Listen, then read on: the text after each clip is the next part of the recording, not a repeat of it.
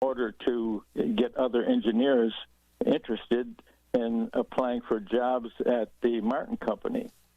So one of the first photographs that you see in the book is that particular advertisement, along with several other black and white pictures that were also accomplished, engineers at work. But this one was really the outstanding one that I think really interested several engineers into coming to work for the Martin Company.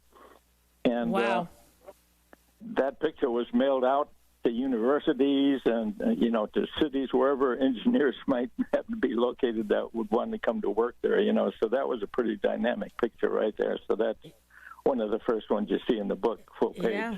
Yeah. And I don't want to run out of time because I want to get to the Sears ad because we could talk to you all day long, but we only have a limited amount of time. So Raymond, tell us about Sears and working for Sears and that iconic ad that's in the book. The one with the bathroom rugs you're talking about, yeah, right? Bathroom rugs and a cat, Siamese cat. Right. Well, that's part of the an explanation there of how an advertisement comes into being, because several people will make drawings and whatnot, but this particular art director that I worked with, he had no idea what I was going to do. His picture was like a kind of a sketch with chalk on it with green colors, And I worked with a stylist from Sears that brought in the little props that are sitting on the table where the cat is. And it took me like 3 days to make this setup so that it looked like all the rugs were suspended in space. And the cat was going to be on top of the bathroom rug that was right in the foreground.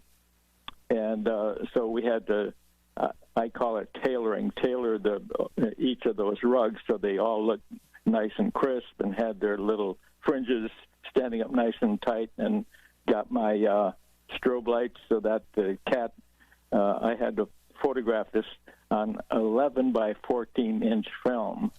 And so I had a huge camera that would accept this size film, which we had rented. So what I want to get across to young people is that how much money actually goes into doing these kinds of things, and the equipment that I needed at that particular time. Today we probably could have done that.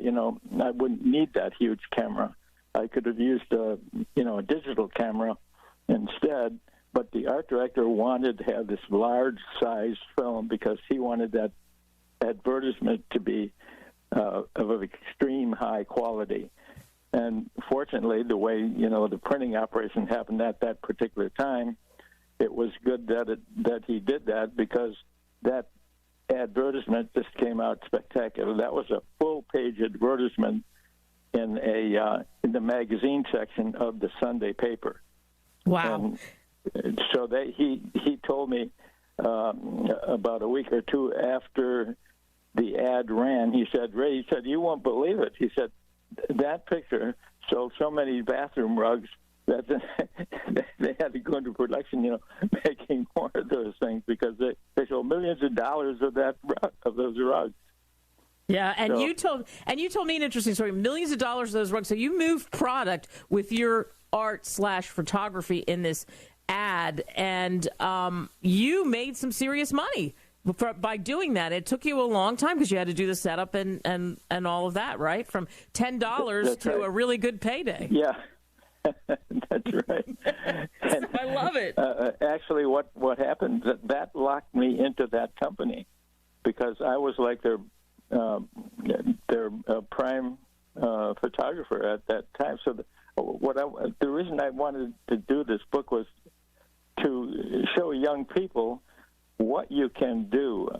On the last page of the book, I have a sequence of 12 things that you should do in order to do, spectacular pictures, and how to engage yourself with companies that can handle your particular capabilities. Yeah. So that's what's necessary.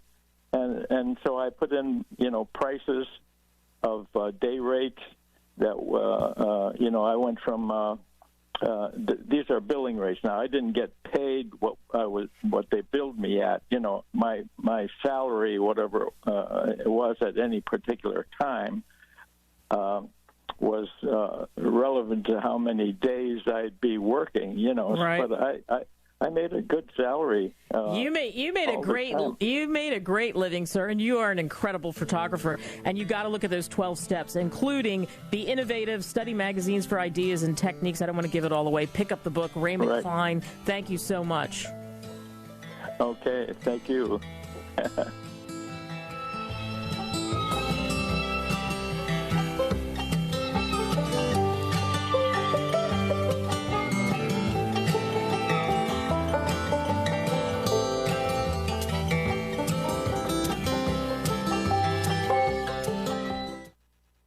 As the coronavirus crisis continues, I've said it before, I'll say it again.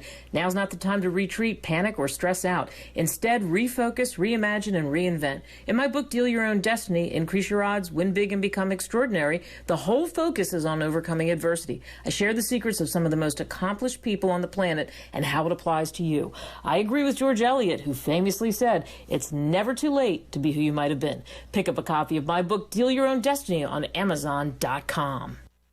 DrinkSuperTea.com. Pouty Arco Tea builds red corpuscles in our blood, which carries oxygen to our organs and cells. Our organs and cells need oxygen to regenerate. Our immune system needs oxygen to develop. And cancer dies in oxygen. A 1-pound package of tea is $34.95 plus shipping. To order, please visit DrinkSuperTea.com or call 818-965-9113. That's 818-965-9113. What if you could cut your heating bills this winter with your existing wood-burning fireplace and not spend thousands doing it? You can with Great Wall of Fire fireplace grates. Our U.S. patented made-in-America Wall of Fire grates increase fireplace efficiency, eliminate fireplace smoke problems, and come with a 30-day money-back guarantee. See our grates in action and get free shipping from walloffire.com or call 800-274-7364. Fireplace heat without fireplace smoke. walloffire.com. Attention business owners body slammed by overwhelming debt. If your business is in trouble, hassled by creditors, if you're frustrated, finally fed up with big business bailouts while your business has been left for dead, please listen close. There's a brand new fast-track bankruptcy. Some have even called it the biggest small business bailout in American history. Designed for individuals and their businesses. And look, almost no one knows about this yet. My attorney wasn't even aware of it. The truth is, beating the system has never been easy because it's rigged in a sense against the little guy. But here's the jaw-dropping news nobody's talking about. They've literally just changed the system so that you can beat it, but only if you understand how the new game has to be played. Find out if you qualify at pocketsoflight.com. This government-backed small business repair program is still legal, but may not be renewed after the election. Fight back fairly, fight back ethically at pocketsoflight.com. Silver has always been nature's very own antibiotic, and only one system allows you to generate an endless supply of natural silver solutions. SilverLungs.com. You'll find no wild claims or pseudoscience, just a lifetime of nano-sized pure silver solutions. The Silver Lungs generator allows you to make your own, so stop paying for silver solutions. The unique lung delivery system targets respiratory infections where other silver solutions simply cannot reach. See the Silver Lungs generator and lung delivery system at SilverLungs.com. That's SilverLungs.com.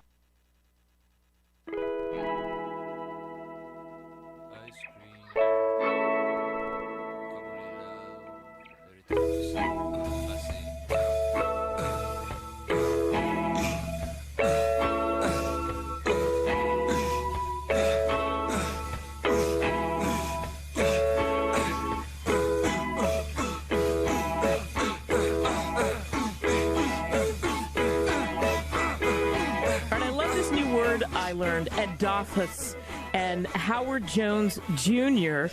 wrote a book with that title, so it's hard to forget. I'm going to tell you also, if you're listening to me, Adolphus, when I say it, it's a Greek word, and it's Edafos. I'm saying that because if you look up the book, I want you to know how to spell the title, and many of you are probably laughing because you already know what the word means. Howard Jones Jr., how are you, and thanks so much for joining us.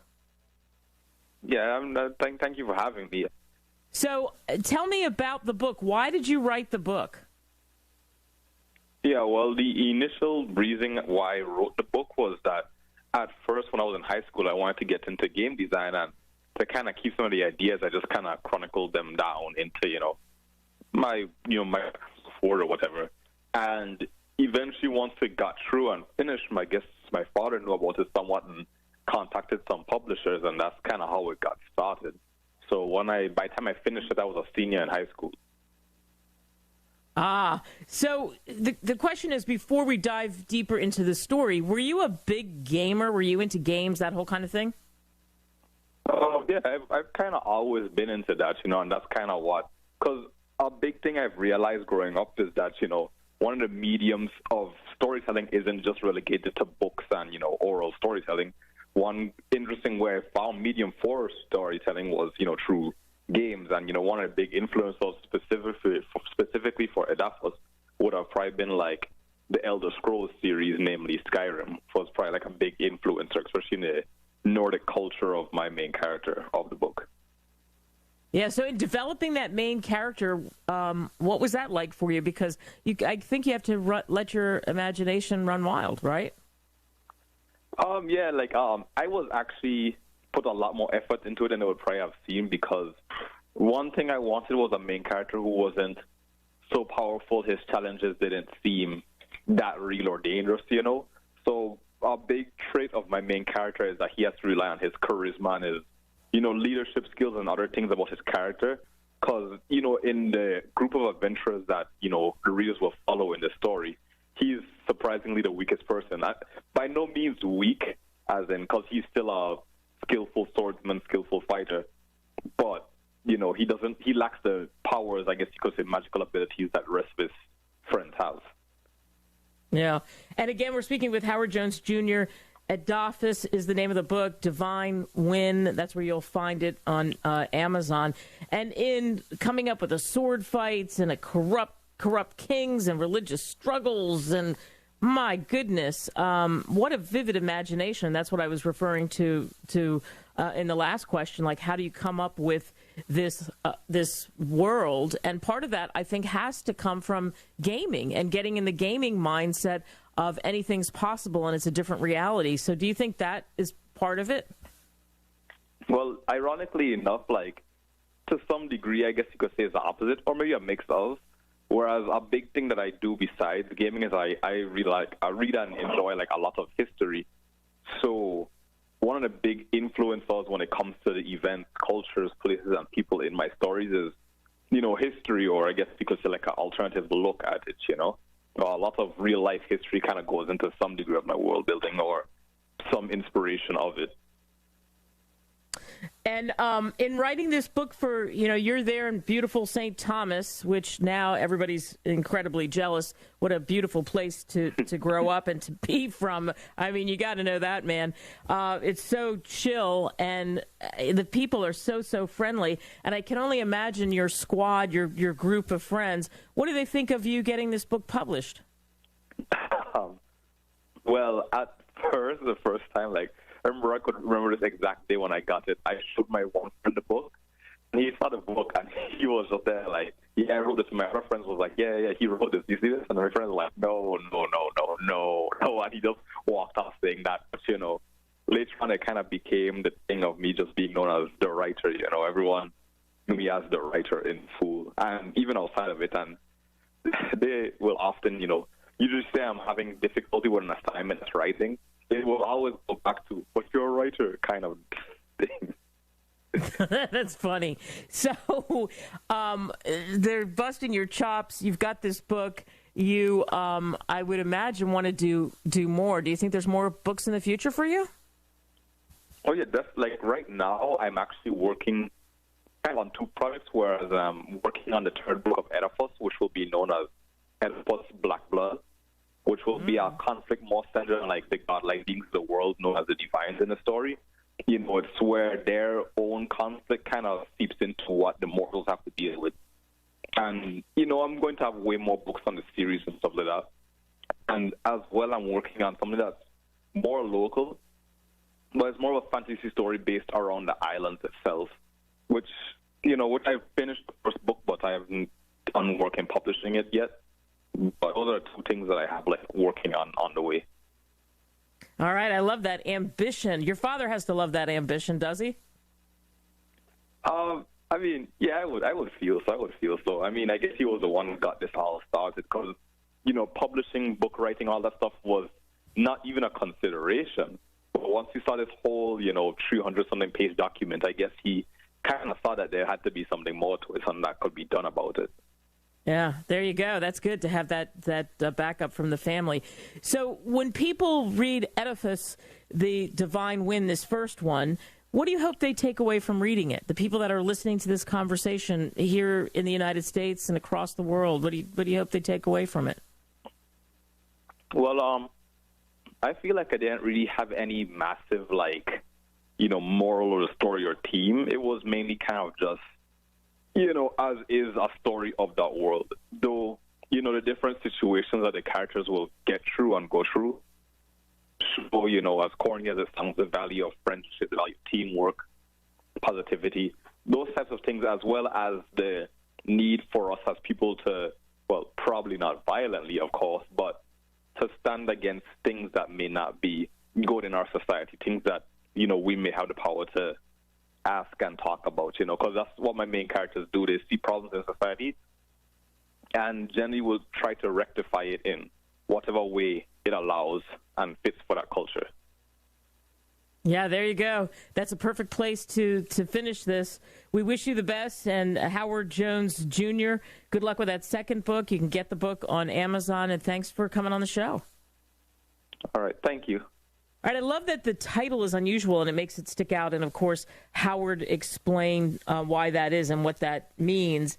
And Edifice really does take you on a journey. This is a book that really anyone could read, especially as he mentioned history so big. That makes sense. History combined with his love of gaming in a way, because of how the thing that I think that's good about gaming is the imagination, the stretching of the realms. But as he mentioned, not to confuse that with that he likes to read history, that he is a history buff. And so that makes sense when you read the book. We're talking about the realm of Edifice, and that it's been peaceful for about 300 years, after 300 years of war, actually. And a war to conquer the land started by the godlike beings called divines. That's then part of the title and makes sense.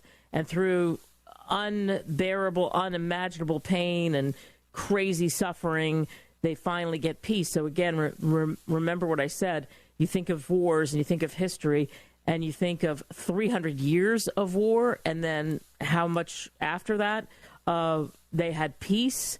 So, and that was about a century, right? Now you throw in these corrupt kings, and I mentioned that to him, and you mentioned the religious battles and how you've got one boy whose path was on the road to conquer I think it's Cardia, rebels against the ideals of his people. So look at those themes, and what are those themes that you think about? I was just thinking this. I was even thinking like Game of Thrones. I'm thinking of things that I've watched series, but also like Howard, I'm a history fan, and in mixing that story, and I don't want to give too much away, it makes sense because it is steeped with things that we've heard or talked about or learned in history. So absolutely fascinating. And imagine you're sitting there in St. Thomas, beautiful St. Thomas, and he's writing away, and now he's got more in that series to come. So thanks to all of you for listening to this interview and, of course, listening to this version of the show. Make it count, everybody.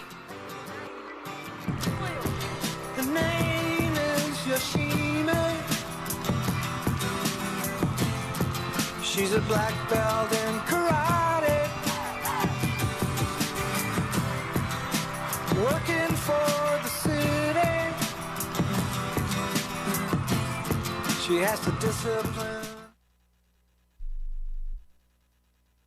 This is sponsored by Amazon. Shoppers, no need to wait to score amazing deals this year. Amazon has holiday deals earlier than ever, so the Black Friday discounts are already here. Amazon's Holiday Dash Deals event is serving up holiday cheer and early savings this year to give customers even more time to shop and save. You'll find daily deals and discounts from some of the hottest brands and small businesses, making it easy to find something for everyone on your list for less. Elizabeth Gordon, Amazon, says, This year, more than ever, we're all looking for ways to stress less. That's why Amazon is focused on providing our customers with incredible savings and gift ideas this entire season, plus fast, free, and convenient delivery options, so they can beat the holiday hustle and enjoy more time with loved ones. Don't wait until the last minute this year. Take advantage of early savings and shop for everyone on your list. Head to amazon.com/holiday-dash or shop from anywhere with the Amazon app. WKAL. This is AM 1450 WKAL, Rome, New York. The time is 2 o'clock.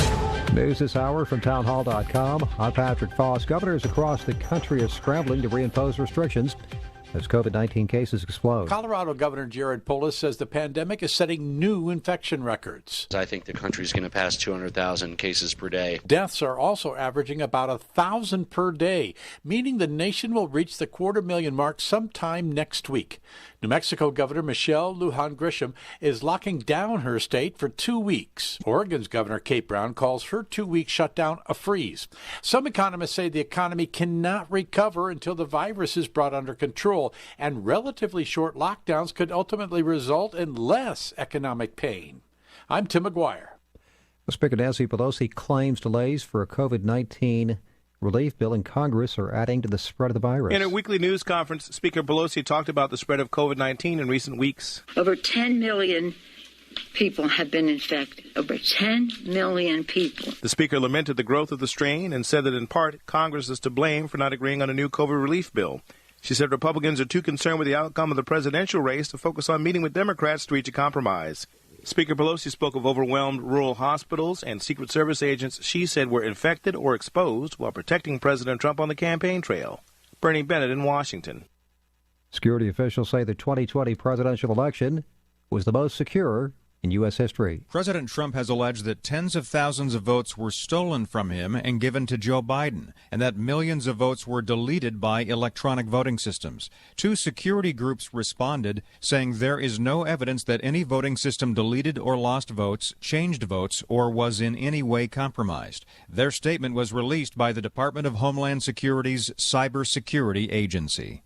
Greg Clugston, Washington. More of these stories at townhall.com. Thinking about life insurance? What if you could make one free phone call and learn your best price from nearly a dozen highly rated, price-competitive companies? Well, that's exactly what happens when you call SelectQuote Life. For example, George is 40. He was getting sky-high quotes from other companies because he takes meds to control his blood pressure. But when I shopped around, I found him a 10-year, $500,000 policy for under $25 a month. I'm SelectQuote agent Dan Savino. And believe me, if SelectQuote isn't shopping for your life insurance, you're probably paying too much.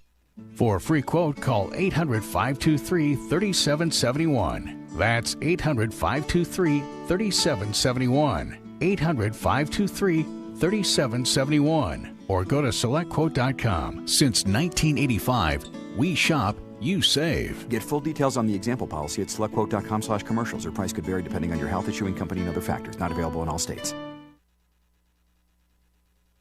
Kentucky Senator Rand Paul says those who have recovered from the coronavirus should get back to living normal lives. Senator Paul says those who've recovered should, in his words, throw away their masks, go to restaurants, live again. Senator Paul, who's also a doctor, says those who have survived a bout with COVID-19 are now immune. Paul, who tested positive himself back in March, told Fox News the 11 million Americans who've recovered should celebrate. Advice opposed by some medical experts pushing for greater restrictions amid a rise in new coronavirus cases. Bob Agnew reporting.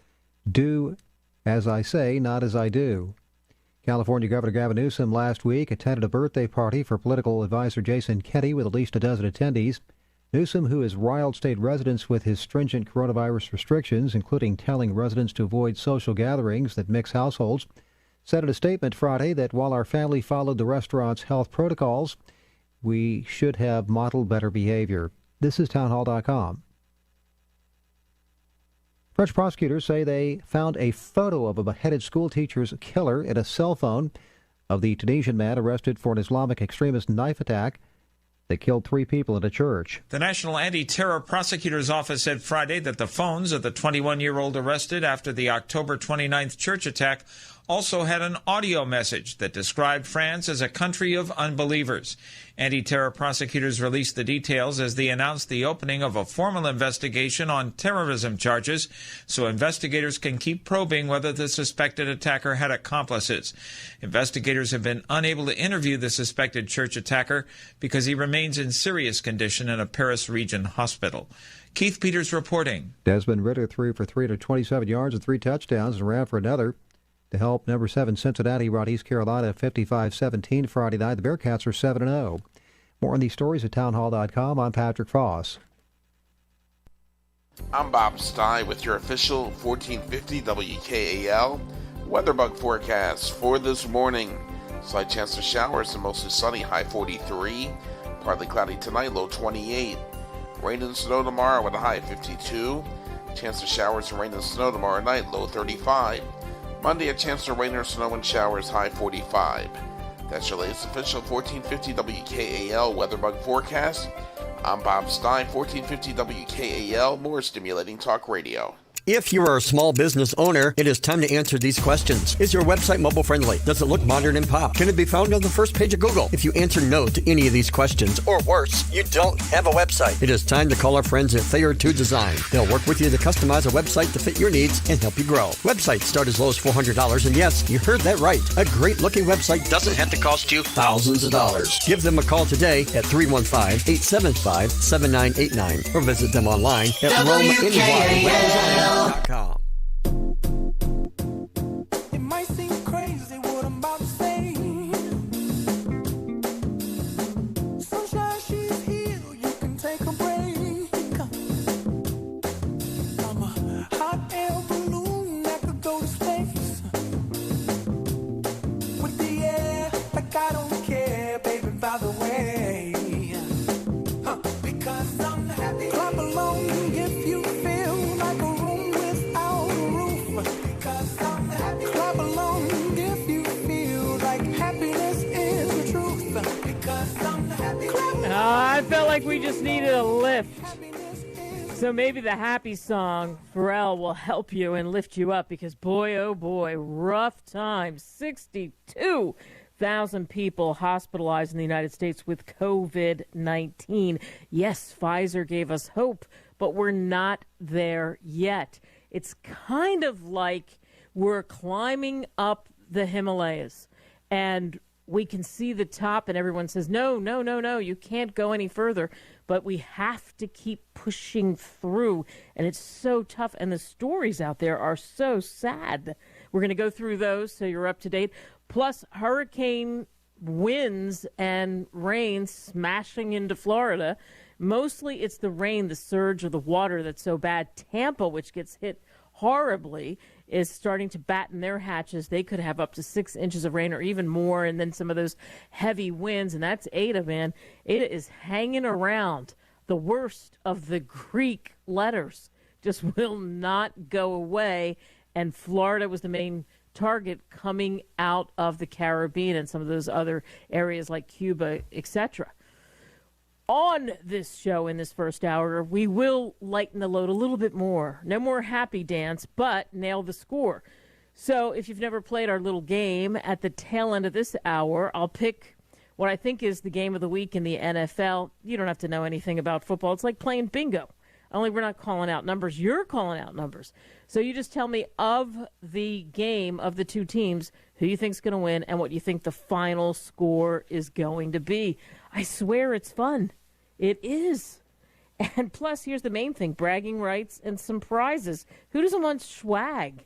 It'll lift you up. So keep this number handy, 855-266-5283, 855-266-5283. Or you can flip me an email just during that segment, kate@katedelaneyradio.com. I had to prep you right from the start. It's like that go bag. You have the bag. You have the capability. Now you just have to wait through 3 segments, and then we'll get there, and we'll try and nail the score, and we'll see if anyone wins. Some people are getting close, but nobody has exactly nailed the score. And the transition for the president is a no-go. At this point, Joe Biden has mostly been declared the winner with the electoral votes, but there are some suits out there, some lawsuits, especially Pennsylvania, because there was some funky stuff going on with mail-in ballots and a grace period. But the mail-in ballots, you're looking at, and I verified this today, you're looking at about 10,000 mail-in ballots, and in Pennsylvania, Biden would be ahead by 47,000. So even if there was something there, those numbers don't add up. It wouldn't be enough if you completely went to court, tossed out the 10,000 mail-in ballots, and then you subtract that from the 47. I know my math isn't the best, but I know that does not add up to a win. Runoff elections in January will happen with the Senate in the balance. So right now, the Republicans have the edge, but if the 2 Democrats, and I think that's a long shot, but if the 2 Democrats were to win those Senate seats in Georgia, then you'd have a dead heat. And guess who's the tie? The VP.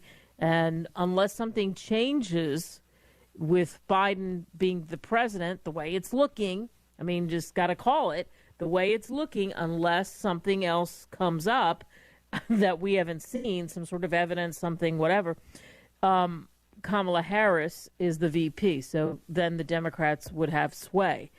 But I think it's a long shot. I think it's a long shot, at least, especially the 1 seat. But who knows? Because it is like a boiling pot. So much money is flying into Georgia from the Republicans and from the Democrats. If you are sitting in Georgia listening to this show, and then you're watching some Tube later, you'll just get hammered by more political ads, while everybody else is seeing the political ads, poof, just evaporate.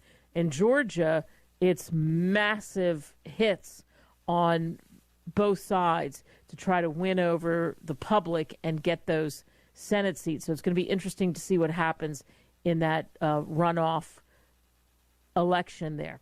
All right, I feel like we need to dig in first on COVID, because we had a great interview with Dr. Sal the other day where he talked about optimism and what it was going to look like. 20 million doses would roll out in December or January, and now we're seeing some of the early stuff. Vandenberg Air Force Base in Lompoc, California was one of the first military installations I covered as a television reporter. They're getting 10,000 doses of the vaccine, of the Pfizer vaccine, in next month. So they'll have those, and all the frontline people will get the vaccines, and then I think it just keeps on rolling out. But right now, you got to contend with the surge. I said 62,000 people hospitalized with COVID-19 in the United States, and in Texas, topping 1 million cases, confirmed cases. In New York, Governor Andrew Cuomo said all restaurants, bars, and gyms have to close at 10 o'clock starting on Friday. That's a retreat because they were touting how well they were doing, and now that's changed. He also barred private gatherings of more than 10 people, period. That was it.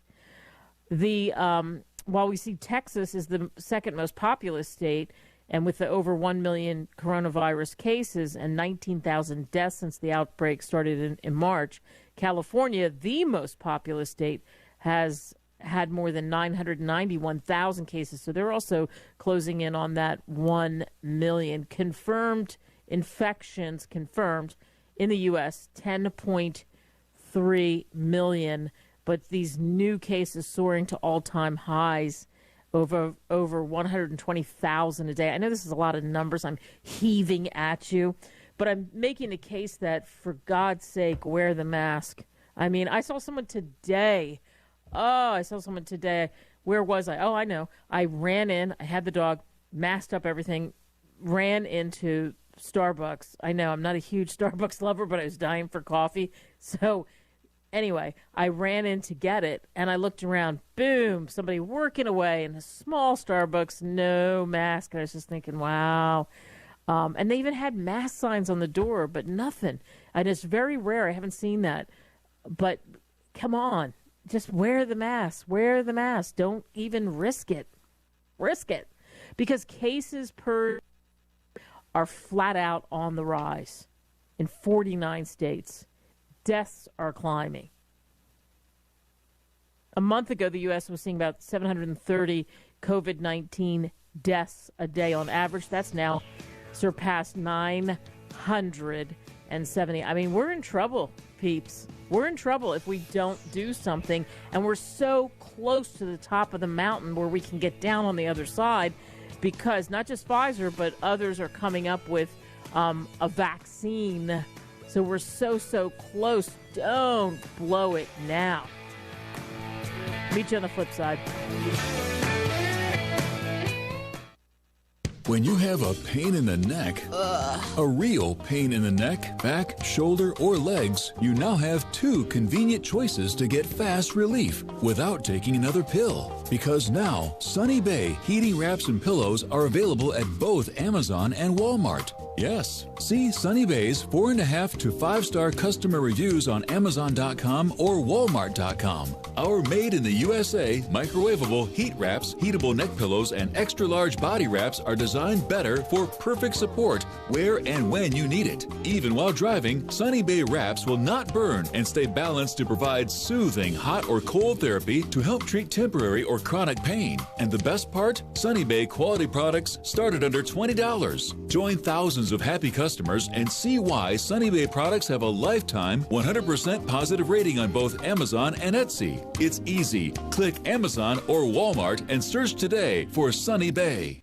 Now with orders to stay at home, public health concerns, the reality of illness due to pathogens and viruses, your health is at an all-time high risk. That's why it's critical to take a proactive approach to boost your immune system. You can with new nano-colloidal silver from Americare, our patented process with tiny silver particles, 1/100th the size of a red blood cell, allows for maximum body absorption. Americare's nano-colloidal silver effectively disinfects your body internally, attacking pathogens and viruses while supercharging your immune system. Colloidal silver is antibacterial and antiviral. Simply put, it prohibits bacterial respiration, suffocating viral cells, preventing the virus from replicating. And now, due to public health concern, Americare is authorized to offer our lowest and best price ever, around $1 a day, but supplies are limited. Purchase nano-colloidal silver now at immunesupportnow.com. That's immunesupportnow.com. These statements have not been evaluated by the Food and Drug Administration. This product is not intended to diagnose, treat, cure, or prevent any disease. Supplies are limited.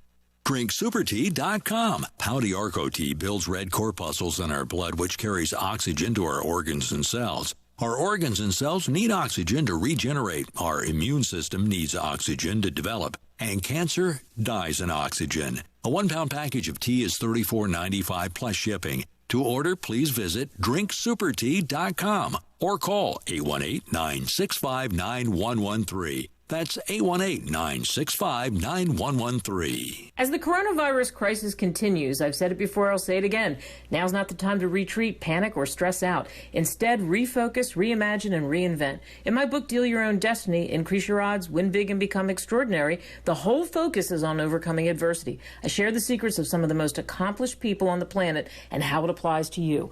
I agree with George Eliot, who famously said, it's never too late to be who you might have been. Pick up a copy of my book, Deal Your Own Destiny, on Amazon.com.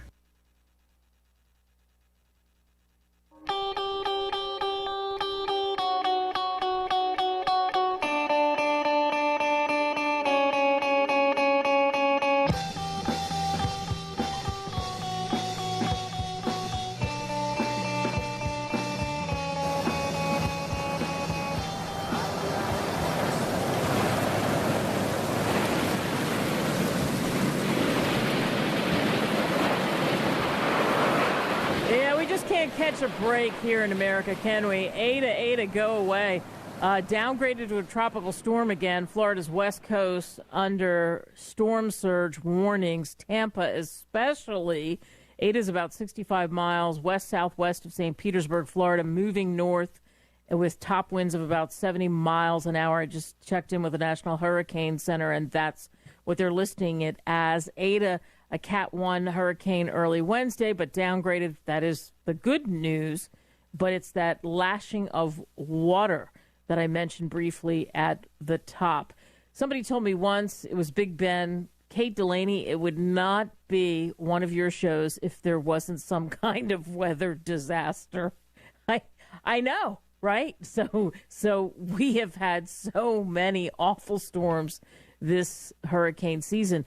And that storm hit the west central coast Wednesday night, weakened a little bit over the northern portion of Florida's peninsula, and then it's expected to move northeast into the western Atlantic.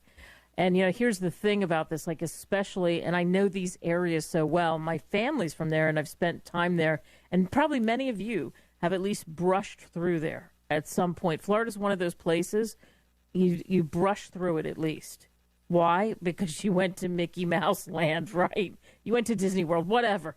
It seems like everyone I've met, what's the common factor? They've at least been to Florida. So there is a danger of life-threatening storm surge along portions of the Florida Gulf Coast from Bonita Beach to Swanee River, and that includes Tampa Bay and Charlotte Harbor. And again, it's because of the way they sit, and when you're talking about that amount of water. So the Keys got hammered on Sunday, and lots of Floridians didn't have power, and there was a lot of neighborhoods that were flooded, homes with rising water.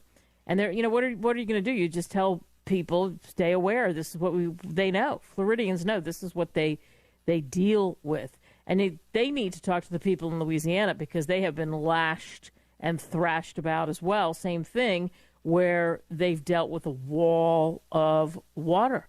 I mean, Louisiana has had to weather 5 tropical storms or hurricanes this year. That's an all-time record for the state. And they actually got lucky because at first it looked like Eta was going to go in their direction, and instead it flipped over back to Florida. So, wow, it's been an incredible season when it comes to hurricanes, tropical storms. I mean, this is why we're into the Greek alphabet. And good news, bad news, hurricane season is coming to an end, but not until November 30th. And just because we say it's coming to an end, by the way, doesn't mean it can't trickle in to, the beginning of December. But this is what 2020 has been like, just completely hellish, right?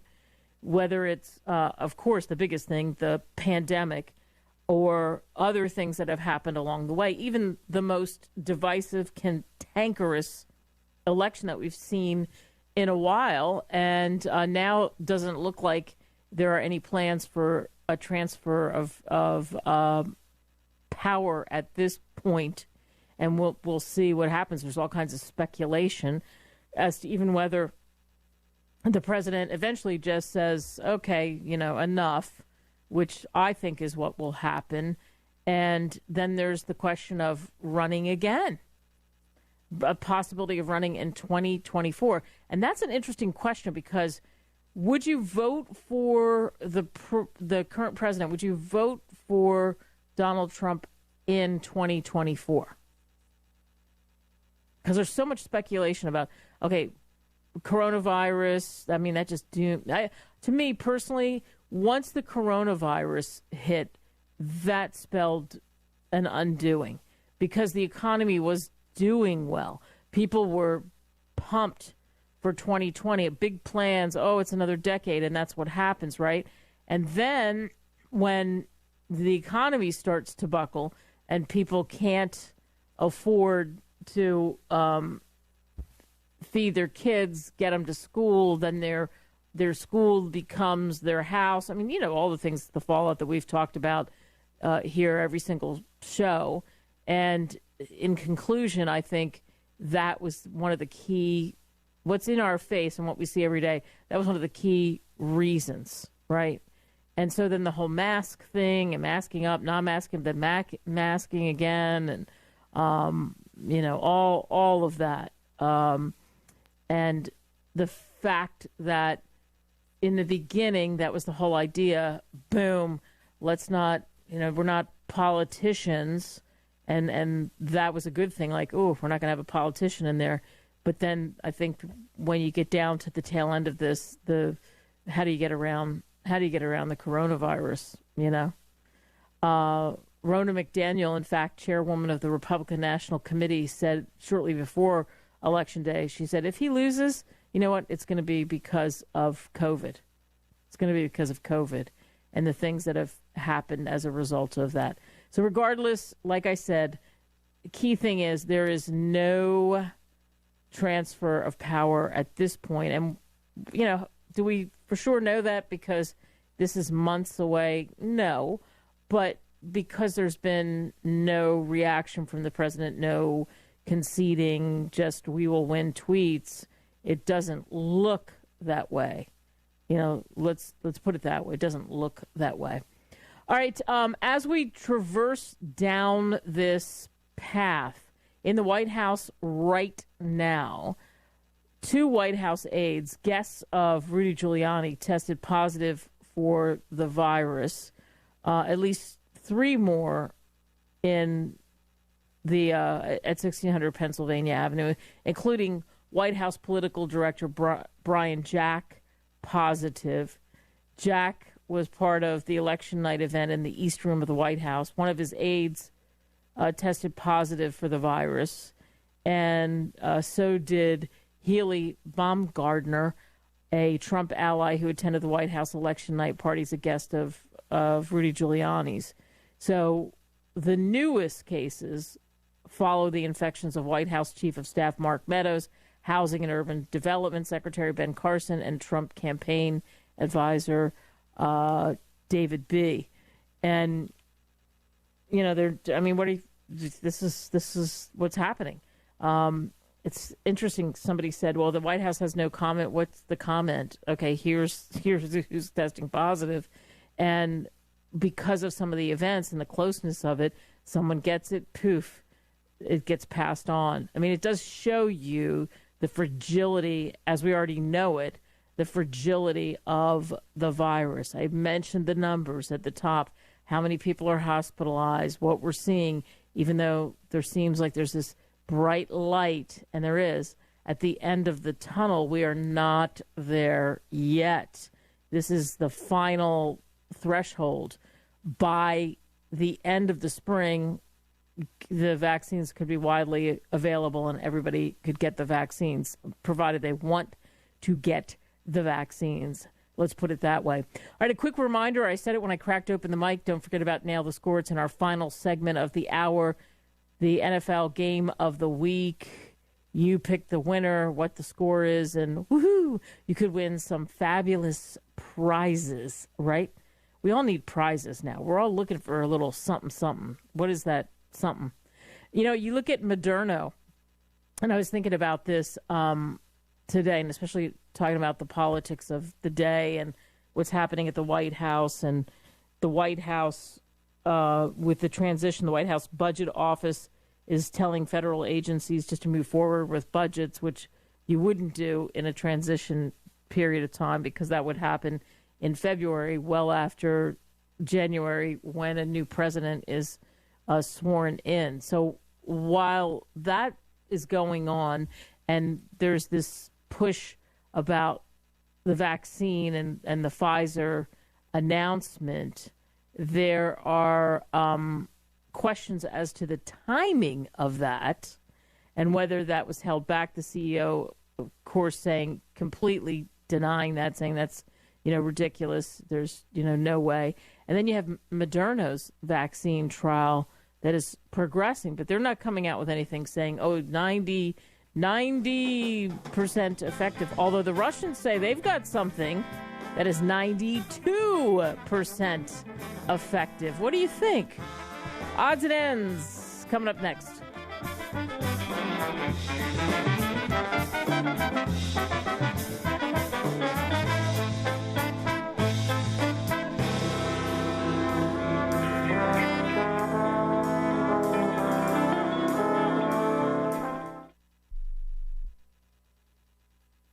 Do you have health or energy challenges? Would you like to support your health and energy from a product that people consistently feel the uplifting and health-building effects from the first day they consume it?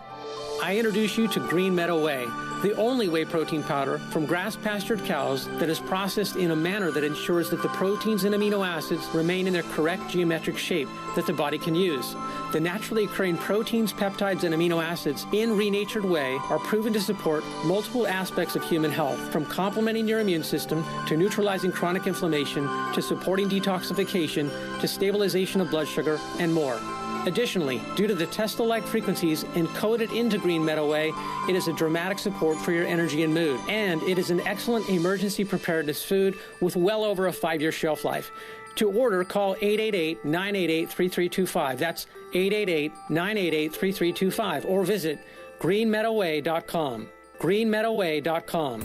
News and weather at the top and bottom of every hour and when it breaks. 1450 WKAL, Rome, Utica.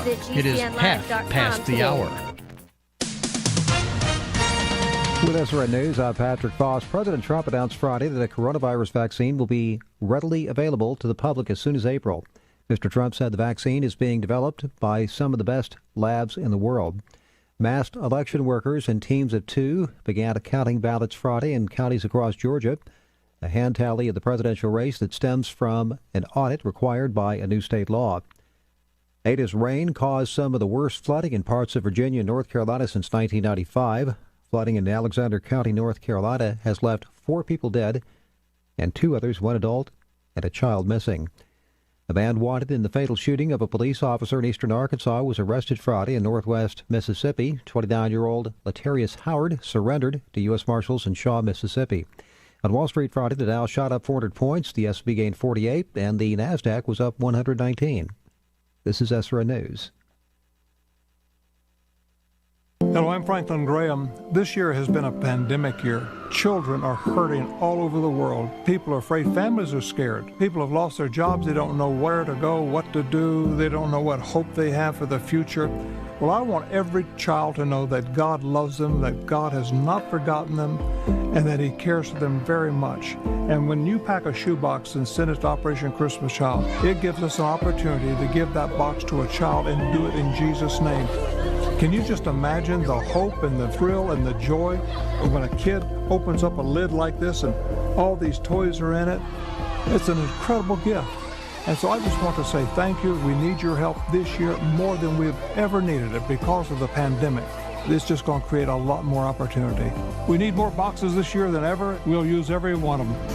Visit our website, SamaritansPurse.org, to discover how you can pack shoe boxes and share the hope of Jesus Christ with children this year. The current temperature, 42 Today, many of us degrees. are paying attention to our health, and what we eat plays an important role. But so often the water we drink is a mere afterthought when it should be a primary part of our daily nutrition. Real Water would like to change how you think about the water you drink and how it can play an important role in helping your body restore balance and reach its full potential. The key benefits of every bottle of Real Water are stabilized negative ions, balanced pH, detoxification, and it hydrates you like never before. And yes, it tastes great. Real Water is beyond alkalinity, and due to its proprietary process called E2 technology, it's the only drinking water on the market that can maintain a stable negative ionization, which means real science in every bottle. Order your Real Water today and take advantage of special pricing for this audience only by calling 1-855-REAL-WTR or visiting buyrealwaternow.com. That's 1-855-REAL-WTR or buyrealwaternow.com. Order now, 1-855-REAL-WTR or buyrealwaternow.com. Ranging from the WKAL, more stimulating talk radio. To the triangle.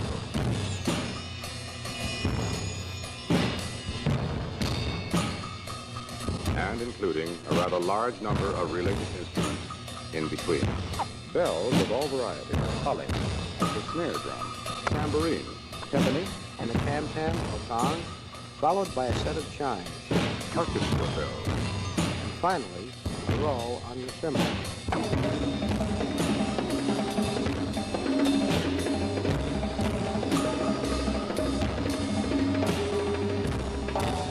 Kate Delaney, thanks so much for dancing with us. On this version of the show, I mean, we did start off with a happy dance after all. I thought we needed it. A virtual hug to all of you. Woo, 2020. Almost in our rear view mirror. Not fast enough for some. I take that, glasses half full approach. So it's, we're doing it. That's what, right? We're doing it. And it was a day to honor veterans. And I always think it's worth honoring veterans every chance we get. So the president and the vice president, Donald Trump and Mike Pence, of course, honored veterans during a ceremony at Arlington Cemetery. It just reminded me to challenge all of you, if you haven't been there, once the world opens back up, put it on your list.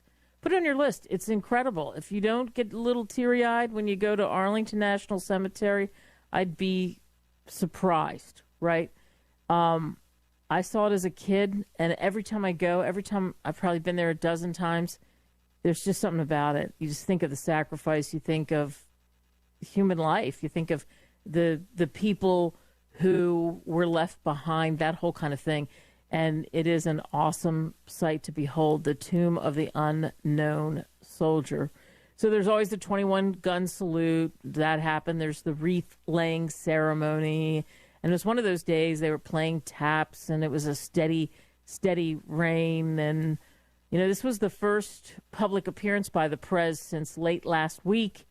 He was only seen in public after golfing on Saturday, but no public remarks or anything of that sort. And, of course, the ceremony had to be a little bit more subdued because of the physical distancing to mitigate the threat of COVID-19. But I always think to me there's just something about watching that ceremony that just gives me complete goosebumps. And then I was thinking about modes of transportation. So for a minute, close your eyes and imagine getting into a taxi that flies. Oh, no, it's happening.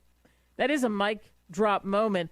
South Korea, they're on the ball. It's kind of a sci-fi looking, almost like a helicopter slash, but it's not a helicopter, taxi. And they did this wild demonstration. It's a 2-seat drone. And I mean, they're pretty ambitious about this. They want to commercialize it. So they want it commercialized by 2025. And it was produced by a Chinese manufacturer. And it just went overhead from a crowd about 7 minutes, about 150 feet. Now, they can carry 485 pounds, can reach speeds of up to 80 miles an hour. So what they did was they put heavy sacks of rice instead of passengers for the flight. Nobody wanted to get in the flying taxi and see what it was like. But it is cool. I'm sure if you go to whatever Google machine you have or search engine, you'll be able to find it. And it is kind of wild to look at it. The aerial drones, they say, are going to slash travel times on trips within the Seoul urban area, which is jammed, by up to 70%. So I tell you, how many people are going to get these flying taxis? A lot of people are going to get it. Even the international airport, less than 20 minutes. Poof, end to end. It's like over an hour by car. Of course, you'd have to watch the weight restrictions. Definitely. So a drone taxi fare for a 30-mile trip would be $100. That's twice the cost of a taxi ride. But that market's going to grow. And maybe as it grows, the fare would drop. And they're saying it. The fare would drop to maybe $20. But drones are going to play a key role in their congestion because it's bad. And the whole idea, they're saying, look, it's environmentally friendly. Why not? Let's decarbonize the economy. It just seems it just would be wild, right? So they have you look over, look, there's my neighbor, in the other flying taxi, and then, they're coming the other direction. Well, you'd have to have lanes. But here's the thing. That's South Korea. Uber is planning to launch its aerial ride-sharing service, Uber Air, in Dallas, Los Angeles, Melbourne, Australia, in 2023. That's soon. They say it's ready to go. And actually, because our satellite facility where I am sitting right now in the studio is in the Dallas-Fort Worth area, I can see it. I can see how it would be doable in Dallas. Although it's interesting to think of getting in a 2-seat drone / taxi copter, because that's really what it is. And it does remind you of that.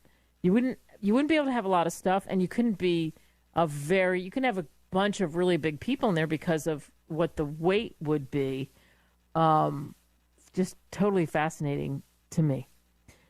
Also interesting is the fact that Senate Republicans proposed a $1.4 trillion bill, not for taxicopters, but to keep the government running. Yeah, we need to run the government for 10 months. Why do we? This happens all the time. I know this is the norm, but how is that? And no one can ever really seem to explain it to me correctly. Oh, this happens every year. And then, they got to make the proposal and get the money, and then it's just open. But why does it happen every year? Will we ever see a balanced budget? I don't know. So, $1.4 trillion spending package to keep it open until September 2021. But that's happening, and then we don't have the coronavirus relief funding. So they're kind of at odds at this point. The thing is, if you don't come up with something and you get to that last final day, can be so crippling. They need some.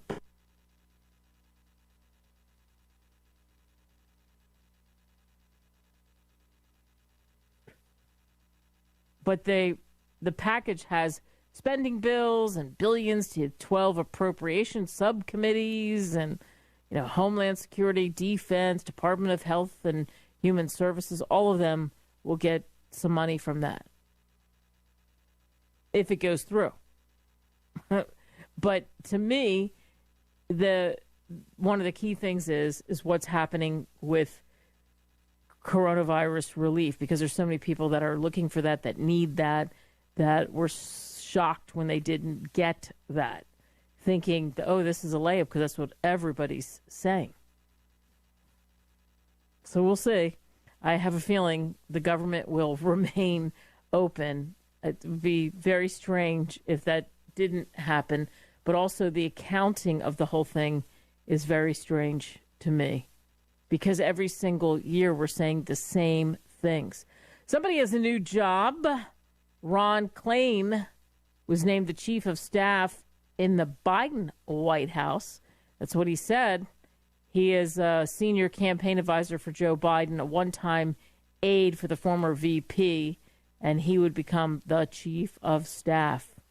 Klain was Biden's chief of staff when he was VP. That was his specific job. And he was also chief of staff to VP Al Gore. Now, there's a person, if you take that job, I don't care what president, Republican, Democrat, whoever, your phone is ringing all the time. I mean, seriously. And I'm not weeping for them, because guess what? That's on our dime. But what a strange life that would be. And Klain was not a surprise, because again, he had spent so much time around Biden and working for Biden, and has had big roles in implementing the American Recovery and Reinvestment Act of 2009 following the Great Recession, and has the various other things that he brings to the table. So there you go. I guess we're going to start naming cabinet members and naming other people. Meanwhile, the president is just saying we will win, and there are those legal challenges that are mounting in several different areas. By the way, what's so interesting to me is this crazy thing that I happened to see when I was perusing through Black Friday deals. I mean, Black Friday is, they might as well just start it back in June. Well, just every day is that, because every day we've got specials for you. And whether it's Bed Bath & Beyond, Best Buy, or wherever it is, it's like that Roomba, that vacuum that runs around. I looked at, they have like 15 different types of them, so there's not just one. And the big one, the Wi-Fi robot vacuum, you get like $100 off. It's $999. Would you pay almost $1,000 for a Wi-Fi robot vacuum? That's almost the mic drop moment. It's crazy. Coming up, you could win some fabulous prizes. You just got to nail the score. Don't be shy. Join us on the show or send me an email, 855-266-5283, kate@katedelaneyradio.com. As the coronavirus crisis continues, I've said it before, I'll say it again, now's not the time to retreat, panic, or stress out. Instead, refocus, reimagine, and reinvent. In my book, Deal Your Own Destiny, Increase Your Odds, Win Big, and Become Extraordinary, the whole focus is on overcoming adversity. I share the secrets of some of the most accomplished people on the planet and how it applies to you. I agree with George Eliot, who famously said, it's never too late to be who you might have been. Pick up a copy of my book, Deal Your Own Destiny, on Amazon.com.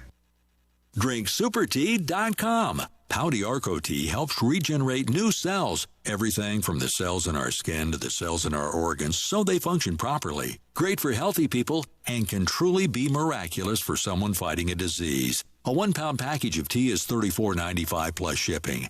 To order, please visit DrinkSuperTea.com or call 818-965-9113. That's 818-965-9113. The final phase of extermination is set to commence now. And as population die-off becomes evident, you know it is the time of punishment in all that is written. The cover for mass die-off is evolution and global warming frauds, also used as false proof of their Christ.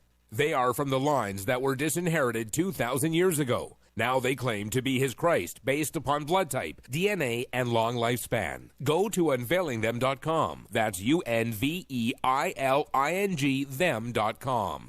Attention business owners body slammed by overwhelming debt. If your business is in trouble, hassled by creditors, if you're frustrated, finally fed up with big business bailouts while your business has been left for dead, please listen close. There's a brand new fast-track bankruptcy. Some have even called it the biggest small business bailout in American history. Designed for individuals and their businesses. And look, almost no one knows about this yet. My attorney wasn't even aware of it. The truth is, beating the system has never been easy because it's rigged in a sense against the little guy. But here's the jaw-dropping news nobody's talking about. They've literally just changed the system so that you can beat it, but only if you understand how the new game has to be played. Find out if you qualify at pocketsoflight.com. This government-backed small business repair program is still legal, but may not be renewed after the election. Fight back fairly, fight back ethically at pocketsoflight.com. What if you could cut your heating bills this winter with your existing wood-burning fireplace and not spend thousands doing it? You can with Great Wall of Fire fireplace grates. Our U.S. patented made-in-America Wall of Fire grates increase fireplace efficiency, eliminate fireplace smoke problems, and come with a 30-day money-back guarantee. See our grates in action and get free shipping from walloffire.com or call 800-274-7364. Fireplace heat without fireplace smoke. walloffire.com.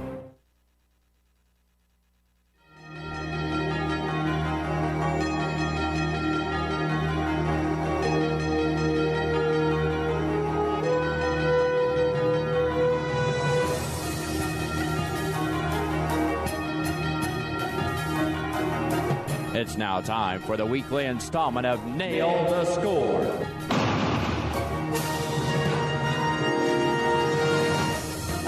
Yes, indeed. Nail the score. Oh, what game will it be? So many to choose from. So tough to decide. What will be the game of the week? And in all seriousness, I know you're mad at the NFL, some of you. Don't worry. It's like when you get ink on your hands in bingo and you're mad at everyone around you. Just move forward, because their swag bag is so worth it. 855-266-5283. 855-266-5283. A lot of people do email, in all fairness. When I say a lot, 5-6 by the top of the hour. So make sure you get it in at the top of the hour. Kate@KateDelaneyRadio.com. So will it be the Colts and the Titans? That's the Thursday game. Or I looked at some other games later in the week, like the Bills and the Cardinals, like the Seahawks and the Rams, like the Ravens and the Patriots. Nah, not that one. All right, so the game of the week this time around is not going to be the Thursday night game. It's not going to be anybody playing in the NFC East. Oh, did I say that? East. So it will be the Bills and the Cardinals. That one kicks at 4:05 Eastern. And I think it's going to be a really tight, good game. Very, very good. In fact, no hard line has been set on this. None. It's a pick 'em at this point. You got Josh Allen and what he's been able to do with Buffalo, 7-2 this season. Cardinals are 5-3. They're the woulda, shoulda, coulda team. They've been interesting to watch. And again, all this analysis, it doesn't mean anything. You're just picking a number. You're picking a side and picking a number. Is it the Cardinals? Is it the Bills? Who do you think wins, and what do you think the final score will be? All right, let's go to Pete, who's been listening to all this drivel. He's come out of the bunker just to play, and we so appreciate it. Hey, Pete, how are you? I've got a banner idea. Why don't you send me and Donald J. Trump an autographed copy of your book? Deal your own destiny. How to run for president again. What do you really think? I mean, let's veer here for a second. Do you really think, and people have said this, that he would run again in 2024? Why? He already did it. He already won. He already did it. He's a patriot, lady. The first time. I understand what you're saying, but to want to do that again after, gosh, that's wow. Knock his ass down. He's going to stand back up and say, "Come on." You know what? Go. That's true. That's true. If you've read anything about any of his businesses, any of the things that he's done, absolutely, that's 100% true. And he's not. He said it. He's not used to. He reminds me a lot of me. Really? Yeah. You come after me. I'm going to run again. I love it. I can see that with you. I can see that with you, Pete. What do you think? Do you like Buffalo? Yeah, I do.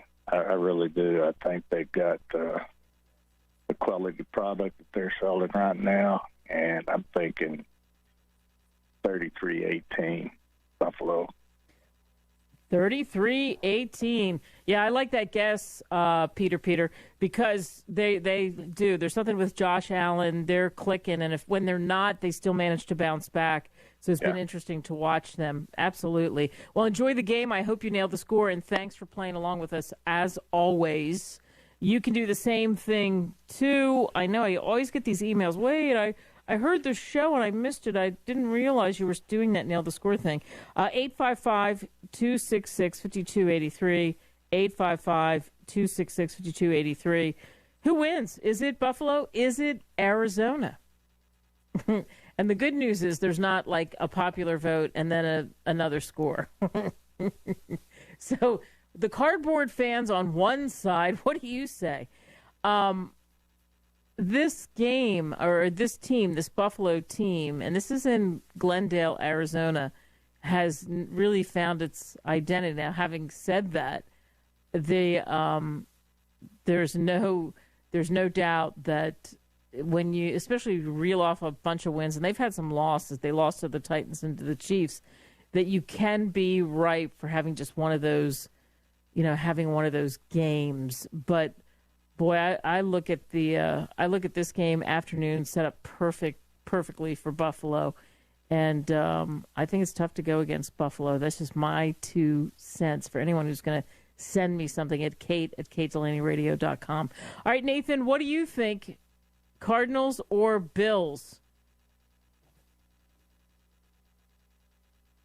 We're playing football, right? Football. Hey, that's right. Yes, football. It's football, baby. Cardinals, because I grew up around St. Louis people, and it was baseball, so I'm just going to get all crazy with it and go Cardinals 28, Bills 27. It's going to suck for everybody. Ooh, I like that. 1 point. 1 point. What a teaser. Okay, we'll see. So the Cardinals, they do have Kyler Murray, who's incredible on the ground. And the Cardinals are coming off of a loss, an unlikely loss to the Dolphins. They beat Seattle in a tight game. They also beat the 49ers in the beginning of the season when it looked like the 49ers were going to plow ahead. But then they played some other teams where it wasn't as impressive because the teams weren't as impressive. I don't know. I'm going to say I think it's Buffalo because the Josh Allen factor, and there's too many weapons, and I think Buffalo wins it, and the final score is, I'm going to say the final score is 30 to 21. 30 to 21. So I'm actually giving them credit. We're only looking at one touchdown separation, basically, and a few points. So it should be a good game. Should be a good game. And, I have to be honest that with the NFL, I never thought the NFL would be playing. I never thought the NFL would be playing all the way through to where they are now, that we would get to week 10. There's a host, Gary Jeff Walker, he does a great show on the WLW in Cincinnati. It's a big blowtorch, and he asked me to come on and do my NFL midseason report, and we had a lot of fun with it. And there's so many teams I thought that would just be so much better, but this season with COVID, I thought we would never get to the mid-season and wouldn't get all the way through. Now we're starting to see it pop up with the virus, but with some teams and whatnot. But I am very surprised in a full contact sport like the NFL that this is where we're at. So hey, good from the point of view of protocols. Good for most of them for following the protocols because that seems to be working. All right, again, you can throw me an email, kate@katedelaneyradio.com. And, in fact, I got a couple. I got this one from Chad who says, yeah, Allen is the boss man, and I'll tell you what, I wish the Cowboys had him. I'm going to say, Kate, that it's going to be a score of 28-17 Buffalo. I think there will be a little bit of defense. All right, thanks for the analysis. Well, not necessarily a lot, 28-17. And then here's another one. This one is from Salvador. I like that full name, Salvador. Salvador listening in Portland, Oregon. Kate, I have to go with the Seahawks, but you're not picking the Seahawks. You didn't pick that game. So I can't tell you what I think about the Seahawks, I guess. But I think Buffalo wins it, and I think it's 38-14. Wow, that's a crushing. That's a turn off the game and go get some grub. All right, good luck to anyone who emailed me, Pete, and the rest of the crew. Hopefully someone nails the score, then you clear out the prize closet. And thanks to the rest of you for listening to this hour of the show. Make it count, everybody.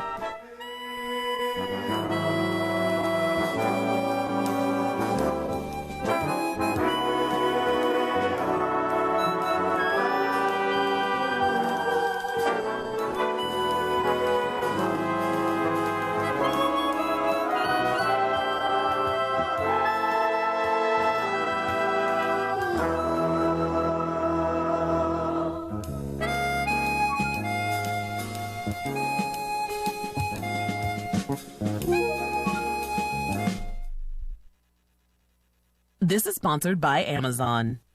Shoppers, no need to wait to score amazing deals this year.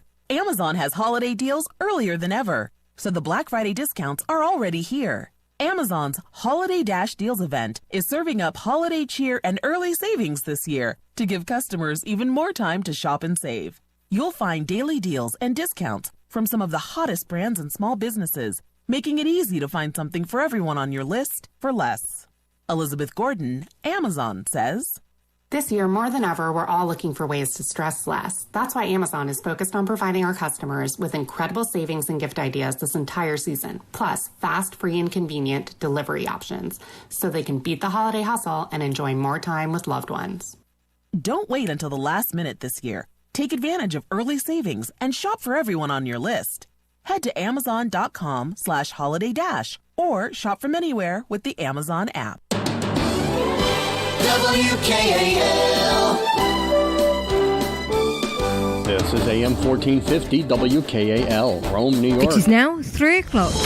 News this hour from townhall.com. I'm Patrick Foss. Joe Biden's projected win of Arizona makes President Trump's legal challenge more difficult. The traditionally red state of Arizona has shifted to Biden's win column, according to the Associated Press and other news organizations. But the president continues to dispute the election results. His campaign's lawsuit in Arizona seeks a halt in the certification of ballots in Maricopa County, the state's most populous county. The president's team says it isn't seeking a recount. It's asking for the counting of ballots that it contends were never tabulated.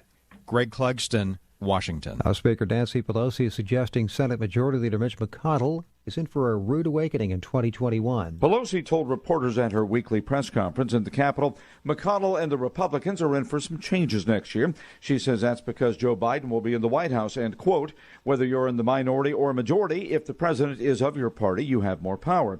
Pelosi concedes control of the Senate is still unclear. She ignores the fact, however, that the presidential election results remain unclear as well. President Trump filing legal challenges in states where he alleges irregularities, including ballot fraud, were used to secure a Biden victory. Bob Agnew reporting. California has become the second state to record 1 million confirmed coronavirus infections. The grim milestone comes nearly 10 months after the first cases were confirmed in the most populous state.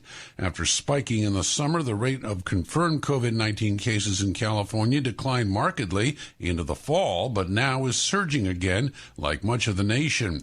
Texas reached the 1 million mark earlier this week. Correspondent Jeremy House reporting. President Trump announced Friday that a coronavirus vaccine will be readily available to the public as soon as April. Mr. Trump said the vaccine is being developed by some of the best labs in the world. More of these stories at townhall.com. If you've fallen behind in your credit card payments during the shutdown, you're probably feeling some added pressures. And even a brief history of late payments can lead to a big drop in your credit score. But you don't have to solve these problems alone. Trinity Debt Management can help. We'll work with your creditors, put a stop to late fees and other penalties, and make a plan that helps you get caught up. We'll also consolidate your bills into one easy-to-manage monthly payment and negotiate much lower interest rates. Not only will you find immediate relief, you'll save thousands. And don't worry, it's not a loan. It's a smart way to get back on track. All you have to do is give Trinity a quick call, and we'll take care of the rest. Right now, no one really knows what the future will bring, but one thing is for sure. If your debt has you down, we should talk. Here's the number. Call 1-800-990-6976. That's 1-800-990-6976. SpaceX has delayed the launch of its second astronaut flight by a day due to weather concerns. Launch of a historic SpaceX flight taking 4 astronauts to the International Space Station has been pushed back due to weather concerns, according to NASA's Steve Stitch. We were targeting a Saturday launch.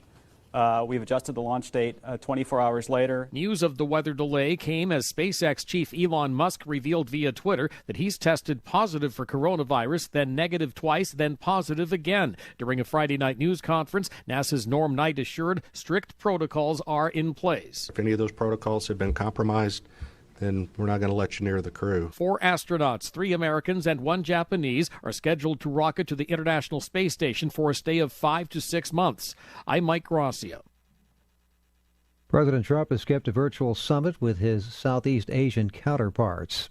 Breaking news and analysis at townhall.com. A long-awaited National Museum dedicated to the U.S. Army made its debut on Veterans Day. The National Museum of the United States Army at Fort Belvoir in Northern Virginia, planned for more than a decade, opened this week with a live-stream dedication ceremony. Artifacts on display include a sword from the defense of Fort McHenry in the War of 1812 and a Sherman tank that first broke through enemy lines in the Battle of the Bulge in World War II. Admission to the museum is free, but is limited through the use of time-stamped tickets. Ron DeRockster reporting. 4 players share the clubhouse lead when the second round of the Masters was suspended by darkness. Dustin Johnson and Justin Thomas top the leaderboard with Abraham Ancer and Cameron Smith at 9 under. Ancer moved up with a 5 under 67, one shot better than Smith. Tiger Woods is at 4 under and was among 48 players who will have to finish their second round Saturday morning. More of these stories at townhall.com. I'm Patrick Voss. I'm Bob Stein with your official 1450 WKAL weather bug forecast for this morning. Slight chance of showers and mostly sunny, high 43. Partly cloudy tonight, low 28. Rain and snow tomorrow with a high 52. Chance of showers and rain and snow tomorrow night, low 35. Monday, a chance of rain or snow and showers, high 45. That's your latest official 1450 WKAL weather bug forecast. I'm Bob Stein, 1450 WKAL, more stimulating talk radio. We are on air with Doug, Jen, and Victoria. It may be time for people to reconsider the argument for not peeing in the shower. So does this mean, like, when you just happen to be in the shower and you need to let it rip, it's okay to pee because you're saving water? Or when I'm perfectly dry and not in the shower and I have the choice between peeing in the bathtub or peeing in the toilet, that I should go pee in the bathtub? I think it's when you happen to be in the shower. I think it's when you're in the shower. Weekday mornings, 4 to 6 on WKAL.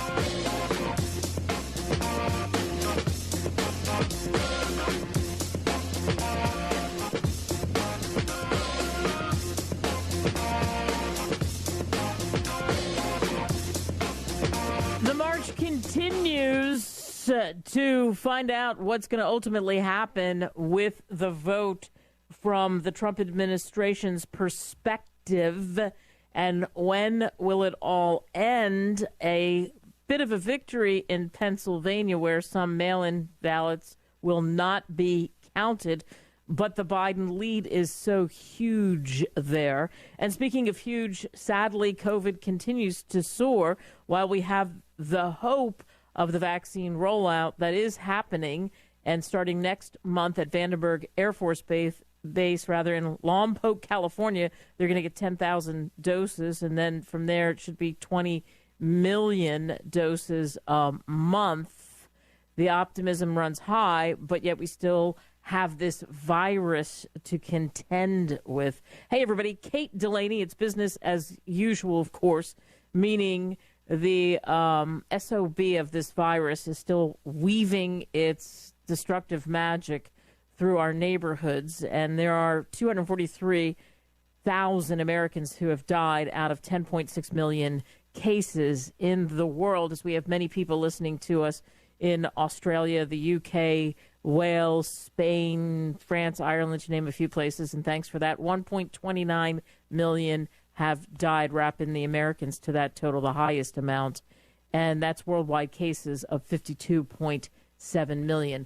Both Texas and California over 1 million cases. So it's very strange. I think I likened this the other day to almost getting to the summit of Kilimanjaro. We're almost there. If we can just hang on and get through it, we'll be able to raise our arms and fists and pump them high. Oh, if we can just get to the top of it. This is what's happening.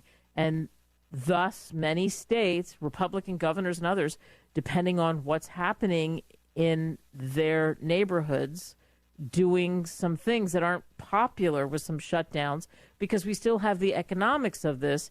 and businesses who have been crippled and who are trying to fight for the life of the business and the jobs. That's why I think places like Costco had to update their mask policy that you have to wear a mask. It's mandatory because so many people were continuing, of course, to shop there, which is good for its employees, good for the survival of Costco, but not good if people start to get COVID that can be traced back to individual stores. So in California, because of the million cases surpassing 1 million, there has been a rollback with some of the reopening plans. So there are these businesses that were so excited, the restaurants that were close to finding they were getting more people in, they were social distancing, they were working with what they could do with outdoor space, and now they don't know from week to week whether they're going to be open or closed. It's the U-turn effect in so many places. All of a sudden, poof, you're back around to where you were originally when all of this happened. But what do you do when you see a boost in coronavirus infections?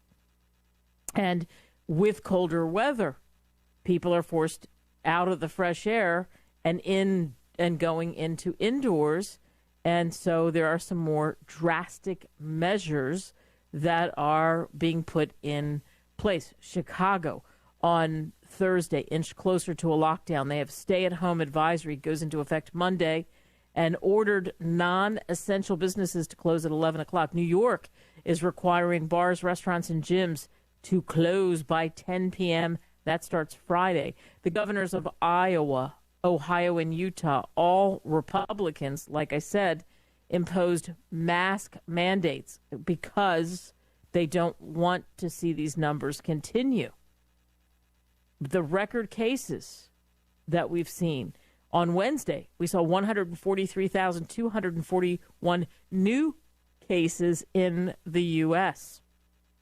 That's why there's this U-turn effect that is happening and hurting, of course, so many people who felt like, we've crossed the line, of this, and we're coming back, we're getting back, we're slowly tracking back, and then suddenly they find themselves in a much different situation, feeling the stress and the press and everything else that comes along with this virus. So, like I said before, think of yourself as a mountain climber. It's a stretch for me too, I know. And you're just there. We just a couple more hooks. We're in there. We're roped up. We're okay, and we have fought through this. And boy, I don't want to see any more people die, get hurt from this. And I know, how do you do it? How do you figure out and balance again the economics of this? Because truly, I mean, you own a business and you've got people that work for you, and you want to keep them on, but like the restaurant owners of a great eatery in downtown Dallas that told me they are barely making it, where they cut a staff of 17 to 3. Can they afford to completely hunker down and make the ultimate U-turn without getting hit so hard? There is no way that they will be able to open up again. And this is state by state, lots of measures that are going on. And you see, for example, no ICU beds. When you hear that there's no beds available, and suddenly you're the person that comes down with it. In the great state of Mississippi, no ICU beds left in Jackson. Only 12% statewide. All of a sudden that happened. All of a sudden the wave caught Mississippi. And Jackson isn't the only large Mississippi city with no or fewer ICU beds. 5 remain in the state's second largest city. That would be Gulfport. Beautiful area. I've had the pleasure of spending some time in Gulfport, and in Biloxi, same thing. None in Biloxi. And the list goes on. And this is kind of the same territory for so others, depending on the suburb, the community, etc. Very, very, as you know, again, the move is get through this, get through it as, you know, as fast as possible and just do whatever you can to support those local businesses. So that curbside pickup, all of that is so big, because some of that, I think some of the excitement, like I said, the optimism over the vaccine is kind of slowly fading because of the spread. And I talked about the deaths I talked about the cases rather in the United States. And then you look at the amount of people who have died. On Wednesday, 1,893, the highest number of fatalities since May 8th during the initial peak of the outbreak. All right, hang with us. Coming up next, it's all about the numbers. So we're heading to our machine. We can count on the flip side.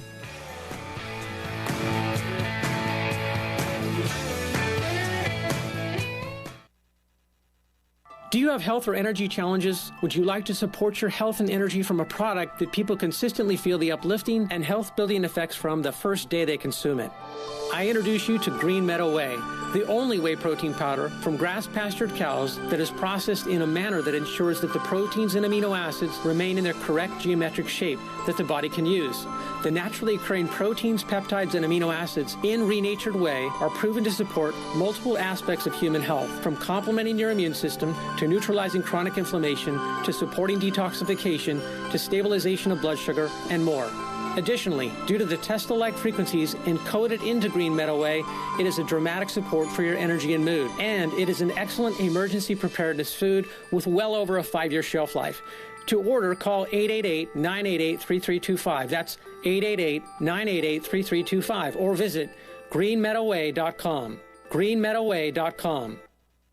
When you have a pain in the neck, a real pain in the neck, back, shoulder, or legs, you now have 2 convenient choices to get fast relief without taking another pill. Because now, Sunny Bay heating wraps and pillows are available at both Amazon and Walmart. Yes, see Sunny Bay's 4.5 to 5-star customer reviews on Amazon.com or Walmart.com. Our made in the USA microwavable heat wraps, heatable neck pillows, and extra large body wraps are designed better for perfect support where and when you need it. Even while driving, Sunny Bay wraps will not burn and stay balanced to provide soothing hot or cold therapy to help treat temporary or chronic pain. And the best part? Sunny Bay quality products start at under $20. Join thousands of happy customers and see why Sunny Bay products have a lifetime 100% positive rating on both Amazon and Etsy. It's easy. Click Amazon or Walmart and search today for Sunny Bay.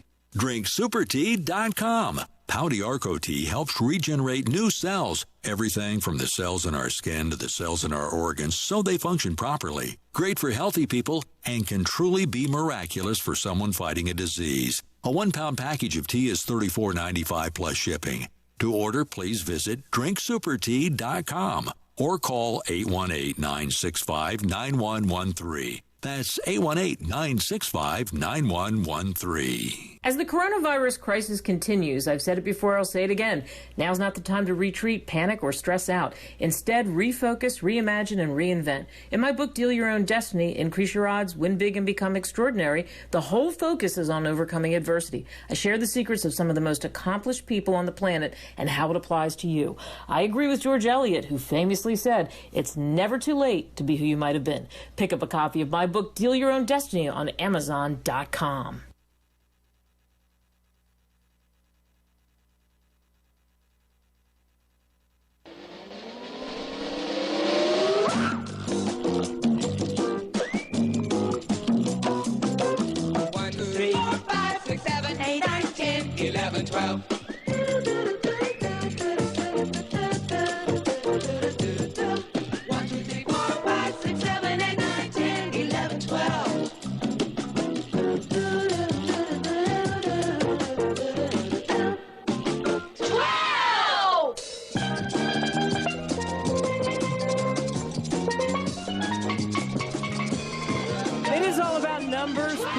Look around you and you will see them everywhere. Of course, I talked about The deaths in the day, 1,893. Sad, sad, sad. We just got to get through this dark time to come out on the sunny side of the street, and then the fight continues for the prez. It's about numbers there and lawsuits and what happens, and will there even be a concession?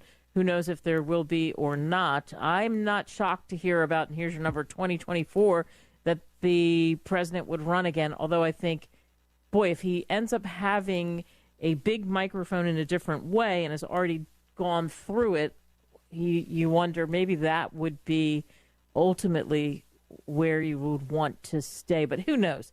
I mean, that's obviously just what I call spitballing and looking down the road to see what could possibly happen. And in the meantime, the October budget deficit, soaring. The U.S. is starting the 2021 budget year the way the old year ended up, with massive deficits. You know what the number is? The budget deficit, $284.1 billion. Ooh. And that's not a surprise, right? With dealing with the coronavirus, especially all of that, and revenues falling by 3.2% to $237.7 billion. And so, of course, that reflects what? Decline in personal income. That's exactly what we're seeing. And it's reflected in those numbers. All right, speaking of numbers, there is a Masters going on. You might not care, but there is some history and lore to it in the United States, and worth me mentioning it in this version of We Can Count. Why? Because it is the toughest ticket to get in sports. Right now, you could be saying, who cares? But Tiger Woods shot an incredible round on the hollowed space that is the green greens of Augusta in Georgia. There were nearly 100 people who gathered near the 10th tee as the defending Masters champ started his quest for green jacket number 6. And it's interesting because it's a different feel, like everything else that we have going on in our lives. But Woods matched his best first round score in the Masters, a 4 under par 68. He just said he's thankful for the chance. He says he delayed his competitive return to golf after the coronavirus pandemic shut down because he was unsure how life would be in a COVID-19 world. We are right there with you. We are unsure, too, as well. At least there's a distraction. Graham in the great state of Mississippi. I was just talking about Jackson in a previous segment, and Gulfport and Biloxi and what was happening there. Hey, Graham. Well, it's pretty good that I had my surgery about 4 weeks ago at the Mississippi Burn Center here in Jackson. Yay. Oh, I could tell you the story about that, but they tested me. They had to test you before they release you from the hospital. Is that right? Yeah. Oh, yeah. Wow. When you're there, you learn an awful lot. I bet you do, about the virus and everything else in between. Oh, yeah. Everything else in between.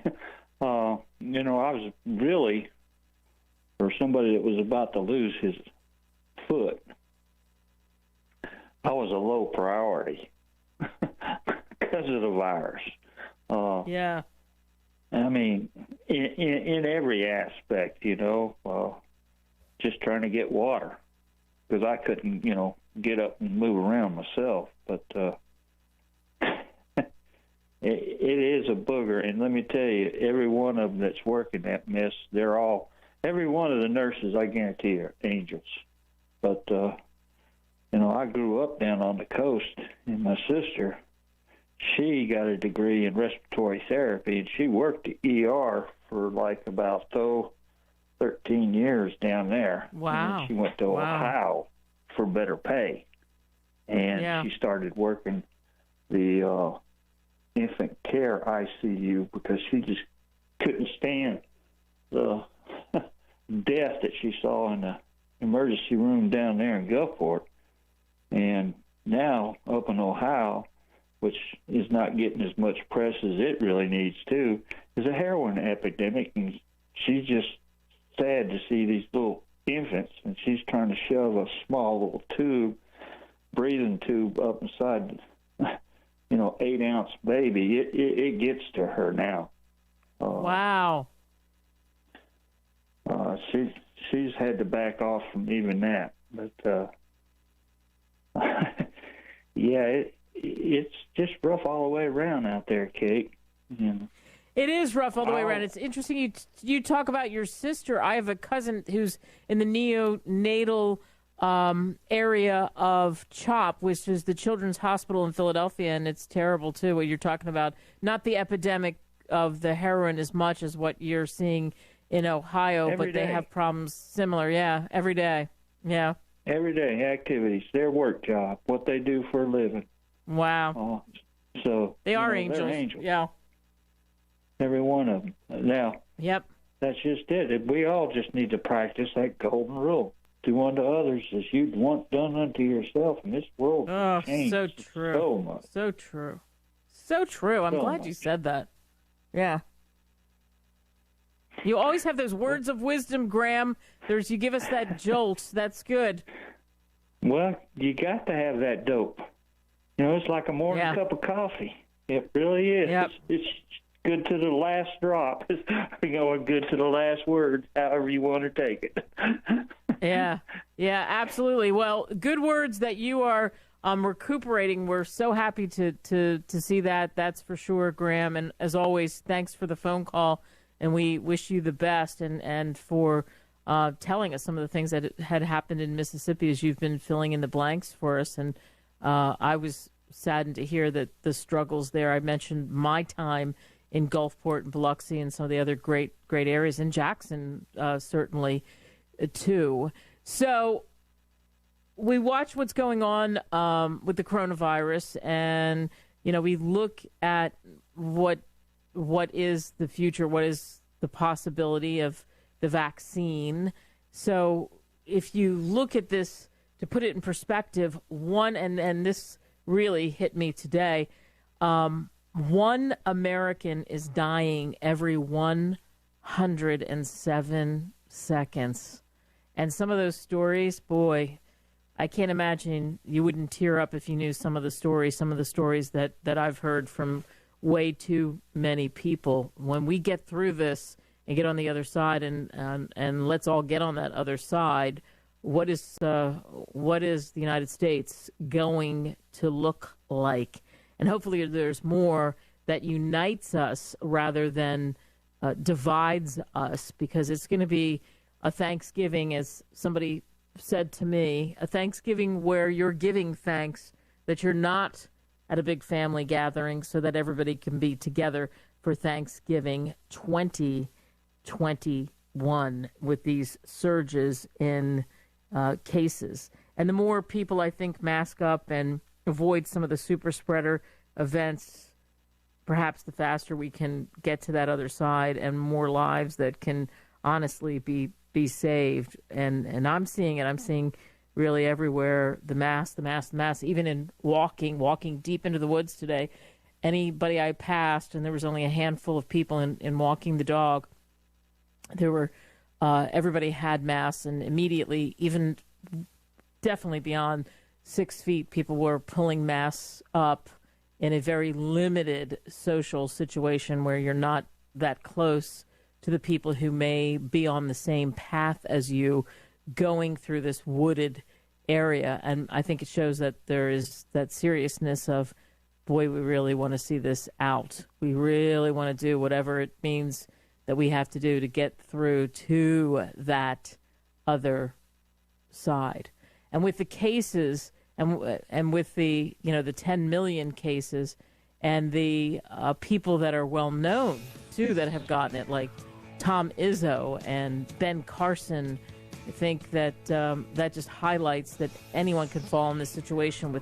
In the sports world, the Michigan State basketball coach, as I mentioned, Izzo, and the postponements that they've had to have in college football, and Utah's governor having to issue a statewide mask mandate, New Jersey ordering bars and restaurants to close early because of the soaring Stay with us. I'll meet you on the opposite side. Why have thousands of aspiring authors teamed up with Christian Faith Publishing to publish their book? Because Christian Faith Publishing is an author-friendly publisher who understands that your labor is more than just a book. We provide authors freedom and flexibility throughout the publishing process, professional book editing, award-winning design, and some of the highest royalty structures in the publishing industry. And as always, you will retain 100% of the rights to your book. I was looking to find a company that I could trust, one that assisted in the editing process completely. The most important qualities that I was looking for was a publisher who was honest and upfront, no hidden costs or fees, and owning the rights to my own work. Christian Faith Publishing will publish, market, and sell your books in all major bookstores, online booksellers, as well as specialty Christian bookstores. Call for your free author submission kit. 800-607-0665. 800-607-0665. 800-607-0665. That's 800-607-0665. News and weather at the top and bottom of every hour and when it breaks. 1450 WKAL, Rome, Utica. It is half past the hour. I'm Bob Stye with your official 1450 WKAL weatherbug forecast for this morning. Slight chance of showers and mostly sunny, high 43. Partly cloudy tonight, low 28. Rain and snow tomorrow with a high 52. Chance of showers and rain and snow tomorrow night, low 35. Monday, a chance of rain or snow and showers, high 45. That's your latest official 1450 WKAL weatherbug forecast. I'm Bob Stein, 1450 WKAL, more stimulating talk radio. There's one man on this earth who really, truly gets it. We've now reached a point where the Democrat Party is a Soviet-style political party. It doesn't give a damn about the Constitution, doesn't care if the United States is turned inside out and upside down, with people flooding into this country from other cultures, refusing to assimilate. The Democrat Party's built on violence. Unity's the last thing the Democrat Party wants.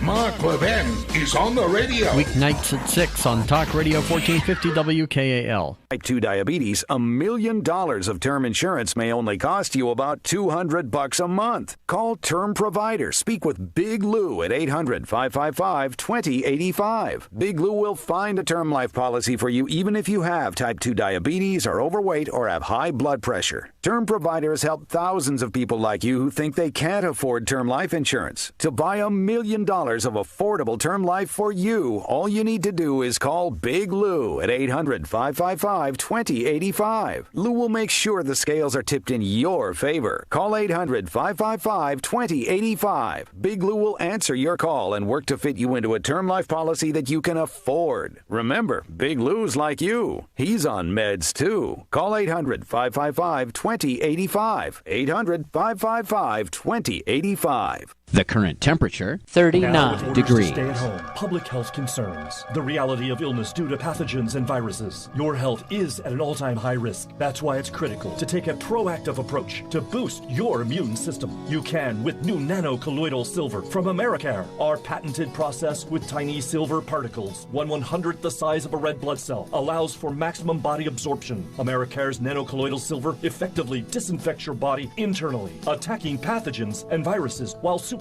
your immune system. Colloidal silver is antibacterial and antiviral. Simply put, it prohibits bacterial respiration, suffocating viral cells, preventing the virus from replicating. And now, due to public health concern, Americare is authorized to offer our lowest and best price ever, around $1 a day, but supplies are limited. Purchase nano-colloidal silver now at immunesupportnow.com. That's immunesupportnow.com. These statements have not been evaluated by the Food and Drug Administration. This product is not intended to diagnose, treat, cure, or prevent any disease. Supplies are limited.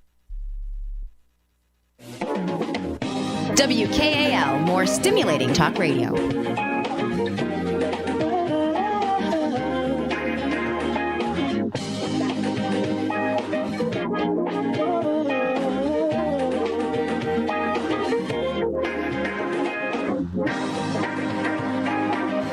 Wow, this time around in Author's Corner, excited to talk to Raymond J. Klein. His book is called Illuminations, Earning a Living with Dynamic Photography. And talk about being dynamic. I had a book delivered on my front porch. It would be this book from him it is mind-blowing. The photographs in this and his journey and his story. And he starts off, chapter 1, the value of imagination. I knew we were on the same page because I believe in imagination, and I think that's what is really behind so many of his incredible works of art, really, these photographs that took him a very long way from, as a kid, looking at National Geographic Life and Look to becoming a pro himself and having one of the all-time greatest ads, his setup for Sears, that just blew away Sears and made all kinds of money and really put him on an incredible path. So, Raymond, thanks so much for coming on. Thank you for this interview. So let's talk about that. As a kid, I mentioned Life, Look, and National Geographic. You talk about that right away, that was a big influence on you, that as a kid you looked at that. Could you ever have imagined as a young boy having the kind of career in life you had with a camera? I never imagined that at all. There were several times when you think of what it is you want to be, and I thought maybe I wanted to be a pilot at first. And then I thought, after looking at all these pictures and starting to take pictures of different things, like the first picture that was published by the Milwaukee Journal was just a pictures from readers contest, and I got $10 for it, And my dad said, "Hey, you better take more pictures, Yeah, $10 isn't going to cut it. But what you made later on that iconic Sears ad was incredible. But I want to talk about something that influenced you. You said it, looking at those magazines, thinking about that, and then you end up on this path where you are in the military and you get to use your skills. And I think that's significant in the book. Tell us about that, how that happened. Well, I wanted to go to a photography school when I, realized that I could take photos and get paid for them, even though it was only $10 now and whenever I would get another one published, So I wrote in my application to this photography school, which was in California, and then I got my draft notice. Fortunately, the first semester that I was working at the school, I met this military fellow who couldn't do his pictures very well, so I helped him. And then he helped me when I got my draft notice to link up with this photo unit. So even though I got into the photo unit and had to go through like the basics of photography and everything, which I already knew how to develop my own black and white film, how to make my own prints, how to process my own color film, I had to go through the basics. But then I worked my way up to being an instructor in this photo unit. And when the Korean situation ended, we ended up going to Florida and becoming a unit that produced movies and still photographs for the Pentagon to inform them of the different things that were actually happening in the Air Force. And so this, continued on until my honorable discharge. And I found right at that particular time, that was 1956, Cape Canaveral was in full swing, and here I was at an air base that was in Florida.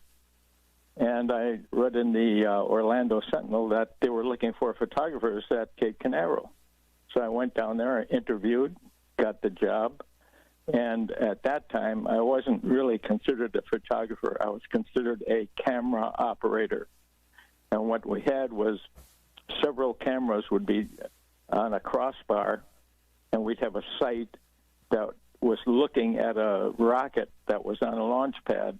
And all we had to do, basically, was when the countdown came to T-minus 10 or whatever it was, we would switch our cameras on seconds just before the rocket would be ignited, and then we would have to track the rocket, and whatever happened would be recorded on the film.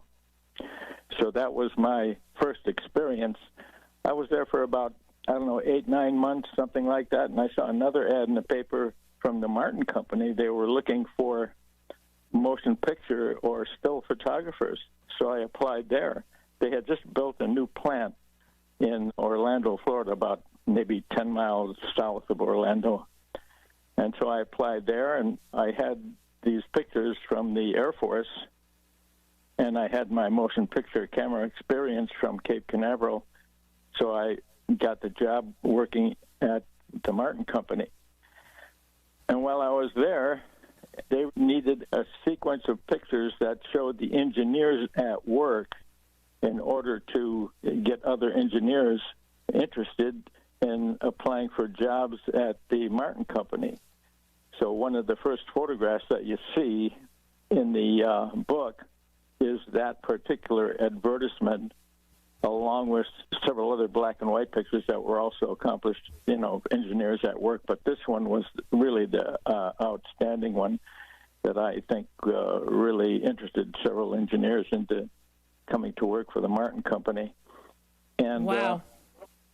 That picture was mailed out to universities and, to cities, wherever engineers might happen to be located that would want to come to work there, So that was a pretty dynamic picture right there. So that's one of the first ones you see in the book, full page. Yeah. And I don't want to run out of time because I want to get to the Sears ad because we could talk to you all day long, but we only have a limited amount of time. So Raymond, tell us about Sears and working for Sears and that iconic ad that's in the book. The one with the bathroom rugs you're talking about, yeah, right? Bathroom rugs and a cat, Siamese cat. Right. Well, that's part of the an explanation there of how an advertisement comes into being, because several people will make drawings and whatnot, but this particular art director that I worked with, he had no idea what I was going to do. His picture was like a kind of a sketch with chalk on it with green colors, and I worked with a stylist from Sears that brought in the little props that are sitting on the table where the cat is. And it took me like 3 days to make this setup so that it looked like all the rugs were suspended in space. And the cat was going to be on top of the bathroom rug that was right in the foreground. And so we had to, I call it tailoring, tailor each of those rugs so they all look nice and crisp and had their little fringes standing up nice and tight, and got my strobe lights so that the cat, I had to photograph this on 11 by 14 inch film. And so I had a huge camera that would accept this size film, which we had rented. So what I want to get across to young people is that how much money actually goes into doing these kinds of things, and the equipment that I needed at that particular time. Today, we probably could have done that. I wouldn't need that huge camera. I could have used a digital camera instead.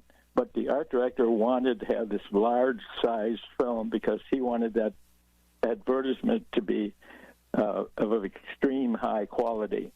And fortunately, the way, the printing operation happened at that particular time, it was good that he did that, because that advertisement just came out spectacular. That was a full-page advertisement in the magazine section of the Sunday paper. Wow. And so he told me about a week or two after the ad ran, he said, Ray, you won't believe it. He said, that picture sold so many bathroom rugs that they had to go into production, making more of those things, because they sold millions of dollars of those rugs. Yeah, and you told me an interesting story. Millions of dollars of those rugs. So you moved product with your art/photography in this ad, and you made some serious money by doing that. It took you a long time because you had to do the setup and all of that, right? From $10 to a really good payday. Yeah, that's right. And, I love it. Actually, what happened, that locked me into that company, because I was like their prime photographer at that time. So the reason I wanted to do this book was to show young people what you can do. On the last page of the book, I have a sequence of 12 things that you should do in order to do, spectacular pictures, and how to engage yourself with companies that can handle your particular capabilities. Yeah. So that's what's necessary, and so I put in prices of day rates that I went from these are billing rates. Now I didn't get paid what they billed me at. My salary, whatever it was at any particular time, was relevant to how many days I'd be working. Right. But I made a good salary. You made a great living, sir, and you are an incredible photographer. And you got to look at those 12 steps, including be innovative, study magazines for ideas and techniques. I don't want to give it all away. Pick up the book, Raymond Klein. Thank you so much. Okay, thank you.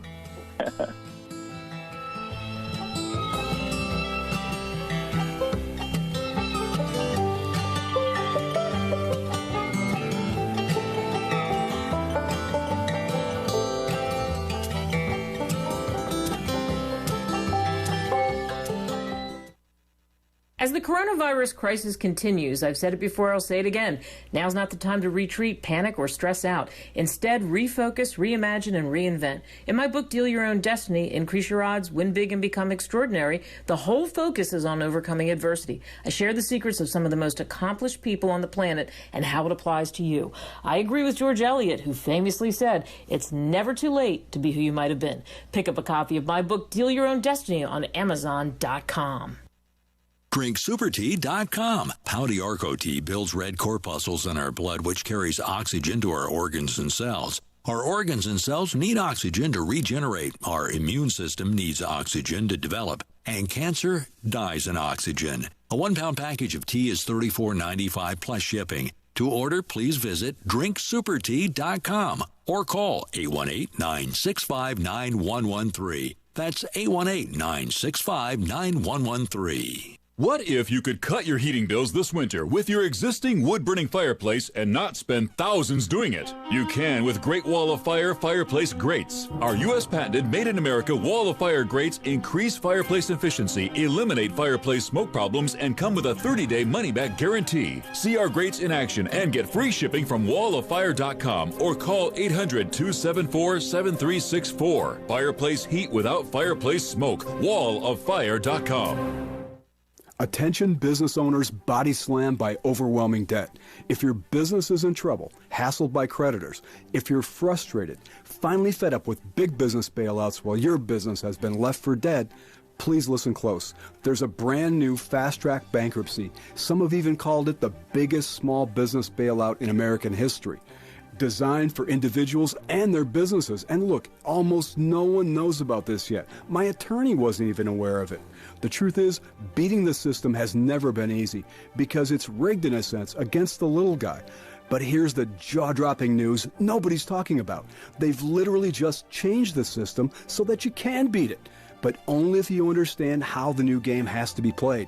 Find out if you qualify at pocketsoflight.com. This government-backed small business repair program is still legal, but may not be renewed after the election. Fight back fairly, fight back ethically at pocketsoflight.com. Silver has always been nature's very own antibiotic, and only one system allows you to generate an endless supply of natural silver solutions. SilverLungs.com. You'll find no wild claims or pseudoscience, just a lifetime of nano-sized pure silver solutions. The Silver Lungs generator allows you to make your own, so stop paying for silver solutions. The unique lung delivery system targets respiratory infections where other silver solutions simply cannot reach. See the Silver Lungs generator and lung delivery system at SilverLungs.com. That's SilverLungs.com.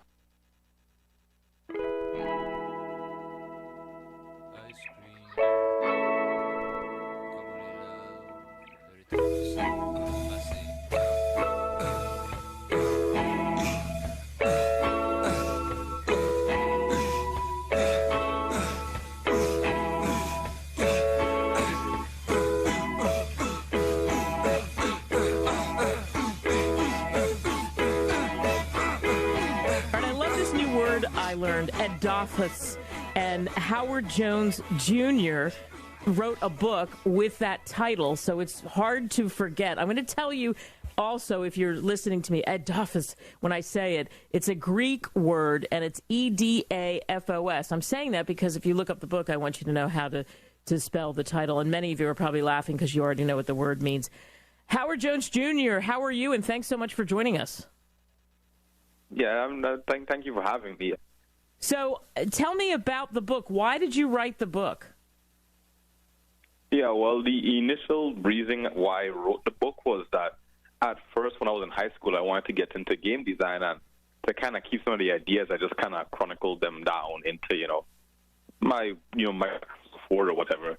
And eventually, once it got through and finished, I guess my father knew about it somewhat and contacted some publishers, and that's kind of how it got started. So by the time I finished it, I was a senior in high school. So the question is, before we dive deeper into the story, were you a big gamer? Were you into games, that whole kind of thing? Oh, yeah, I've kind of always been into that, and that's kind of because a big thing I've realized growing up is that, one of the mediums of storytelling isn't just relegated to books and, oral storytelling. One interesting way I found medium for storytelling was, through games. And, one of the big influences specifically for Edafos would have probably been like the Elder Scrolls series, namely Skyrim, was probably like a big influencer, especially in the Nordic culture of my main character of the book. Yeah, so in developing that main character, what was that like for you? Because I think you have to let your imagination run wild, right? Yeah, I was actually put a lot more effort into it than I would probably have seen, because one thing I wanted was a main character who wasn't so powerful, his challenges didn't seem that real or dangerous, So a big trait of my main character is that he has to rely on his charisma and his, leadership skills and other things about his character. Because, in the group of adventurers that, the readers will follow in the story, he's surprisingly the weakest person. By no means weak, as in, because he's still a skillful swordsman, skillful fighter. But, he lacks the powers, I guess you could say, magical abilities that the rest of his friends have. Yeah. And again, we're speaking with Howard Jones Jr. Edafos is the name of the book. Divine Win. That's where you'll find it on Amazon. And in coming up with the sword fights and a corrupt kings and religious struggles, and my goodness, what a vivid imagination. That's what I was referring to in the last question. Like, how do you come up with this world? And part of that, I think, has to come from gaming and getting in the gaming mindset of anything's possible and it's a different reality. So do you think that is part of it? Well, ironically enough, to some degree, I guess you could say it's the opposite, or maybe a mix of. Whereas a big thing that I do besides gaming is I read and enjoy a lot of history. So one of the big influences when it comes to the events, cultures, places, and people in my stories is, history, or I guess you could say an alternative look at it, A lot of real life history kind of goes into some degree of my world building or some inspiration of it. And in writing this book for, you're there in beautiful St. Thomas, which now everybody's incredibly jealous. What a beautiful place to grow up and to be from. I mean, you got to know that, man. It's so chill, and the people are so friendly. And I can only imagine your squad, your group of friends. What do they think of you getting this book published? Well, at first, the first time, I could remember this exact day when I got it. I showed my one friend the book, and he saw the book, and he was just there yeah, I wrote this. My other friends was yeah, he wrote this. You see this? And my friends were no. And he just walked off saying that. But, later on, it kind of became the thing of me just being known as the writer. Everyone knew me as the writer in school, and even outside of it. And they will often, usually say I'm having difficulty with an assignment that's writing. It will always go back to, but you're a writer kind of thing. That's funny. So they're busting your chops. You've got this book. You, I would imagine, want to do more. Do you think there's more books in the future for you? Oh, yeah. That's right now I'm actually working kind of on two projects, whereas I'm working on the third book of Oedipus, which will be known as Oedipus Black Blood, which will be a conflict more centered on like the godlike beings of the world known as the divines in the story. You know, it's where their own conflict kind of seeps into what the mortals have to deal with. And, you know, I'm going to have way more books on the series and stuff like that. And as well, I'm working on something that's more local, but it's more of a fantasy story based around the islands itself, which I've finished the first book, but I haven't done work in publishing it yet. But those are two things that I have like working on the way. All right, I love that ambition. Your father has to love that ambition, does he? I mean, yeah, I would feel so. I mean, I guess he was the one who got this all started because, you know, publishing, book writing, all that stuff was not even a consideration. But once he saw this whole, 300-something page document, I guess he kind of saw that there had to be something more to it, something that could be done about it. Yeah, there you go. That's good to have that backup from the family. So when people read Oedipus, the Divine Wind, this first one, what do you hope they take away from reading it? The people that are listening to this conversation here in the United States and across the world, what do you hope they take away from it? Well, I feel like I didn't really have any massive, moral or story or theme. It was mainly kind of just, as is a story of that world. Though, the different situations that the characters will get through and go through. So, as corny as it sounds, the value of friendship, the value of teamwork, positivity, those types of things, as well as the need for us as people to, well, probably not violently, of course, but to stand against things that may not be good in our society, things that, we may have the power to ask and talk about, because that's what my main characters do. They see problems in society and generally will try to rectify it in whatever way it allows and fits for that culture. Yeah, there you go. That's a perfect place to finish this. We wish you the best. And Howard Jones Jr., good luck with that second book. You can get the book on Amazon. And thanks for coming on the show. All right. Thank you. All right. I love that the title is unusual and it makes it stick out. And, of course, Howard explained why that is and what that means. And Oedipus really does take you on a journey. This is a book that really anyone could read, especially as he mentioned history so big. That makes sense. History combined with his love of gaming in a way, because of how the thing that I think that's good about gaming is the imagination, the stretching of the realms. But as he mentioned, not to confuse that with that he likes to read history, that he is a history buff. And so that makes sense when you read the book. We're talking about the realm of Oedipus, and that it's been peaceful for about 300 years, after 300 years of war, actually. And a war to conquer the land started by the godlike beings called divines. That's then part of the title and makes sense. And through unbearable, unimaginable pain and crazy suffering, they finally get peace. So again, remember what I said. You think of wars and you think of history and you think of 300 years of war, and then how much after that they had peace. So, and that was about a century, right? Now you throw in these corrupt kings, and I mentioned that to him, and you mentioned the religious battles and how you've got one boy whose path was on the road to conquer I think it's Cardia, rebels against the ideals of his people.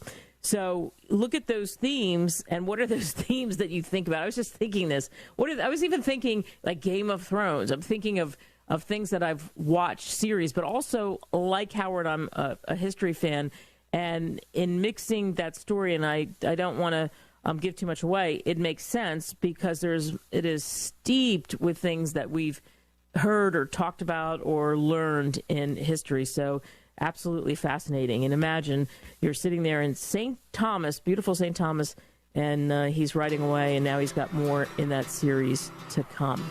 So thanks to all of you for listening to this interview and, of course, listening to this version of the show. Make it count, everybody. The name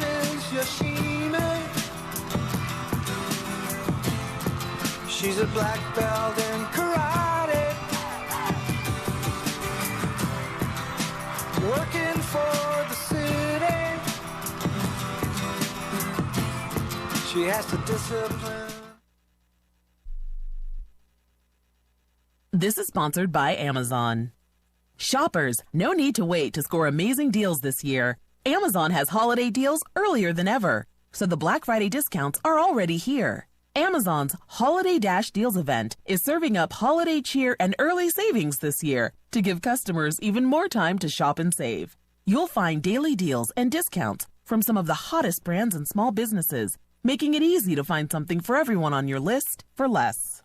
Elizabeth Gordon, Amazon, says, This year, more than ever, we're all looking for ways to stress less. That's why Amazon is focused on providing our customers with incredible savings and gift ideas this entire season, plus fast, free, and convenient delivery options, so they can beat the holiday hustle and enjoy more time with loved ones. Don't wait until the last minute this year. Take advantage of early savings and shop for everyone on your list. Head to amazon.com/holiday-dash or shop from anywhere with the Amazon app. WKAL. This is AM 1450 WKAL, Rome, New York. The time is exactly 4 o'clock. News this hour from townhall.com. I'm Patrick Foss. President Trump is touting the rapid progress toward a COVID-19 vaccine. The president said the effort to develop a vaccine and treatments for COVID-19 has been incredible. Operation Warp Speed is unequaled and unrivaled anywhere in the world. Appearing in the Rose Garden, he said a vaccine could be available to the general public as soon as April. Millions of doses will soon be going out the door. They're all ready, waiting for that final approval. Vice President Pence added that with cases surging nationwide, the government is meeting hospital requests for personal protective equipment. Greg Clugston, Washington. President Trump still isn't conceding the election, but he acknowledges that the Biden administration is possible. As he discussed the country's response to the pandemic Friday, the president suggested the possibility that he might not remain in office. In an interview with the Salem Radio Network, Ohio Republican Congressman Jim Jordan says Americans understand that a recount of votes in the presidential election is important to preserving our electoral process. A lot of Americans instinctively know something doesn't seem right here. And so I've just been saying, let's get to the bottom of it. Let's follow the law. Let's follow the process. Let's follow the Constitution. We have until December 14th. Let's figure out exactly what happened for the integrity of our American election system. Congressman Jordan added, I think what we have to focus on first, though, is getting to the bottom of what took place. Let's see what we find in the discovery phase of these lawsuits. Let's see what we find when we do the recounts. Let's see what we find when we do the audits. Let's see what we find when we do the examination. Tropical storm Iota is formed in the Caribbean. It is expected to strengthen into a major hurricane as it approaches Central America. Ida's rain caused some of the worst flooding in parts of Virginia and North Carolina since 1995. Flooding in Alexander County, North Carolina, has left 4 people dead, 2 others missing. This is townhall.com. This is Joe. Joe thinks he's seen it all. I've seen it all. Gold-encrusted pork chop? Seen it. Cat with a dog tattoo? Seen it.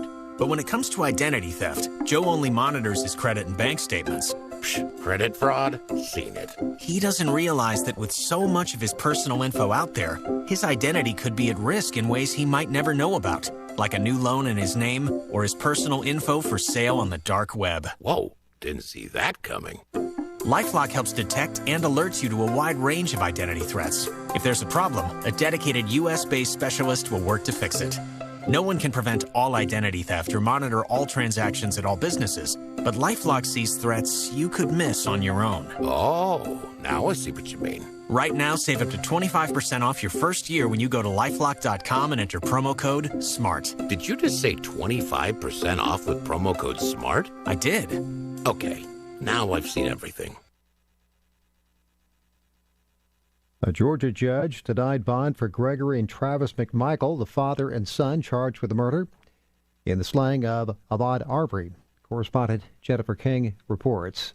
In denying bond, Superior Court Judge Timothy Walmsley referred to concerns over racist messages sent by Travis McMichael and possible attempts to influence the case by former police officer Greg McMichael. He says he's concerned the two men took the law into their own hands. Defense attorneys for the McMichaels had argued that they wouldn't flee or pose a threat of further violence. Gregory McMichael's defense attorney, Laura Hogue. A life well lived, of service to his community. Prosecutors say the McMichaels acted as vigilantes and were motivated by racist views. They showed the judge photos of a home near the shooting scene that was damaged by gunfire. Prosecutor Jesse Evans. These defendants, Greg and Travis McMichael, are a danger to person, property, and the community. I'm Jennifer King. This is townhall.com. GOP senators say the selection of progressive Elizabeth Warren for a Biden cabinet post would cause a rift in their ranks. The names of Senators Elizabeth Warren and Bernie Sanders are being thrown around as possible Biden selections to head up the Treasury and Labor departments. Some GOP senators say it's likely Warren could garner support from all Democrats and the handful of Republicans she would need for confirmation. It's all speculation now, since it's still not clear who will control the Senate or the White House pending the final election results. Bob Agnew reporting. A majority of voters in 5 states, both red and blue, passed ballot measures that legalized marijuana Election Day. In ballot measures passed in New Jersey, South Dakota, Montana, and Arizona, residents over 21 will be able to purchase and consume marijuana for recreational purposes. South Dakota voters also passed a separate measure that legalized medicinal marijuana in the state. Mississippi will also allow adults to use medical marijuana. More of these stories at townhall.com. I'm Patrick Foss. I'm Bob Stein with your official 1450 WKAL weatherbug forecast for this morning. Slight chance of showers and mostly sunny, high 43. Partly cloudy tonight, low 28. Rain and snow tomorrow with a high 52. Chance of showers and rain and snow tomorrow night, low 35. Monday, a chance of rain or snow and showers, high 45. That's your latest official 1450 WKAL weatherbug forecast. I'm Bob Stein, 1450 WKAL, more stimulating talk radio. If you are a small business owner, it is time to answer these questions. Is your website mobile friendly? Does it look modern and pop? Can it be found on the first page of Google? If you answer no to any of these questions, or worse, you don't have a website, it is time to call our friends at Thayer 2 Design. They'll work with you to customize a website to fit your needs and help you grow. Websites start as low as $400, and yes, you heard that right. A great looking website doesn't have to cost you thousands of dollars. Give them a call today at 315-875-7989 or visit them online at RomeNY. Now there's a natural way to take charge of your blood pressure. Introducing new Garlic Healthy Blood Pressure Formula from the makers of the nation's best-selling garlic supplement. New Garlic helps maintain healthy blood pressure levels with clinically supported levels of garlic, plus a custom blend of vitamins and minerals. And it's odor-free. Take charge of your blood pressure with new Garlic Healthy Blood Pressure Formula. These statements have not been evaluated by the FDA. This product is not intended to diagnose, treat, cure, or prevent any disease. The term natural references only the garlic in the product.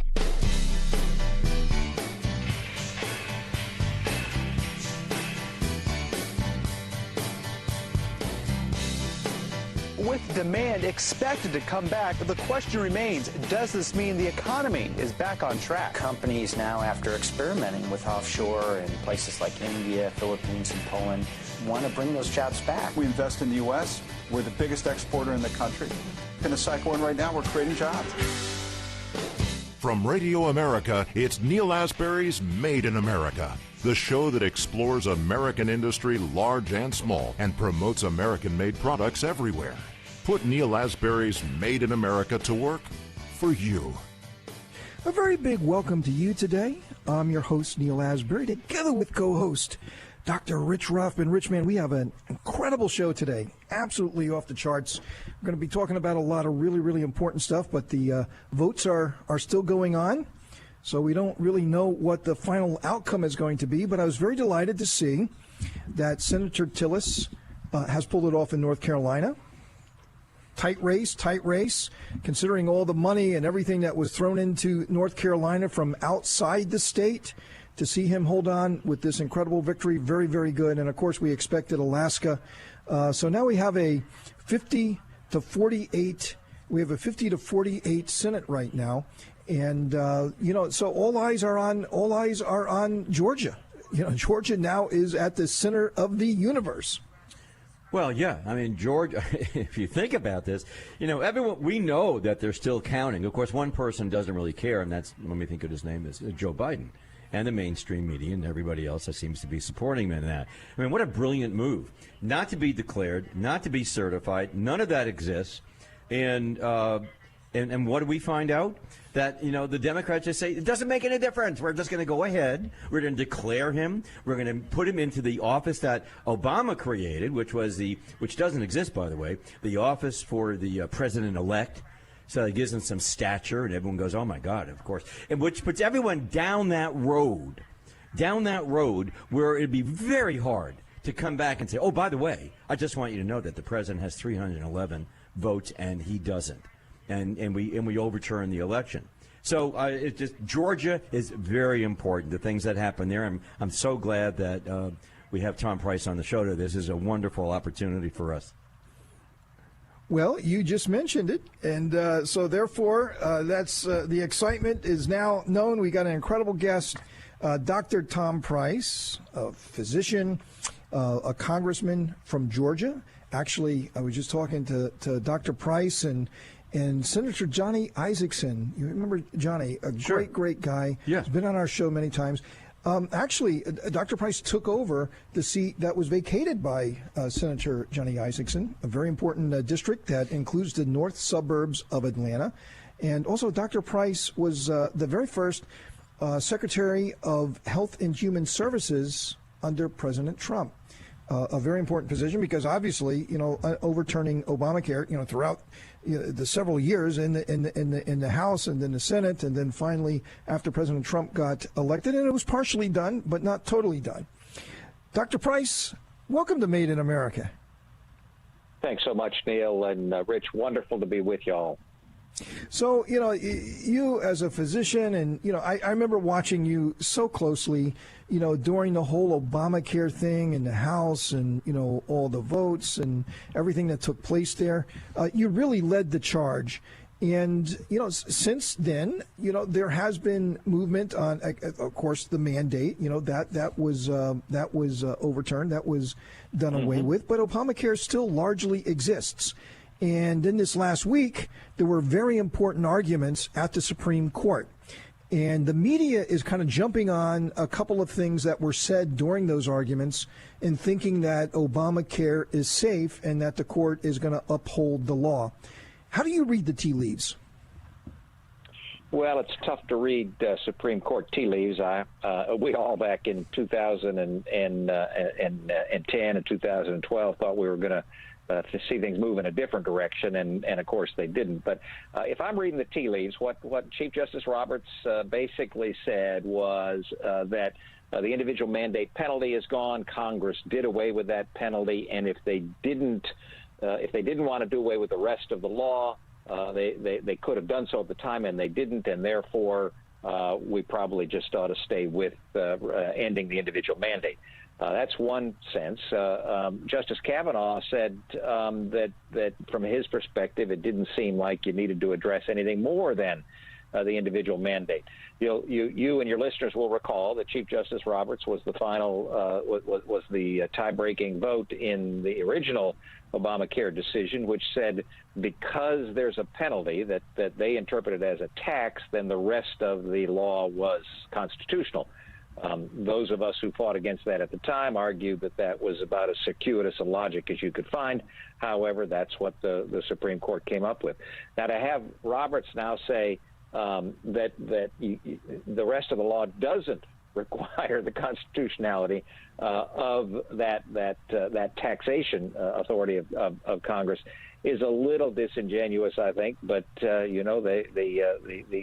justices make their minds up in many different ways, and I suspect that what they will do at the end of the day won't be till next June likely. But I suspect what they will do is say that the individual mandate no longer can apply, but the rest of the law stands.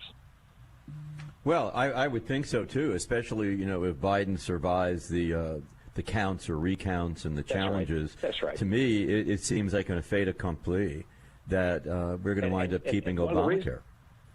You're right, Richard. One of the reasons is, remember, that the states are in the Supreme Court, but the federal government is not contesting that because the Department of Justice isn't contesting it. But under a Biden administration that seems likely to come, I think the Justice Department would actually weigh in on this case, and that would even give more heft, if you will, to the side that believes that the individual mandate can go away, but the rest of the law can stand. So you've recently published a piece, and Judge Amy Barrett doesn't threaten people with pre-existing health conditions, and that's really the boogeyman in the closet, isn't it? I mean, it's like the Democrats, I think, have used that very, very successfully. I must confess that Republicans want to take away pre-existing conditions, and that has been hugely popular. And I know President Trump has gone, many, many times, no, that's not true. It's going to be better. Pre-existing conditions are here to stay. But that message just doesn't seem to resonate. And, of course, now we get a new Supreme Court justice, and she's going to take away everybody's health care. I mean, how is that so flawed? I mean, how did it get to this point? Well, it got to this point, I believe, because the left has determined that the fear-mongering that they're able to put forward from a messaging standpoint is effective and concerns people. And well, it should, if their premise was correct, and that their premise being that pre-existing illnesses, the coverage for pre-existing illnesses could potentially go away, subsidies could potentially go away, having your kids on your insurance could potentially go away, the things that folks tend to like about the law that was passed. But the problem with their logic is that none of that is true, and never was true, frankly. I don't know how many times Republicans have to say that we support the coverage for pre-existing illnesses and injuries in order for it to sink in, but fear drives many, many people from a political standpoint, and that's certainly what was driving folks during not just this campaign, but the 18 campaign and the 16 campaign. Well, that's very true. It is fear-mongering. I mean, I was astounded when you remember the ads against Paul Ryan when he was running. And they had him, taking grandma and wheeling her over the cliff. I mean, literally. They had an ad with an old lady in a wheelchair, and someone like Paul, boom, there she goes. So, and then also, even and bring it flash forward right now, Senator Dianne Feinstein, with the confirmation for, Amy Coney Barrett, she said health care coverage for millions of Americans is at stake, with pictures of all sorts of people who are older that will lose their health care and lose this and lose that and, wind up sick and dead and dying and also going over the cliff. So it seems like it is the mantra and it is the, status quo for the Democrats to do that.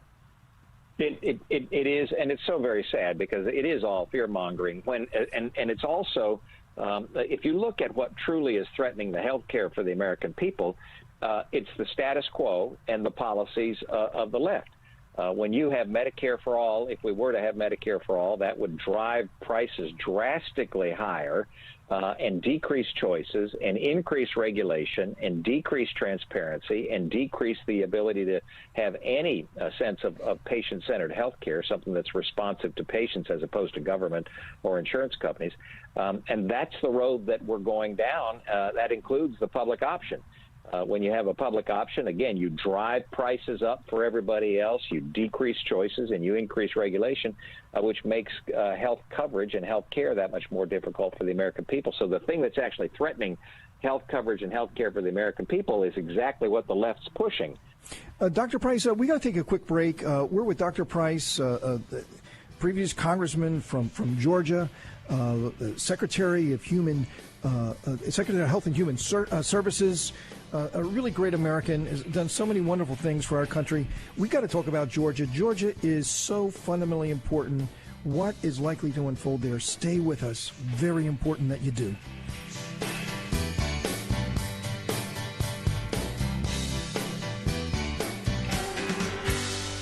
Made in America.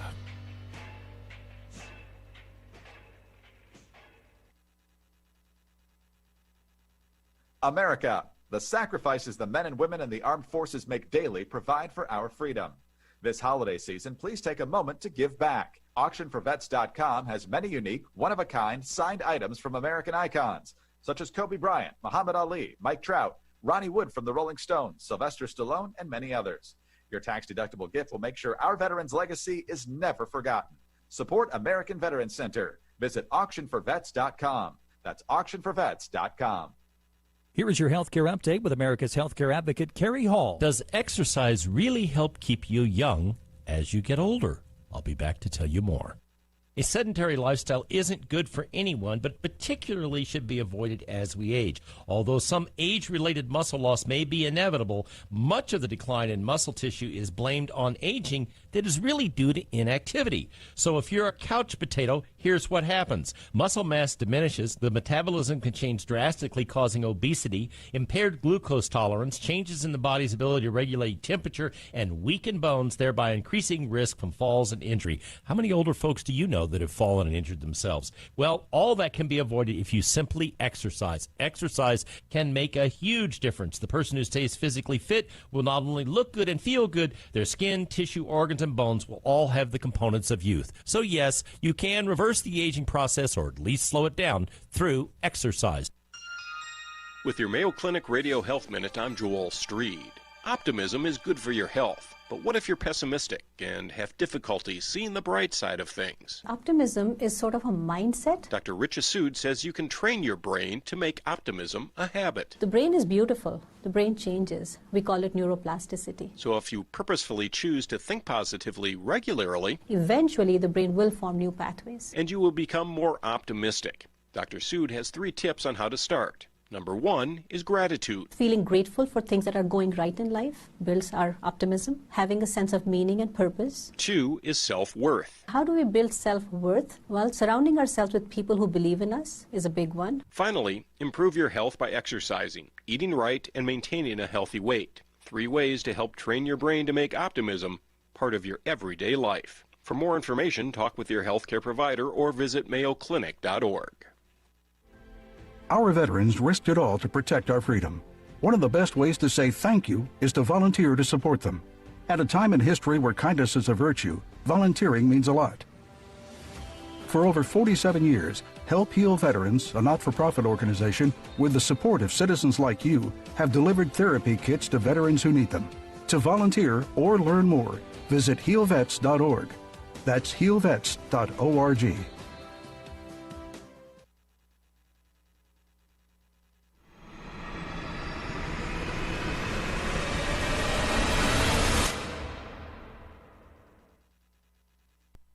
If you're trying to quit drinking or doing too many drugs, listen to me. You don't know me and we'll never meet. I had a problem like you once. I drank and used to party a little too much till it got out of control and almost ruined my life. I realized I needed help to fix my problem before it totally destroyed me. If you've tried to fix your drinking and drug problem and you know you can't do it alone, you need to call the National Treatment Advisors. They'll immerse you into a 30-day program to replace your old habits with new habits and totally change your life. And if you have PPO private health insurance, the entire program may be covered. Fix your problem right now before it gets any worse. Get clean. Call now and learn more. 800-961-2480. 800-961-2480. 800-961-2480. 800-961-2480. If you owe the IRS or state $20,000 or more in back taxes, you need the tax resolution experts at Fortress Financial Services. We save businesses and individuals from being shut down by the IRS. Your local attorney or CPA cannot negotiate with the IRS like us. This is all we do. We'll defend you, protect you, and negotiate the best deal. Here's what other Fortress clients have said. Jim F. from Texas. I couldn't imagine Fortress would achieve what they did. You can't find more understanding, impressive people. I want to thank Fortress for saving my life. Ed P. from Utah. After trying reputable local attorneys, I got nowhere. That changed once I called Fortress. They got results almost immediately. If you owe $20,000 or more to the IRS or state, call Fortress Financial now for a free consultation. 800-661-1824. 800-661-1824. That's 800-661-1824.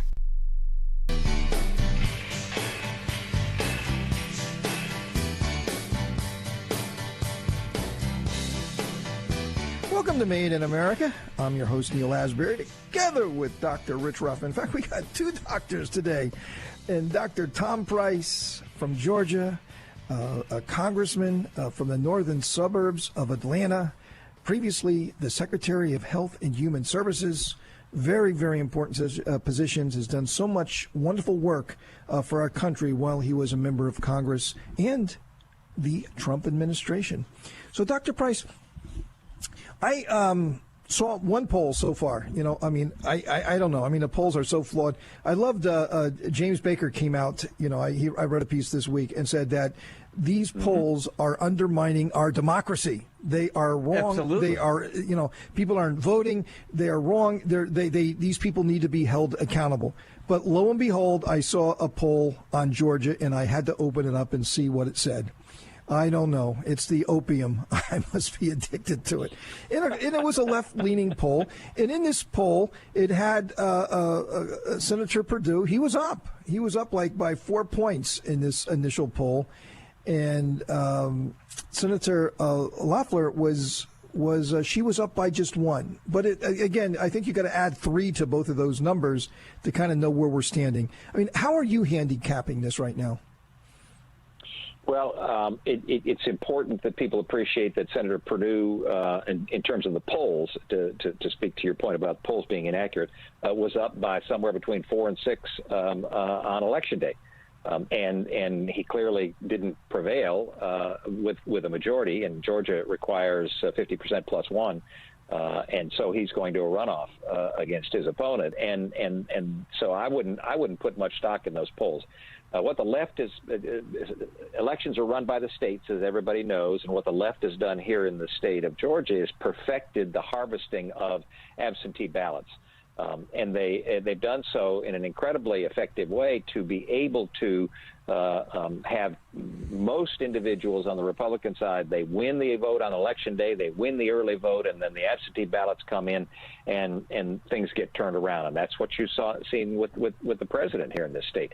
So it's all hands on deck. This is for the control of the United States Senate. It's for the future of the country, I believe. And so we need to take it as seriously as we can and make certain that everybody is doing all that they can to be absolutely certain that we're going to win these 2 runoff seats come January 5th. Well, that's correct, and I do find it amazing. I hope, given what's happened in the last few weeks, that the Republicans are out there and actually do something to protect the vote and see what's happening to protect our interests and your interests as well as being a great Georgian. But I want to go back to something for a second. Chuck Schumer was talking about the Georgia vote the other day, and he was saying, if in fact we get the seats, and if in fact we control the Senate, this is how significant this is. And Dr. Price is 100% correct, and that is that if we get those seats, we are basically uncontrolled. We can effectively change this country. Now, those are scary words. Obama said we're going to fundamentally change. He was right. We did fundamentally change this country in many, many ways. I'm not so sure it was good. But in reality, Chuck Schumer sees it that way. And so what worries me, Dr. Price, is that I'm listening to a lot of the very, very wealthy tech guys who are saying, listen, people should move to Georgia. It's been all over the internet and all over the news. We should move to Georgia. We're going to get places. We're going to move to Georgia, and we're going to register to vote because evidently you have a law or a bill that allows people to move there, and they can register right away to vote. Am I wrong on that? No, you are absolutely correct, and it's very concerning. And so I was going to mention this or try to mention this, and I'm glad you brought it up, because the left across the country is saying move to Georgia, register to vote. You have to register by 30 days before the election, and you're eligible to vote. And that's you imagine the deceit with which the left is acting right now to encourage folks to do essentially what they'd never planned to do and never desired to do in order to sway an election in their direction. This is the deceit that the left puts out there, and that's why I'm so concerned about this harvesting of absentee ballots. and this strategy that they have that, as you say, is all over the internet to get folks to move to the state and register to vote in the January 5th election. Well, you're right. I mean, the deceit is outrageous. You know, there was an article out earlier this week in WND that indicated that, statistically speaking, mathematically speaking, now being a doctor, you're a scientist, so you deal with numbers and stats and so forth, that said it is, listen to this, to have all those votes come in, you know, like 3 in the morning until early that morning, and then it flipped against Trump. It would be 1 in 53 million ratio, 1 in 53 million, to have that all come in, and nothing for President Trump, all going for Biden. Saddam Hussein didn't even do that well in his vote. No, he didn't. 5% of Saddam Hussein's vote, almost 5%, actually went to people who probably no longer exist, or he made it up, so it would look like he had a, I'm putting this in italics quotation marks, a fair vote. But not even here. We didn't have that. We had across the board that night 100% all for Biden. It is statistically impossible for that to happen. So I think, Dr. Price, you are so right. We have to watch this like a hawk. Dr. Tom Price, thanks for being with us. We really, really hope you'll come back as this unfolds. A really wise voice. Dr. Tom Price, former Congressman of Georgia, former Secretary of Health and Human Services. Thank you for being on the show. Thanks so much. Take care. God bless y'all. Coming up, we have Alfredo Ortiz, the president of the Job Creators Network. He's going to be with us right now. Stay with us.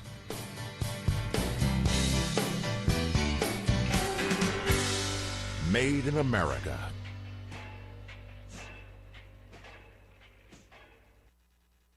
WKAL.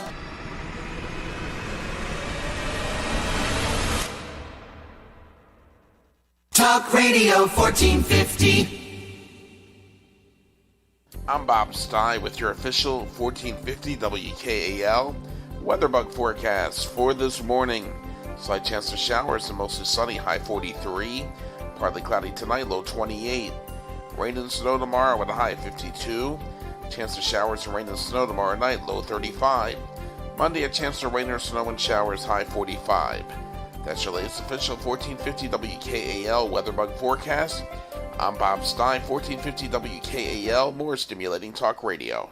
If you are a small business owner, it is time to answer these questions. Is your website mobile friendly? Does it look modern and pop? Can it be found on the first page of Google? If you answer no to any of these questions, or worse, you don't have a website, it is time to call our friends at Thayer 2 Design. They'll work with you to customize a website to fit your needs and help you grow. Websites start as low as $400, and yes, you heard that right. A great looking website doesn't have to cost you thousands of dollars. Give them a call today at 315-875-7989 or visit them online at RomeNYWebDesign.com. Why have thousands of aspiring authors teamed up with Christian Faith Publishing to publish their book? Because Christian Faith Publishing is an author-friendly publisher who understands that your labor is more than just a book. We provide authors freedom and flexibility throughout the publishing process, professional book editing, award-winning design, and some of the highest royalty structures in the publishing industry. And as always, you will retain 100% of the rights to your book. I was looking to find a company that I could trust, one that assisted in the editing process completely.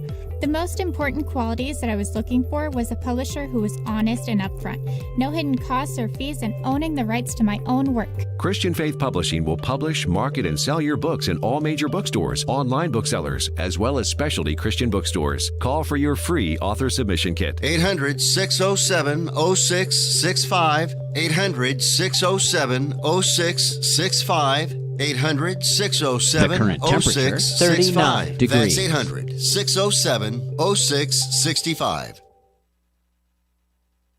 Here's an important message from the Pain Advocate Hotline. Do you have aches and pains in your knees, back, in fact, your whole body from working hard all day? Well, is your insurance company working hard to help you fix your aches and pains? In most cases, heck no. They just take your money every month. If your body is beat up from the hard work you do every day, driving a truck, cleaning toilets, waiting tables, or fixing cars, we can help get your insurance company to pay for things that can help fix your back or knee pain. If you have insurance, use it. That's why you pay for it. We've helped millions of good, honest, hardworking Americans relieve their joint pains. Call the Pain Advocate Hotline now for free information on pain-relieving options available to you without surgery or medications. 800-797-1086. 800-797-1086. 800-797-1086. That's 800-797-1086.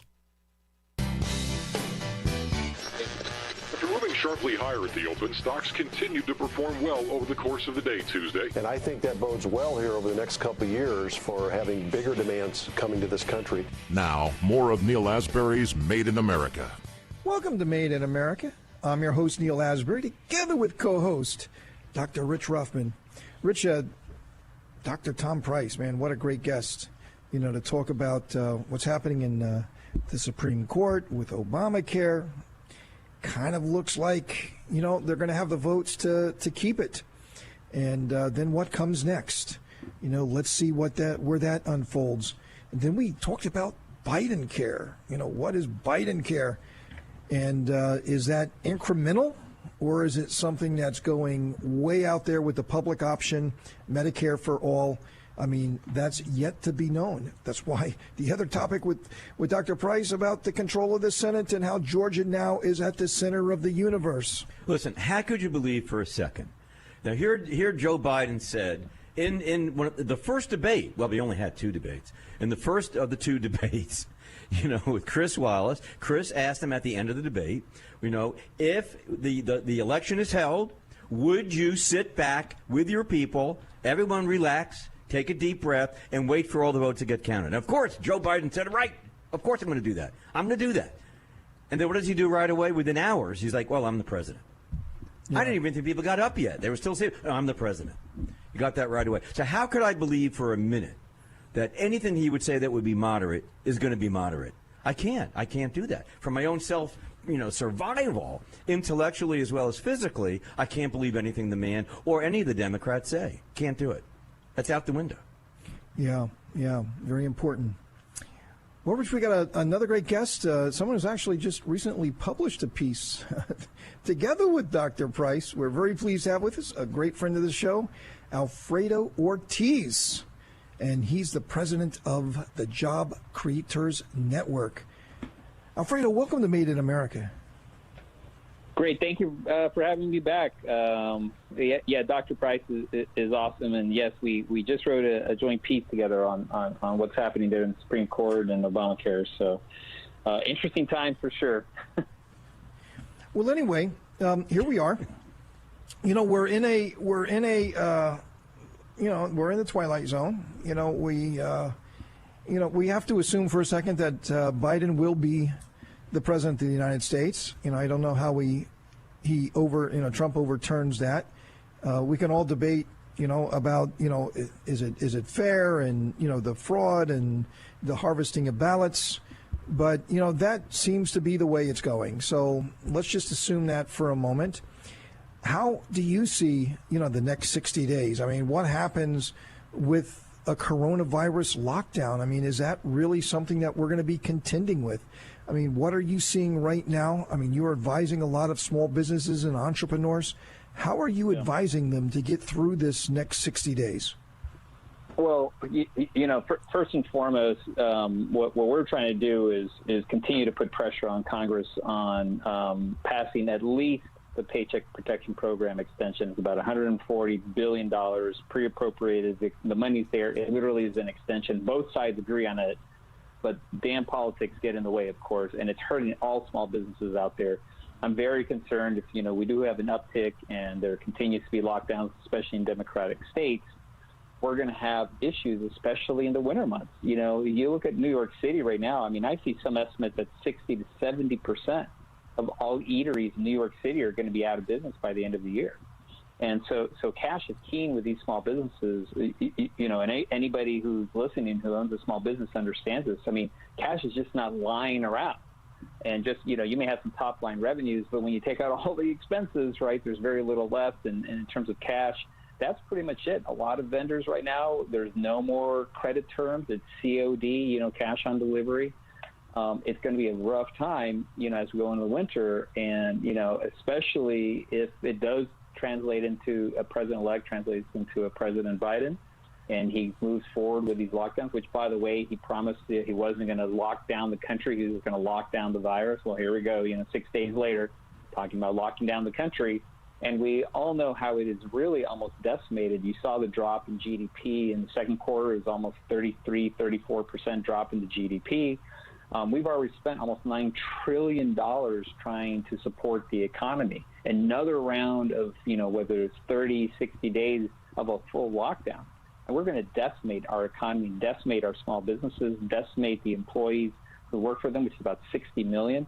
I mean, a lockdown is not the answer. We need to continue having, an economy that's open. It's smartly and safely.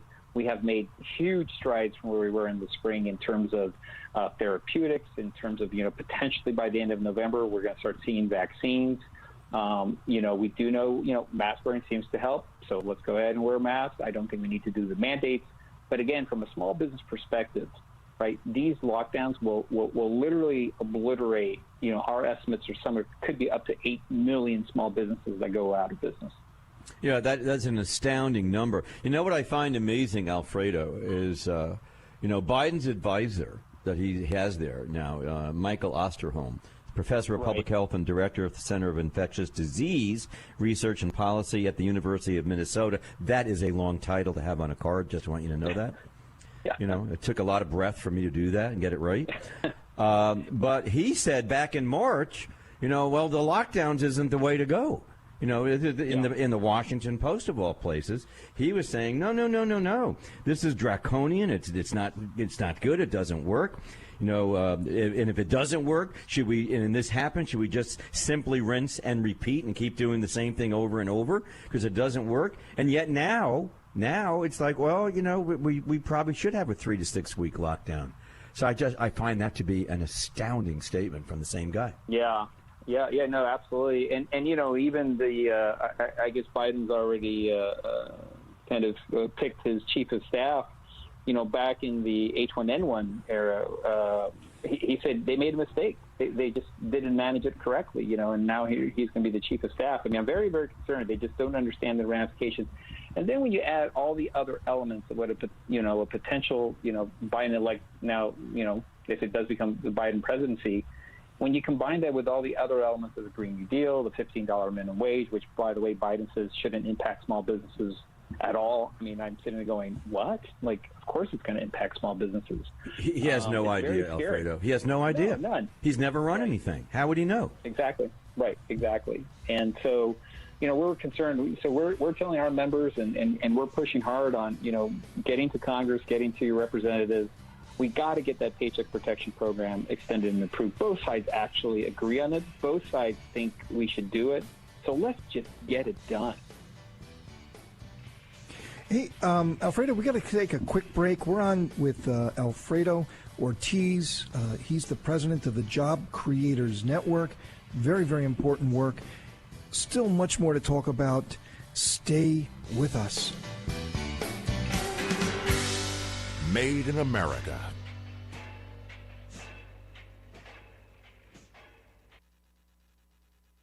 Fever is a leading symptom of the coronavirus, so take your temperature twice a day with the Exergen Temporal Scanner. It's quick and easy to use, and its accuracy is backed by more than 80 clinical studies. Have your family start and end their day with the only home thermometer used and recommended by hospitals, doctors, and nurses. Your family can take their temperatures in seconds to know where they stand in the fight against COVID-19. Protect your family from the spread of this deadly disease and stay safe with Exergen. What can help you take advantage of today's low mortgage rates and save money? Rocket can. You could save hundreds of dollars every month by refinancing with Rocket Mortgage at today's near historic low rates. If your current rate is over 4%, you could lower your payment by over $150 a month, saving thousands in interest every year. Call us today at 8338-ROCKET or go to rocketmortgage.com. Savings are based on Quicken Loans. Internal data. Points and fees may apply. Call for cost information and conditions. Equal housing lender. Licensed in all 50 states. NMLS-ConsumerAccess.org. Number 3030. Is the cost of finishing the basement worth the benefit of some peace and quiet? When questions find you, Merrill Edge Self-Directed Investing can help you find answers with personalized planning tools and insights to help you get where you want to go, even if it's just downstairs. Merrill, a Bank of America company. Visit merrilledge.com/withinreach to get started today. Investing involves risk. Merrill Lynch, Pierce, Fenner & Smith Incorporated. Registered broker-dealer, member SIPC. Investment products are not FDIC insured or not bank guaranteed and may lose value. Success breeds envy. This is Emotional Management. I'm Dr. Christian Conti. The more successful you become, the more envy you will draw from others. People will be jealous of what you have and of what you've accomplished. And when people are struggling in envy, they tend to lash out. So be mindful that the more successful you become, the more others will try to tear you down. My advice to you is to reframe how you see the hatred and envy coming your way. For example, you might just look at envy as a compliment. It's a marker in the path to success that everyone encounters. And it's not good or bad or right or wrong, it's just a natural part of the evolution of success. The more successful you are, the more others will want what you have. And if they can't get what you have, they'll try to tear you down to what they have. But as my good friend, the NFL legend Ray Lewis says, just keep going on. To hear more from Ray and me, listen to our podcast, Tackling Life. There are stories that inspire us, unite us, that bring out the best in all of us. Americans who become heroes, who become legends. As we celebrate Veterans Day, join us for a very special television event commemorating our heroes. American Valor, We Stand Together. Hosted by Terry Crews and with stories from Harrison Ford, Gary Sinise, Renee Zellweger, and many more, American Valor celebrates the best of who we are as a country. Visit AmericanVeteranCenter.org to learn where you can watch.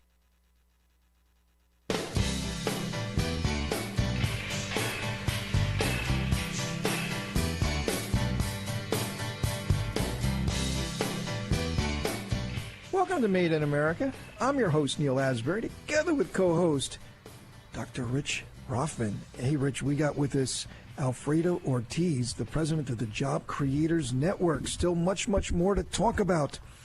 Alfredo, you just mentioned about the paycheck. Yeah, I want to go into that too. Paycheck Protection Program. Program, right? Yeah. Which, by the way, very much benefited our company. And, we employ, here in the United States, we have close to 300 employees. It was very, very helpful. I got to tell you, I don't know what would have happened if it didn't come when it came. And, the middle part of April or so. I mean, I know we were filling out all the paperwork very early April. But the funds came. It came relatively quickly, and it was very, very important. So now we see Nancy Pelosi, feeling her oats, despite having a shellacking in the House. Of course, she doesn't see it. Right. She doesn't shellacking is not part of her deal, unless she's shellacking somebody else. And you see the lunatic left, the fringe left, also feeling their oats. And putting on all the moderate Democrats, if there are such a thing, on notice that they're going to be extinct. The House is moving way far to the left. So it's going to be very interesting to see how that whole thing shakes out. I don't know. I mean, the Democrats got some real issues on their hands right now. But Pelosi is back to her $2.2 trillion of stimulus, and in there is PPP money. What is that likely to look like? The PPP money this time around. Does that mean that people have already received it, will get another tranche?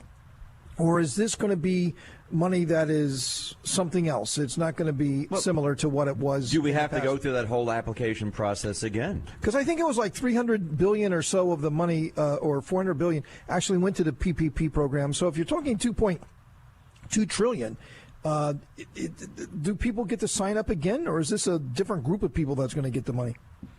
Yeah, so it's you're going to have to go through the process again, but they're going to try to make it easier for even smaller businesses, right, to get a piece of that. But when you think there's about $140 billion of the bigger previous assistance that wasn't used up. Primarily because there was some change in restrictions that made people a little bit hesitant. So the second round demand wasn't as big. So this is intended to make it easier for a lot of these smaller businesses. They really will be allocating specific dollars for minority businesses and stuff like that. and excluding probably some of the larger businesses that did take advantage of the previous round that I know where they were in the news and stuff. But, from this perspective, the whole point of this one is pre-allocated, pre-appropriated money. It's sitting there. Literally, it's almost basically an extension of the program. The rules are clearer now and stuff like that. So from that perspective, all that is going to make it easier for people, I think, to access this money, especially the smaller of small businesses. But people who have accessed it before or people who have not yet accessed it? It's going to be both. It's going to be both. It's just, those who are smaller businesses, it's going to be easier for the smaller businesses, whether you've accessed it or not before. If you have access a previous round, you have another opportunity for more funds. If you didn't before, you have another opportunity for these funds. They're just trying to allocate and keep, kind of set aside some for special, like community development, minority businesses and stuff like that. Another question, and that is the payback on the PPP. Do you think anything will happen with that to mitigate the timing and push that back a little bit more, so the smaller businesses have a shot to keep some of their cash as opposed to writing checks back to the government? Yeah, that's part of kind of this the new PPP. Not only new funds, but in terms of the forgiveness. Part of that's a big deal. Some of it's automatically been forgiven already, some of the smaller loans. And so we really need to kind of keep on pushing all of that process, right? I mean, at the end of the day, there was I call it a glitch, but it was more a technicality, but it is an issue for people who are going to start filing taxes, small businesses. It effectively, because some of the expenses, and not to bore your listeners, but because some of the expenses are going to be excluded as a line item expense that you can put on your tax forms, it effectively makes some of the loans almost taxable income. So we've been fighting that hard. We've had conversations with Secretary Mnuchin. We've had other organizations join those calls, and we're going to keep on fighting that fight.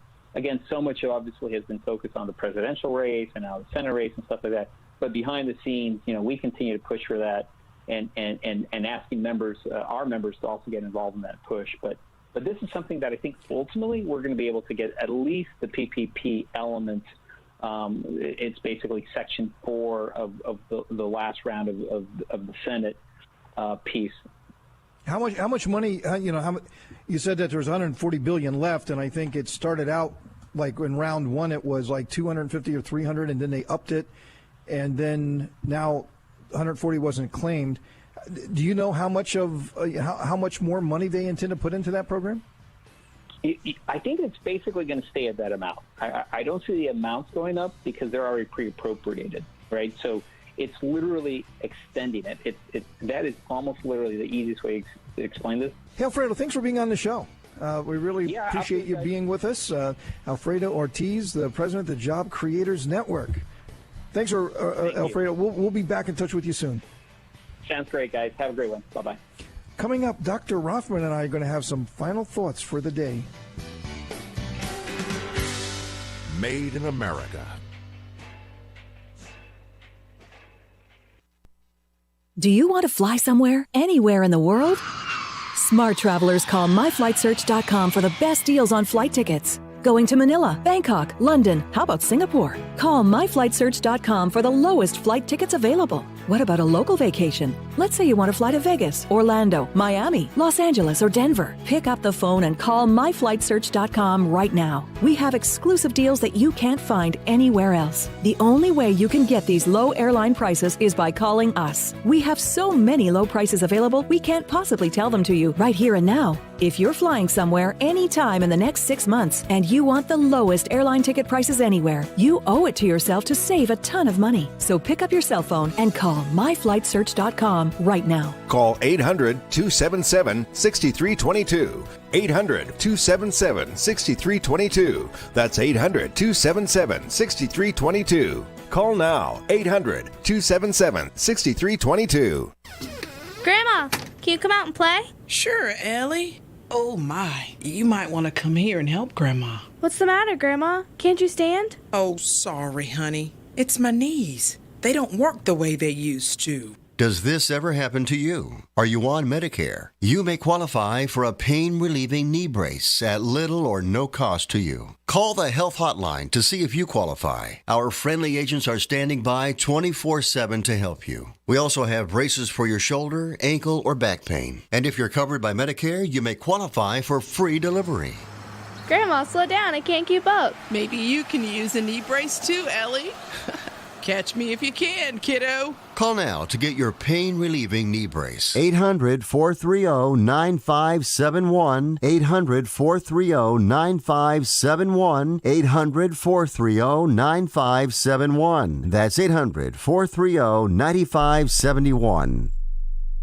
Want to fly somewhere? Looking for cheap flights or cheap tickets? Then call. That's right. Call the low-cost airline travel hotline now for prices so low we can't publish them anywhere. Low Cost Airlines has all kinds of cheap travel deals. Fly domestically and save up to 75%. You can even fly internationally and save even more. Yes, fly anywhere in the world and save a lot of money on your plane tickets. We'll even save you money with cheap travel deals on hotels, rental cars, even complete travel packages. So don't book your tickets until you call us first for the absolute cheapest prices on U.S. and international airline tickets and hotels. Call right now for prices so low they can't be published. Travel experts are here 24/7 to help. 800-761-1427. 800-761-1427. 800-761-1427. 800-761-1427. Scenario, if they can push that back, because I think that's going to help a lot of small businesses not to have to deal with that right now, because particularly if we go through a winter where these crazies on the left, they're going to try and close down and inhibit and scare people, and no one's going to travel, and no one's going to buy, and no one's going to go out, and no one's going to go to concerts, and no one's going to go to the movies. Good Lord, Regal's already out of business. AMC's on the verge, so you got to be careful with that. Then, everyone's going to need, at that level, going to need some help. And I thought it was good. I have to tell you, in retrospect, I was very pleased that Alfredo got into a conversation about that, because I think that's very helpful for the folks out there. Yeah, and but you got two things going on right now. One, you look at the job situation in the U.S. and it's improving. I mean, it's like vastly improving. It's doing great right now. I mean, it's absolutely doing great. There are segments of the economy that, like you just mentioned, that's not. But I think if you look back and say, where we were in April and would have said, this is where we are in November, we would have taken that in a New York second, right? I mean, this is a pretty good rebound. I think this is much greater, and we're in a much better shape as far as getting our economy going, the gross domestic product, and looking at the growth of our economy, looking at where we are with jobs. So you see that on one hand. On the other hand, Rich, is that you see that there is a rebound to coronavirus, right? I mean, let's face it, there are a lot of cases out there. And if we thought there was going to be a second round, it does look like we're in the midst of that right now. So, how do you reconcile those two, as well as being good stewards of the American taxpayers' money? Well, I think that you reconcile it over the fact that, number one, we know, as we pointed this out with Dr. Price, we know a heck of a lot more now than we did back in March, April, May, in terms of dealing with it. So the therapeutics are radically better than they were then, and we can deal with that, which if we have the therapeutics working, then we have the number of hospitalizations going down. At the same time, we have the morbidity rate going down, so we're going in the right direction. So should we go through this valley of death, so to speak, in this religious way, then at least we have a way to get through it and get out on the other side. We don't have to necessarily die. Don't have to necessarily go to a hospital. Now, you combine that with what Pfizer said the other day with another one of the pharmaceutical houses, that they have their vaccine. Of course, it would have been nice if they said it a week earlier before the election, which I'm sure they knew. They have this vaccine that has a 90% success rate. 90%. It's enormous. That's better than the flu virus, vaccines that we have right now, which are at 50%. So if in fact we can get that out there, now Fauci said, turn around Fauci. That's his name, turn around Fauci. Don't follow him in the car. You're going to get hit. Said that by the end of the year they're going to have the vaccines out there. Yeah, I think we can have the vaccines out there. Of course, he didn't say that the week before either. Gosh, I wonder why. But But the point of the matter is, Neil, we can deal better with it going forward. So we can somehow, obliterate it in a way and deal with it. 6-7 months ago, we were in this panacea, we were in this panic that we didn't know what to do about it. It's dead, it's killing a lot of people, we have lots of people on ventilators. Well, I think it's not if it comes back, it is back. And the numbers are pretty startling if you look at the numbers. But it just doesn't seem as scary. I mean, to me personally, hey, look, I'm on flights regularly. I mean, I just came from a flight to Philadelphia to South Florida, and the plane was packed. I mean, it was like every seat was full. When I went up to Philadelphia, every seat was packed. And it's not like people are not traveling. I mean, people are out there. And it was very good. It was very well organized. Everyone had their masks on. I think everybody was respectful. People were respectful of, distancing and, working together. I didn't see, a lot of anxiety. I saw people getting on with their normal lives. Sure. So that was really, really wonderful to see. But, Rich, unfortunately, we're out of time. Wow, this really flew by. But we'll be back again next week for another adventure of Made in America, where we never stop fighting for your jobs.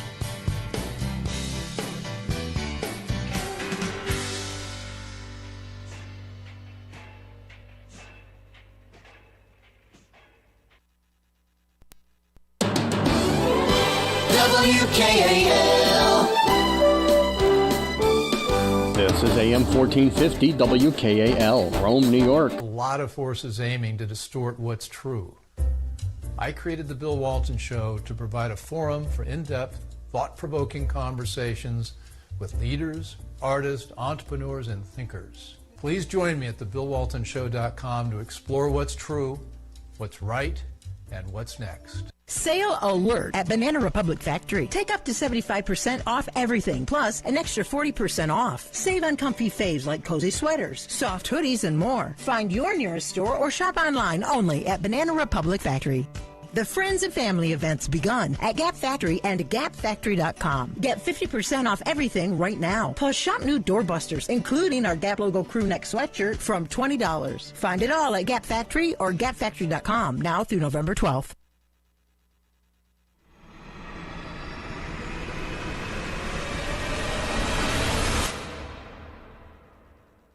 The time is exactly 5 o'clock. News this hour from townhall.com. I'm Patrick Foss. President Trump appeared at the White House Friday, saying that a new vaccine fighting the coronavirus would ship in a matter of weeks to vulnerable populations. We know that this virus primarily targets older populations and those with underlying health conditions, while over 99.98% of those under the age of 50 make a full and quick recovery. By giving the vaccine to high-risk individuals right away, we'll dramatically reduce hospitalizations and deaths. Mr. Trump says one of the reasons why some of the coronavirus levels are so high is because there has been more mass testing of people than ever before, and he says that the U.S. tests far more than any other country. Lingering questions about the election make it less likely the Senate will pass another COVID-19 relief bill during the lame duck session. Hopes for an end-of-the-year deal are fading fast, with neither Republicans nor Democrats budging on their top priorities for another relief bill.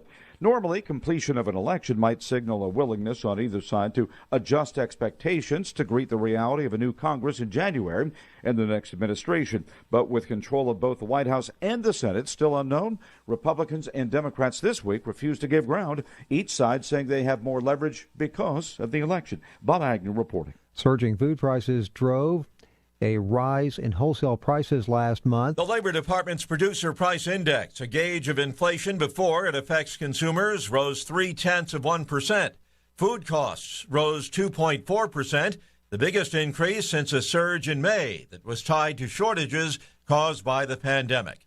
The uptick in wholesale prices comes in the same week that government data showed retail prices were flat in October, and consumer inflation has risen just 1.2% over the past 12 months. Rich Thomason reporting. More of these stories at townhall.com. Diabetes, high blood pressure, anxiety meds, everyone's on them. If you're a 50-year-old male, maybe a bit porky, and you may even have type 2 diabetes, $1 million of term insurance may only cost you about $200 a month. Call Term Provider. Speak with Big Lou at 800-555-2085. Big Lou will find a term life policy for you even if you have type 2 diabetes, are overweight, or have high blood pressure. Term Provider has helped thousands of people like you who think they can't afford term life insurance. To buy $1 million of affordable term life for you, all you need to do is call Big Lou at 800-555-2085. Lou will make sure the scales are tipped in your favor. Call 800-555-2085. Big Lou will answer your call and work to fit you into a term life policy that you can afford. Remember, Big Lou's like you. He's on meds too. Call 800-555-2085. 800-555-2085. The nation's biggest warehouse club is tightening its face mask rules for members. Beginning Monday, Costco will end its exemption of face masks due to a medical condition and require everyone entering the store to cover up either by a face mask or face shield. The new rules will not apply to children under the age of 2. Costco's required face masks since May, but company officials say in light of the recent surge of COVID-19, they say the added safety is worth whatever inconvenience it may cause members as they strive to provide a safe shopping environment and a safe workplace for employees. Rhonda Rockster reporting. A fugitive on the lam for half a century has been caught. A man who was serving a life sentence for murder when he escaped custody while attending his grandmother's funeral nearly 50 years ago has been arrested in Michigan. Leonard Rain Moses was 16 when he was convicted in the 1968 killing of Mary Aplow during civil unrest in Pittsburgh following the assassination of Martin Luther King Jr. This is townhall.com. I'm Bob Stein with your official 1450 WKAL weather bug forecast for this morning. Slight chance of showers and mostly sunny, high 43. Partly cloudy tonight, low 28. Rain and snow tomorrow with a high 52. Chance of showers and rain and snow tomorrow night, low 35. Monday, a chance of rain or snow and showers, high 45. That's your latest official 1450 WKAL weather bug forecast. I'm Bob Stein, 1450 WKAL, more stimulating talk radio. Are you looking for the best in local sports across the Mohawk Valley and more? Then look no further and tune in every Saturday morning from 9 to 11 and listen to myself, the coach, Rocky Carigliano, Pete Pagsman Pagliaro, and the stat man, Eric Coleman, and we'll open up the phone lines for the full 2 hours and more, and tune in every Saturday morning from 9 to 11 to the Mohawk Valley Sports Watch right here on WKAL 1450 Talk Radio. WKAL. Staples has this year's must-have gifts for working or learning from home. Like Apple AirPods, great for video conferences or online classes. And now at Staples, Apple AirPods Pro are just $194. You save $55. Shop in-store or pick up curbside. Get the most wonderful deals on gifts this holiday at Staples. Ends 11/14. In-store only. Limit 2 while supplies last. Curbside available in most stores. Asthma symptoms can attack anywhere, like on a city street. Now, you can get fast relief anywhere with new improved Primatene Mist, the only FDA-approved asthma inhaler available over the counter. So whether you need relief of symptoms at the park or at your kitchen table, Primatene Mist starts working quickly, opening up your airways to restore free breathing. For temporary relief of mild symptoms of intermittent asthma, use Primatene Mist and breathe easy again. Available at CVS, Rite Aid, and Walgreens. Use as directed.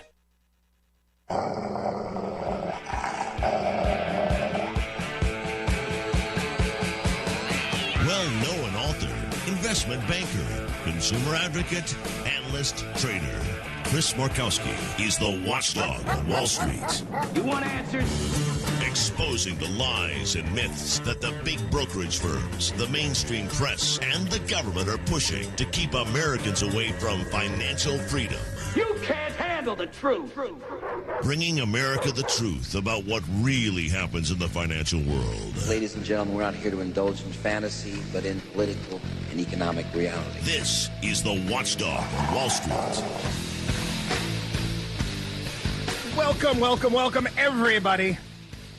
Always an honor to be in front of the microphone here. And I just letting everybody know, I have to get today to much of the feedback and questions that I've been getting from people from all over the country.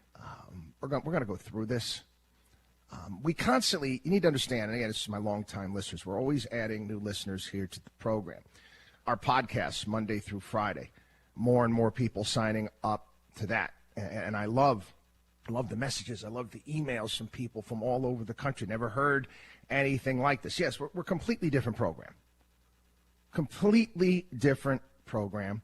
I explained last week why we cannot do callers on the show is simply because we're on at a myriad of different times over the course of a weekend. Believe it or not, some people actually pick up the show.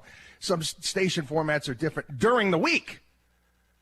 So I wouldn't be able to do that. So I encourage people to call us, to get a hold of us, to send us email messages, whatever your questions may be. Now, I may not be able to get to all of them directly, but I will address your questions and your concerns here on the program. And without a doubt,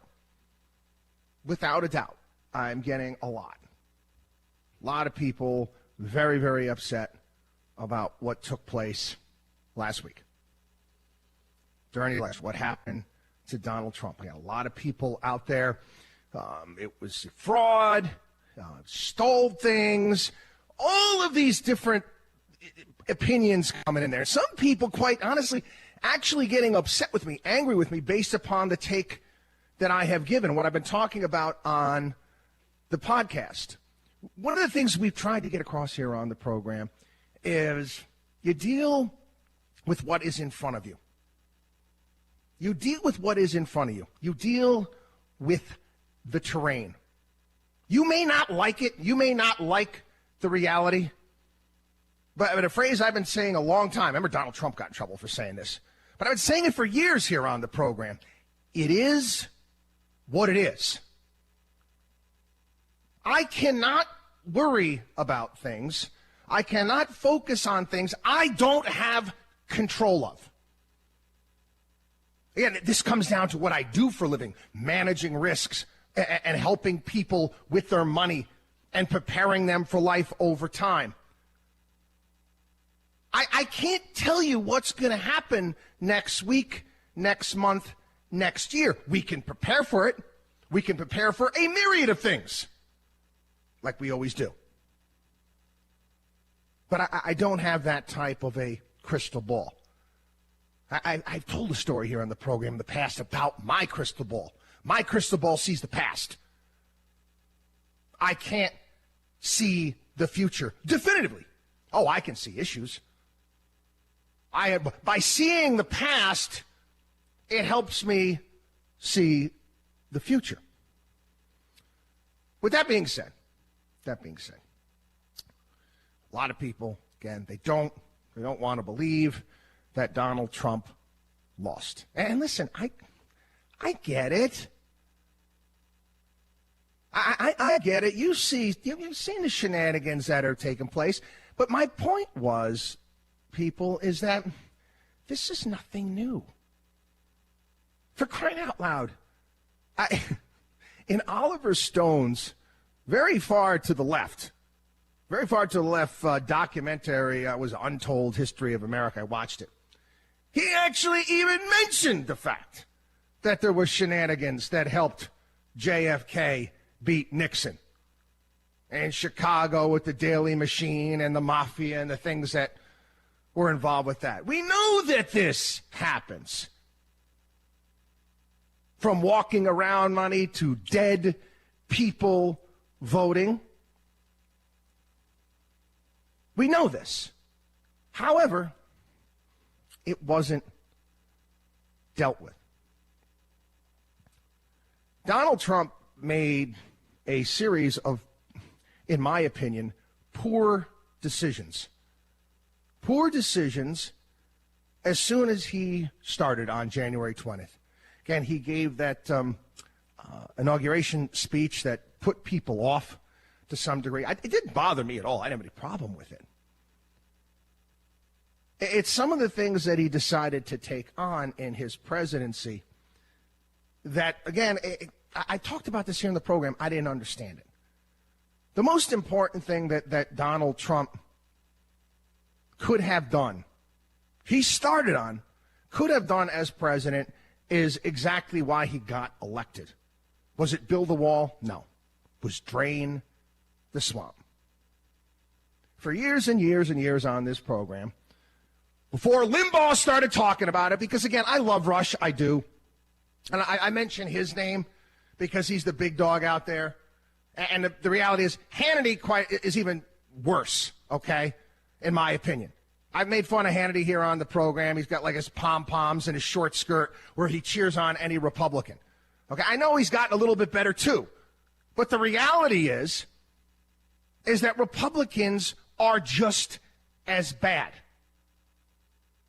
Just as bad as Democrats. We've talked about our watchdog on Wall Street axis of evil. Big business, politicians, mainstream media, working hand in hand to further their interests, their needs. And the funny thing is, the left here in this country, the people you see rabble-rousing, many of the people you see rabble-rousing in the streets, the people that were all for Joe Biden, they don't have a clue on how the world works. They get worried about income disparity in the United States. Is there income disparity in the United States? Yes, there is. It's out of control. I'm a conservative guy. I've got libertarian leanings, but I know this and I see this, and it's that group.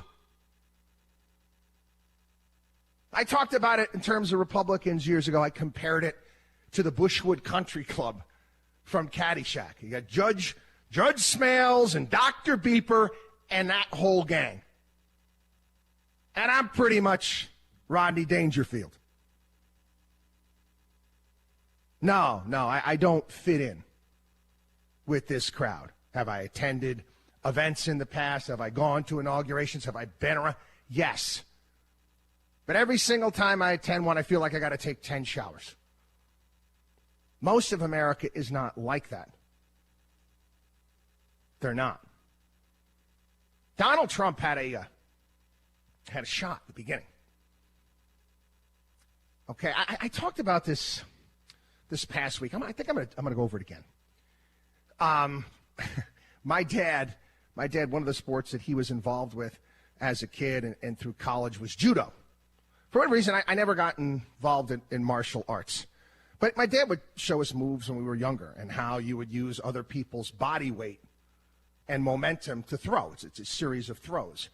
And the reality is that what I teach kids in my sport, the sport that I love, lacrosse, is, somebody gets a step on you, you use their momentum to take them out of the way. And this can be applicable in football and handling and tackling a guy that may be bigger and stronger than you or avoiding a block and how you go about using leverage and balance.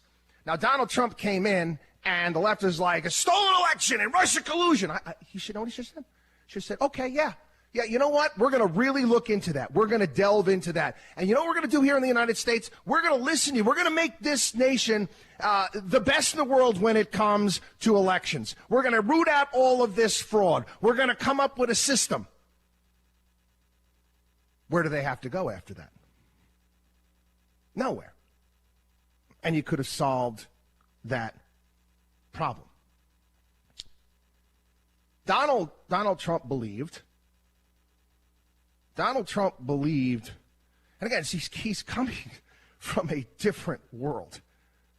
He believed that as soon as he got elected, it would only be a matter of time before everyone was going to love him and think that he is awesome.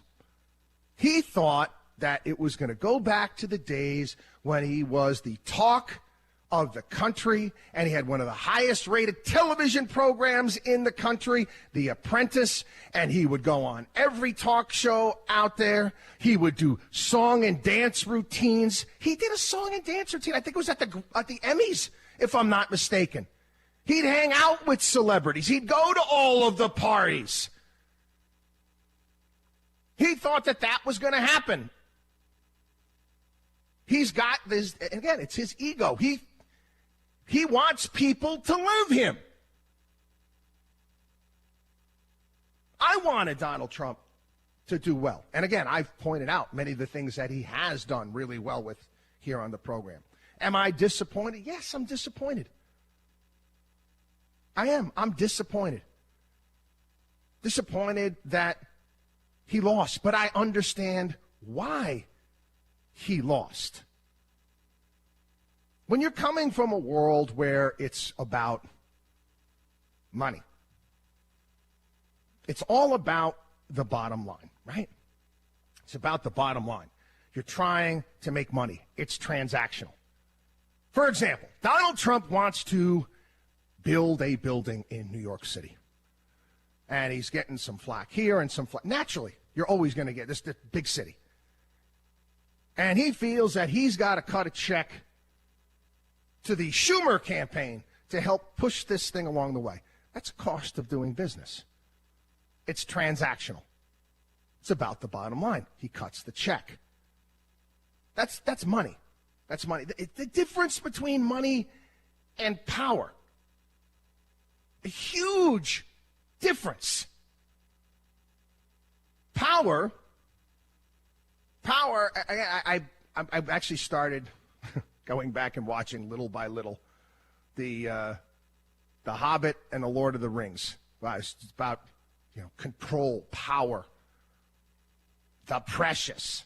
These people that are a part of this, and yeah, you see them on TV. Don Lemon has power. Chris Cuomo has power. Chuck Schumer has power. The big businesses that are involved in this crowd, they have power. It's different than money. There was that line that was in the beginning of the first Lord of the Rings things, something that men crave more than anything else, and that's power. We've decided as a nation, over time, we just gave it up. We gave it up. States gave up power.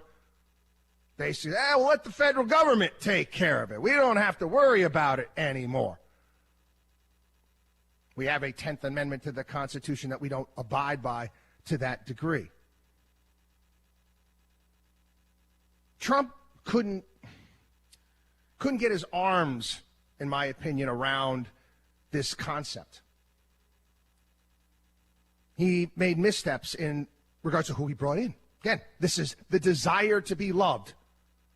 Guys from Goldman Sachs, Omarosa, Scaramucci, all of these generals that he brought in, chief of staff, this one, that one, that hadn't won a war ever, brought all these guys in, then fires them, and then talks horribly about them when they leave.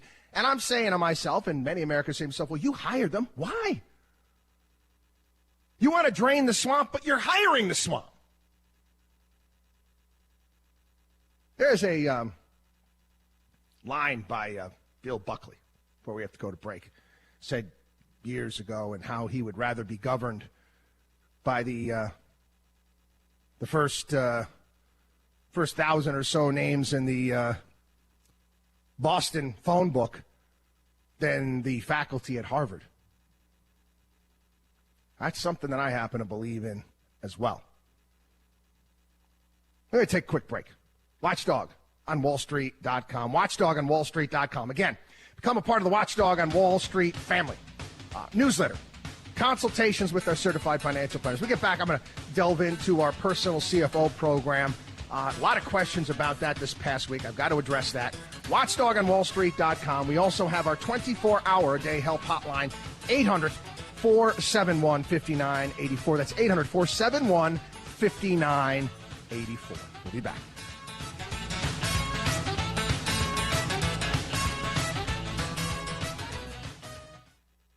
Mike Hewitt here. Let's talk elections.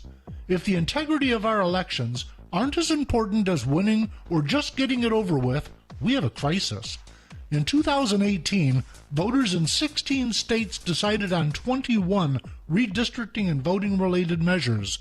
The floodgates of election fraud and partisan redistricting were thrown wide open with those far-left, deceptively worded ballot initiatives. That's part of the nightmare election we're watching unfold and the redistricting nightmare soon to begin. Yes, we have an election integrity crisis. When honest people cannot depend on the honest vote count of legally eligible votes, there is a constitutional remedy. The 12th Amendment addresses it specifically. This isn't about Biden or Trump. We must be better than what we've witnessed unfold since Election Day. Get beyond the obvious at themikehewittshow.com or find us on Parler and tell us what you think. Mounds and mounds of fur. Our hairballs have hairballs. Our cat Mama, she's 10 years old. She has dandruff and an oily coat. I have 2 cats, Sweet Pea and Daisy. Daisy sheds like crazy. If you love your pets as much as I do, you'll want to do what's best for them to live long, healthy, happy lives. DINOVITE.com. I just tried this wonderful Catalicious Dynavite for cats, and my cat has been on it for 2 weeks. She is not scratching anymore. She's not chewing anymore. It is just the best. I was thrilled when I heard Dynavite for cats was coming out because I had seen the changes in my dog. To introduce my cats to Dynavite, I took the advice from Dynavite and put their food on top of just a scoop in the bowl, just to get them used to it, because I know if I even switch one little thing, they put their nose up to it. There was not one problem. Dynavite for life. You won't believe how happy your cat will be. DINOVITE.com. Attention homeowners, spending more time around your house means you're putting more stress on major appliances that keep your home running. Like many Americans, a major breakdown could be very costly during these uncertain times. AC unit goes, that's $4,500. Water heater breaks, $1,500. When you own a home, it's always something. If you have a home warranty, those repairs could cost you nothing. A Home Service Club warranty pays for the repair or replacement of your home appliances and systems when they break down, even from normal wear and tear. For about $1 a day, you can cover your home appliances and systems. It's not a question of if they'll break down, it's when. If you call now, you'll get your first month free and $75 off your first year. Make home appliance repairs one less thing to worry about. Call 800-259-1604 now for your free quote, free first month, and $75 off your first year. 800-259-1604 now. That's 800-259-1604. Again, 800-259-1604.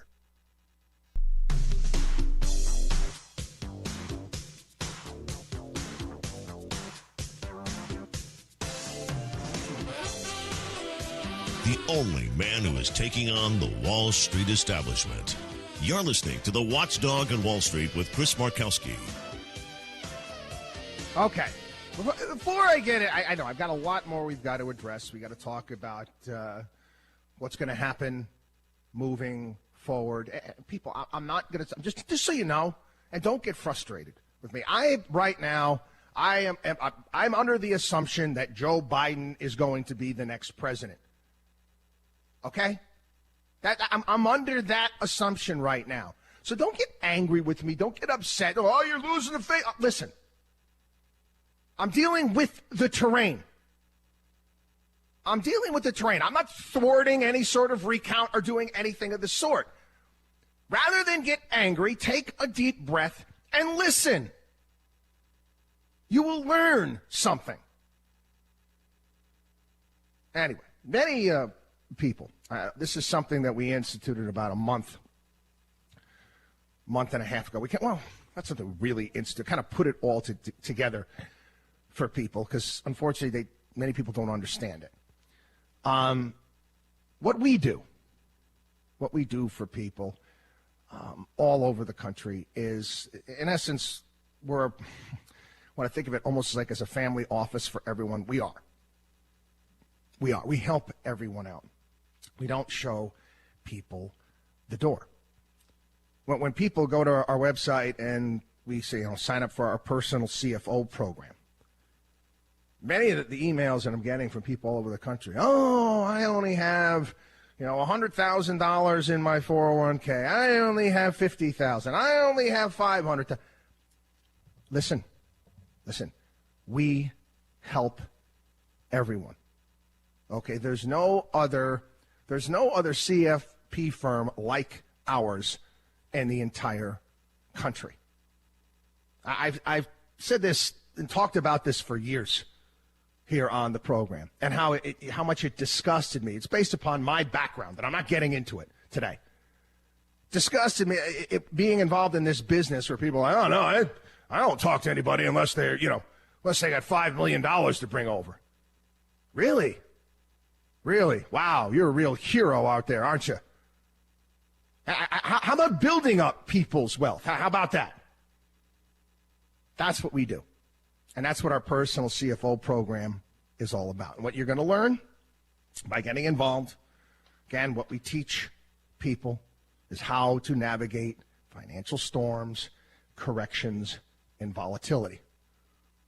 Now, granted, new people that come on board all the time here, when things are getting crazy, they get crazy because they haven't been with us long enough to fully understand how you go about dealing with these things.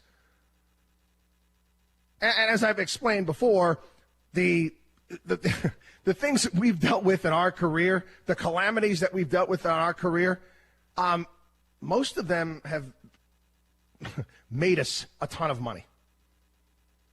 A ton of money. Why? Because we don't buy into conventional wisdom.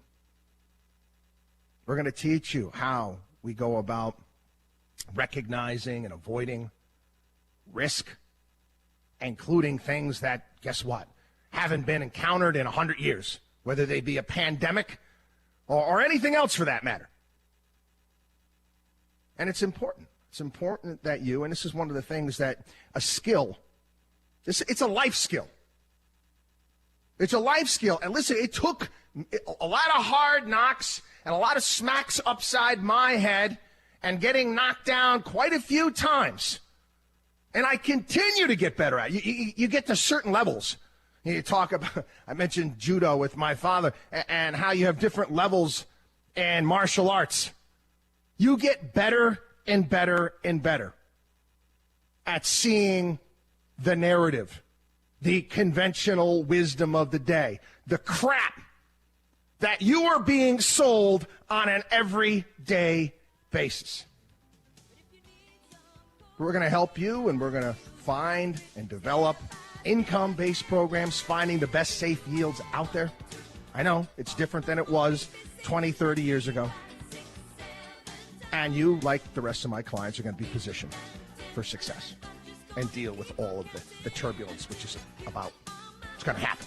It is what it is. So sign up. Our personal CFO program, access to our accountants, access to our lawyers, access to everything. Watchdog on wallstreet.com. Watchdog on wallstreet.com. Whew, I went long. Don't go anywhere. I'll be back.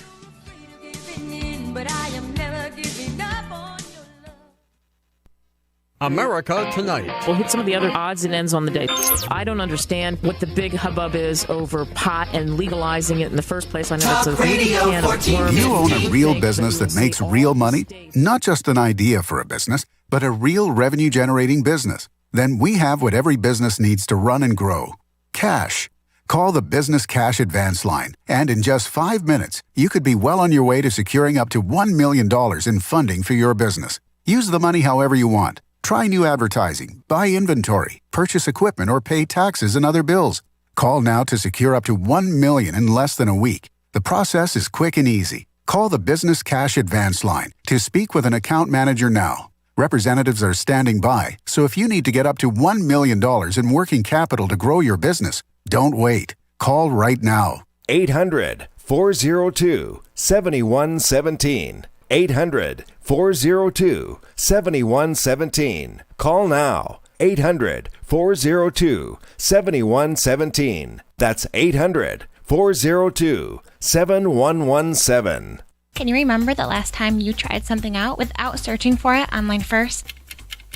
Me either. Yet, over half of all small businesses don't even have a website. Why is that? It's so easy. There to Design will work with your business to create an affordable, customizable, and easy-to-use website that appears in today's top search engines. That way consumers can find you. Don't let your business get lost in cyberspace. Visit there2design.com and tell them WKAL sent you. THAYER, 2design.com. Dollars of affordable term life for you. All you need to do is call Big Lou at 800-555-2085. Lou will make sure the scales are tipped in your favor. Call 800-555-2085. Big Lou will answer your call and work to fit you into a term life policy that you can afford. Remember, Big Lou's like you. He's on meds too. Call 800-555-2085. 800-555-2085. 855-2085. The current temperature, 39 degrees. The right technology at home. And they're feeling, now that they're not in the office, that technology plays more of a role in being productive and successful than it ever did. Because when you're in the office environment, you are connected to a hard network. As soon as you move from that environment, now there's a lot of things, that come into play to make sure you're successful. More info is at blogs.servicenow.com. That's blogs.servicenow.com. That was your Tech It Out Minute, brought to you by ASUS. Cancer is the #1 cause of death by disease for children in the U.S. today. Since the Austin Hatcher Foundation's birth in 2006, it has grown to provide unique programs to help the children and the families affected by pediatric cancer. Support begins at the time of diagnosis and continues throughout survivorship at no cost to families. Lives touched by the foundation continue to rise each day, but we need your help. Donate, volunteer, or partner with the Austin Hatcher Foundation. Learn how you can get involved. Visit hatcherfoundation.org for more information. Now's the time to earn your bragging rights and rule the road in a powerful Dodge vehicle. With enough style, horsepower, and performance to make your muscle car dreams come true, it's no wonder J.D. Power named Dodge the #1 ranked brand in initial quality and driver appeal for mass market brands. Join the brotherhood and experience the strength of Dodge muscle today. Visit Dodge.com or see your local Dodge dealer for great deals. Tied for initial quality study. For J.D. Power 2020 award information, visit jdpower.com/awards. Think O'Reilly Auto Parts for all of your car care needs. We're close, convenient, and known for our guaranteed everyday low prices and excellent customer service. For professional parts people you can trust, stop by your local O'Reilly Auto Parts today. O'Reilly Auto Parts, better prices every day. Stay on these roads. The Chrysler Pacifica all-wheel drive features the most advanced all-wheel drive system in its class. Enhanced traction helps you better navigate changes in driving and road conditions. Drive with confidence in the Chrysler Pacifica all-wheel drive.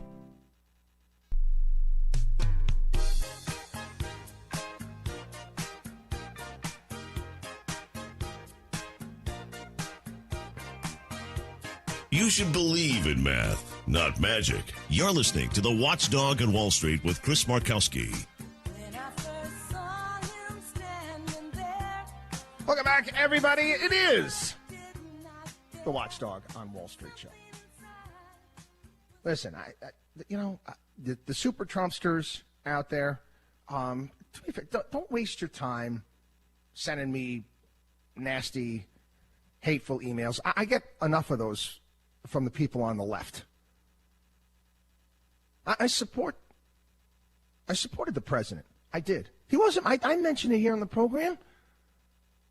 I tell you exactly what we're doing, what our belief system is. My choice back in 2016 was Rand Paul.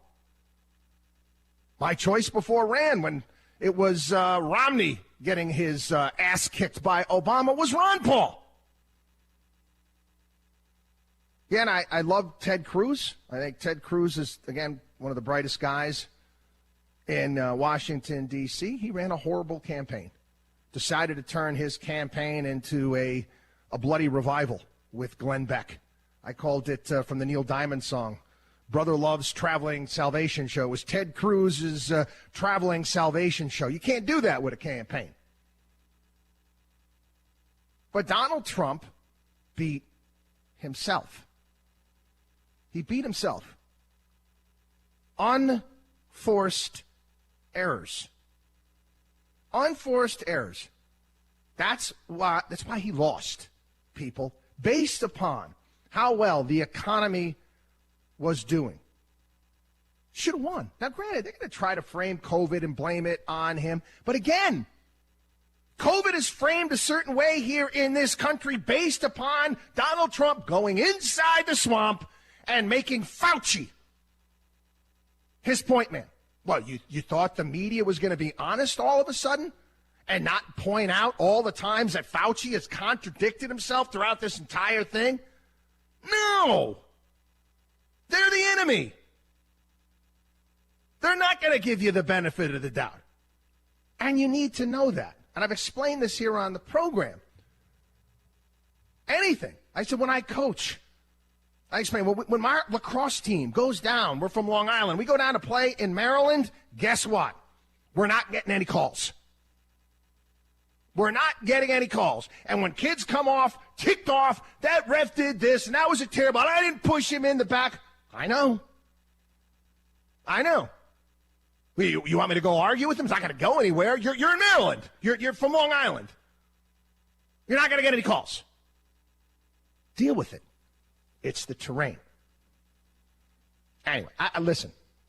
I could talk about this for 3 hours and then some. Got to move on. We got to talk about the incoming terrain. There is going to be a battle within the Democratic Party. It's going to happen. We're seeing it now. Most people might not be aware, but the Democratic Party chairperson in the state of New York is ripping into AOC because, guess what? They lost a lot of seats in the state legislature here in New York. People are getting tired of the nonsense. This is not. It's not. We're not a socialist country. You get it? You see the election? See the election? I know the progressives out there. Oh, you got to keep moving to the left. Are you out of your mind? Are you out of your mind? That's nuts. That's not where the country is. It's not. It's not where the country is. And again, this is why I think Donald Trump should have won easily if he didn't have so many unforced errors based upon what was happening in the country. You had left-wing idiots burning down businesses and rioting in the streets. Trump was unable to use that to his advantage. Wasn't able to do it. And again, it's the media's fault. I know, but you're never going to get anything from them. The Democrat, and again, we have this one-off election in Georgia, which is going to decide whether or not Republicans are going to hold on to the Senate. And everything that I'm looking at points to the fact that they're going to be able to hold on to it. It wouldn't surprise me. No, there's something to think about. Wouldn't surprise me that even if, let's say worst case scenario, let's say that the Democrats get control. Say Democrats get control of the Senate. Let me explain something. There are some pretty conservative Democratic senators that are out there. In particular, the gentleman, his name escapes me right now, who won in Arizona. He's a former Marine, astronaut. You got Joe Manchin in West Virginia. Mark Kelly, thank you. These people are not going to go for court packing. They're not going to go for massive tax increases. And if you don't think Mitch McConnell is bright, again, I want to remind everybody. I don't know if you remember, again, this is a while ago. Do you remember George W. Bush?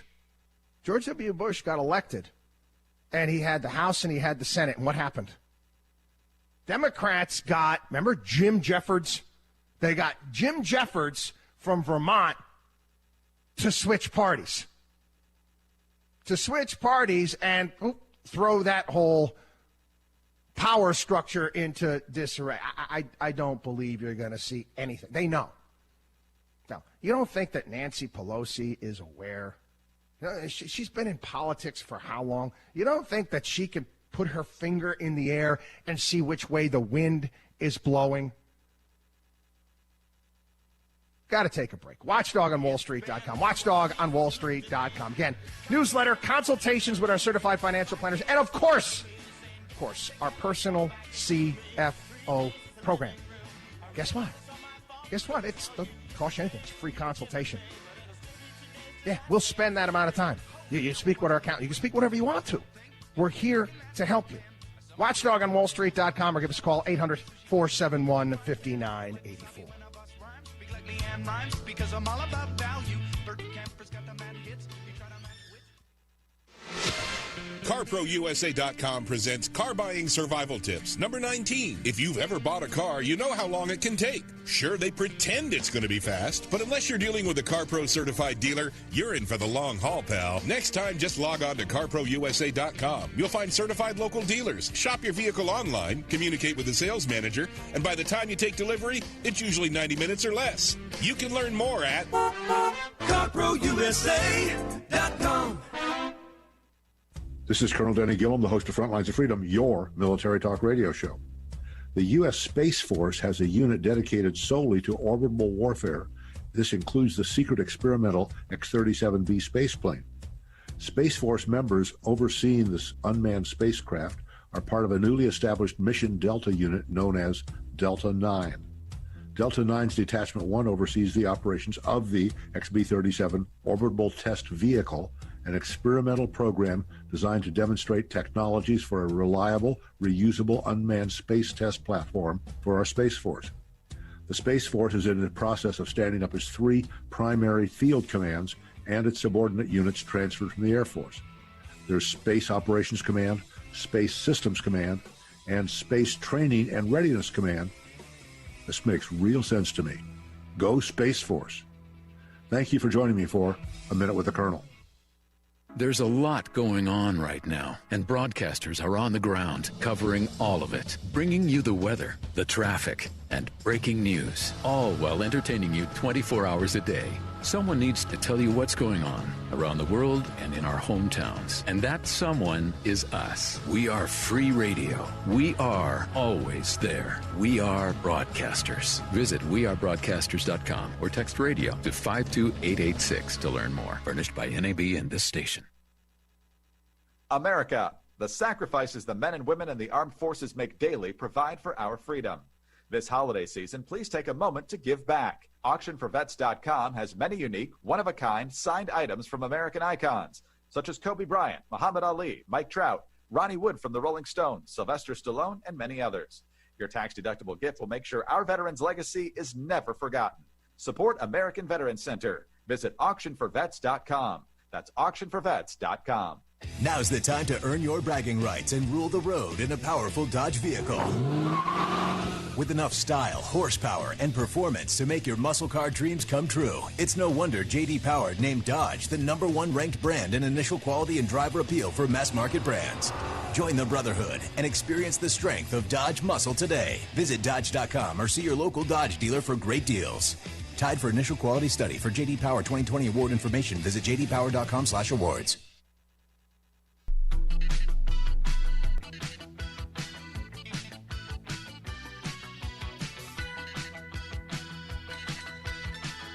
Bringing America financial freedom one listener at a time. You're listening to the Watchdog on Wall Street with Chris Markowski. Welcome back, everybody. One of the things that we help our people with, our clients, our family, our Watchdog on Wall Street family with, we've been doing this now for decades, is, believe it or not, healthcare. It's a part of one's financial plan. And years ago, and man, I miss these days where we would help people get out of their health insurance at their company and have them establish their own business, side business, and get their own health insurance and save themselves a fortune. And then where they work for, they would give them a raise. It was just, we did a myriad of different things back in the day where we were saving people money. Now, a lot of that, you can't do it anymore. Obamacare put the kibosh on that. And we're helping people out as best they can in regards to healthcare because, again, it is a major factor in whatever you want to do in life. Healthcare costs. I've talked about my situation and our costs. I own a small business and how much our health insurance costs have gone up. And it's been a story this past week. I'm talking about the Supreme Court and striking down Obama. Can they strike down Obamacare? That's not going to happen. It's not going to happen. I'm going to be honest with you. I don't believe that is the what the Supreme Court should be involved with. Republicans failed. And again, And I'm going to point a finger at Donald Trump. He made a mistake. He went into, let's repeal Obamacare, thought he'd be able to do it, had the House, had the Senate, but he also ticked off John McCain. Yeah, guy spends a few years in the Hanoi Hilton being tortured. You might not want to make fun of him. I'm just saying you might not. Again, he's paid the price. That's why he lost Arizona. Donald Trump lost Arizona because he went after McCain. But going back to Obamacare and trying to repeal Obamacare, let's go back. Let's go back in time. What did the Republicans have? Did they have a replacement for it? No, they had nothing. They just said, we're going to repeal it, and then we're going to tell you what we're going to do later. This is the difference between Democrats and Republicans. Democrats they were ready to go. Obama got elected. They had the House, they had the Senate. Guess what? They were ready to go. They hit the ground running. That's the difference. Don't go anywhere. WatchDogOnWallStreet.com. WatchDogOnWallStreet.com. We'll get into this.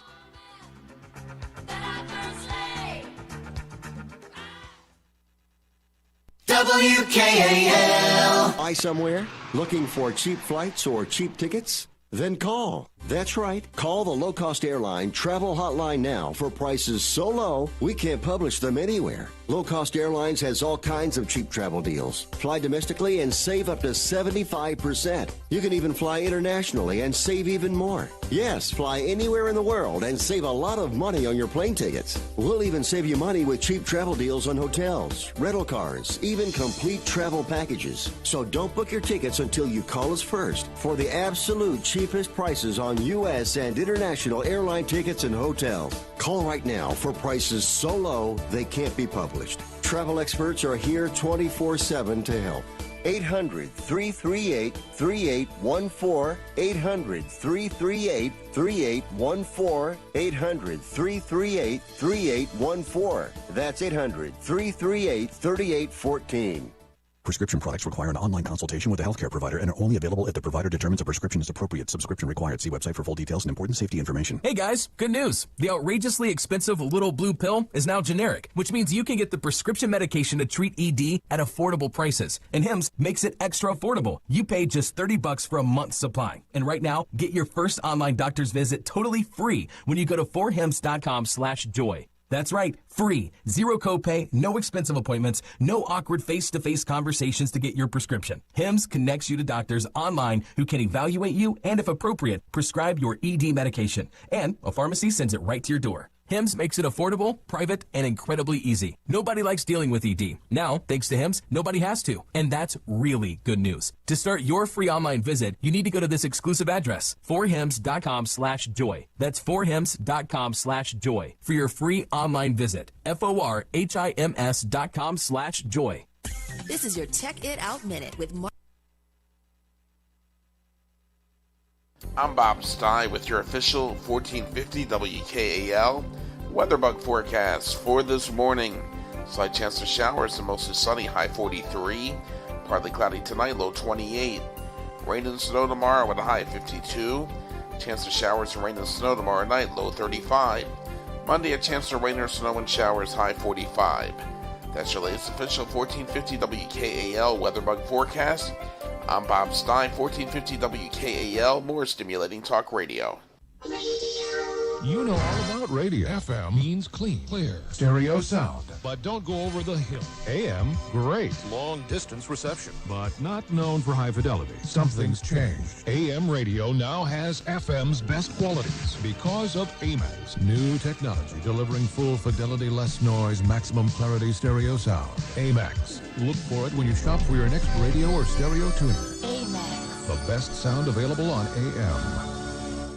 If you are a small business owner, it is time to answer these questions. Is your website mobile friendly? Does it look modern and pop? Can it be found on the first page of Google? If you answer no to any of these questions, or worse, you don't have a website, it is time to call our friends at Thayer 2 Design. They'll work with you to customize a website to fit your needs and help you grow. Websites start as low as $400, and yes, you heard that right. A great-looking website doesn't have to cost you thousands of dollars. Give them a call today at 315-875-7989 or visit them online at RomeNYWebDesign.com.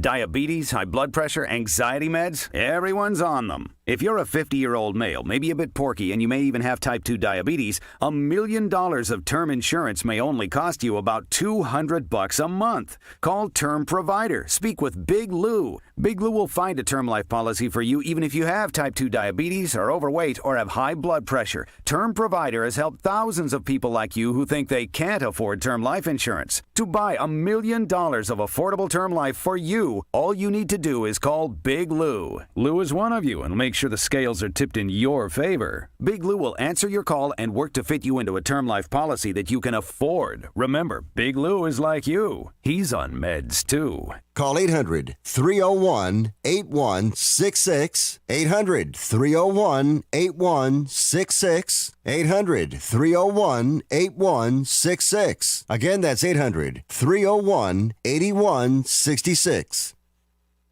Hi, this is State Senator Joe Griffo. Please join me monthly on WKAL 1450 on the dial to hear updates of what's happening in the state capitol and across the state, and for a chance for you to interact with me on what's important. So join us each month on WKAL. Jason Masters here, host of Popular Technology Radio. Listen in, we're going to talk about computers, phones, the latest apps, and coverage from industry-only events like the Consumer Electronics Trade Show and many more. Every Sunday morning, 6 to 7 on WKAL 1450 AM. I said, now, guess what? The terrain has changed permanently. What do I mean by that? Greek mythology, which my longtime listeners know I absolutely love. The story of Pandora's box. Don't open the box, Pandora. But she did. And when she opened up the box, she let out all of these horrible things about life that we don't like. Just put it that way. It's a great story. Go and read it. It's kind of like a creation myth in Greek mythology. But anyway, once you let Obamacare out and you decided that people are going to start really subsidizing other people's insurance, it's over. It's over. How are you going to put that back in the box? You're not. You're not. I mean, back when they were putting it, I said, we can handle pre-existing conditions. It's called a high-risk pool. We have, guess what? We have high-risk pools here in this country. It's rich people welfare. That's right. Flood insurance. Government-sponsored flood insurance for all of those rich people living along the water in places like Florida and along the Panhandle coast in Alabama and Louisiana that, guess what? They can't afford regular insurance because of the hurricane costs and storm costs. So we, the people of the United States, have to subsidize their insurance. Why do we do that? Why do we do that? Again, if it was just priced accordingly, yeah, they might not be able to afford to live there. So what? The value of the real estate would come down based upon what the insurance costs are. That's called the free market. You see, people think that we actually live in a free market, a capitalist country. No, we don't. We have carve-outs and giveaways for everyone, for protected interests. Oh, you don't think the real estate industry and the realtors of America, they would have a heart attack if you pulled away subsidized insurance along the water? Of course they would. Why do you think our tax code is 70,000 plus pages long? Carve-outs, handouts, giveaways to certain groups. Do we need to improve health care here in the United States? Yes, we do. Okay? And I explained this here on the program. My health insurance, like many other people, small business owners out there, I look at it as a discount book. That's all it is. When I go to the doctor, they eventually send me a bill in the mail telling me what my bill is. Comes out of my health savings account that I pay it. My health savings account, mind you, doesn't even cover my deductible, where it used to. My family of 5 health insurance costs, including my health savings account prior to Obamacare, was under $10,000. Under $10,000. Now, it's over 30. It's over 30. Why? Well, because I'm paying and I'm subsidizing other people that can't pay. It's, talk about a hidden tax. That's how it's set up. So I get a bill in the mail and it says, you pay this. If you didn't have insurance, you'd be paying this. What a crock. With that being said, pay close attention. Here, I'll pay it. I don't want to pay it. I want to find something better. We need to completely redo this. But I'm sorry, okay? And again, this is something, and I've been talking about this. I've been with people all the time. This is why you listen to this program. You got to learn these things. Look stuff up, do your homework, and share this information with your friends. You want to know why Europe is shut down? You want to know why? It's because their health care sucks. Period. Oh, you can't say it's terrible. The UK, you know how many ICU beds they have per 100,000 people? 6. Oh, yeah. Socialized medicine, National Health Service. Really? 6. We have 37. We have 37. My kids are like, you know what they're doing in Greece? Greece right now, you can't leave your house unless you text the government first. They know. They can't handle it. Their hospitals can't handle something like this, where we can. We can. That's the difference. All you people, we need to have universal health care. No way. Well, look at the time. Got to take a break. Watchdog on WallStreet.com. Watchdog on WallStreet.com. Don't go anywhere. We'll be back. Chris Markowski is the Watchdog on Wall Street. Saturday morning, the doorbell rings, and like many Americans, I answer it. I open the door, and there's this guy dressed in a banana suit holding a flute. Why me? I say to myself, why do these people always pick me? Then the guy hands me his card, A1 Banana Control. He says, you've got a banana problem, and I'm the answer. And I'm thinking, hey, pal, I'm the answer. You're the problem when a real live banana drops out of the light fixture and lands on its feet. 4 little feet and hightails it right out the door. They sense my presence, this guy says to me. Then he goes piping around the living room, scaring bananas literally out of every corner, opens up the piano, tra-la-la's it right up the stairs. The next thing I know, the banana man is being escorted down the stairs on the backs of hundreds of bananas. As they stampede by, he flips me the bill and yells back, remember, A1, we are bananas. Imagine that. You just did. You saw it on the radio. If you're an advertiser, this station and the Radio Advertising Bureau have news for you. Just call the station and say, WKAL. This is AM 1450 WKAL, Rome, New York. It is now exactly 6 o'clock. News this hour from townhall.com. I'm Patrick Cross. President Trump is touting the rapid progress toward a COVID-19 vaccine. The president said the effort to develop a vaccine and treatments for COVID-19 has been incredible. Operation Warp Speed is unequaled and unrivaled anywhere in the world. Appearing in the Rose Garden, he said a vaccine could be available to the general public as soon as April. Millions of doses will soon be going out the door. They're all ready, waiting for that final approval. Vice President Pence added that with cases surging nationwide, the government is meeting hospital requests for personal protective equipment. Greg Clugston, Washington. In a White House appearance, the president acknowledged the possibility of not remaining in office as he discussed the pandemic. This administration will not be going to a lockdown. Hopefully the whatever happens in the future, who knows which administration it will be, I guess time will tell. But I can tell you this administration will not go to a lockdown. The president continues to question the integrity of the election, and his campaign is pursuing legal challenges.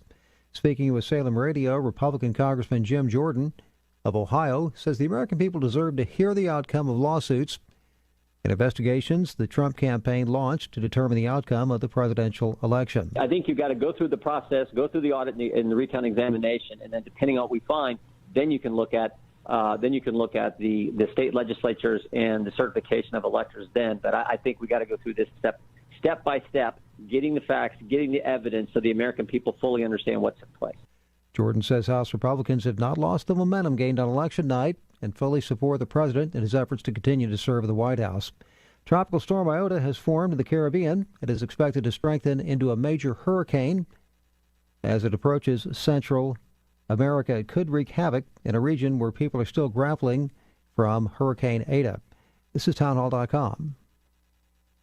Tell me why Relief Factor is so successful in lowering or eliminating pain. I'm often asked that question. Pete and Seth Talbot, the father and son founders of Relief Factor, tell me they believe our bodies were designed to heal. That's right, designed to heal. And now I agree. The doctors who formulated Relief Factor for Pete and Seth selected the 4 best ingredients, 100% drug-free ingredients that each help your body deal with inflammation. That's correct. Each of the 4 ingredients deal with inflammation on a different metabolic pathway.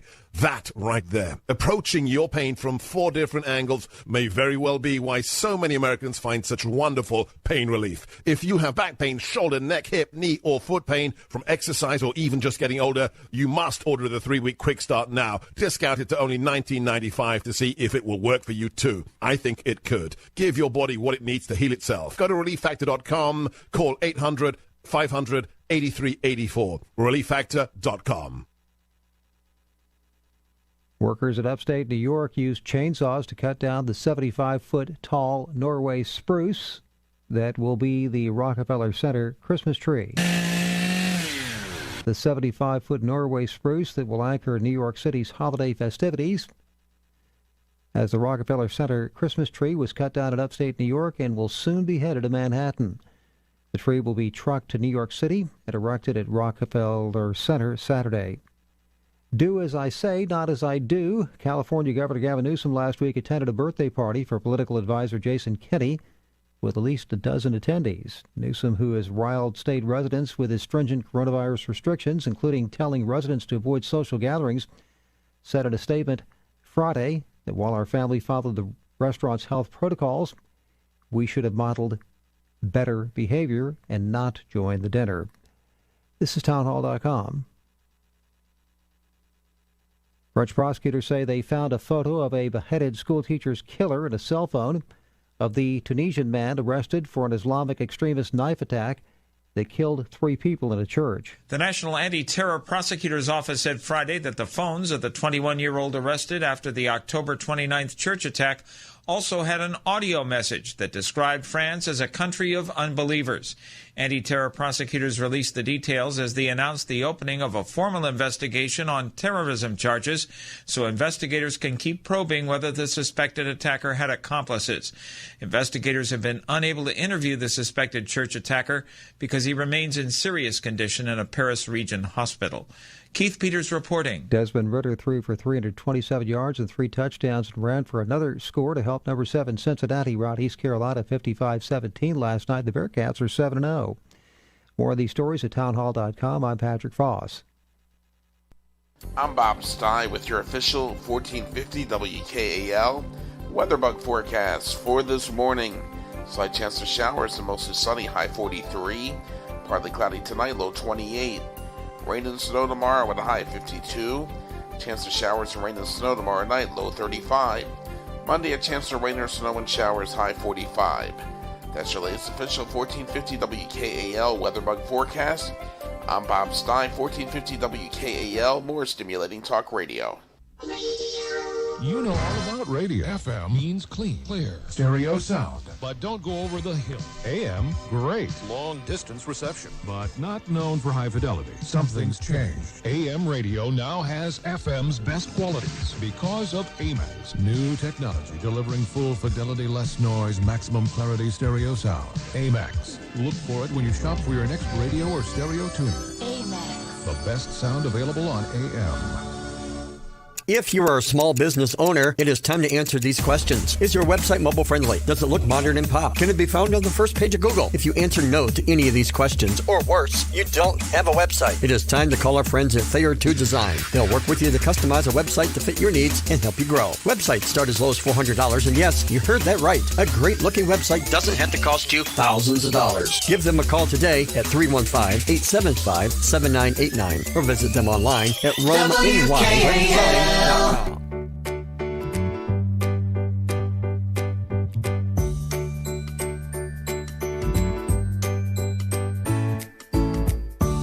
Welcome to Passport Mommy. I'm your host, Michelle Jerson. This show is for anyone raising little humans. We feature experts with tips and advice to enrich the lives of our children. Mom and dad entrepreneurs tell us their inspiring stories. Learn about products that could make both you and your child's life easier and more fun. And of course, fellow parents discuss and laugh about what's happening in their child's world. Motherhood is a journey. Thanks for joining me on mine.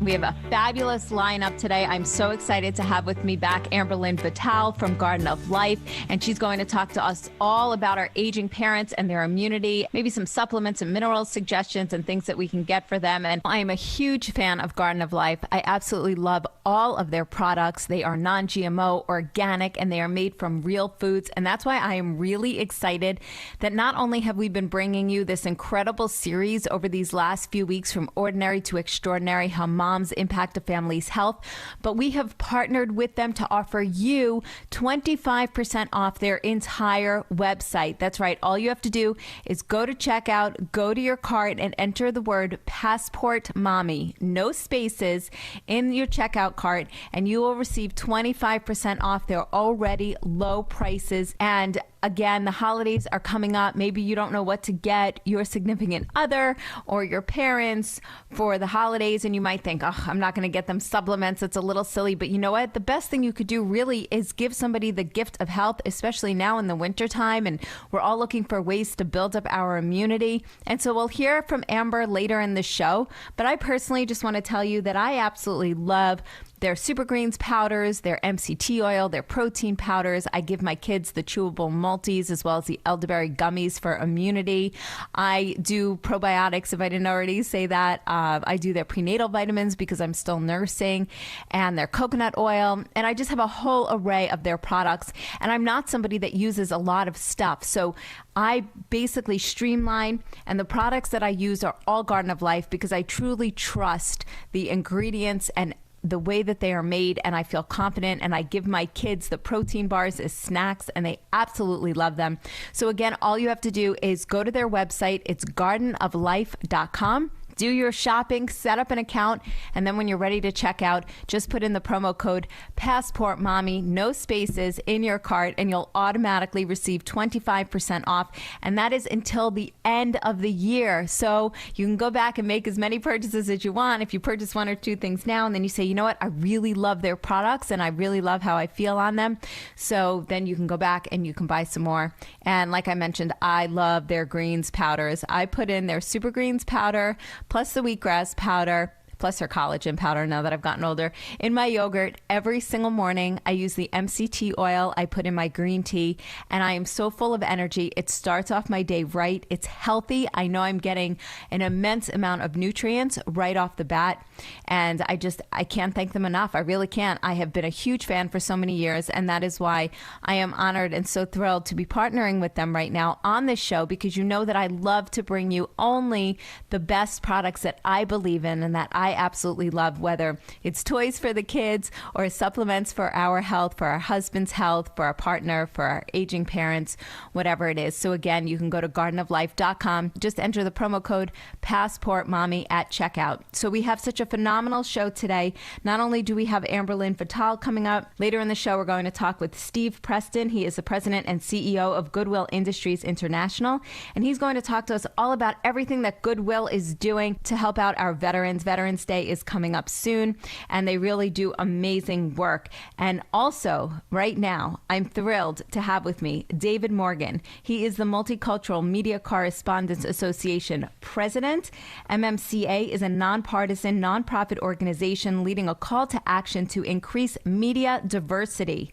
In just its fourth year, MMCA has become a trusted facilitator of thought leadership, resource and information sharing, and strategic engagement between multicultural media stakeholders, tech and media decision makers, policymakers, and private entities committed to increasing the percentage of diverse media stakeholders and content. Hello, David. Thank you so much for being here today. Huge fan of Garden of Life. I'll tell you more about that later in the show, but I am so happy to have with me right now David Morgan. He is the Multicultural Media Correspondents Association president, and as somebody who works in media, in radio, and I've been in the business for 20 plus years, I could surely appreciate diversity in the media and the fact that there is recognition for this. So David, thank you so much for being here today.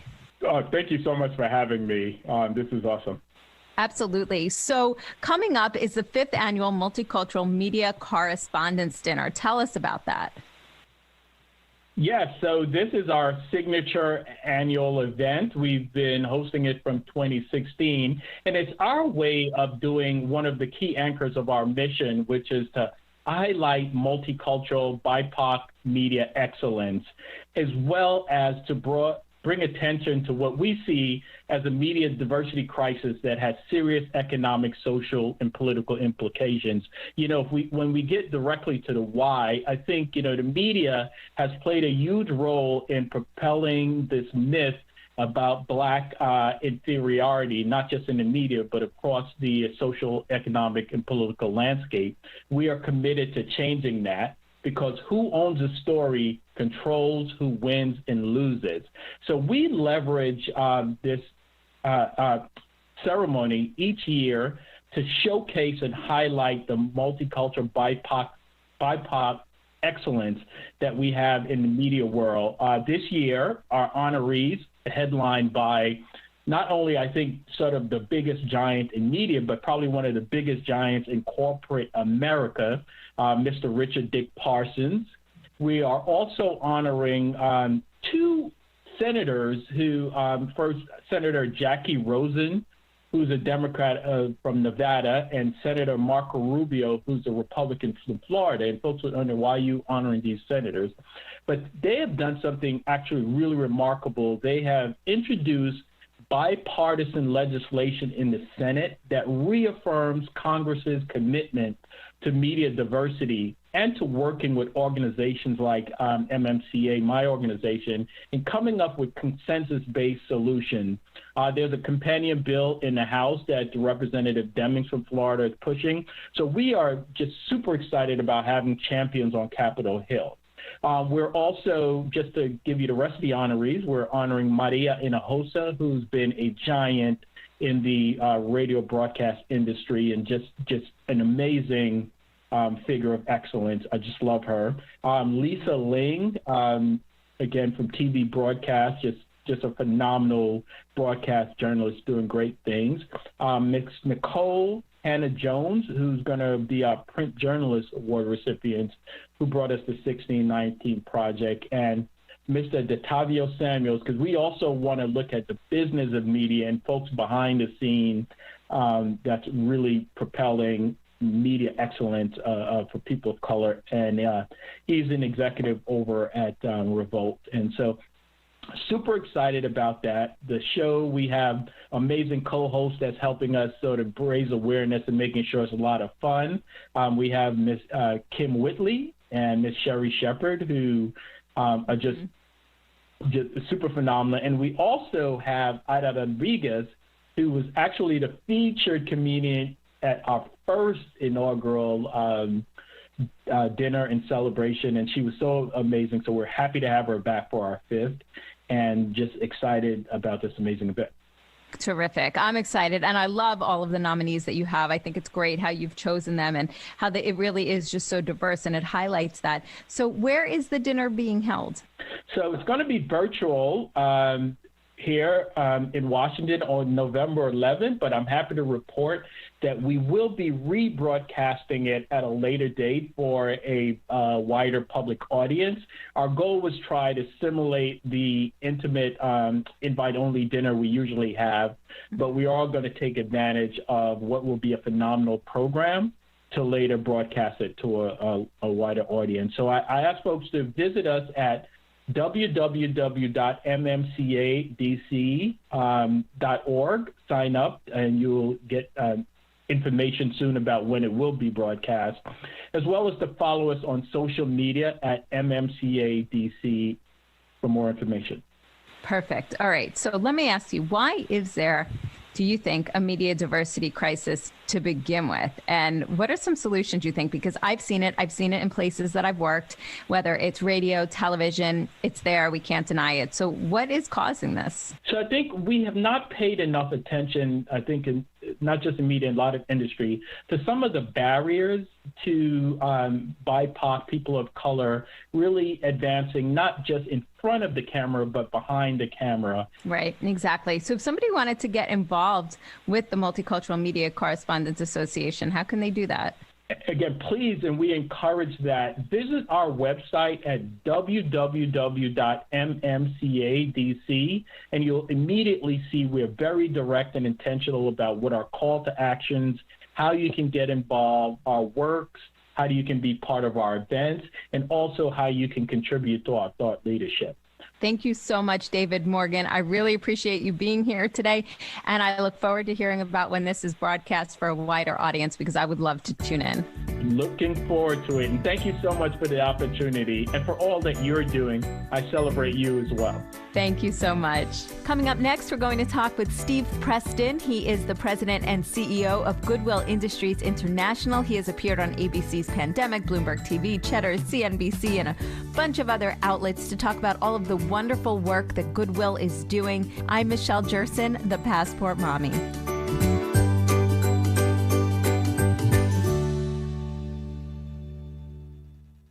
Hi, it's Michelle Jerson, host of Passport Mommy. My sincere hope for you and your family this holiday season is that you are happy and healthy. That's why I've been featuring Amberlynn Vital, an educator with Garden of Life, on my show. You've been hearing me talk about their amazing products and how our family loves them and uses them daily. And I want you to experience these products for yourself. I've partnered with Garden of Life this holiday season to offer you some exclusive prices on Garden of Life products. So here's how this will work. Create an account on gardenoflife.com so that you can shop. Then use promo code PassportMommy, no spaces, in the shopping cart, and you'll get an additional 25% off your purchases between now and the rest of the year. The prices on gardenoflife.com are already very low, but for Passport Mommy listeners, Garden of Life is taking an additional 25% off. Log on, fill your cart for the holidays, and take advantage of these great deals. If you're looking for organic and non-GMO supplements, vitamins, and minerals that come from clean, tested, and trusted foods, then I highly recommend Garden of Life.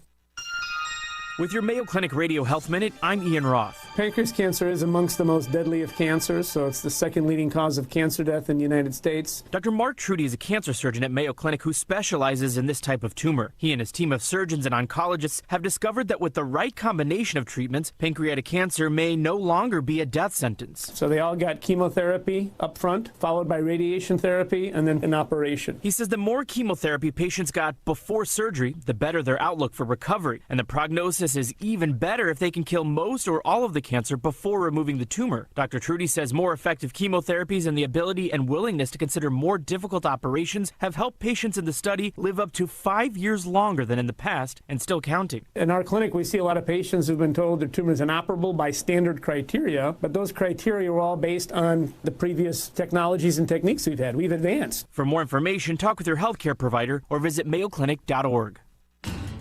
Now at Lowe's, we're saying thanks to our pros in more ways than ever before during our Provember event. We have deals on the brands you trust, like DeWalt, Spyder, and Metabo HPT.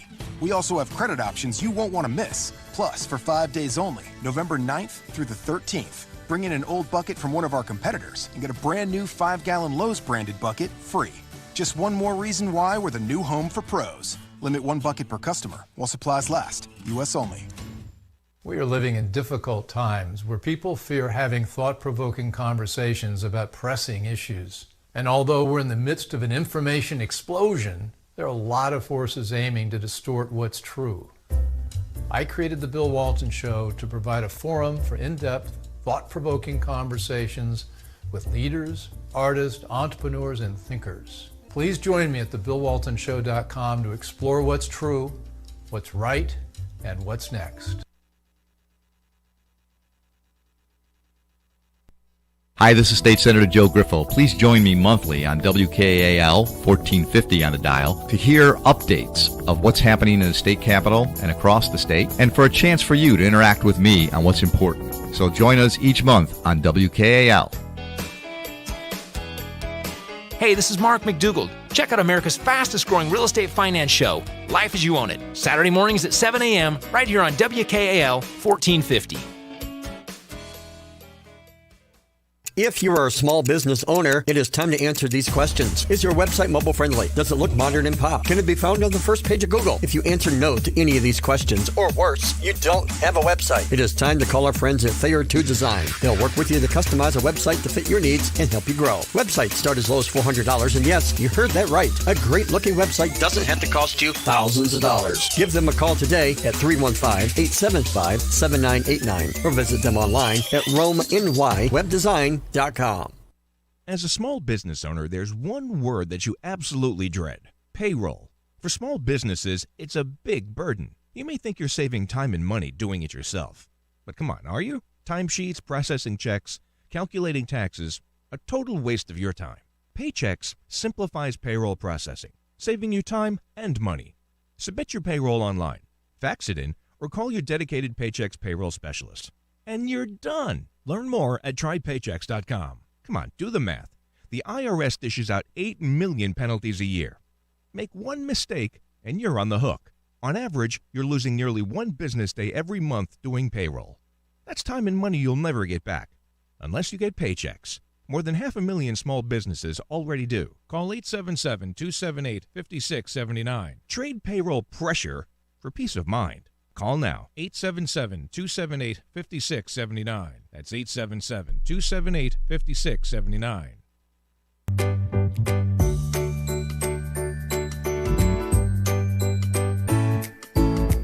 Welcome back to the show. I'm Michelle Jerson, the Passport Mommy. So Veterans Day is coming up just a few days away.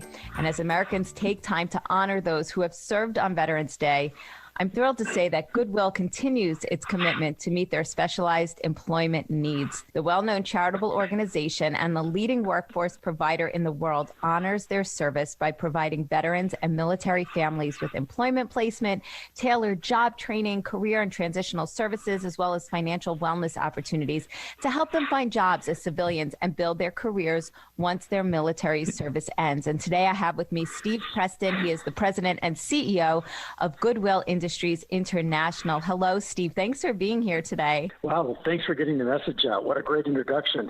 Oh, sure. No problem. So tell me, what is the goal of Operation Good Jobs and how is the program unique? Tell me a little bit about what Goodwill is doing. Yeah. So really what we're trying to do is when people come out of the military, help them transition successfully from deployment to employment, right? And we work with people to get comprehensive support. When people come out of the military, often, they're trying to figure out what their futures look like. It's not unusual for people to have some challenges. So if they come through our door, we sit with them, we develop with them an individual career plan. We help them understand what their family financial needs are. We'll assign them actually a career navigator that will sort of walk through this journey with them. And then we take a step back and say, how do your skills from the military connect to opportunities in your local market? Can we see that kind of connection right there? And then when you look at what you want to do eventually, do you need to get additional job skills or certifications to be able to get you on that path to your longer term goals? So sometimes it's, technical training and that type of thing. Sometimes it's just, job readiness. How do I, how can I be effective in the workplace? And sometimes people need more help. We'll work with them to get housing if they need it, childcare support. It's not that hard, for people coming home to find themselves in a very difficult situation pretty quickly. And we want to make sure that we work with them to wrap them with all the kinds of support they need, because that's really important for people to get through the process of getting the training they need and to go through everything. If people don't have those basic supports, they can't focus on skills. The other thing I'd mention about this particular program is there's a strong focus on women veterans, and that's because many of the women veterans have had higher unemployment levels and lower pay when they actually go into employment. So we wanted to make an added effort to support our women vets. I love that. And so whether you are a woman, a mom who is a vet, or your husband is a vet, or somebody in your family is a vet, it's really nice to know that these programs are out there. And especially moms who are veterans who are trying to balance motherhood and also getting back out into the workforce. What are some steps that they can take advantage of this program? Well, first of all, you can always go to goodwill.org or call 1-800-GOODWILL. Tell people where you're located, and then contact the local Goodwill. And you can find out if Operation Good Jobs is available locally, or if there are other veterans programs or just other workforce programs. So there are a lot of ways to connect with those skills locally, and it may be through this program or any number of other Goodwill programs in place. Great. So is this program in particular available nationwide? This program is available in a number of local markets. Right now, it's available in Greenville, down in North Carolina, and a number of other large local markets. So it is sort of regionally focused. Hopefully it'll expand over time. But once again, any number of our locations will have targeted programs for veterans, as well as targeted workforce programs. So we want to make sure that people don't think it has to be a veterans program for them to get the kind of support. We actually work with 75,000 veterans a year through all of our programs. So you should definitely reach out. The other thing about goodwill.org is if you go into goodwill.org, you can connect with job placement sites directly. There's a little button that says Find a Job on that website. You can get online training for digital skills and any number of other things.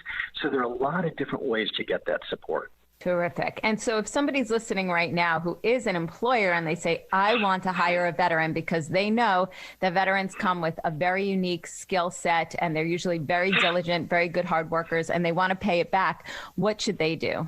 They should do the same thing. They should find that local Goodwill on goodwill.org or 1-800-GOODWILL. If you go into this website, you can just type in your zip code and call the office. And we have locally, we have any number of employer relationships. In some cases, people just want to talk to, our veterans or other people to source, what may be their next great hire. And in other cases, we actually partner with employers to design specific programs to support their needs. Those local employer relationships are critical for us. So any employer who says, I'm looking for veterans or other people to fill roles, they should absolutely come to Goodwill, because we'll work with them not only to get the right people, but to ensure that those people have the right kind of training. Terrific. I love that. And you have been all over. I mean, you've appeared on ABC's Pandemic, Bloomberg TV, Cheddar, and so you are all over the place. If somebody wants to, say, watch some of your previous interviews where you talk about this and other things that Goodwill has done, is there a place that they can go? Is there a YouTube series? On our goodwill.org website, there is also a media link, and you should be able to find some of those clips on there. I also wanted to add that we do have a radio station in Winston-Salem where you may be listening, and so there is a Goodwill right there in Winston-Salem that offers Operation Good Jobs. For more information, people can contact Goodwill Industries of Northwest North Carolina, Veteran Services at goodwillnwnc.org, and for more information on the summit, goodwill.org/Operation Good Jobs. Amberlyn Vital from Garden of Life is coming up next.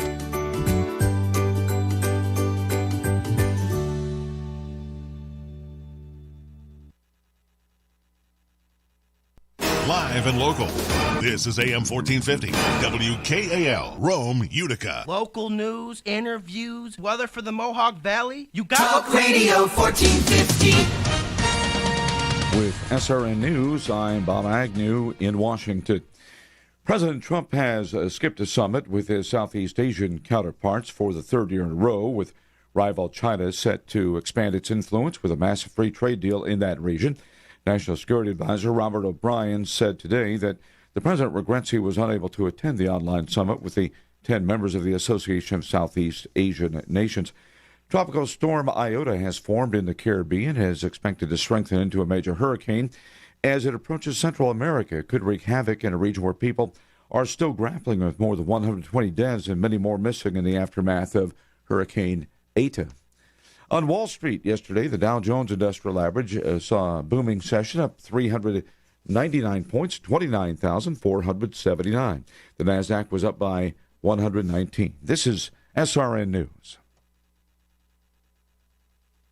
Diabetes, high blood pressure, anxiety meds, everyone's on them. If you're a 50-year-old male, maybe a bit porky, and you may even have type 2 diabetes, $1 million of term insurance may only cost you about $200 a month. Call Term Provider. Speak with Big Lou at 800-555-2085. Big Lou will find a term life policy for you even if you have type 2 diabetes, are overweight, or have high blood pressure. Term Provider has helped thousands of people like you who think they can't afford term life insurance. To buy $1 million of affordable term life for you, all you need to do is call Big Lou at 800-555-2085. Lou will make sure the scales are tipped in your favor. Call 800-555-2085. Big Lou will answer your call and work to fit you into a term life policy that you can afford. Remember, Big Lou's like you. He's on meds too. Call 800-555-2085. 800-555-2085.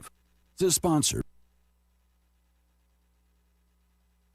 I'm Bob Stein with your official 1450 WKAL weatherbug forecast for this morning. Slight chance of showers and mostly sunny, high 43. Partly cloudy tonight, low 28. Rain and snow tomorrow with a high 52. Chance of showers and rain and snow tomorrow night, low 35. Monday, a chance of rain or snow and showers, high 45. That's your latest official 1450 WKAL weatherbug forecast. I'm Bob Stein, 1450 WKAL, more stimulating talk radio. Are you looking for the best in local sports across the Mohawk Valley and more? Then look no further and tune in every Saturday morning from 9 to 11 and listen to myself, the coach, Rocky Carigliano, Pete Pagsman Pagliaro, and the Statman Eric Coleman, and we'll open up the phone lines for the full 2 hours and more, and tune in every Saturday morning from 9 to 11 to the Mohawk Valley Sports Watch right here on WKAL 1450 Talk Radio.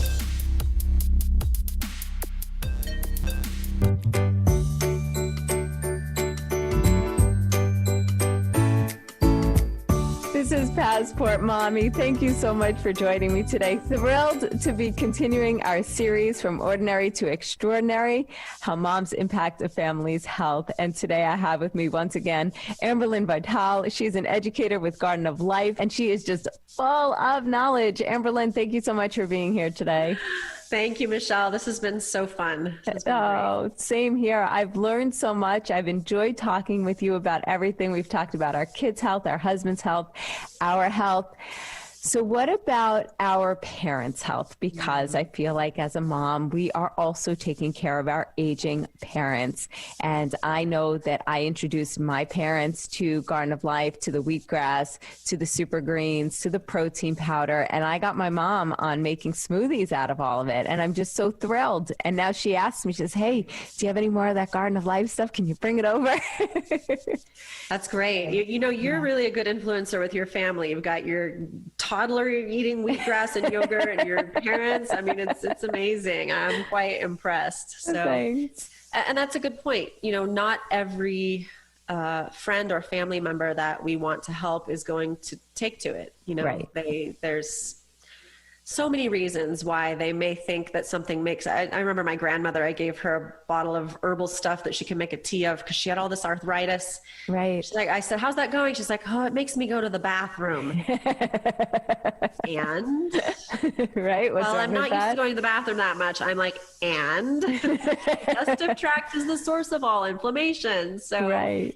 maybe that's a good thing. And so Yeah. we're fighting.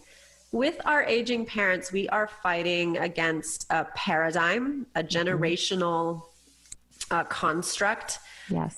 Really, if from marketing perspective, because Garden of Life does a lot of market research, and so I get to Right. hear the results of that. So it's always interesting to me that demographic, they listen to the doctor. Mm-hmm. Exactly. Exactly. So the millennials, they listen to celebrities. So, you know, it's like, who's telling you what to do and what is your trust in them? So I can do nothing with my dad, my mom, my mom's better. Dad, my stepmom. If the doctor said this, I cannot come in. It doesn't matter how many years of experience I have. Forget about it. You know, so I have to find sneaky little ways. Did the doctor say that he needs to be on a probiotic? We have a probiotic. Did the doctor say he needs a digestive? We have one from the pharmacy. Right. All right. I know.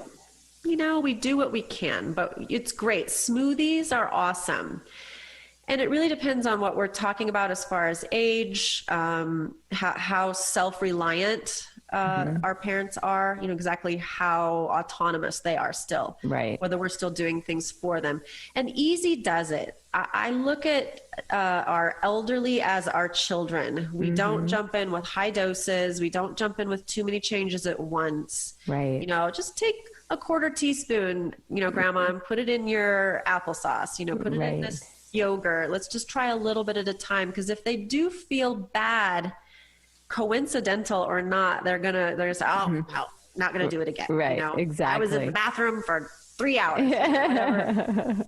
Which could be true. So even with our probiotics, which are awesome for everyone, and especially the elderly, as we age, we lose our bifidobacteria, which predominate the predominant species in the colon. I don't know if I'm saying that right. That between lactobacillus species and bifidobacterium species, we have more bifidobacterium in the large intestine. So the lower part of our bowel. And when we age, we start to lose them. And that is a huge contributor to aging constipation. And also what we jokingly call constaria. Like you never know what it's going to be, right? Go one way one day, one the other way the other day. So this inconsistency, and unfortunately, and not across the board of the medical establishment, but I've definitely heard enough people say, well, the doctor said every 3 days to go to the bathroom is fine. Look at kids, look at animals. They go when they eat.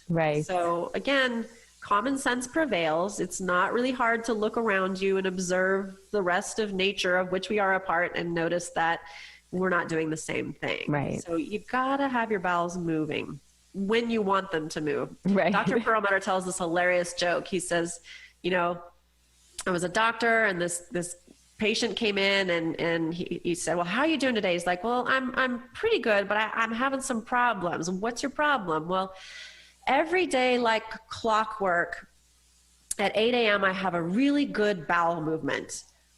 Okay, well, that sounds great. So I don't really understand what's the problem. Well, doctor, I don't get up until 9. So that's one of my favorites from Dr. Perlmutter. That's great. You know, it needs to be when you want it to be. So with probiotics too, which are relatively safe and harmless, which don't interfere with any medications. That's why I love them for our elderly, because they are on more medications. You still want to start low. Don't jump in with 90 billion, 100 billion, 200 billion CFU. Start with 10, 20, 30.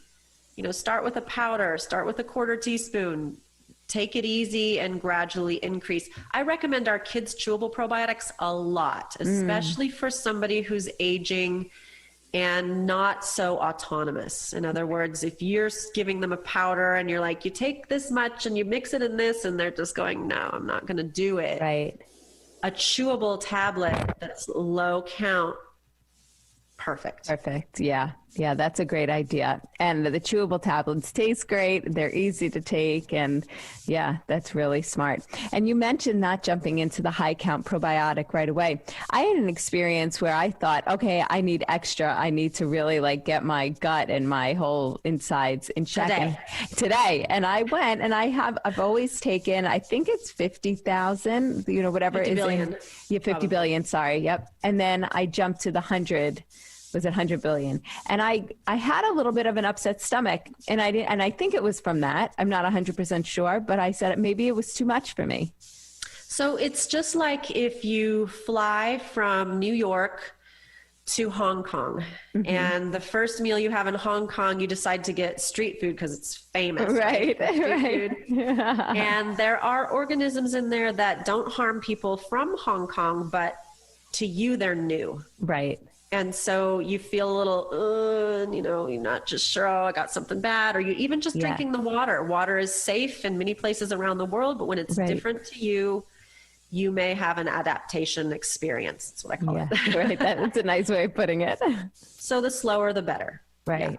Yeah. Okay. So even how does adding fiber, like we all need fiber, but if you go in and say, well, more is better, which is the American way, and you put in tablespoons, you're going to suffer a little. Right.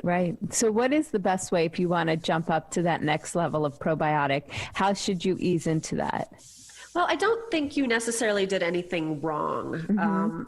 It's just knowing that that doesn't make it bad, but it makes it an adjustment. Right. But if you had more delicate health, if you were younger, a child or elderly or ill, you wouldn't, you just want to take it a little bit more easy. I always caution that. It's not something we can easily put on the bottle. There's just too much language around it, but I think it's just common sense that we don't want to take someone who doesn't have a lot of physical resources, for all of their cellular functioning. We don't want to surprise them. Right. Like you wouldn't jump out from the closet and surprise your grandmother. You don't want to surprise her with a sudden high CFU count of probiotic. You take it easy. So none of we have very few products that even need to stay in the capsule or the tablet. So all our probiotics that are in capsules, those can be opened. The capsule is just a convenience. It's not a part of the product. So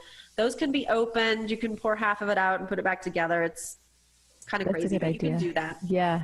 You can buy the powders to start with. We have the Fit Biotic stick packs. We have the 5-Day Max Care, which is a powder.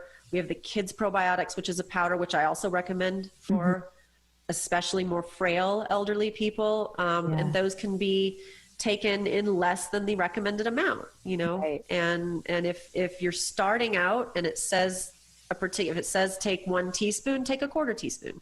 I do that with magnesium too. I don't take a full teaspoon. Right. Yeah. Cause that also has properties, right?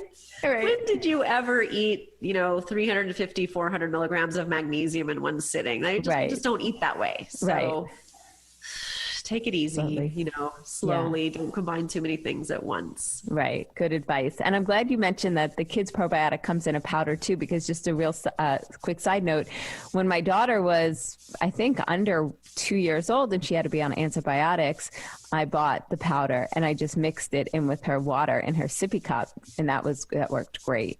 Absolutely. And this is just it. You and I both do not want our kids to go on an antibiotic. Right. But they get that first strep infection. Yeah. You get the rapid test and it's positive and you're there in the doctor's office. You're already in the system and you're like, yeah, exactly. Because they're saying, well, if you don't, they could get, what is it? Rheumatic fever? Isn't that the one? Or scarlet? Which one is it? I don't know. I haven't heard that yet. Yeah. if the bacteria goes to there's all these guilt tripping and your child's in pain. Right. A lot of times it really hurts and they can't go back to school or preschool and you have to stay home. So there's so many factors. This is where we guilt ourselves a lot as moms. And the same can happen also as you're elderly. It's more likely you're going to have more antibiotics because that's the way we were talking about UTIs last week in our beauty care. And this can happen to the elderly as well, men and women, both. Men have a lot of latent, unidentified urinary tract infections that become prostatic infections. So it wipes clean that microbiome. It desertifies the microbiome and you have to restore it for overall health. So luckily, a lot of physicians and nurses are now very aware that you need a probiotic after an antibiotic and you need more than just lactobacillus acidophilus. So there are a lot of other, we don't eat one bacterium. We eat hundreds of thousands of different bacteria in our all the time, and they're in us. So diversity, we always have a multitude of strains, and this is like the best thing for our aging parents is to get them on a probiotic. We have special ones. We have Prostate Plus. So if there's prostate issues, you have probiotic support and urinary system support, reproductive system support. We have the urinary tract plus. We have colon care, which we were going to call senior care because it helps restore those bifidobacteria, you know. Right. So there's a lot out there that you can see are geared towards specific conditions, but a general once daily that's in the 30 billion CFU count is a good place to start. Yeah. Yeah, I remember when I first started shopping all of the Garden of Life probiotics for myself and my now husband. We were dating at the time, and I thought, okay, so there's for women, there's the vaginal one, there's the urinary tract one, and then for the guys. Daily. Yep. And then I remember looking at the ones for my husband and thinking, okay, so there's one here with ashwagandha in it. I think he could really use that. But then there's this prostate one. So people can alternate too. So. Okay. You know, you don't have to take both on the same day. You can definitely, if you've got a couple things going on, you can keep them both in the cupboard and you know, swap back and forth because there's different strain combinations, and that's good. That's how we eat. One day we eat some sauerkraut, one day we eat a hamburger, you know, so some days we have a hot dog with sauerkraut. So, you know, you mix stuff up, and the diversity and the variety is important. Yeah, that's a great idea to go back and forth. The same thing like we do with our shampoo, right? They say not to use the same one every day. You have to alternate. Well, Amberlynn Vital, thank you so much. Where can we go? What is Garden of Life's website? gardenoflife.com. Very simple. Go there, check out recipes, check out our products. You can look at different product categories, and there's a lot of information on the site. Just spend some time there. Yeah, terrific. And I want to talk a little bit more about aging parents in the next segment, because I think you're right. Probiotic definitely key. And I'd love to talk about maybe what greens could be good for them and what they can add to their smoothies coming up, because that could also be a really easy way for them to get the nutrition that they need.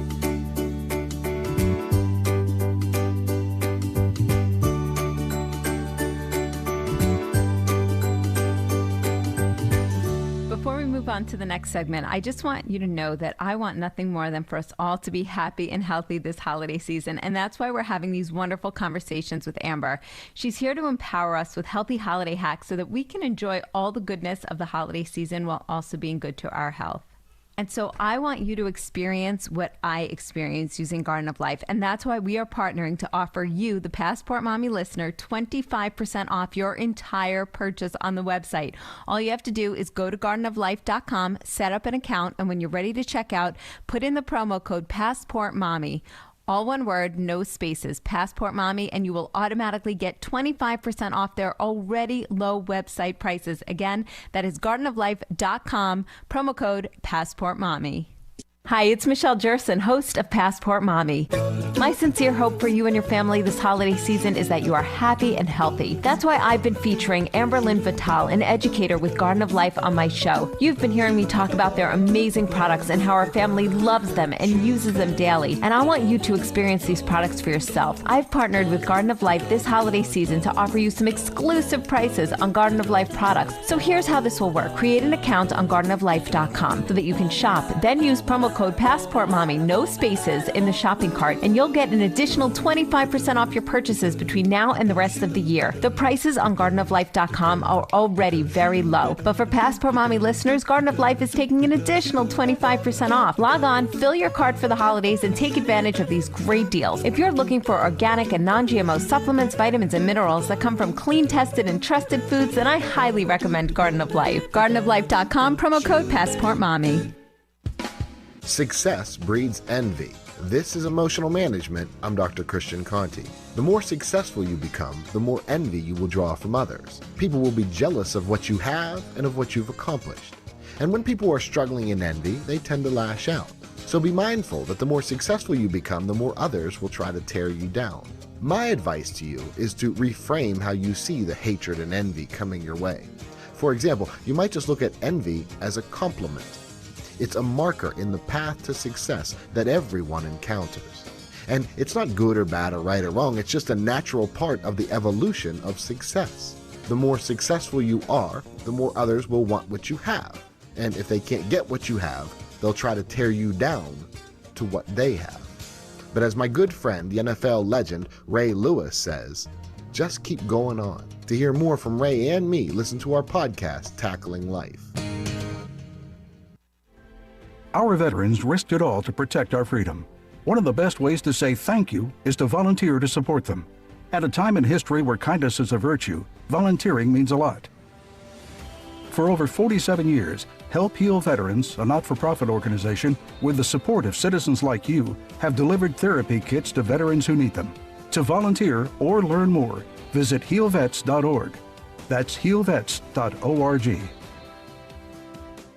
I like a bed that's really firm. I need something a little softer than that. Rest easy. With the Sleep Number 360 Smart Bed, you can both adjust your comfort with your Sleep Number setting. Can it really help me fall asleep faster? Yes, by gently warming your feet. Okay, but can it help keep us asleep? It senses your movements and automatically adjusts to keep you effortlessly comfortable. Sleep Number, proven quality sleep is life-changing sleep. And now, during our Veterans Day sale, save $1,000 on the Queen Sleep Number 360 Special Edition Smart Bed, now $1,799. Only for a limited time. To learn more, go to sleepnumber.com.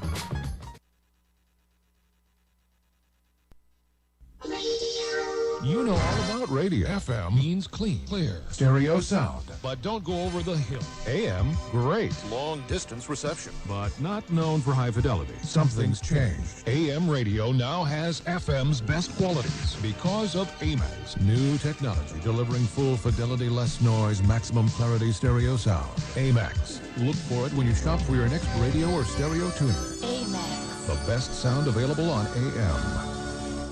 If you're trying to quit drinking or doing too many drugs, listen to me. You don't know me and we'll never meet. I had a problem like you once. I drank and used to party a little too much till it got out of control and almost ruined my life. I realized I needed help to fix my problem before it totally destroyed me. If you've tried to fix your drinking and drug problem and you know you can't do it alone, you need to call the National Treatment Advisors. They'll immerse you into a 30-day program to replace your old habits with new habits and totally change your life. And if you have PPO private health insurance, the entire program may be covered. Fix your problem right now before it gets any worse. Get clean. Call now and learn more. 800-961-2480. 800-961-2480. 800-961-2480. 800-961-2480. Can you remember the last time you tried something out without searching for it online first?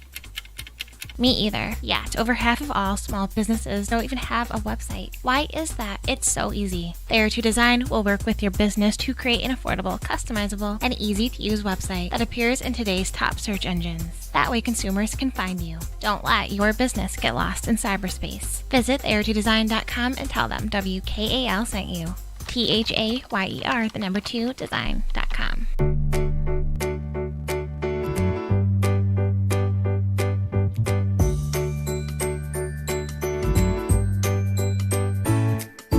We're here with Amberlynn Vital. She is an educator with Garden of Life, full of information. And Amberlynn, we were talking just about aging parents and how we can help them lead a healthier life and to maybe, live longer. Of course, we want them here for selfish reasons and they want to be here for their grandchildren. Absolutely. And, we want to be more cautious with the elderly because their systems are a little bit more fragile. They may have more health issues, or who knows, because of their upbringing, they may be healthier than us. I saw that with my grandparents versus my parents. It varies, but we do need to look at them and the issues that they tend to have.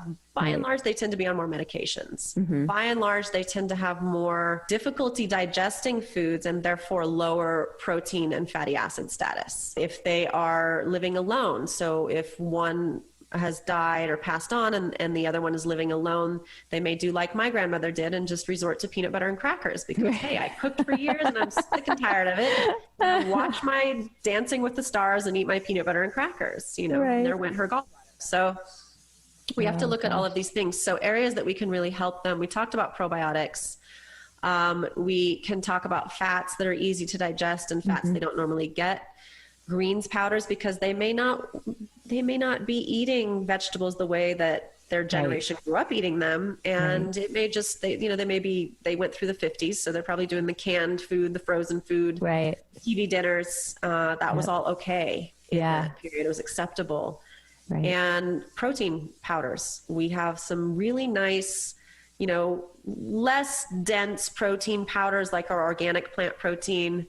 which are really great for older people who don't have the digestive system to digest a lot of protein at once. Right. They can choose their flavor. It's very easy. They don't even need a blender. They can just shake it up.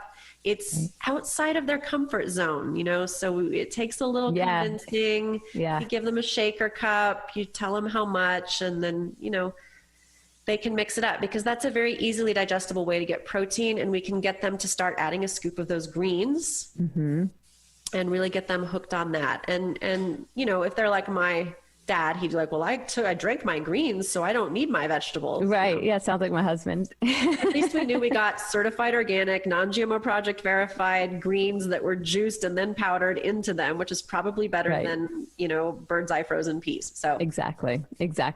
And I know you even have a protein powder mixed with the greens, a raw greens protein powder. We have the protein and greens, which is great. I did give that to my dad. It's very expired and he still thinks he's going to use it. So that's another thing.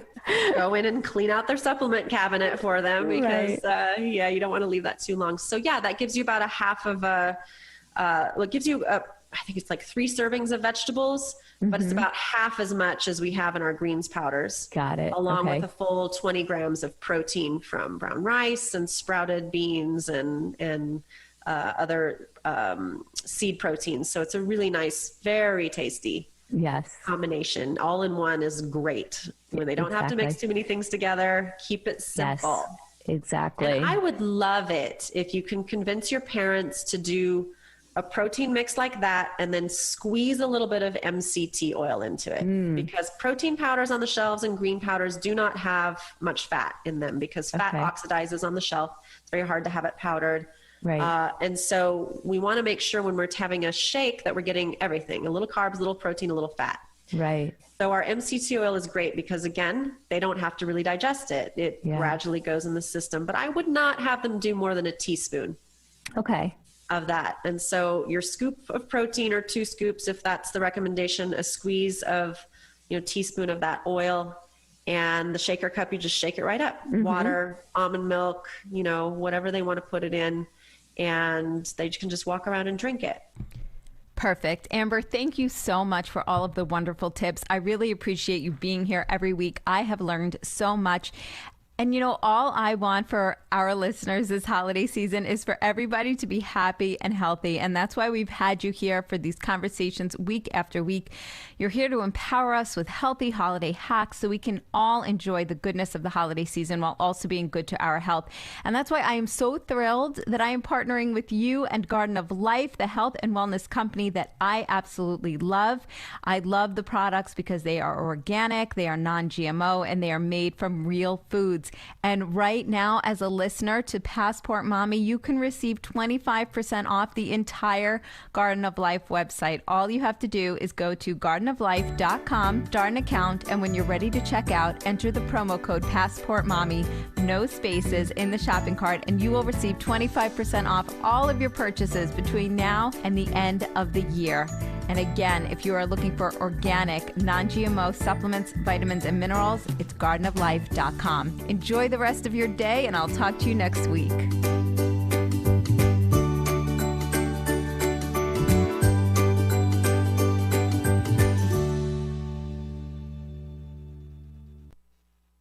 Watch the Mohawk Valley Living TV show every Sunday on Fox 33 and pick up the free monthly magazine. Visit MohawkValleyLiving.com to watch previous shows and read the magazine online. Mohawk Valley Living. See what's in it for you.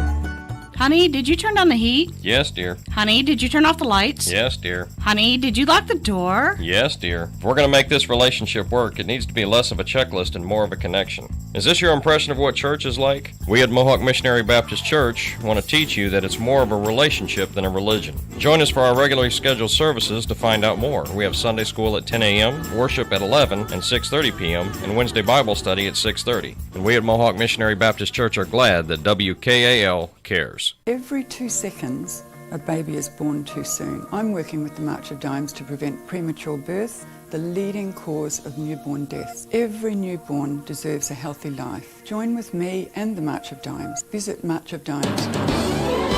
WKAL. This This is AM 1450 WKAL, Rome, New The York. time is exactly 7 o'clock. Breaking news this hour from townhall.com. I'm Bob Agnew in Washington. President Trump is touting the rapid progress toward a COVID-19 vaccine. Here's White House correspondent Greg Clugston. The president said the effort to develop a vaccine and treatments for COVID-19 has been incredible. Operation Warp Speed is unequaled and unrivaled anywhere in the world. Appearing in the Rose Garden, he said a vaccine could be available to the general public as soon as April. Millions of doses will soon be going out the door. They're all ready, waiting for that final approval. Vice President Pence added that with cases surging nationwide, the government is meeting hospital requests for personal protective equipment.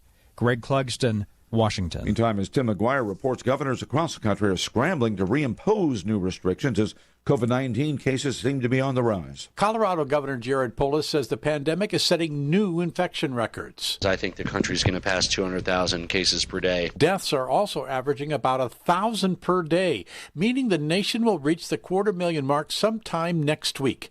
New Mexico Governor Michelle Lujan Grisham is locking down her state for 2 weeks. Stay at home except for only the most essential trips for health, safety, and welfare. Oregon's Governor Kate Brown calls her 2-week shutdown a freeze. Some economists say the economy cannot recover until the virus is brought under control, and relatively short lockdowns could ultimately result in less economic pain. I'm Tim McGuire. Tropical storm Iota has formed in the Caribbean and is expected to strengthen into a major hurricane as it approaches Central America. It could wreak havoc in a region where people are still grappling with more than 120 deaths and many more missing in the aftermath of Hurricane Eta. On Wall Street yesterday, the Dow was up 399 points, ending the week at 29,479. More from townhall.com. Tell me why Relief Factor is so successful in lowering or eliminating pain. I'm often asked that question. Pete and Seth Talbot, the father and son founders of Relief Factor, tell me they believe our bodies were designed to heal. That's right, designed to heal. And now I agree. The doctors who formulated Relief Factor for Pete and Seth selected the 4 best ingredients, 100% drug-free ingredients that each help your body deal with inflammation. That's correct. Each of the 4 ingredients deal with inflammation on a different metabolic pathway.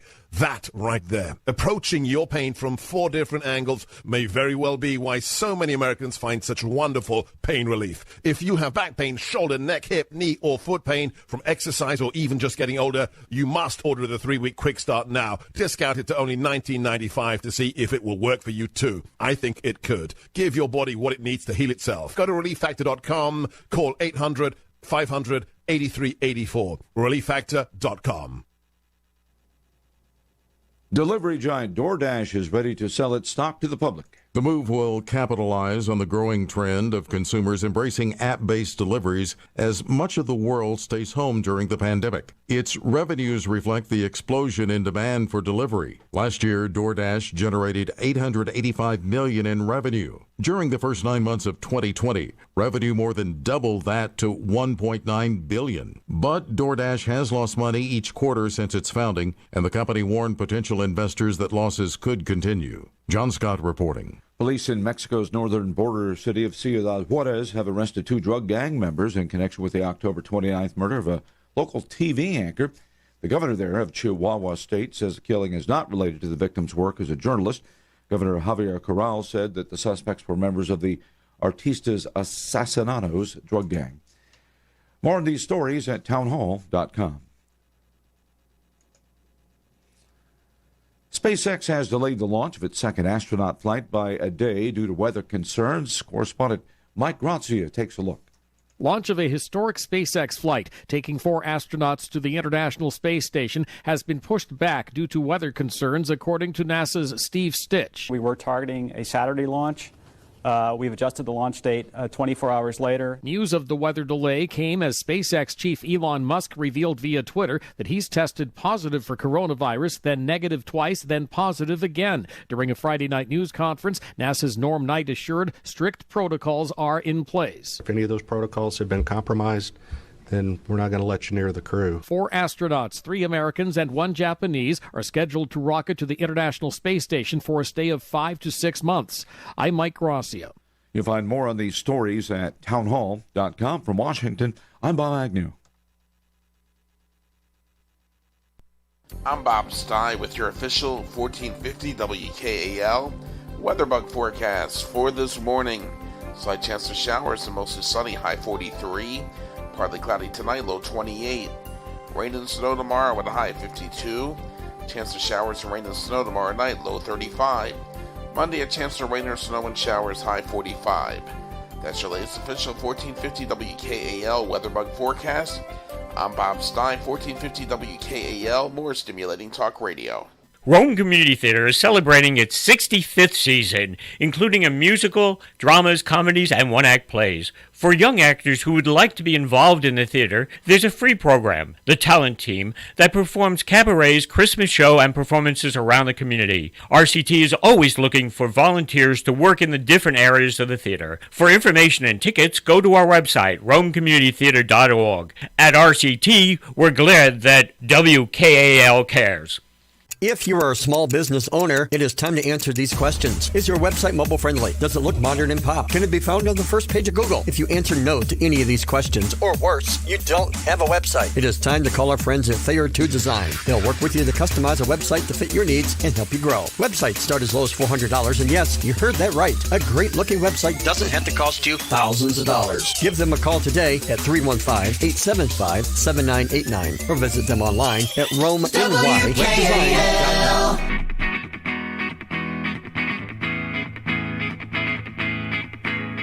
Welcome to Animals Today, your home for serious talk about animals. I'm Dr. Lori Kirshner. So, big news I want to share with you today. France says it's going to ban the widespread practices of live shredding of male baby chicks. So you might know this stuff, but let me give you a quick overview of the egg-producing industry, because people don't talk about this. Also, most people don't know this or don't want to know this, because just like factory farms in the production of meat, people don't want to think about it. They don't want to know how this stuff that they consume is produced. So the eggs you eat come from hens, right? You know that. So fertile eggs hatch. Approximately 50% of the time it'll be a male chick, and about 50% of the time a female chick. And since male chickens do not lay eggs, and generally are not built for meat production, the egg-laying industry has no need for these little male chicks. The egg production industry consider these little guys an unwanted byproduct. So what happens to them? Well, they're disposed of shortly after birth by electrocution, gassing, or grinding them up alive. So every year, around the world, several billion male chicks are unwanted because they can't make an egg for you to eat, and there will not be a meat source for you either. So instead, they are ground up alive.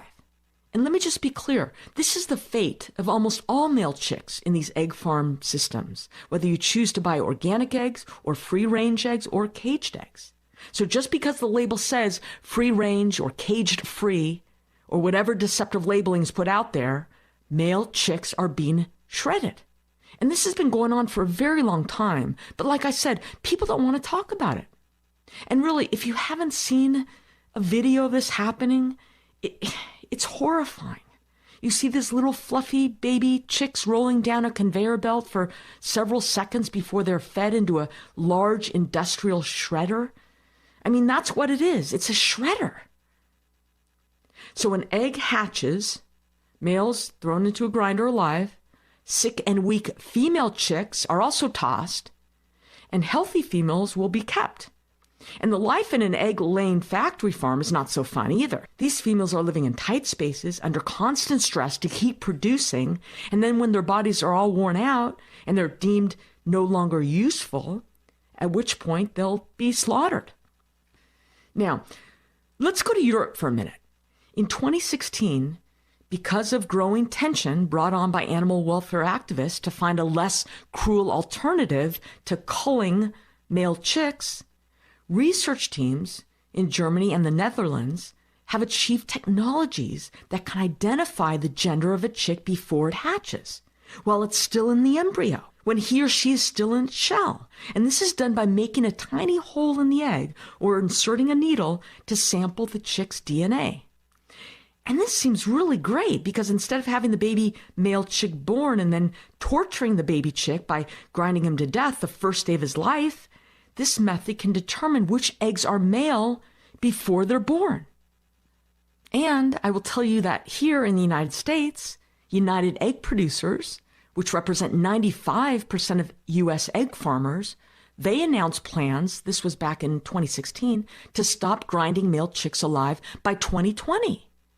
And this is an article I found in National Geographic in June 2016 titled, "By 2020, Male Chicks May Avoid Death by Grinder." And there's a couple quotes here I want to read to you.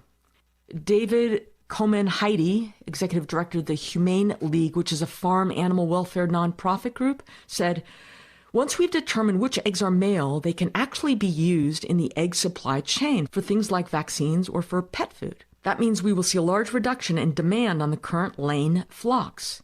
And that means that in addition to hundreds of millions of animals in the U.S. not being killed on the first day of their lives, we should also see a reduction in the number of animals needed on factory farms to begin with. We see it as a really positive step on those grounds alone." And here's a quote from this trade group, the United Egg Producers. "United Egg Producers and our egg farmer members support the elimination of day-old male chick culling after hatch for the laying industry. We are aware that there are a number of international research initiatives underway in this area, and we encourage the development of an alternative with the goal of eliminating the culling of day-old male chicks by 2020 or as soon as it is commercially available and economically feasible. The U.S. egg industry is committed to continuing our proud history of advancing excellent welfare practices throughout the supply chain, and a breakthrough in this area will be a welcome development." So, in-shell DNA technology to identify male embryos. That's really great. So we'll see what happens, right? I mean, hundreds of millions of eggs are consumed each year. Hatcheries are not going to take the time to test each and every single egg. It's not viable economically on an industrial scale, but hopefully a feasible method will be created, and soon. So as far as I can tell, in the United States, United Egg Producers is still planning to go cull-free in 2020. And I haven't read anything recent about this, but we'll see what happens. It's still early in the year. I want to tell you that I did, however, find an article dated December of 2018 where scientists in Germany have figured out a way to determine the sex of a chick before it ever hatches. By using a tiny laser beam, a 0.3 millimeter hole is burned into the shell of the egg. They are able to get a drop of liquid from inside, which can be tested for a specific hormone, like a chemical marker, and that can determine if it's a male or female chick. Now, I have an article here in the Guardian dated last month, and this is what I started to talk about in my opening remarks here, and this is titled, "France Moves to Ban Mass Live Shredding of Male Chicks." So France announced that they will be one of the first countries to ban this mass culling of chicks starting next year. Agriculture Minister Didier Guillaume said, "From the end of 2021, nothing will be like it was before." That's what he said. France and Germany announced last November they would work together to put an end to the chick massacre. Now, in this same article, The Guardian, the same guy, the French agriculture minister, also announced France would require anesthesia to be given to piglets being castrated. Oh, you think that's really necessary? You think it hurts a living, sentient being to have his testicles cut off without giving him numbing or pain medication? Would you have your dog neutered without anesthetizing him? Oh, it's okay. It's just a pig, though. Did you know that pigs are considered to be the 5th most intelligent animal in the world? Even smarter than your dog. You think pigs can't feel pain just as much as we can feel pain? Of course they can. Can you believe we do this to these animals? Castration of male piglets is a common practice in many countries, including the United States. Why do we cut their testicles off? I don't know. Supposedly, it's to encourage the animals to grow bigger and fatter and also to prevent an odor that is said to emit from non-castrated pigs. Also, I read it's done to reduce the aggression of the pigs toward the workers. Yeah, because I can't imagine any male species getting aggressive towards someone who wants to cut off their testicles without any meds like numbing medication on board. Let me ask you something. Would you want your kids to know about what really happens to these little Wilburs in our pig farms? Remember Wilbur in Charlotte's Web? Story of a livestock pig, Wilbur, and his friendship with a spider named Charlotte. So do we tell our kids this is how we treat animals so we can consume them? No, of course not. That's horrible. I wouldn't want my kids to know that. That would make them sad. I would tell my kids the facts and let my kids decide for themselves if they want any part of this cruelty. Remember Babe, the movie? Another pig named Babe, raised as livestock. And here's a little fun trivia for you, since we're talking about testicles. Did you know that in the film, it's never said if Babe is a boy pig or a girl pig? And you really can't tell by the voice of Babe. But all the pigs in the film were female, because the male genitalia would have been too visible on screen. Fun fact, right? Anyway, there you go. France has pledged to outlaw the practices of live shredding of male chicks by 2021, and France said it will also ban the practice of castrating piglets without anesthesia. That's really great. L214 is a French nonprofit animal defense organization that focuses its action on animals used for food consumption, said the measures were, quote, not ambitious and, quote, do not address the basic problems. There's nothing on slaughter conditions nor on how to exit from intensive animal farming. According to this article, an opinion poll in January found that 3/4 of French people did not believe the government was doing enough for animal protection. So, my message to you, the best way to avoid supporting cruelty in the egg industry is to stop buying and eating eggs. I'm Dr. Lori Kirshner. Thanks for tuning into the show. You're listening to Animals Today.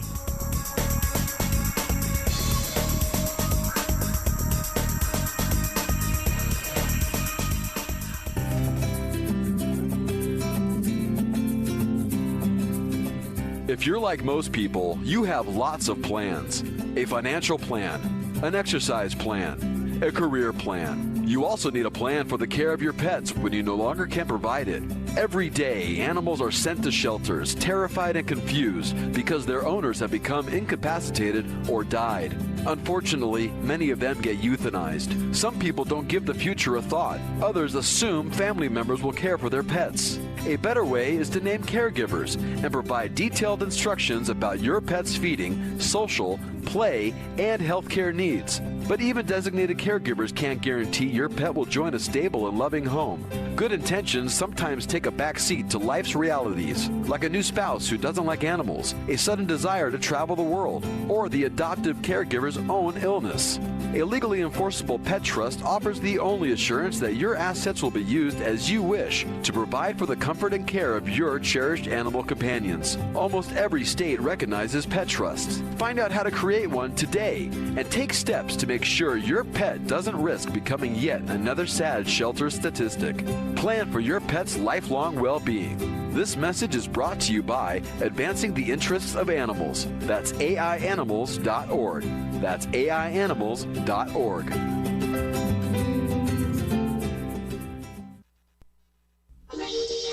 You know all about radio. FM means clean, clear, stereo sound. But don't go over the hill. AM, great. Long distance reception. But not known for high fidelity. Something's changed. AM radio now has FM's best qualities because of AMAX. New technology delivering full fidelity, less noise, maximum clarity stereo sound. AMAX. Look for it when you shop for your next radio or stereo tuner. AMAX. The best sound available on AM. Hi, this is State Senator Joe Griffel. Please join me monthly on WKAL 1450 on the dial to hear updates of what's happening in the state capitol and across the state, and for a chance for you to interact with me on what's important. So join us each month on WKAL. Special treat, folks. We have secured Dennis Prager. He will be on the line for 3 hours, live and in person. Dennis Prager. That's right, uninterrupted. We'll just be having Dennis Prager, one of my favorite guests. In fact, the only place you can ever hear Dennis Prager for 3 hours is on the Dennis Prager Show. So don't forget, Dennis Prager on the next Dennis Prager Show. The Dennis Prager Show, live weekdays, noon to 3, only on Talk Radio 1450 WKAL. Motorcycle riding season is in full swing, and there are more motorcycles on the road than ever before. Crashes involving motorcycles are often the result of a motorist failing to yield the right-of-way, or caused by a motorist who is distracted. And motorcycle riders are vulnerable and more exposed. So for them, crashes can result in serious injury or even death. Drivers and riders, we're all in this together. Please, be smart and pay attention to your driving. Share the road and watch for motorcycles.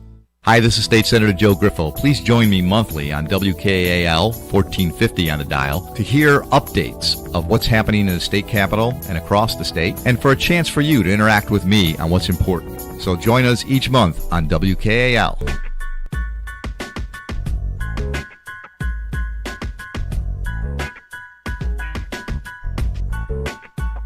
Welcome back. On a recent show, I had a really interesting discussion with Valerie Parker, who is a veterinarian on the faculty at Ohio State University. One of her specialties is pet nutrition. And on that show, we spoke about a variety of nutrition topics in dogs. And it was really wide-ranging discussion, and hopefully she cleared up some misconceptions that listeners might have. If you want to listen to that, it was the show of November 16th, 2019.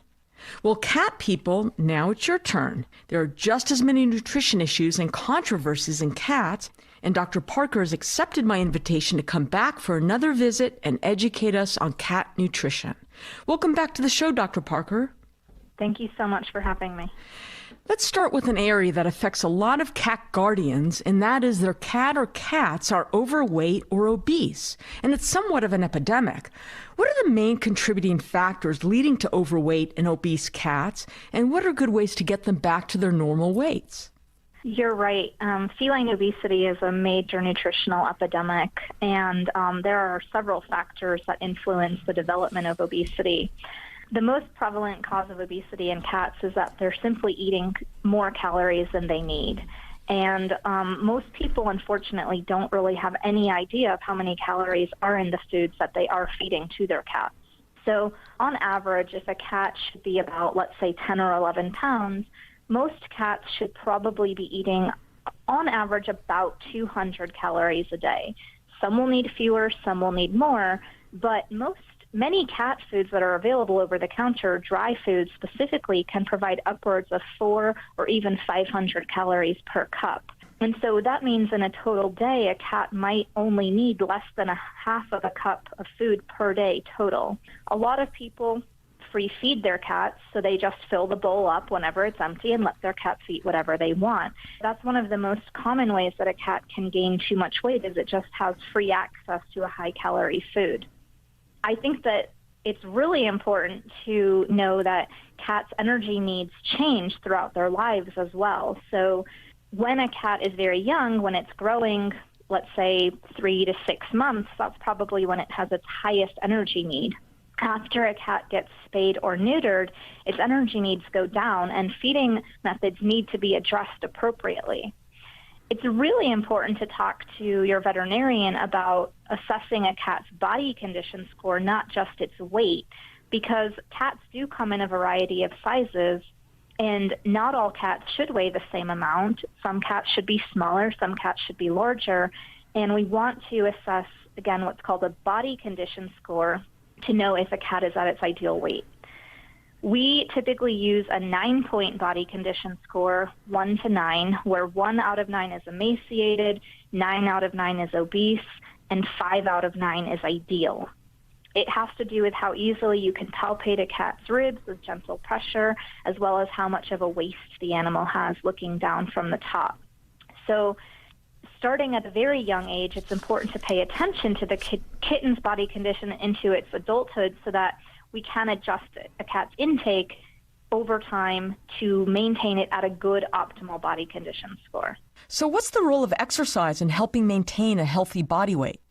I think that exercise can definitely help, and that has more benefits than even just weight management. Exercise and play can significantly benefit a cat's wellness, emotional well-being, and it can potentially even reduce some destructive behaviors if a cat is feeling bored in its home environment.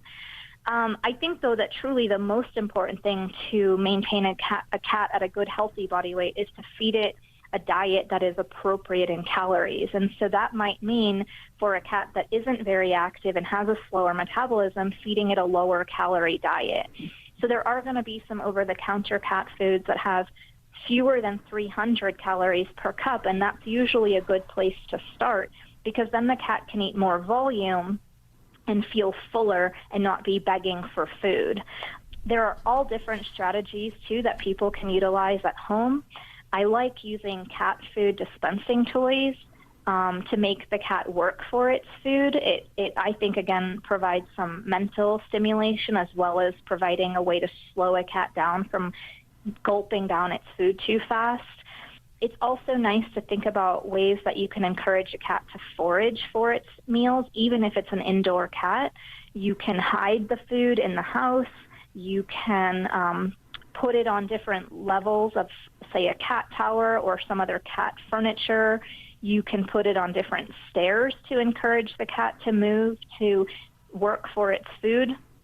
It can be more challenging in a multi-pet household, especially with dogs, but there are usually ways that you can accommodate feeding multiple pets still within the same household.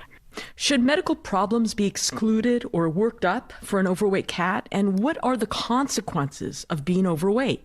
That's a good question. There are many consequences to being overweight.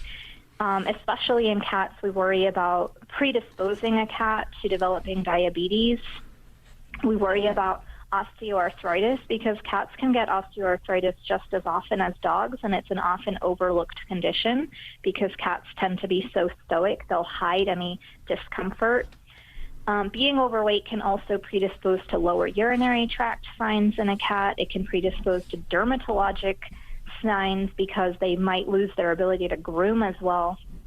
And it can overall impact a cat's survival. Obesity has been shown to shorten survival in a number of species. So it is really important for many reasons to try to maintain a cat at a good, healthy body weight throughout its life. Now, there aren't necessarily any very specific diseases that need to be tested for just by virtue of being overweight or obese. Cats are not really as likely to become hypothyroid like dogs are, but a good practice should be that any cat should really have a good, thorough physical exam annually, at least annually, with some minimum blood work and a urine test done annually. That's going to be the best chance of finding any disease early before it gets too late to address it. Okay, don't go away. When we come back, we're going to talk about getting your cat to trim down and creative ways to increase your cat's daily exercise. You're listening to Animals Today.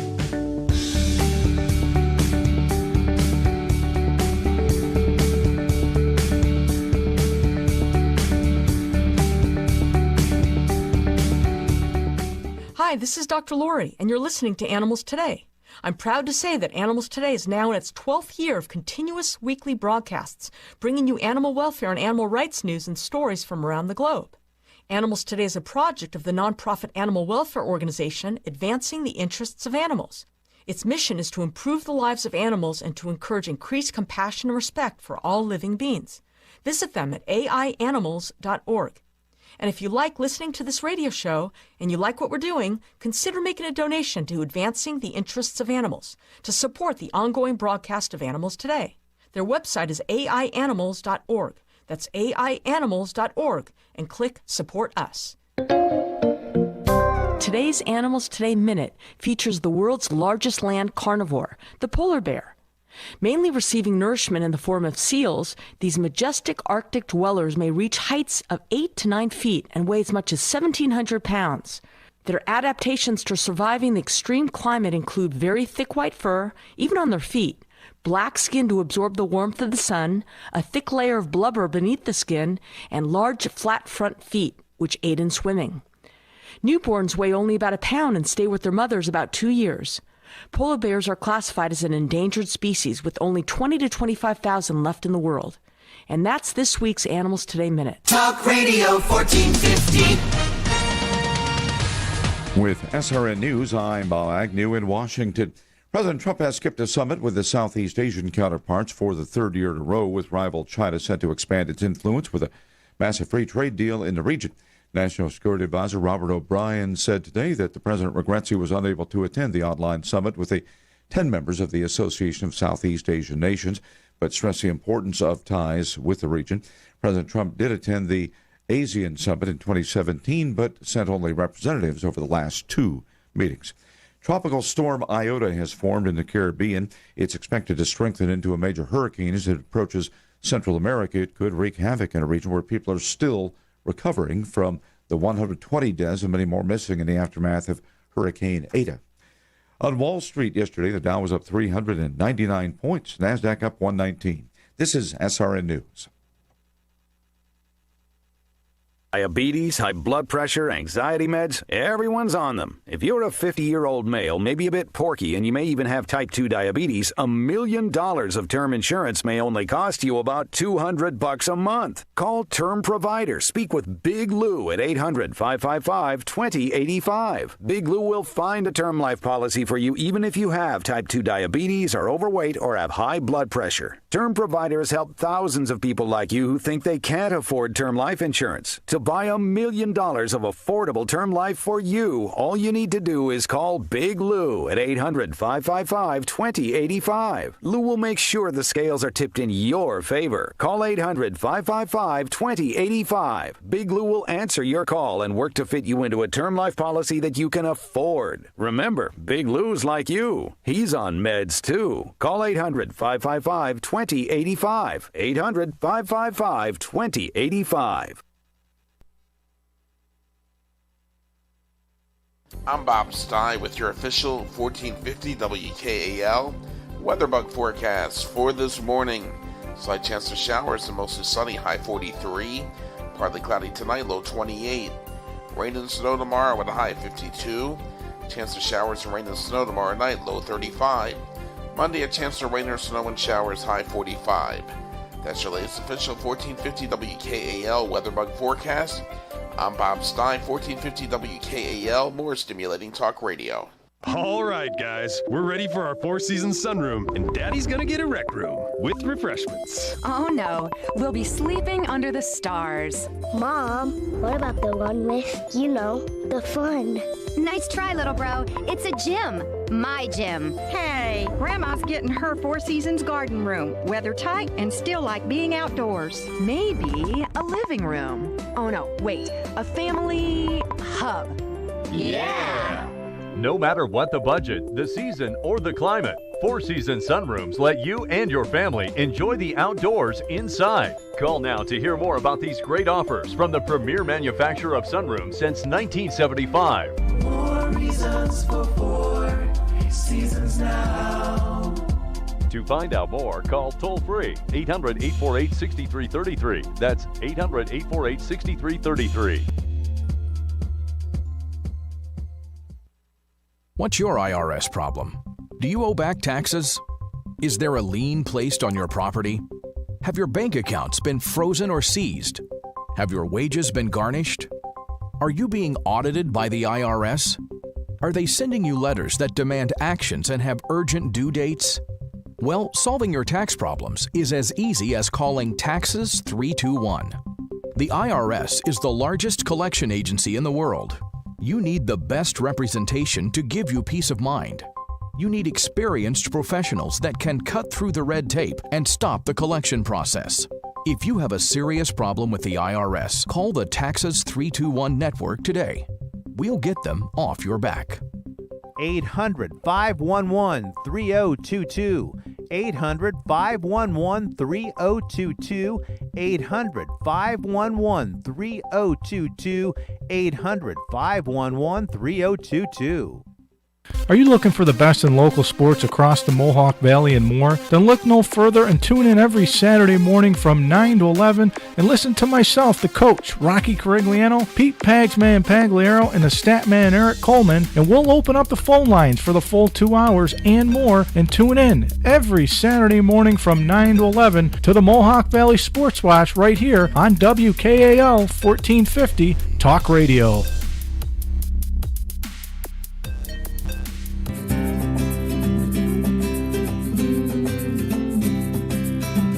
Welcome back. We're speaking with veterinarian Valerie Parker about cat nutrition. Let's talk about this question of dry cat food versus wet. Can you say that one is better than the other? A lot of people will feel strongly about dry versus canned cat food, and I don't inherently think that one is definitely better than another, but there are a few considerations for the individual cat and for the pet owner. Most of the dry foods will be significantly higher in calorie density, and as I mentioned, that is one of the main issues leading to feline obesity. So some people might argue that feeding a dry food is more likely than to lead to obesity, and while that may be true in some cases, it's not always the case. It all will ultimately come down to how many total calories in a day a cat is eating. Additionally, some people feel that dry food can help maintain a cat's dental health better than a canned food, and I don't believe there's too much literature on that one way or the other. There are going to be some very specific dental diets formulated by veterinary therapeutic companies that will make a specific claim for dental health, but across the board, it's not to say that a cat's dental health will decline if fed a canned food. And conversely, proponents of canned food will tell you that it's better to get more moisture into a cat throughout its life. Cats are, historically desert-like animals. They're designed to produce very concentrated urine, which can predispose to other diseases. It can make lower urinary tract disease more prevalent. And so one of the tools that we use to reduce lower urinary tract signs in cats is to get more moisture into them to keep their urine more dilute. That's a lot easier said than done. You can't really make a cat drink. You can't really do too much to a cat if it doesn't want to do it for itself. So some people will say that the more moisture you can get into a cat, the better for its overall health. And there's some truth to that when it comes to certain diseases, but not always across the board. So the bottom line for me is I really do think that it should be cat preference. It really just comes down to what's best for that individual cat and its owner. So Valerie, if I think my cat is overweight, what should I do? The first step to managing overweight or obesity is to get your veterinarian involved. And there are also nutritionists all over the country who can potentially help out if needed. But really the first step is to just figure out, okay, how many calories a day is my cat currently eating? And see how that compares to what we call resting energy requirement. We like to calculate what's called resting energy requirement for a cat's estimated ideal body weight. And once we have those two numbers, we compare them. We see how close is my cat's current intake to its estimated need. If the cat, let's say, is getting 400 calories a day, and we estimate it should be getting 200 calories a day, then we want to reduce calorie intake. But when we do that, we really want to ensure that a cat is getting all the nutrients it needs. And so I'll typically recommend feeding a veterinary therapeutic weight loss diet. This is going to be a diet that's low in calories, but high in protein and high in other nutrients so that the cat can lose weight but not become deficient in any nutrient. And these can be dry foods or canned foods. It somewhat depends on owner and cat preference. But for an example, we'll probably use a dry food that has about 230 to maybe 250 calories per cup. Or we can use canned foods, and some of my favorite weight loss canned cat foods for a big can, a 5.8 ounce can, only have 90 calories per can, which is really awesome. It still allows the cat to eat a pretty good volume of food, high protein, high fiber, and it can help the cat feel satiated even though we're providing fewer calories. The other thing that I really like to recommend for people to do is to weigh the food, the dry food especially, in grams per day, because everyone who's ever measured cat food knows that you can make a heaping scoop or a level scoop or just under the line scoop, but 30 grams is 30 grams. You can't finagle what 30 grams of food is a day. So it's really most precise to recommend a certain number of grams of food per day, and that also allows us the easiest ability to make slight adjustments when we need to adjust a cat's intake. So another way that we can try to promote weight loss in cats is to get them moving. And most cats aren't going to go out for multiple miles, walks and runs with their owners, and that's okay. Any little bit can help. Any little bit can make an impact. And so depending on the cat's motivation, you can play with toys. You can do feather toys or laser pointers. You can make them, like I said before, work for their food. You can make them climb. You can make them jump on different layers or levels of a cat tower. If you have stairs in your home, you can put the kibble on different stairs and make them walk up and down for it. And for the really food-motivated cat, if it's something that works for the home environment, is I'll even tell people sometimes just sit while you're hanging out with your family, sit on the couch watching TV, and just take the cat's food and just throw one kibble at a time and make the cat chase it and go get it and then come back. But any little bit can help. And for some motivated owners, you can even potentially find a physical therapy rehabilitation center near you that will do additional work. So people think of this more for dogs than cats, but you technically can do underwater treadmill training with cats. You can do other physical therapy for a cat that has osteoarthritis that may be a little bit more reluctant to move around. And inevitably what I hear and what I see is that every little bit of weight that cat loses, it becomes more comfortable and more willing to do the exercise and move around. Inevitably, owners tell me how much more comfortable their pets are, their cats, when they start to lose that weight. In addition, I find these interactive activities and toys not only offer great mental stimulation for my cats, but also helps to strengthen the bond I have with my feline companions. Yeah, definitely. It's a nice bond to have with your cat, to spend that time with it, because cats are thought of as more solitary creatures. And it's true that some would prefer to be on their own, but many cats do really enjoy that human interaction, and it can be a good bonding experience to play with the cat and make mealtime more fun. Valerie, so here's a question that always comes up in vegan households. Is it possible for a cat to live on a pure vegan or vegetarian diet? I would strongly discourage people from trying to have vegan or vegetarian cats. In order to feed a cat a vegetarian diet, you have to have intimate knowledge of cat nutrition to do it well. There needs to be added purified amino acids, added vitamins and minerals that wouldn't normally be in vegetarian diets. And anyone who would be trying to do it at home will fail.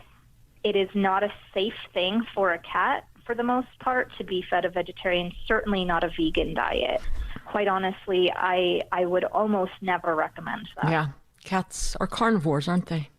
Yes, cats are carnivores. That's not to say they can't eat plant materials. In fact, they can, and they can do well with carbohydrates in their diet, and they can eat fruits and vegetables very happily, but they should, for the most part, have meat in their diet. Right. So as we're recording this, we're not near the holiday season. However, every year, the same questions always arise. And they are, what toxins, plants, or foods do cats need to stay away from during the holiday season and year-round? Yes. So in terms of foods that are toxic for cats, it's not usually as many cats as dogs who tend to counter surf, although I actually do have some kittens who will steal bread and pizza from our counter. Oh, that's funny. For foods, I would typically recommend avoiding onions, garlic. So it is important, if you would ever be giving your cat any prepared human food, to ensure that it doesn't have onions or garlic in it. Yeah. But it's more the plants, I think, that cats tend to like to get into. And so it's really, really important to avoid having lilies in the home where cats are. Lilies, even in the tiniest little amount, can be highly toxic for cats. And then other holiday-specific plants that tend to come up that can be toxic, whether causing just even mild gastrointestinal upset or severe toxicities, would be things like poinsettias, pine trees, mistletoe and holly, as well as amaryllis flowers. Valerie, this has been so interesting, and I hope this is helping those listeners who care for cats. And I have one last question. You know, you can purchase little containers of grass, or you can grow grass from seeds on your counter in your home, and this is designed for cats to chew on and eat. What do you think about this? And is this a good and healthy thing for cats? I think that if you're using a cat grass or a little plant from a reputable company, then it can absolutely be fine. You have to just pay attention to how the cat does with it and make sure that it's not eating so much that it's making itself sick. But in small amounts, if the cat likes to nibble on cat grass, that's totally fine. Just make sure that it's not put in an area where the cat could confuse other plants for being for the cat. Oh, good point. Because there are so many toxic plants, you want to have it be very clear to a cat what it can eat and what it can't eat, because you don't want to send mixed messages and tell them that if something in a plant in a pot is for them, and then have something toxic that they think is also for them that they shouldn't be eating. Veterinarian Valerie Parker, thank you very much. You're welcome. Thank you.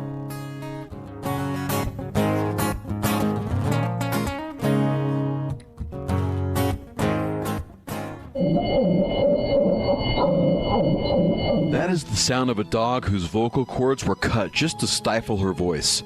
It's called devocalization, and it's done to cats as well. Devocalized animals rasp and wheeze, cough and gag for the rest of their lives. Some are rendered mute. And for what? So a commercial or hobby breeder can keep many animals without having to listen to them? So show dogs will be quiet during transit between shows or in the ring? So an irresponsible pet owner can leave a dog alone for hours every day? Animals Today says shame on anyone who would have a dog or cat devocalized, and shame on the veterinarians who perform this unnecessary, inhumane surgery on them. Please speak out against devocalization of dogs and cats. Use your voice to protect theirs. This message is brought to you by Advancing the Interests of Animals. Visit them at aianimals.org. That's aianimals.org. Can you remember the last time you tried something out without searching for it online first? Me either. Yet, over half of all small businesses don't even have a website. Why is that? It's so easy. There2 Design will work with your business to create an affordable, customizable, and easy-to-use website that appears in today's top search engines. That way consumers can find you. Don't let your business get lost in cyberspace. Visit There2Design.com and tell them WKAL sent you. THAYER2design.com. Hi, this is Allison Nickerson with the RCATS program, where we promote the humane approach to community cat population management through the proven effective trap, neuter, vaccinate, and return process. At RCATS, we work with individuals in the Rome who are caring for homeless cats to spay, neuter, and vaccinate the cats, resulting in a stable, healthy, and even helpful community cat population. For more information, please contact us at 337-3890 or email at rcatsprogram@yahoo.com. At RCATS, we're glad WKAL Radio cares. If you are trying to quit drinking or doing too many drugs, listen to me. You don't know me and we'll never meet. I had a problem like you once. I drank and used to party a little too much till it got out of control and almost ruined my life. I realized I needed help to fix my problem before it totally destroyed me. If you've tried to fix your drinking and drug problem and you know you can't do it alone, you need to call the National Treatment Advisors. They'll immerse you into a 30-day program to replace your old habits with new habits and totally change your life. And if you have PPO private health insurance, the entire program may be covered. Fix your problem right now before it gets any worse. Get clean. Call now and learn more. 800-961-2480. 800-961-2480. 800-961-2480. 800-961-2480.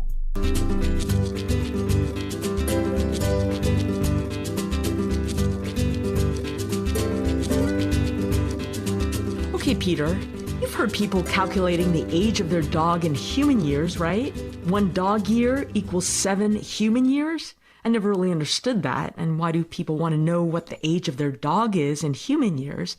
Anyway, a new study is suggesting that this formula, which was based on the average lifespans of 10 years and 70 years for dogs and people, is wrong. It's inaccurate.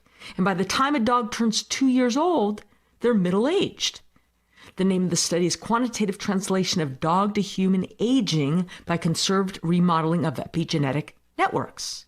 These researchers say they have a new formula to convert dog years to human years. According to this research, a 3-year-old dog is similar to around 50 years old in humans. So scientists can track the biological age of a species by changes in their DNA. And that's what these guys did. The researchers used what's called methylation, which is the addition of methyl groups to specific DNA sequences. So as certain species age, their DNA undergoes methylation, and that can be used to track biological age. It's like an epigenetic clock. So they used the rate of the methylation changes in dogs and compared it to the human epigenetic clock. So by the age of 2 in a dog, instead of being equivalent to a 14-year-old human, right, if you go by the traditional formula, multiplying the age by 7, instead, the DNA of the 2-year-old dog, they say, is about equivalent to a human entering their early 40s. And they say in dogs, the aging slows over time. So by the age of 10 in a dog, that's similar to a person of age 68. So it's a non-linear relationship. So the researchers developed a new formula to work out the human age of a dog. And if you want to believe it, a 2-year-old dog, they still act like a puppy, but it's middle-aged. And there's a notation that this research is not yet peer-reviewed. And if you want to look it up and know the exact formula, which really didn't make much sense to me, but what do I know? The name of the study is Quantitative Translation of Dog to Human Aging by Conserved Remodeling of Epigenetic Networks. Okay, so now let's move on to a study in cats. Let me ask you something, Peter. Do you think cats know or can recognize their own names? When you call our cats by name, do they come running to you like our dogs would? And you want to answer? I would say no. I would say that maybe they do. They don't care to share that with us. Okay, good answer. Well, a new study indicates that our pet cats do recognize their names, even if they walk away and pretend to ignore you when you call them. So the same behavioral scientist in Tokyo who previously showed that cats can recognize their owner's voice, she now studied cats' responses to names. This was published in Scientific Reports, and by looking at the cats moving their ears, heads or tails, or their meowing, the cats had a more pronounced response to their names than to similar words or other cat names. So your cat's name is Ringo, like one of our cats. You say, "Come here, Bingo," or "Come here, Lingo." He would ignore you even more than if you say, "Come here, Ringo." Her study also showed that cats would also respond when other people called their names, although the response was less prominent. This new study clearly shows that many cats react to their own names when spoken by their owners, says biologist John Bradshaw, but Bradshaw says he is less convinced cats can recognize their names when spoken by someone unfamiliar. Quote, "I think that it's entirely possible that some cats are able to generalize between one human voice and another, but I'd like to see more trials before I'd say that the evidence is compelling." He goes on to say, cats are just as good as dogs at learning, they're just not is keen to show their owners what they've learned. Right. Yep, that's true. They want you to think they don't understand what you're saying. I think cats are a lot smarter than we think they are. Peter Rover. I know them. Came out with the most popular dog names of 2019. They have a list of the top 100 male and female dog names. We're not going to go through all 100 of them, but how about the top 10, 20? I'll do 20. From 20 to 1 or 1 to 20? You're just going to mix them up. Oh, good question. 20, countdown to 1. Okay. Number 20. Blue. 19. Winston. Zeus. Jax. Toby. Leo. Bo. Tucker. Bentley. Oliver. Teddy. Now we're within the top 10. Duke. Bear. Jack. Milo. Rocky. Buddy. What number is Buddy? 4. Okay. Cooper. 3. Charlie. And what do you think the top male dog's name is in 2019? Well, it's been the top male dog name for the last 20 years. Max. Max. Very good. What the heck is going on here? People like the name Max. Okay. Female dogs, top 20. Yep. Start with 20. Ruby, Rosie, Nala. Spell Nala. Nala. Okay. Oh, is that like a cartoon sort of name? I don't know, maybe. Yeah. Coco, Penny, Chloe, Sophie, Roxy, Maggie, Stella, now the top 10, Bailey, Sadie, Molly, Lola, Zoe, Lily, Daisy, Lucy, number 3, Luna, number 2, number 1 female dog name of 2019, which has been this number 1 female dog name for the last 20 years. Bella? Bella! It sounds like 2018, 2017, I know, I think they're just running the same poll every year. Okay, Lori, that's dogs. You got a little bit something for cats. Yep, 5 female cat names, most popular. Female cat names. Bella is one of them. Okay. Lily, Lucy, Kitty, and Luna. Which is the number 1? Luna. Luna. That was a popular dog name, too. Yeah. Yeah. Top 5 male cat names. Leo, Milo, Charlie, Max, of course, Max, and Oliver. Okay, this continues from Rover. Apparently, people also like to name their dogs and cats after food and drinks. Top food and drink dog names. Pepper, ginger. Wait, that's a spice. Ginger. Okay. Another spice. Kona. Oreo. Peanut. Sammy. I don't know what that refers to. Cookie. Mocha. Sugar. Biscuit. Top food and beverage names for cats. Cocoa. No, Cocoa's not on the list. Mocha is. Mocha. Mocha, sugar, Snickers, cookie, peanut, ginger, Sammy again, pumpkin, pepper, Oreo. Okay, a lot of overlap there. Okay. And this is Dr. Lori Kirshner encouraging you to nurture your love and compassion for the only other beings sharing our planet, the animals.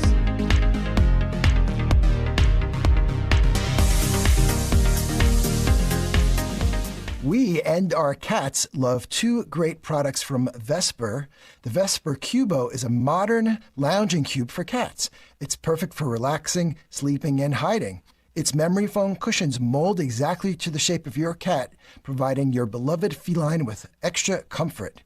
And detachable parts are easy to clean and replace. The Vesper High Base is a great observation deck for cats that love to sit up high.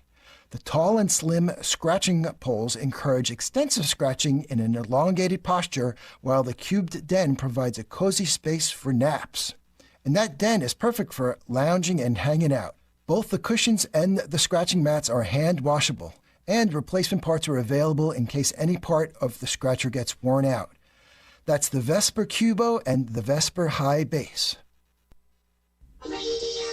You know all about radio. FM means clean, clear, stereo sound. But don't go over the hill. AM, great. Long distance reception. But not known for high fidelity. Something's changed. AM radio now has FM's best qualities because of AMAX. New technology delivering full fidelity, less noise, maximum clarity stereo sound. AMAX. Look for it when you shop for your next radio or stereo tuner. AMAX. The best sound available on AM. Watch Mohawk Valley Living every Sunday and pick up our free monthly magazine. Inside are stories by local writers, area guides, things to do, and more. Find out today why people are calling it their favorite magazine. Mohawk Valley Living. See what's in it for you. Hey, this is Mark McDougald. Check out America's fastest growing real estate finance show, Life as You Own It, Saturday mornings at 7 a.m. right here on WKAL 1450. WKAL. This is AM 1450 WKAL, Rome, New York. The time is exactly 8 o'clock. Breaking news this hour at townhall.com. I'm Bob Agnew in Washington. President Trump appeared at the White House yesterday praising his administration's speed in helping to develop a COVID-19 vaccine. We will work to secure an emergency use authorization, which should be coming down extremely soon. And my administration will then coordinate the distribution of the vaccine, and it will be approved. I think, again, it will be approved very, very quickly. The president said the emergency distribution would emphasize frontline workers, the elderly, and high-risk Americans immediately. He said by giving the vaccine to high-risk patients right away, the action will reduce hospitalizations and deaths. Hopes for an end-of-the-year coronavirus relief deal are off to a rocky start on Capitol Hill. Bernie Bennett says it's raising fresh questions about the chances for a long, elusive agreement happening before January. Lawmakers in both parties said that they want a deal, but they have just a few weeks to get one. Senate Minority Leader Charles Schumer says the starting point on any agreement should be the $2.2 trillion coronavirus bill passed by the House in October. Senate Republicans are digging in on a roughly $500 billion figure that they previously coalesced behind. Federal Reserve Chairman Jerome Powell warned that the U.S. economy will likely need further support from Congress and the central bank, even if a coronavirus vaccine becomes available by the end of the year. Bernie Bennett in Washington. SpaceX delayed its second astronaut flight by a day because of high wind and weather conditions that could jeopardize the recovery and recycling of the rocket booster they always like to bring back to Earth safely. At a news conference, NASA Commercial Crew Program Manager Steve Stitch says this will be an historic mission once it is carried out. It's going to be an exciting flight. I'll remind you that Crew 1 is going to be the longest U.S. space flight ever, exceeding what we had on the final Skylab mission, Skylab 3. That is NASA Manager Steve Stitch. More on these stories at townhall.com. Tell me why Relief Factor is so successful in lowering or eliminating pain. I'm often asked that question. Pete and Seth Talbot, the father and son founders of Relief Factor, tell me they believe our bodies were designed to heal. That's right, designed to heal, and now I agree. The doctors who formulated Relief Factor for Pete and Seth selected the 4 best ingredients, 100% drug-free ingredients that each help your body deal with inflammation. That's correct. Each of the 4 ingredients deal with inflammation on a different metabolic pathway. That right there, approaching your pain from 4 different angles, may very well be why so many Americans find such wonderful pain relief. If you have back pain, shoulder, neck, hip, knee, or foot pain from exercise or even just getting older, you must order the 3-week Quick Start now. Discounted to only $19.95 to see if it will work for you too. I think it could. Give your body what it needs to heal itself. Go to ReliefFactor.com, call 800-500-8384. ReliefFactor.com. Incoming Arizona U.S. Senator Mark Kelly says he'll bring to Washington the bipartisan approach he adopted on the campaign trail. More on that from correspondent Jackie Quinn. Newly retired astronaut Mark Kelly, a Democrat, is the winner over former Congresswoman and retired Air Force pilot Martha McSally, who's conceded the race. McSally was appointed in 2019 to fill John McCain's seat. So as soon as the results are certified, Kelly will be sworn in to serve the rest of McCain's term. Kelly says the country's having a hard time with polarization that's hampered the functioning of government, and he commits to working with the GOP. Top priorities are addressing the COVID pandemic and some form of gun control. His wife, former Congresswoman Gabby Giffords, has permanent disabilities. She was shot in the head at a constituency subsequent event in 2011. I'm Jackie Quinn. Breaking news and analysis at townhall.com. General Motors will recall nearly 69,000 Chevy Bolt electric cars. That's because the batteries have caught fire in 5 of them. The company says it doesn't know yet what's causing the fires. 2 people have suffered smoke inhalation due to the blazes. Dealers will install software that limits charging to 90% of the battery's capacity until a permanent fix is developed. The recall covers Bolts from the 2017 through 2019 model years. John Scott reporting. A long-awaited national museum dedicated to the U.S. Army made its debut on Veterans Day this year. The National Museum of the United States Army at Fort Belvoir, Northern Virginia, planned for more than 10 years, opened this week with a live-streamed dedication ceremony. Artifacts on display include a sword from the defense of Fort McHenry in the War of 1812 and a Sherman tank that first broke through enemy lines in the Battle of the Bulge in World War II. More on these stories at townhall.com. I'm Bob Stein with your official 1450 WKAL weatherbug forecast for this morning. Slight chance of showers and mostly sunny, high 43. Partly cloudy tonight, low 28. Rain and snow tomorrow with a high 52. Chance of showers and rain and snow tomorrow night, low 35. Monday, a chance of rain or snow and showers, high 45. That's your latest official 1450 WKAL weatherbug forecast. I'm Bob Stein, 1450 WKAL, more stimulating talk radio.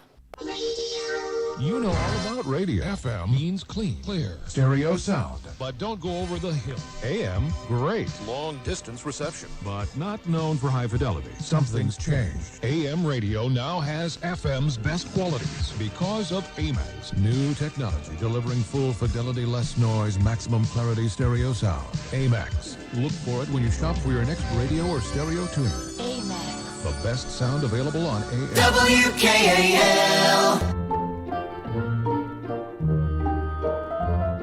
It's not unusual to find plenty of wine caves and wine cellars in wine country.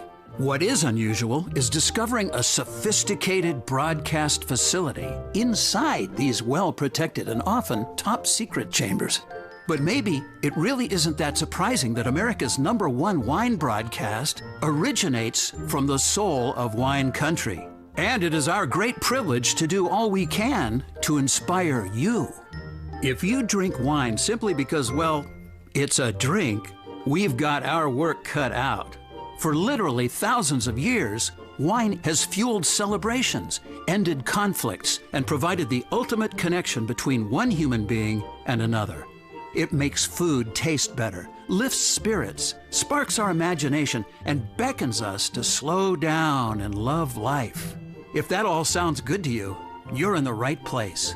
So sit back, clear your head, put any worries you have on hold, and join us as we go in search of this week's Grape Encounter. But be warned, we speak a much different language than what you typically experience in most wine-centric environments. But you didn't come here because you're ordinary, did you? Good, because your host, David Wilson, is here to take you far, far away from the beaten path. Here's David.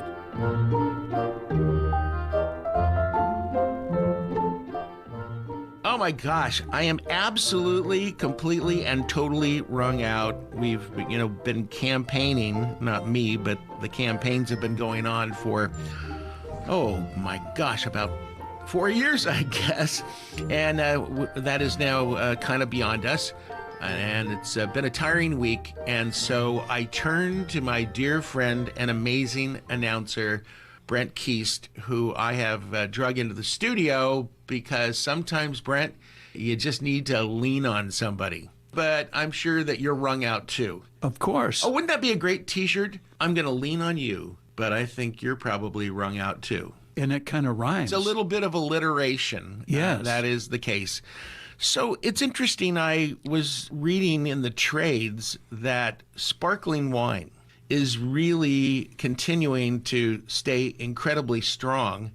And I was reading this in Wine Business Monthly.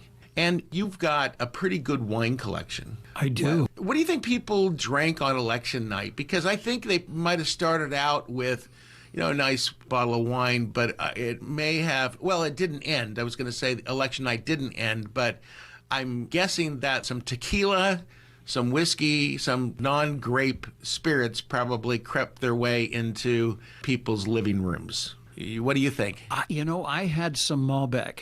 You did? Yeah. Okay. And it was delightful. And as far as sparkling wine goes, I think lately that the sparkling wine product has improved so much that people now have a better choice of sparklers that they haven't had in the past. You've had, your basic ones, which I won't mention their names, but... Well, no, but, even those basic ones are pretty good. I mean, they've really remained consistent over all these years. And I love, by the way, the term sparkling. Mm-hmm. I think as a descriptor, it's the best descriptor in the entire wine kingdom. Isn't it relatively illegal to call a sparkling wine a champagne? Yeah, so here's the deal. I don't know how many years ago it was, but I'm going to guess maybe it was 30 years ago that Champagne said, you know what, you Americans and Australians and whatever need to cut it out. Champagne is referring to a region, and unless you are Champagne, you may not put that on your bottle. I think that's only fair. I think it's fair, too. Yeah. And by the way, it's a very important thing that people need to know, especially about French wines, that French wines are labeled and named for a place. There's Bordeaux wines, there's Rhone wines, and it can be a white Bordeaux. What is that? It's a Sauvignon Blanc, right? Yeah. And so it's kind of cool because the wines memorialize the place from where they came. And so there were a number of wine producers in America that were using the term champagne. Yeah. One of those was Barefoot. Okay? Oh, yes, I remember that. So the French were not completely unreasonable in this. They allowed American winemakers, and I presume winemakers around the world that were already using the champagne moniker, they allowed them to continue to use that. So you can only imagine how valuable. Sure. But, it became a generic, though. It was like Xerox. If you made a photocopy of something, if you used the word Xerox, it was allowed. Yeah. And in a way, they did allow champagne to become a generic name. Yeah, but I think that they have really brought it all in, reeled it all in champagne now. And they've been working very hard, I believe, to really protect their identity. I think so, too. To market the region, and there's just so much stuff going on there. And I think more power to them for that. And by the way, I really want to tell people that if you're going to do a French wine excursion, that champagne has got to be on your list. And there's just so much cool stuff that goes on there.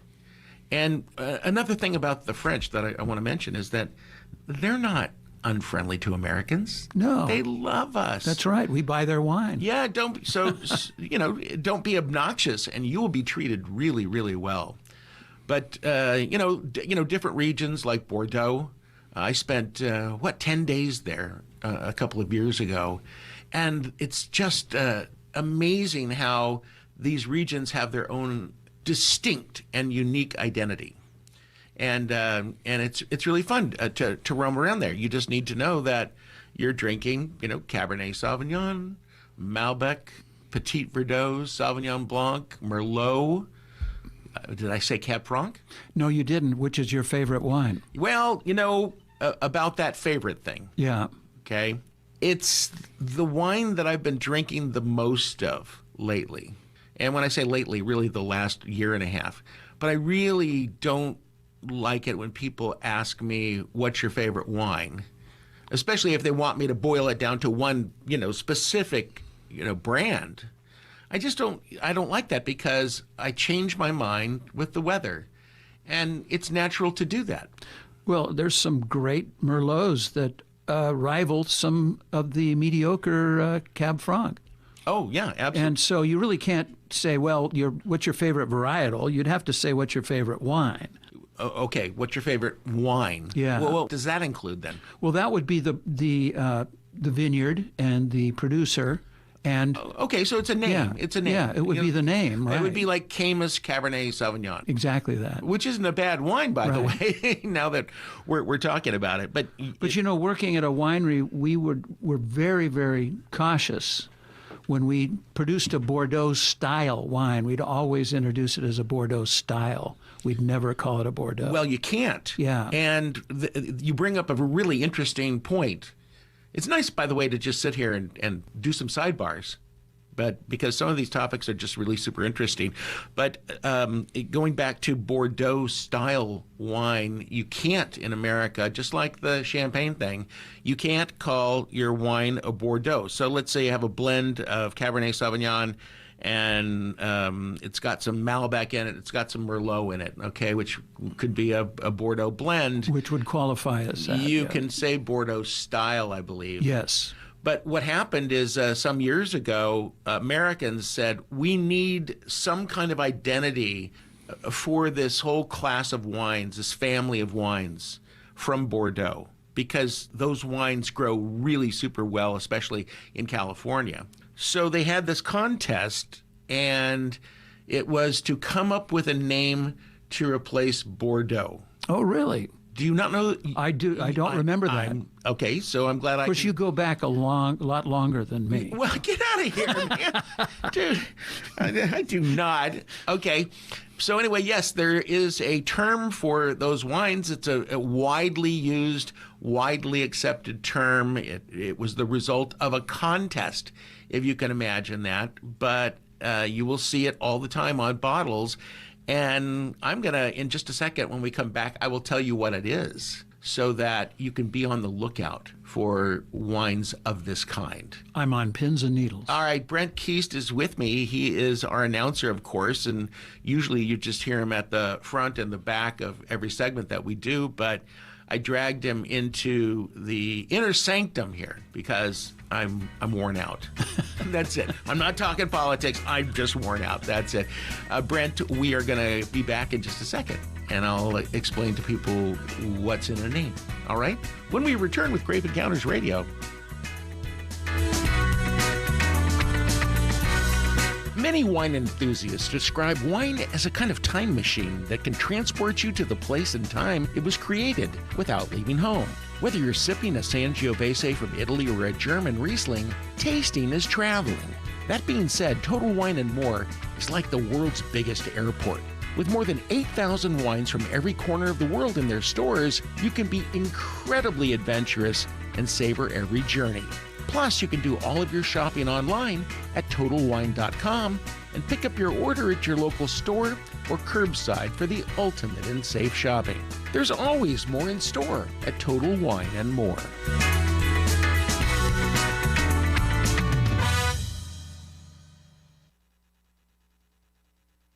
When we think of sommeliers, we naturally think of wine, right? Well, not so fast. Did you know there are sommeliers for milk, salt, mustard, and even chocolate? Thanks to endless food shows, off-the-wall cookbooks, celebrity chefs, and Google, of course, meals have become so imaginative that wine pairing can be as daunting as it is delightful. And that's one of the best reasons to make Total Wine & More an essential part of your culinary adventures. With more than 8,000 wines from every corner of the world to choose from, Total Wine & More can make mealtime magical. And no matter how exotic or off the wall your meal may be, your Total Wine expert is all about finding the perfect match. But if you just want a little inspiration without leaving home, you can log on to TotalWine.com for awesome food pairings, enticing discoveries, and online ordering. There's a world of wine in store at Total Wine & More. In Greek mythology, we learn the mysterious connection between walnuts and wine. When Dionysus, the god of wine, fell in love with Princess Caria of Laconia, her sisters tried to prevent the romance, so Dionysus turned them into rocks. He also turned his beloved Caria into a walnut tree. She was, after all, a hard nut to crack.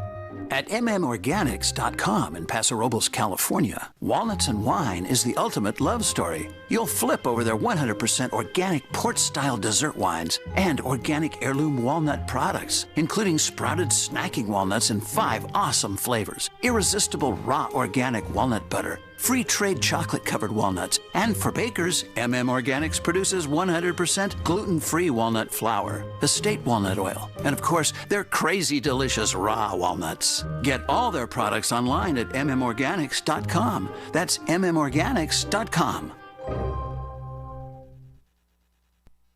If you are a small business owner, it is time to answer these questions. Is your website mobile friendly? Does it look modern and pop? Can it be found on the first page of Google? If you answer no to any of these questions, or worse, you don't have a website, it is time to call our friends at Thayer 2 Design. They'll work with you to customize a website to fit your needs and help you grow. Websites start as low as $400, and yes, you heard that right. A great looking website doesn't have to cost you thousands of dollars. Give them a call today at 315-875-7989 or visit them online at RomeNYWebDesign.com.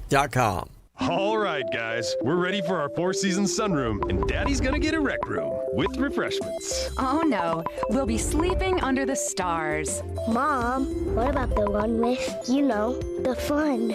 Nice try, little bro. It's a gym. My gym. Hey, Grandma's getting her Four Seasons garden room. Weather tight and still like being outdoors. Maybe a living room. Oh no, wait, a family hub.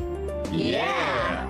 No matter what the budget, the season, or the climate, Four Seasons Sunrooms let you and your family enjoy the outdoors inside. Call now to hear more about these great offers from the premier manufacturer of sunrooms since 1975. More reasons for Four Seasons now.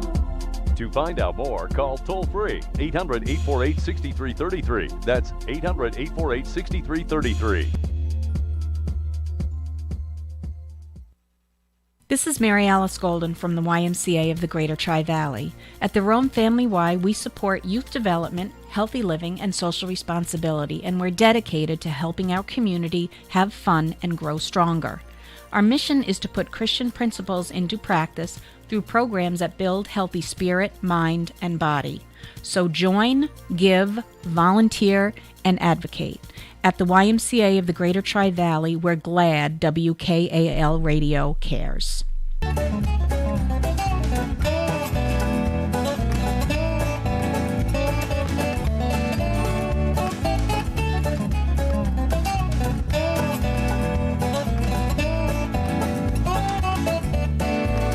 And we're back with Grape Encounters Radio, and I'm so glad to have some meaningful support here because the year has absolutely worn me out. And certainly election night and next day and all of this has really just beat me to a pulp. And I'm not going to talk politics, but I am going to reintroduce my buddy Brent Keast. And he has been, I don't know how long you've been our announcer now, but it's been quite a while. I think it's maybe about 3 years. Yeah, about 3 years. Yeah. And there's a lot more to Brent than his good looks and beautiful voice. He also is he's an amazing winemaker, and he took a gold for his Zen in the last competition at the Mid-State Fair, which is a pretty big deal. Not bad for a city slicker. Yeah, and then you are also an actor, a writer, a rancher. You are a Renaissance man par excellence. Well, thank you. I really, I'm honored and humbled by that. You know what's amazing is you've got this just soft, beautiful voice, but you're a rugged guy. A rugged guy, that's right. Yeah. Arg. Okay. Hey, tell me about this jelly thing that you've been doing. Yeah, I have a little Zinfandel vineyard, and because of various reasons, and usually I'll blame it on deer, it did not produce what I really needed in order to do even a half a barrel of wine. So I harvested what I had. Okay. And I had about 5 gallons of juice. But what I did is I kept the 5 gallons. Yeah, that's nothing. That's nothing. That's right. But it's enough to make some jelly. But how much do you have planted? You know, well, I have 50 plants. Oh, okay, so it's not a big deal. It's not a big deal. Okay. But only 11 of them were alive this year. Oh boy. So getting 5 gallons from 11 plants is pretty good. Yeah, that's pretty good. So tell me about. So anyway, what I did is I crushed them with a 2x4 wrapped in saran wrap. Sounds brutal. Yeah. Okay. And then I let them sit on the skins for 2 days. And in 2 days, it picked up all the color Because if you ever crushed Zin, it's kind of a pinkish, like a white Zin. It's pink colored. Yeah, exactly. So I left it on the skins for a couple days, picked up all kinds of extra color, all kinds of extra flavor. And then my wife, who is a gourmet chef. Oh, absolutely. Yeah. She found some really nice recipes, and we put together a Zinfandel jelly. And I've had it, and it's just amazing. It really is. I have a story about that as well, but I want to savor this vision of this rugged guy with a 2x4 wrapped in saran wrap or whatever and beating 5 gallons of grapes to a pulp. That's right. I just hear you out there on the porch going, I'll get you little buggers. That's right. So you can actually make jam out of wine. Oh, really? Yes, and there was a guy, and I think he went by the name Cowboy Ike, and I don't know if he's still doing this, but he is just a personal winemaker, and it was getting to the point where he was making so much wine he couldn't drink it fast enough, and he had a really big ranch, and he had this one parcel that was for him.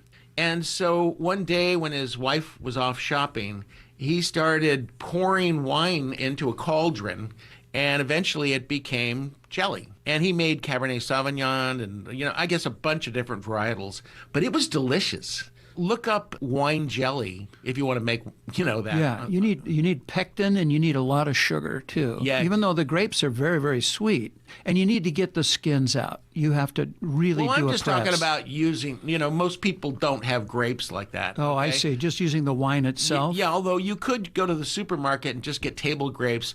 Those are fun to play with. You get a kind of a weird wine. Let's go back to that term we were talking earlier about Bordeaux naming their wines for the place, and that's why we can't call a wine a Bordeaux wine. We could call it Bordeaux style, I suppose, but we came up with our own name, we Americans, through a contest. And do you know the name? No, I mean, this is total news to me. No, come on. Really? You're faking it. No, this is total news to me. The term is meritage. Oh, okay. Used. And what it means is that it is any combination of Cabernet Franc, Cabernet Sauvignon, Malbec, Merlot, Petit Verdot, Sauvignon Blanc, and, some other little minor varietals that don't come to mind right now. So the name is Meritage. Okay, I did know that, but I didn't associate that with a contest.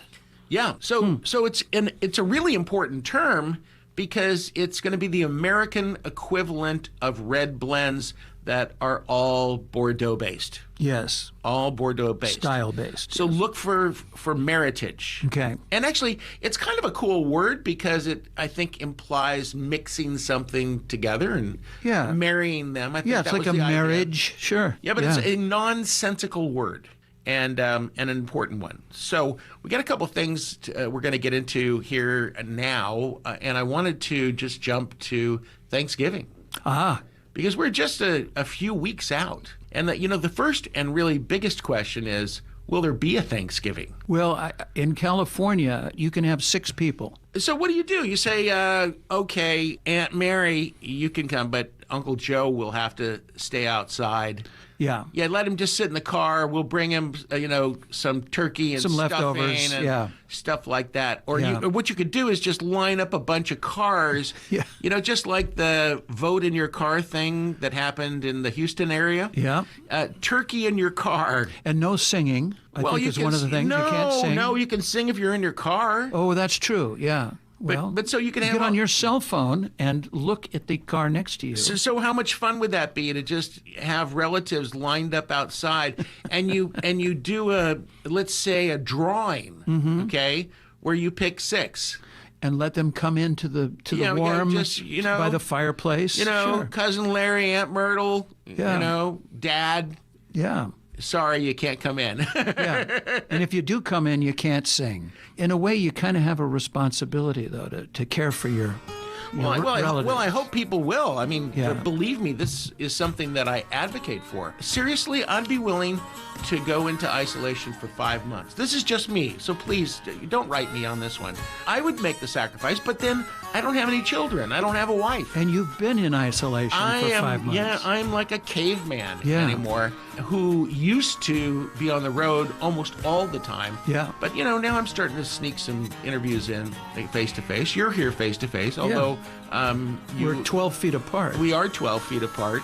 But it is going to be a strange holiday, and I want to talk to you about holiday wines. We're going to see what happens with Thanksgiving, but regardless, you and the other 5 people sitting at your table have an opportunity to drink some wines that are really super awesome.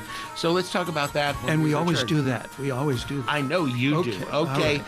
I'm sitting here with Brent Keast, our announcer, my favorite winemaker, my favorite actor, one of my favorite people. We'll be back with more Grape Encounters right after this.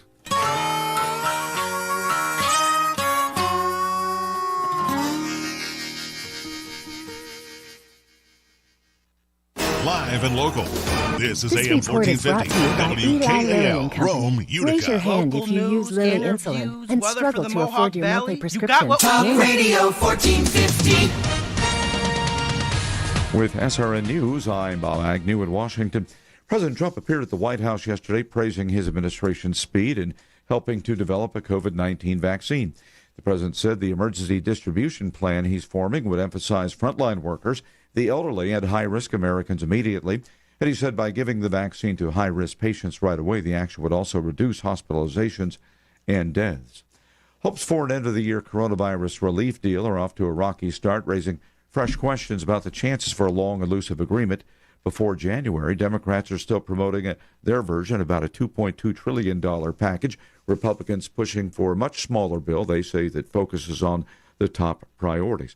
SpaceX delayed its second astronaut flight by a day yesterday because of high wind and weather conditions that could jeopardize the recovery and recycling of the rocket booster. More on these stories at srnnews.com. Diabetes, high blood pressure, anxiety meds, everyone's on them. If you're a 50-year-old male, maybe a bit porky, and you may even have type 2 diabetes, $1 million of term insurance may only cost you about $200 a month. Call Term Provider. Speak with Big Lou at 800-555-2085. Big Lou will find a term life policy for you even if you have type 2 diabetes, are overweight, or have high blood pressure. Term Provider has helped thousands of people like you who think they can't afford term life insurance. To buy $1 million of affordable term life for you, all you need to do is call Big Lou at 800-555-2085. Lou will make sure the scales are tipped in your favor. Call 800-555-2085. Big Lou will answer your call and work to fit you into a term life policy that you can afford. Remember, Big Lou's like you. He's on meds too. Call 800-555-2085. 800-555-2085. Group. I'm Bob Stein with your official 1450 WKAL weatherbug forecast for this morning. Slight chance of showers and mostly sunny, high 43. Partly cloudy tonight, low 28. Rain and snow tomorrow with a high 52. Chance of showers and rain and snow tomorrow night, low 35. Monday, a chance of rain or snow and showers, high 45. That's your latest official 1450 WKAL weatherbug forecast. I'm Bob Stein, 1450 WKAL, more stimulating talk radio. Are you looking for the best in local sports across the Mohawk Valley and more? Then look no further and tune in every Saturday morning from 9 to 11 and listen to myself, the coach, Rocky Carigliano, Pete Pagsman Pagliaro, and the stat man, Eric Coleman, and we'll open up the phone lines for the full 2 hours and more, and tune in every Saturday morning from 9 to 11 to the Mohawk Valley Sports Watch right here on WKAL 1450 Talk Radio. Today's low rates, you could lower your payment by over $150 a month, saving thousands in interest every year. With a cash-out refinance from Rocket Mortgage, you could consolidate and pay off high-interest debt, tackle home improvements that could add value to your home, or even set aside cash for your child's future education. We've already helped over 1 million clients just like you reach their home financing goals this year alone. So remember this, what can give you the technology to refinance easily and save money? Rocket can. Call Call us today at 8338-ROCKET or go to rocketmortgage.com. That's 8338-ROCKET or go to rocketmortgage.com. Savings are based on quick and loans, internal data. Points and fees may apply. Call for cost information and conditions. Equal housing letter. Licensed in all 50 states. NMLS-ConsumerAccess.org. Number 3030. We're back with more Grape Encounters. Hey, please do us an enormous favor and like us on Facebook. It's the very best way to learn about other opportunities that we may not share on the broadcast. Also, join our mailing list on grapeencounters.com. Listeners on our contact list receive some exclusive opportunities. Become an insider. Enough said. Here's your wine captain, David Wilson. So I am all worked up about Thanksgiving because it's my absolute favorite holiday. It is the consummate food holiday and a great opportunity to have fun with wine. But unfortunately, a lot of people, they'll just grab wine at the last minute and throw it on the table. But that would never happen, I think, at the Keast table. No. Because you guys have quite a nice selection of wine that you've put away. Yeah, we have a walk-in closet. Yeah, I know, and I've tried to give you wine, and you're like, no, I don't need any more. You know, that's weird. It's delivering coals to Newcastle is what it is. All right, so what's up for you for Thanksgiving? So, well, actually, I was going to bring this up. We have about 3 confirmed spaces at the table, which leaves us a few more. Because if we're going to, the Golden 6, you know, my wife being a gourmet chef and having a huge wine closet, we would like to invite you for Thanksgiving dinner. No way! Yes. Oh, my gosh. But you can't sing. Why? Because that's against the law, apparently. You know what's really strange anyway? I don't know of any Thanksgiving songs. You know? I do know one. It's terrific. It's called Grateful, and it's written by a guy named John Bucchino, and it's out of a... Yeah, he's terrific. Yeah, it's a great song. Well, it's just amazing that there's, you know, for Valentine's Day, there's a mountain of love songs. For Christmas, there's no lack of songs there. But there, for some reason, we don't think music, I guess, for Thanksgiving. So that's no. Okay. But let's think wine for a second. You bet. Wine is a perplexing thing for Thanksgiving. And, you know, we're only a few weeks out. Now's a good time to start doing your shopping. And especially if you're interested in getting some wines from boutique wineries, you'll just want to go explore online. Well, let me ask you, what kind of wine is good with turkey? Which seems to be pretty traditional. Okay, so Thanksgiving is really complicated where wine is concerned. Here's why. Because it is probably the most mismatched assortment of foods that you could possibly have. I mean, think about it. You know, you've got the turkey, of course. You've got the stuffing, and many times the stuffing is much more vibrant in terms of taste than the turkey. So, do you pair with the turkey or the stuffing? Interesting. My answer is the stuffing drives the wine. That's it. You know, that's where we start. If there's a centerpiece on the table in terms of food, for me, it's the stuffing.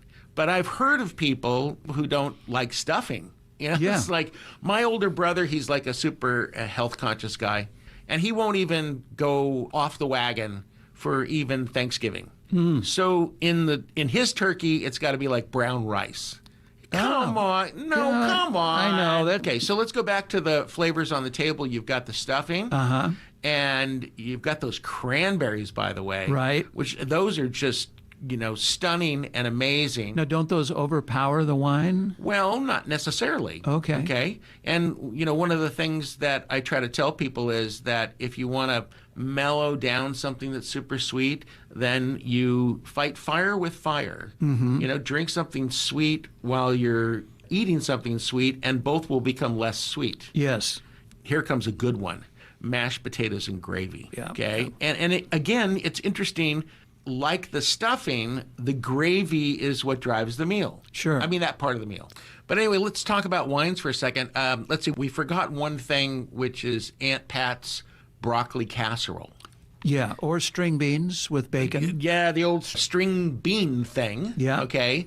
And then whatever assortment of other stuff. There's that Waldorf salad, you know, that's yes. I don't like that. Yeah. I don't like that. And then here's the one that should be forbidden, the baked yams. Oh, yeah. I don't like those. I don't like. Do you like those? Not really. They're just so doughy and things. All right, so let's talk about the wine for a second, and we'll talk about this in some of the episodes that are coming up. But for the purposes of generalizing what you should have at the Thanksgiving table, I think there are a few essentials. And I'm going to throw them at you. But Brent, I'm going to ask you to throw a wine at me. Okay. No, put that bottle down. There you go. Okay. Get it off that white wall. Okay, what's going to be your first go-to wine? I would think a Grenache would be a nice wine. Oh, my gosh, Grenache. Yeah.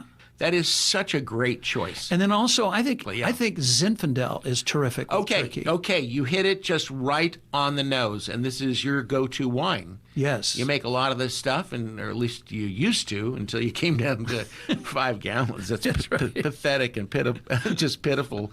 But anyway, Zinfandel is like a stunning choice for Thanksgiving. And I think it's a must-have wine on the Thanksgiving table. And it's just like, even though it was not born in America, it was actually born in Croatia, then went to Italy, and then came here. But we called it Zinfandel here because it was such a happy name. Mm-hmm. And Primitivo sounded a little strange. Yeah, exactly. Yeah. And when Primitivo tried to get through customs at Ellis Island, and they sent him back. No kidding. Oh, yeah. So Primitivo got together with friends, and they said, let's come up with a name that they're going to like. It was Zinfandel. Yeah. And the word fun embedded in there, sin, fun. Okay, it was like sin and fun, but, good sin, okay? And here are these clusters of grapes that are trying, make their way into America, and the customs agent says, what is your name? And the grape says, Zinfandel, sir. Zinfandel, sir. Oh. All right. Well, Okay. Go ahead. You know what? You're our type. Go right on in, okay? There's the story, huh? That's exactly how it happened, okay? But no, Zinfandel is nice because, and by the way, I would say in this particular case, I would want that Zin to be very fruit forward. I have often talked against jammy Zins. Yes. Because sometimes they get too jammy, but the whole Zinfandel world has now sort of pulled itself into a position that is mostly about elegant Zins that are not overpowering. Classic Zins. Exactly, a beautiful wine. Yeah. We're as good as you, Cabernet Sauvignon. Well, and it's got a wonderful spiciness to it and floral quality. It's a great wine. Yeah. What I was about to say is, don't be afraid of one that is fruit forward. A bit of jamminess, but that's largely been toned down in the last decade because it was really overpowering at one point. So they've got it really super dialed in. But there's a couple of other things we've got to talk about for the table, and one that I think makes it all the way through the meal from start to finish. It's one of the most perfect wines for Thanksgiving. You want to take a stab at it? By the way, are you inviting me just because I'll bring some good wine? Actually, talking about bringing Coles to Newcastle, it's not required. Is not? Not required. Oh, I thought Even though you have 100 times more wine than I do. can't believe that I made the Super 6. Yeah, you did. It's the Sacred 6 now. Yeah, and just getting serious for a moment. I lost my mom a couple of months ago, and it'll be the first Thanksgiving that the family has without mom. So I'm kind of thinking that's where I'm going to be, but I don't know what the family's planning on doing at this point in time because we're just kind of lost without her. So the thing that I was going to say that should absolutely be on the Thanksgiving table is bubbly. Oh, yeah. Bubbly, and it can be a hint of sweet to the bubbly. I think it pairs with absolutely everything. You cannot go wrong. You're absolutely right. I think a nice dry Italian Prosecco. Oh. Just amazing. Oh, that's great. Anyway, we're going to be back in just a second. We're talking about what goes on the Thanksgiving table, and I got an invitation to the Keast House, so that's pretty good. I might want to get my Keister over there. We'll be back with more Grape Encounters. And Brent Keast, our announcer, winemaker, and everything scholar, when we return with Grape Encounters. As summer turns to fall, leaves and wardrobes aren't the only thing that change color. This is the time of year when wine preferences tend to darken up. Cold, crisp whites are already making way for fall favorites like Pinot Noir and luscious California Zin. Tropically tinted New Zealand Sauvignon Blancs won't migrate south just yet, and rosés will also remain resilient well into turkey time. But folks like me who've enjoyed lighter fare in the backyard all summer will venture out and take a cab almost everywhere we go. Now, there's no doubt about this fall phenomenon. It's a time when wine enthusiasts get more adventurous and try things outside of their comfort zone. And if your comfort zone could use a little reimagination, let the experts at Total Wine & More show you just how much adventure there is to discover among their inventory of 8,000 or more wines in every store. You can still enjoy their legendary customer experience in-store or make an evening of exploring the world of wine from the comfort of your cozy couch. Load up your shopping cart, stop by the store, and Total Wine will rush your order to curbside. Once you immerse yourself into an online Total Wine discovery mission, you'll quickly fall in love with the incomparable wines you can access so easily and affordably. See what I mean at TotalWine.com.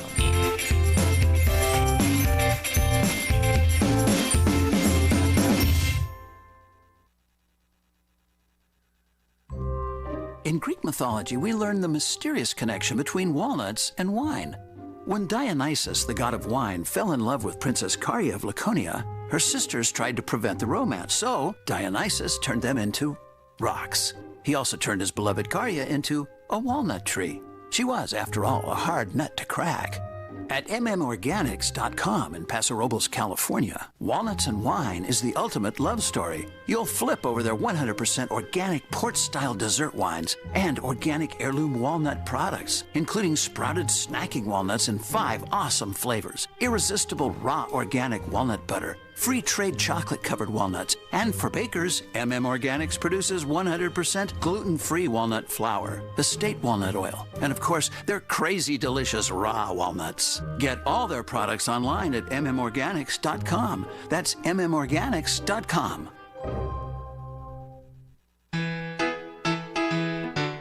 Did you know that there's a lot more going on in the world of Grape Encounters than what you hear each week on the radio show? If your answer is no, it means that you're not as plugged into our wild, wacky, and wonderful world of wine. But we can fix that right now. I really want to share a lot more with you than what we're able to do during the weekly show, like wine recommendations, interesting ways you can play with your wine, information about upcoming wine happenings, and even recipes I've developed just for you. There are 2 things you can do to get plugged in. First, join the Grape Encounters Radio group page on Facebook. Make sure it's the group page. Or you can sign up for our mailing list at grapeencounters.com. In coming weeks, I'll be doing giveaways, offering free online parties exclusively for you, and a lot more. Please don't miss out. Connect with me on Facebook or at grapeencounters.com. Pick up the free Mohawk Valley Living magazine the first of each month at local businesses and your closest Stewart shop. For a complete list of pickup locations, visit MohawkValleyLiving.com. Mohawk Valley Living magazine. See what's in it for you. If you're trying to quit drinking or doing too many drugs, listen to me. You don't know me and we'll never meet. I had a problem like you once. I drank and used to party a little too much till it got out of control and almost ruined my life. I realized I needed help to fix my problem before it totally destroyed me. If you've tried to fix your drinking and drug problem and you know you can't do it alone, you need to call the National Treatment Advisors. They'll immerse you into a 30-day program to replace your old habits with new habits and totally change your life. And if you have PPO private health insurance, the entire program may be covered. Fix your problem right now before it gets any worse. Get clean. Call now and learn more. 800-961-2480. 800-961-2480. 800-961-2480. 800-961-2480. Hi, this is State Senator Joe Griffo. Please join me monthly on WKAL 1450 on the dial to hear updates of what's happening in the state capitol and across the state, and for a chance for you to interact with me on what's important. So join us each month on WKAL. America Tonight. We'll hit some of the other odds and ends on the day. I don't understand what the big hubbub is over pot and legalizing it in the first place. I know that's a wicked can of worms. Do you ever think that we will see all the states adopt policies where you can buy marijuana not just for medicinal purposes? Wow, that's like a loaded question. It's not necessarily a loaded question, get it? No, I think it'll take a very, very long time. America Tonight, overnight on Talk Radio 1450 WKAL. I think it's the thing that I most look forward to in the entire year is sitting down to the Thanksgiving table.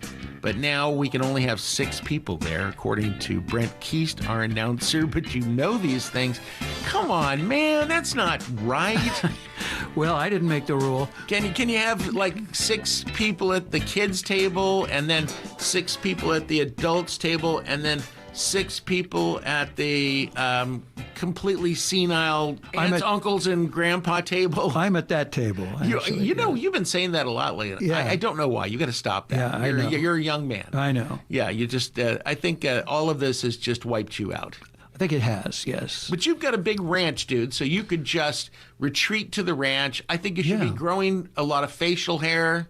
I was thinking of dyeing my hair bright blue. Okay. Anyway, no, don't do that. But I could see you walking around with a really cool walking stick, like out of one of the Lord of the Rings episodes or actually, something like that. I was thinking of having people call me Your Lordship. Okay, we'll skip that, Your Lordship. So Thanksgiving, the one wine that is not my favorite, but I think most people will say it belongs on the Thanksgiving table, is Pinot Noir. And there are all kinds of styles of Pinot, but I like them a little bit more fruit forward. I don't like that thing that they call funk. That's why I am so down on Pinot, those funky Pinots. That, by the way, was a disco hit back in the 70s. Do the funky Pinot. That's right. And funk is a real term in the wine world, and it's kind of that rotting leaves on the forest floor. I don't like fungus. But going back to the Pinot, where I recommend that you get your Pinots is the Russian River up in California. Yes. Just so amazing, the Pinots there. In California also, I love the Pinots from the Santa Lucia Highlands. I've just become very fond of the Pinots that come from that area. And then the last one is any place in Oregon. And they can be pricey, by the way. Yeah, and Oregon is sort of known for that, aren't they? Oh, yeah, it's their thing. Yeah. They just decided we're going to be good at one thing, really good, and Pinot was it. But now they have shifted a lot of their attention to another wine, and it's white. You want to take a stab? Chardonnay? Absolutely. Ah. Yeah, because where there's good Pinot, there's good Chardonnay. And I'll tell you that I have tasted some Chardonnays that will bring tears to your eyes from Oregon. I really mean this sincerely. Look for those Oregon Chardonnays. But like I said, where good Pinot grows, I would even say great Chardonnay grows. Now, just tell me your opinion, though. What makes a great Chardonnay? What flavors should I be tasting? Oh, you know what? It's a good question because it used to be that Chardonnays were very heavy on the oak, and then that malolactic fermentation, which gives it that buttery thing going on. And people will literally ask for buttery, oaky Chardonnay. But it got really out of hand for a while. So it was so oaky, it was like biting into a tree. Yeah. And a lot of people just left Chardonnay. They went to places like Sauvignon Blanc or Pinot Blanc, but other white wines. Then the Chardonnay makers said, well, oh my gosh, we got to save this because Chardonnay, the second most popular wine, basically in America. So what did they do? They started making the Chardonnays with no oak and just aging them in stainless steel barrels and not doing that secondary fermentation. And you got this really clean, crisp wine that really in a lot of ways doesn't even resemble those other Chardonnays. How do you like them? I like them buttery. I don't like them oaky, though. Okay. There's a French Chardonnay that I'm crazy about is Chasson Montrachet. And boy, I love that. Yeah, absolutely. So the next thing that happened in the evolution of Chardonnays is that people said, oh, wait a second, one was too oaky, too buttery. This one is just too au naturel. Well, can't we get something in the middle? And that's where the industry, I think, is now. So it's sort of lightly buttered and a kiss of oak. And so it's like the Three Bears, really. There are 3 Chardonnays out there. There is the stripped-down Chardonnay, there's the perfectly balanced, moderate Chardonnay, and then there's the wild and crazy, buttery, oaky Chardonnay that makes no apologies for itself. All right, Brent, guess what? Party's over. Uh-oh. All right, I got to find out whether I will be available to come to Thanksgiving, but I will tell you that your wife is one of the craziest good cooks I've ever seen.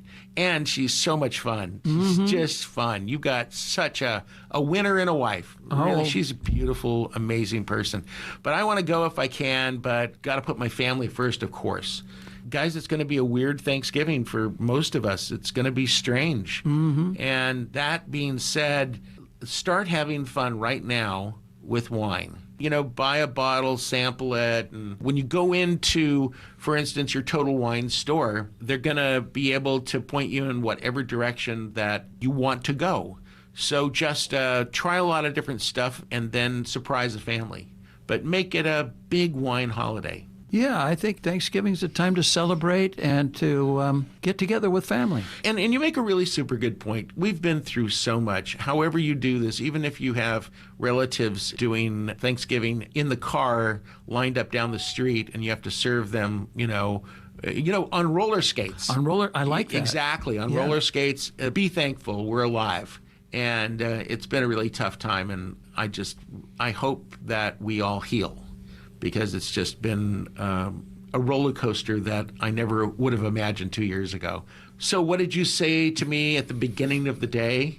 You said it is what it is. It is what it is, yes. Okay? It is what it is, but there's still a lot of great wine out there. So thanks, Brent. I appreciate you being on today. Great being here. Okay, we're going to wrap it up now. Have a wonderful, wonderful rest of your week and start preparing for Thanksgiving, my favorite holiday. And you can even mail me some of your turkey if you like. We will be back here next week at this very same time. This edition of Grape Encounters has been brought to you by Total Wine & More. When Total Wine & More challenged themselves to keep more than 8,000 wines on hand, they pioneered a consumer experience that 99.999% of the population would have thought was impossible. It was an undertaking that I still can't totally get my arms around today. But I've spent many hours of my personal time being that adult kid in a candy store, using my mouse to learn about their extremely affordable top 20 wines of the year, or learning eye-opening details about the iconic winemakers behind Total Wine's Legends of Wine collection. TotalWine.com is an online resource so rich with content, it's hard to imagine a more satisfying wine-related experience. Spend all the time you want at TotalWine.com or at your nearest store. Just make sure you're back here with me at this same time next week for another Grape Encounter.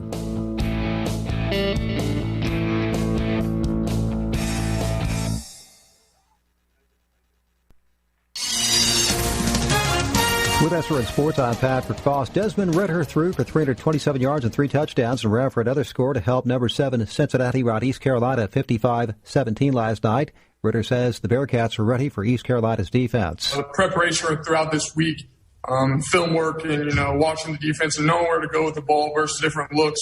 And they showed us exactly what they've been playing, the rest of the season. And we were able to catch up on it and get the ball where it needed to be. The Bearcats extended their school record home winning streak to 19 games, the 4th longest streak among FBS schools, and kept their hopes alive for college football playoff berth. Big 12 Commissioner Bob Bowlesby Friday downplayed his comments about potentially delaying the college football playoff and New Year's Six Bowls because of COVID-19.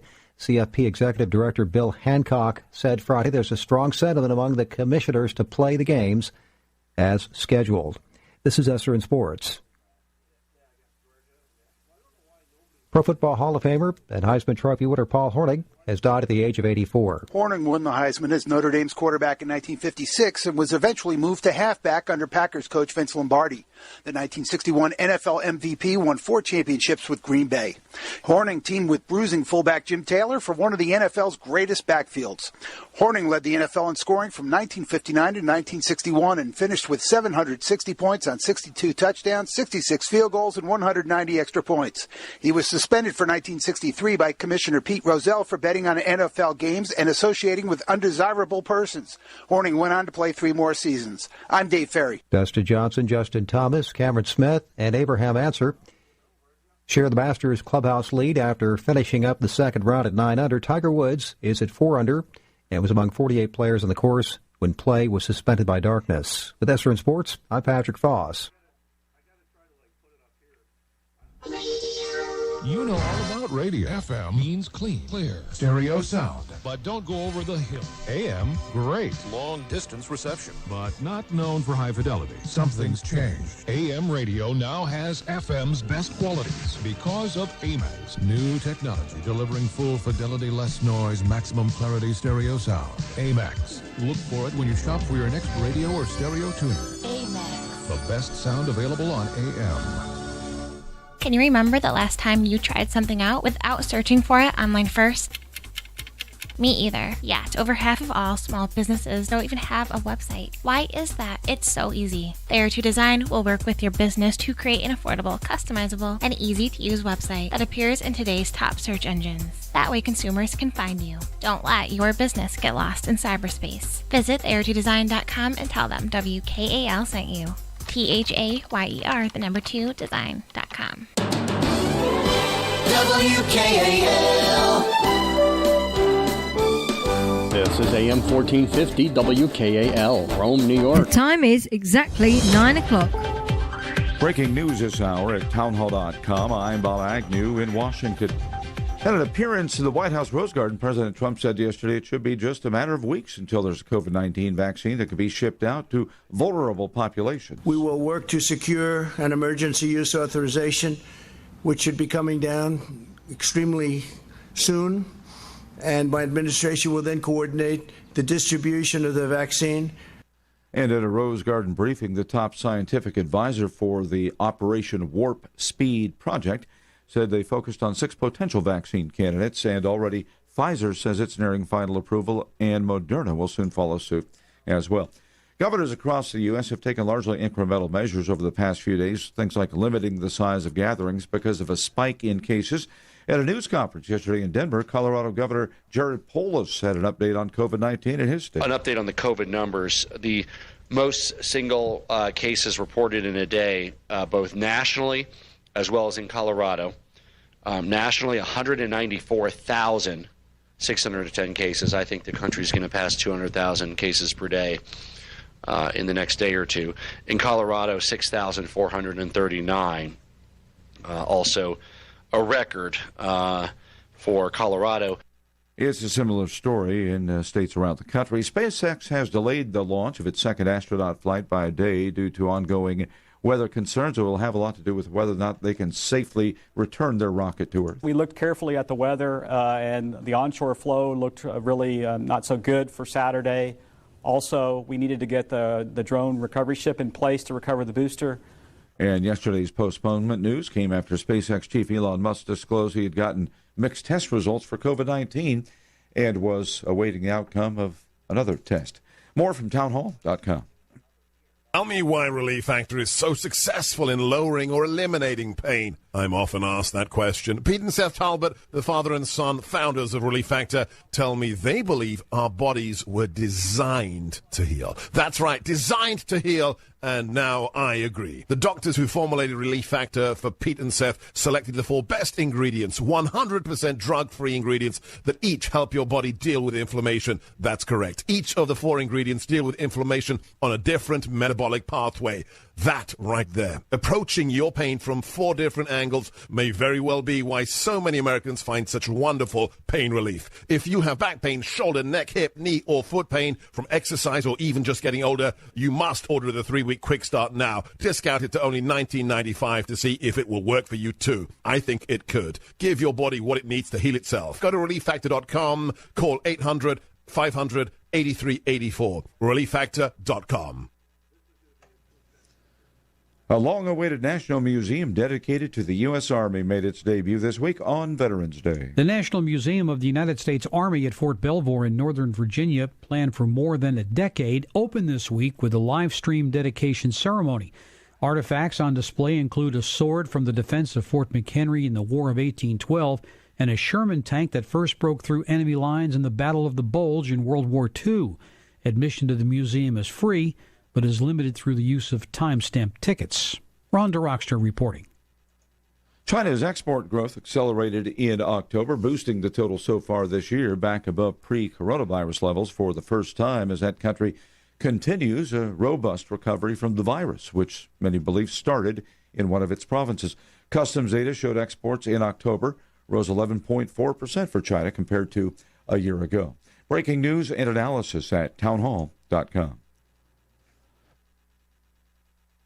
French prosecutors say they found a photo of a beheaded schoolteacher's killer in a cell phone of the Tunisia man arrested for an Islamic extremist knife attack that killed 3 people in a church in Nice. The National Anti-Terror Prosecutor's Office said Friday that the phones of the 21-year-old arrested after the October 29th church attack also had an audio message that described France as a country of unbelievers.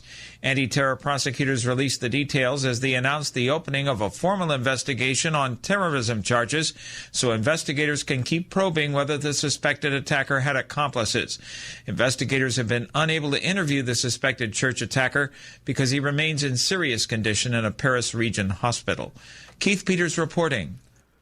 U.S. Secretary of State Mike Pompeo has arrived in Paris at the start of the 7-country tour of Europe and the Middle East. A trip certain to be awkward since all the nations on his schedule have congratulated Joe Biden on his victory in the U.S. presidential race. Hi, I'm Avina. I'm 7 years old and I'm blind. I love gymnastics, piano, public speaking, and riding on the trail bike with my dad. You can help me live the life I want. Help Ravina and other blind people by making a tax-deductible donation of your used car, truck, or almost anything with wheels to the National Federation of the Blind. Your donation will ensure a brighter future for blind children and adults. Just call 866-282-7327. That's 866-282-7327. Or visit carshelpingtheblind.com. That's carshelpingtheblind.com. We will arrange to have the donated vehicle picked up and provide you with a tax-deductible receipt. And if you know someone who is blind that can use our help, email nfb@nfb.org. Blindness does not hold me back at all. Donate today.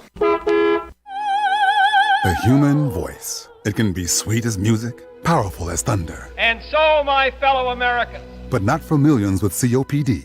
This serious lung disease makes it hard to breathe. And many who have COPD don't know it. That's where your voice comes in.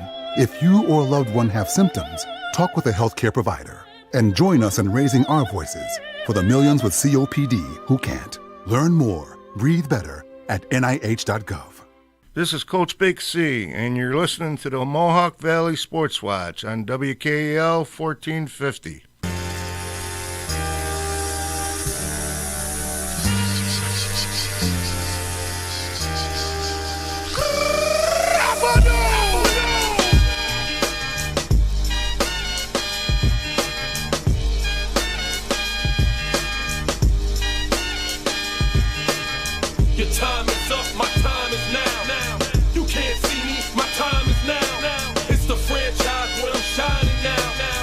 Welcome to the Mohawk Valley Sports Watch. Thanks for making us part of your Saturday morning. Catch us live right here every Saturday morning on WKAL Talk Radio 1450. If you're following us on your smartphone or iPhone, You can download the TuneIn Radio app. Make sure you get the free version and just search WKAL 1450.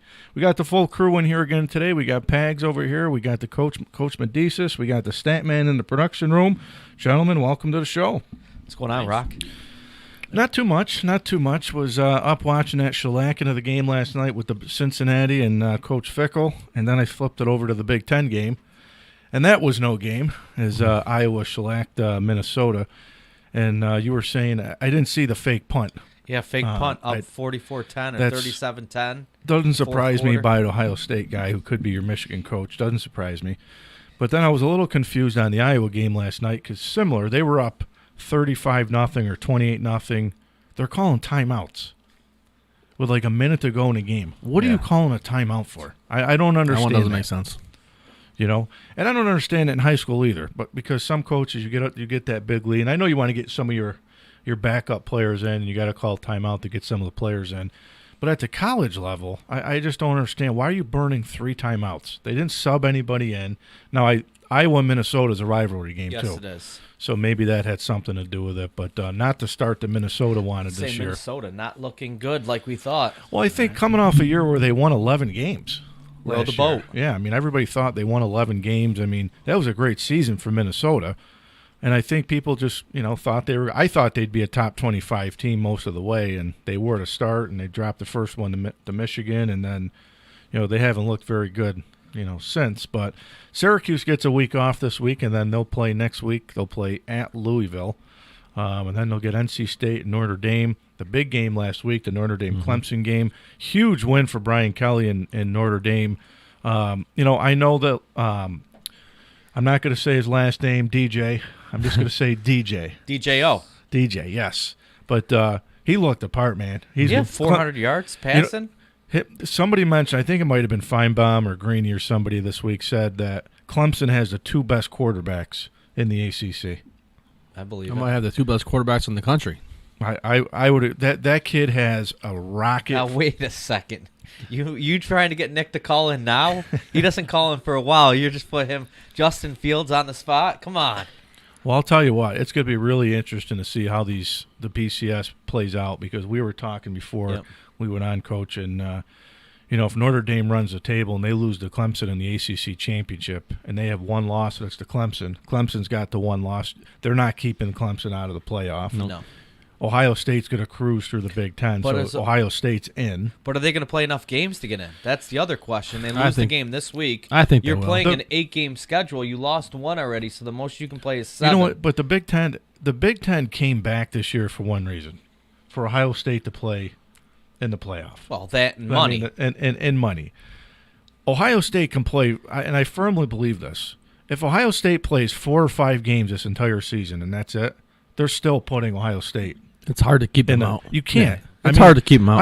I understand what you're saying, Nick. If you play 4 games, you can play for a national title. When you have teams like Florida, who are going to end up 10-1 or 11, Texas A&M we talked about before. I mean, you have teams that played a full schedule, and you're going to reward someone for playing 6 games. I don't disagree with that, but I think for many people, I think it's the eye test. I mean, Ohio State has blown out everybody. Now, they haven't played anybody yet. Right. And unfortunately, the game against Penn State, they're not going to play anybody the rest of the way now. You would think that if the other side of the Big Ten plays out, it's probably Wisconsin. So they're going to get if they have enough games. If they have enough games. But I think the interesting story is going to be the SEC because, as again, we were just saying on here, Texas A&M beat Florida. Florida's probably going to go play Alabama in the SEC title game.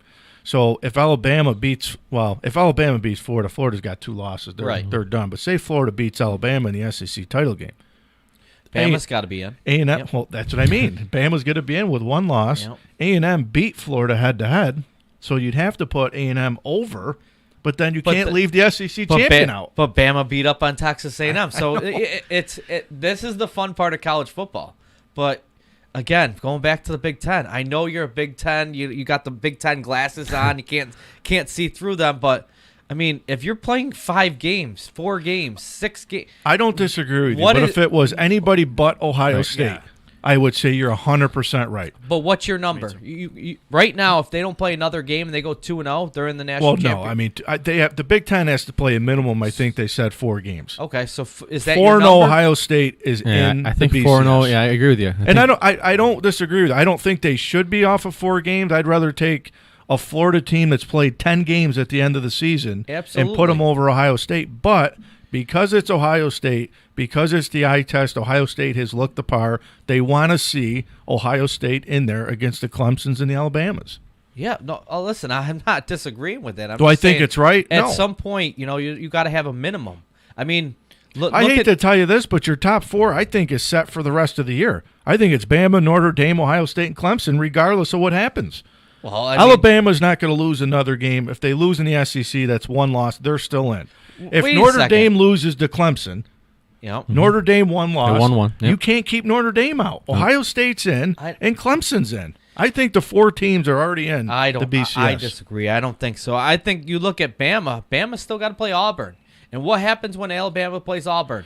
They either blow them out by 50, and or it's a somehow rivalry it's game. a close game. Michigan still got to play Ohio State. Michigan will be about a 30-something point dog in that And game. I'm not listen, Notre Dame looked good last week, but I'm not sold that they're going to win out. You know why Notre Dame to me and Pags, you're the Notre Dame guy, and I've been tough on Notre Dame for years. You have been. Out of Ohio State State and Notre Dame, to me, I've never liked Notre Dame because Michigan Notre Dame was the rivalry to me. Growing up, it was always Michigan Notre Dame. Then Ohio State came in, and the rest is history. But Notre Dame is tough up front. Their front 7 is as good as anybody's in the country. And the best part I think about it, and I haven't seen much of him, Ian Book's legit. Yeah. And if he doesn't fumble going in for that touchdown, we're not going to overtime. We're not going into double overtime. But they can run the ball. I hate to say this. They're like a Big Ten team. Yeah, their front 5 is phenomenal. I think. I mean, they play hard-nosed defense. They prove to me that on the back end, I know Clemson threw for 400-something yards, but they have the speed to play with. The Clemson. This is their best. I think this is their best chance in a couple of years to really knock somebody off at the top. But I also think there's a claim that Clemson's been exposed. Like this isn't the Clemson of the last couple of years. No, we said that, but they were also missing 2 stud defensive linemen. Their stud linebacker. I mean, Notre was Dame out. ran all over them. Ian Book could do whatever he want. I mean, Clemson, as good as they are, they were not as good as advertised. No, but again, throw your 2 defensive linemen that'll be back in there. Yeah, I think you and have a throw different your game. start and middle linebacker in there. It's probably a little, but I agree with that. I don't think it's the same Clemson defense we've seen the last 2 to 3 years. But I still think it's a good enough defense when they're healthy again to beat anybody in the country. Well, I'm not disagreeing. I'm just saying that Clemson, a couple of years ago, it was, Clemson's going to get that pass. They're getting a pass straight to the semis. Then from whatever happens, there happens. I don't think it's a done deal. I could see Notre Dame losing games. I could see Notre Dame beating Clemson again. I mean, I'm just not sold on. Well, Clemson Notre Dame's with still going to Trevor play Lawrence. Wake. You never know. Wake. Well, Hey, listen, Notre Dame today I against think Boston College. their toughest challenge might be today because the bounce back game, Boston College. You saw they played Clemson really close a couple of weeks ago at Clemson. They get to fighting Dave Clawson's yet. Yeah. So you never know. Listen, a lot can happen, and I want to see more. One with, injury. I know. One injury changes everything. I want to see everybody more with this Corona stuff. All it takes is one positive test, and well, you saw your what team is happened to different. Clemson when Lawrence was out. College football is in big trouble.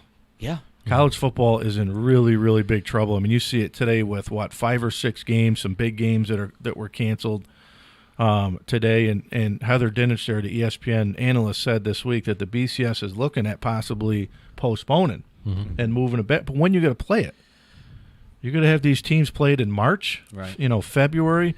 I think the college. I mean, the whole world. We're in trouble. Right. These numbers are just going sky high. But I hope we see college basketball. I hope we see March Madness. We can't go another year without March Madness. I'll go nuts. But I think the interesting part for college football is how do you pick the Cincinnatis, the BYUs, the Marshalls? The Pac-12 just started. Right. People didn't get a chance probably to watch Oregon last. Oregon's a pretty good football team in the Pac-12. How do you get to keep BYU's look better than anybody? I agree. Cincinnati. I mean, they've looked tough. How do you keep them out?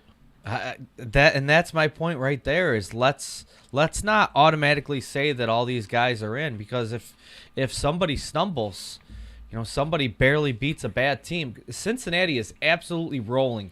BYU is absolutely rolling right now. So how At about- worst, that's a great BCS matchup, though. So right now, out of the top 4 teams, you got Clemson's played 8 games. Notre Dame's played 7. They'll get 8 today. Alabama's played 6. Their game was canceled. Right. Ohio State's played 3 right now so far, and hopefully we'll see if they can play next week. So for me, again, when you talk about the Cincinnatis and the BYUs, even if for those teams, the non-conference Power Fives, what if there's 4 unbeatens? Yeah. I think Cincinnati and BYU can play with any of them. Well, I mean, you take Cincinnati, BYU, Marshall, Coastal Carolina, and then Liberty. Look at those 5 teams that are unbeaten. And then you throw in Louisiana Lafayette, who's now 25th in the country. They're back in the rankings. So there's 6. I don't know what you want to call them, mid-majors. We call them in basketball. And don't forget Indiana out of the Big Ten at 3-0. Who knows? Maybe they'll beat Ohio State and knock them off. They're the greatest team in the world. Hey, tip your hat to Tom Allen, though, man. He's done Coach a heck of of the a year job. right there. I think he's up for it. I mean, there's a lot. This has been a really interesting college football season because, unfortunately, again, for the Cincinnatis and the BYUs, these are probably once every 5-6 year types of teams that come through. Well, I would say that about BYU is always, a decent team, but Cincinnati the last couple of years, they've been knocking on the door. So I think it's a program that's being built in the right direction. They played the Buckeyes pretty good last year. Absolutely, they did, and I think they're a team that a couple of years ago when UCF won their the national championship, and then I think they played Auburn in a bowl game and beat them like 45-14 or something, or blew them out. And people said, "Oh, they can't play with anybody good," and they absolutely beat up on an Auburn team that beat a lot of good teams. So I think a Cincinnati team could definitely knock off somebody. Well, we're definitely I want to see who you guys at the end here after the first hour, because the second hour we'll get into the NFL a little bit. But some top 25 games today that we'll play. And you guys are going to have to give me your upset picks. So, Statman, do your studying back there in the production room. But here's some of your games that we'll play today. Miami ranked 9th. They'll play at Virginia Tech. Tech's a 2.5-point favorite at home today. Indiana, Michigan State. That's at Michigan State down in East Lansing. Middle Tennessee will play at Marshall. Marshall, another one of those teams, really good football team. Western Carolina, this is their first game of the season. They'll play at Liberty today. South Alabama against Louisiana. The coach, you just said Louisiana back in the mix too. They're a good football team. Notre Dame at Boston College. This could be a hiccup game. This is always a really good game. It's the red bandana game today at Boston College. It's at home. The weather's supposed to be good today for kick. We'll see if Notre Dame can keep this thing rolling. USC, they won their opener against a really good, I think, Arizona State team, which prayers to Coach Herm Edwards, was diagnosed, came out yesterday, positive for COVID. So hopefully Herm can bounce back here and be back on the field. But they'll open up at Arizona. Northwestern, the Fighting Pat Fitzgeralds, they're 3-0 again. Seems like all they do is win games there in Northwestern. They'll play at Purdue.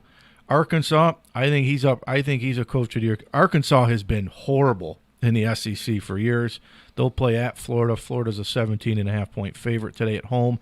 Oregon against Washington State. That's tonight. SMU Tulsa. Tulsa, a really good team too. They'll play SMU. Michigan's the primetime game tonight. I'm disgusted to even say that.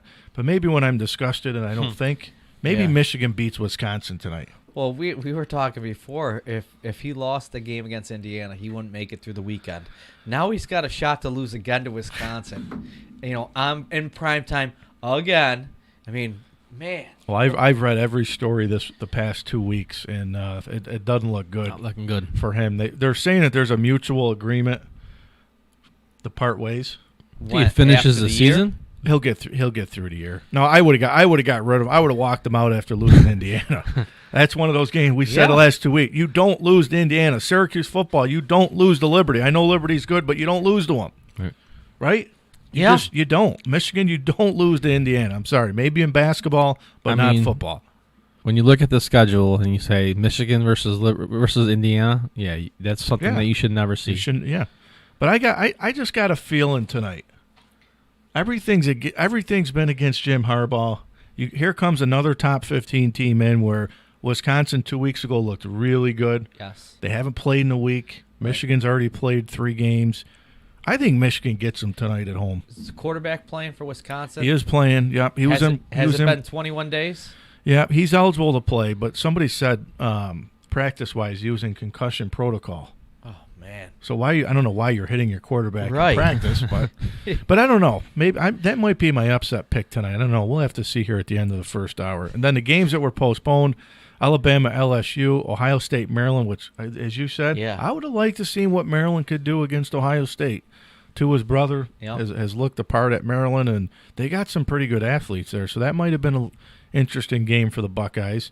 A&M, Tennessee, another one, Tennessee coach Pruitt. I don't know how much longer you keep going with him. Right. He hasn't really produced there, and that's another big job that I think somebody would be interested in. Georgia, Missouri was postponed as well. Coastal Carolina, Troy, that game was postponed. Auburn, Mississippi State. How does Auburn somehow always find a way to sneak into the top 25? I feel like Gus Malzahn's job is always on the line. He's a cat, man. He loses a game, they want him out. Then he beats Alabama, Yes. So they say, we'll keep him. He beat Alabama. Yep. Now their game this week was canceled against Mike Leach. So I don't know how he survives all these losses every year. Cincinnati 55-17 over East Carolina. So we'll see. Rumors keep saying that Coach Fickle is your Michigan guy if he wants it. But I don't know. Some people are saying they're not sold that Jim Harbaugh is going to part ways. I think he is. But we'll see.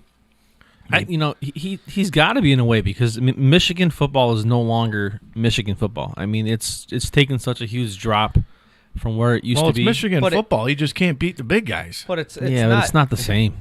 I don't It's not the I same. go back to what Nick said before. What is the expectation of Michigan football at right now? Because they went so low in the Brady Hoke and the Rich Rod years that he's brought them back to relevance.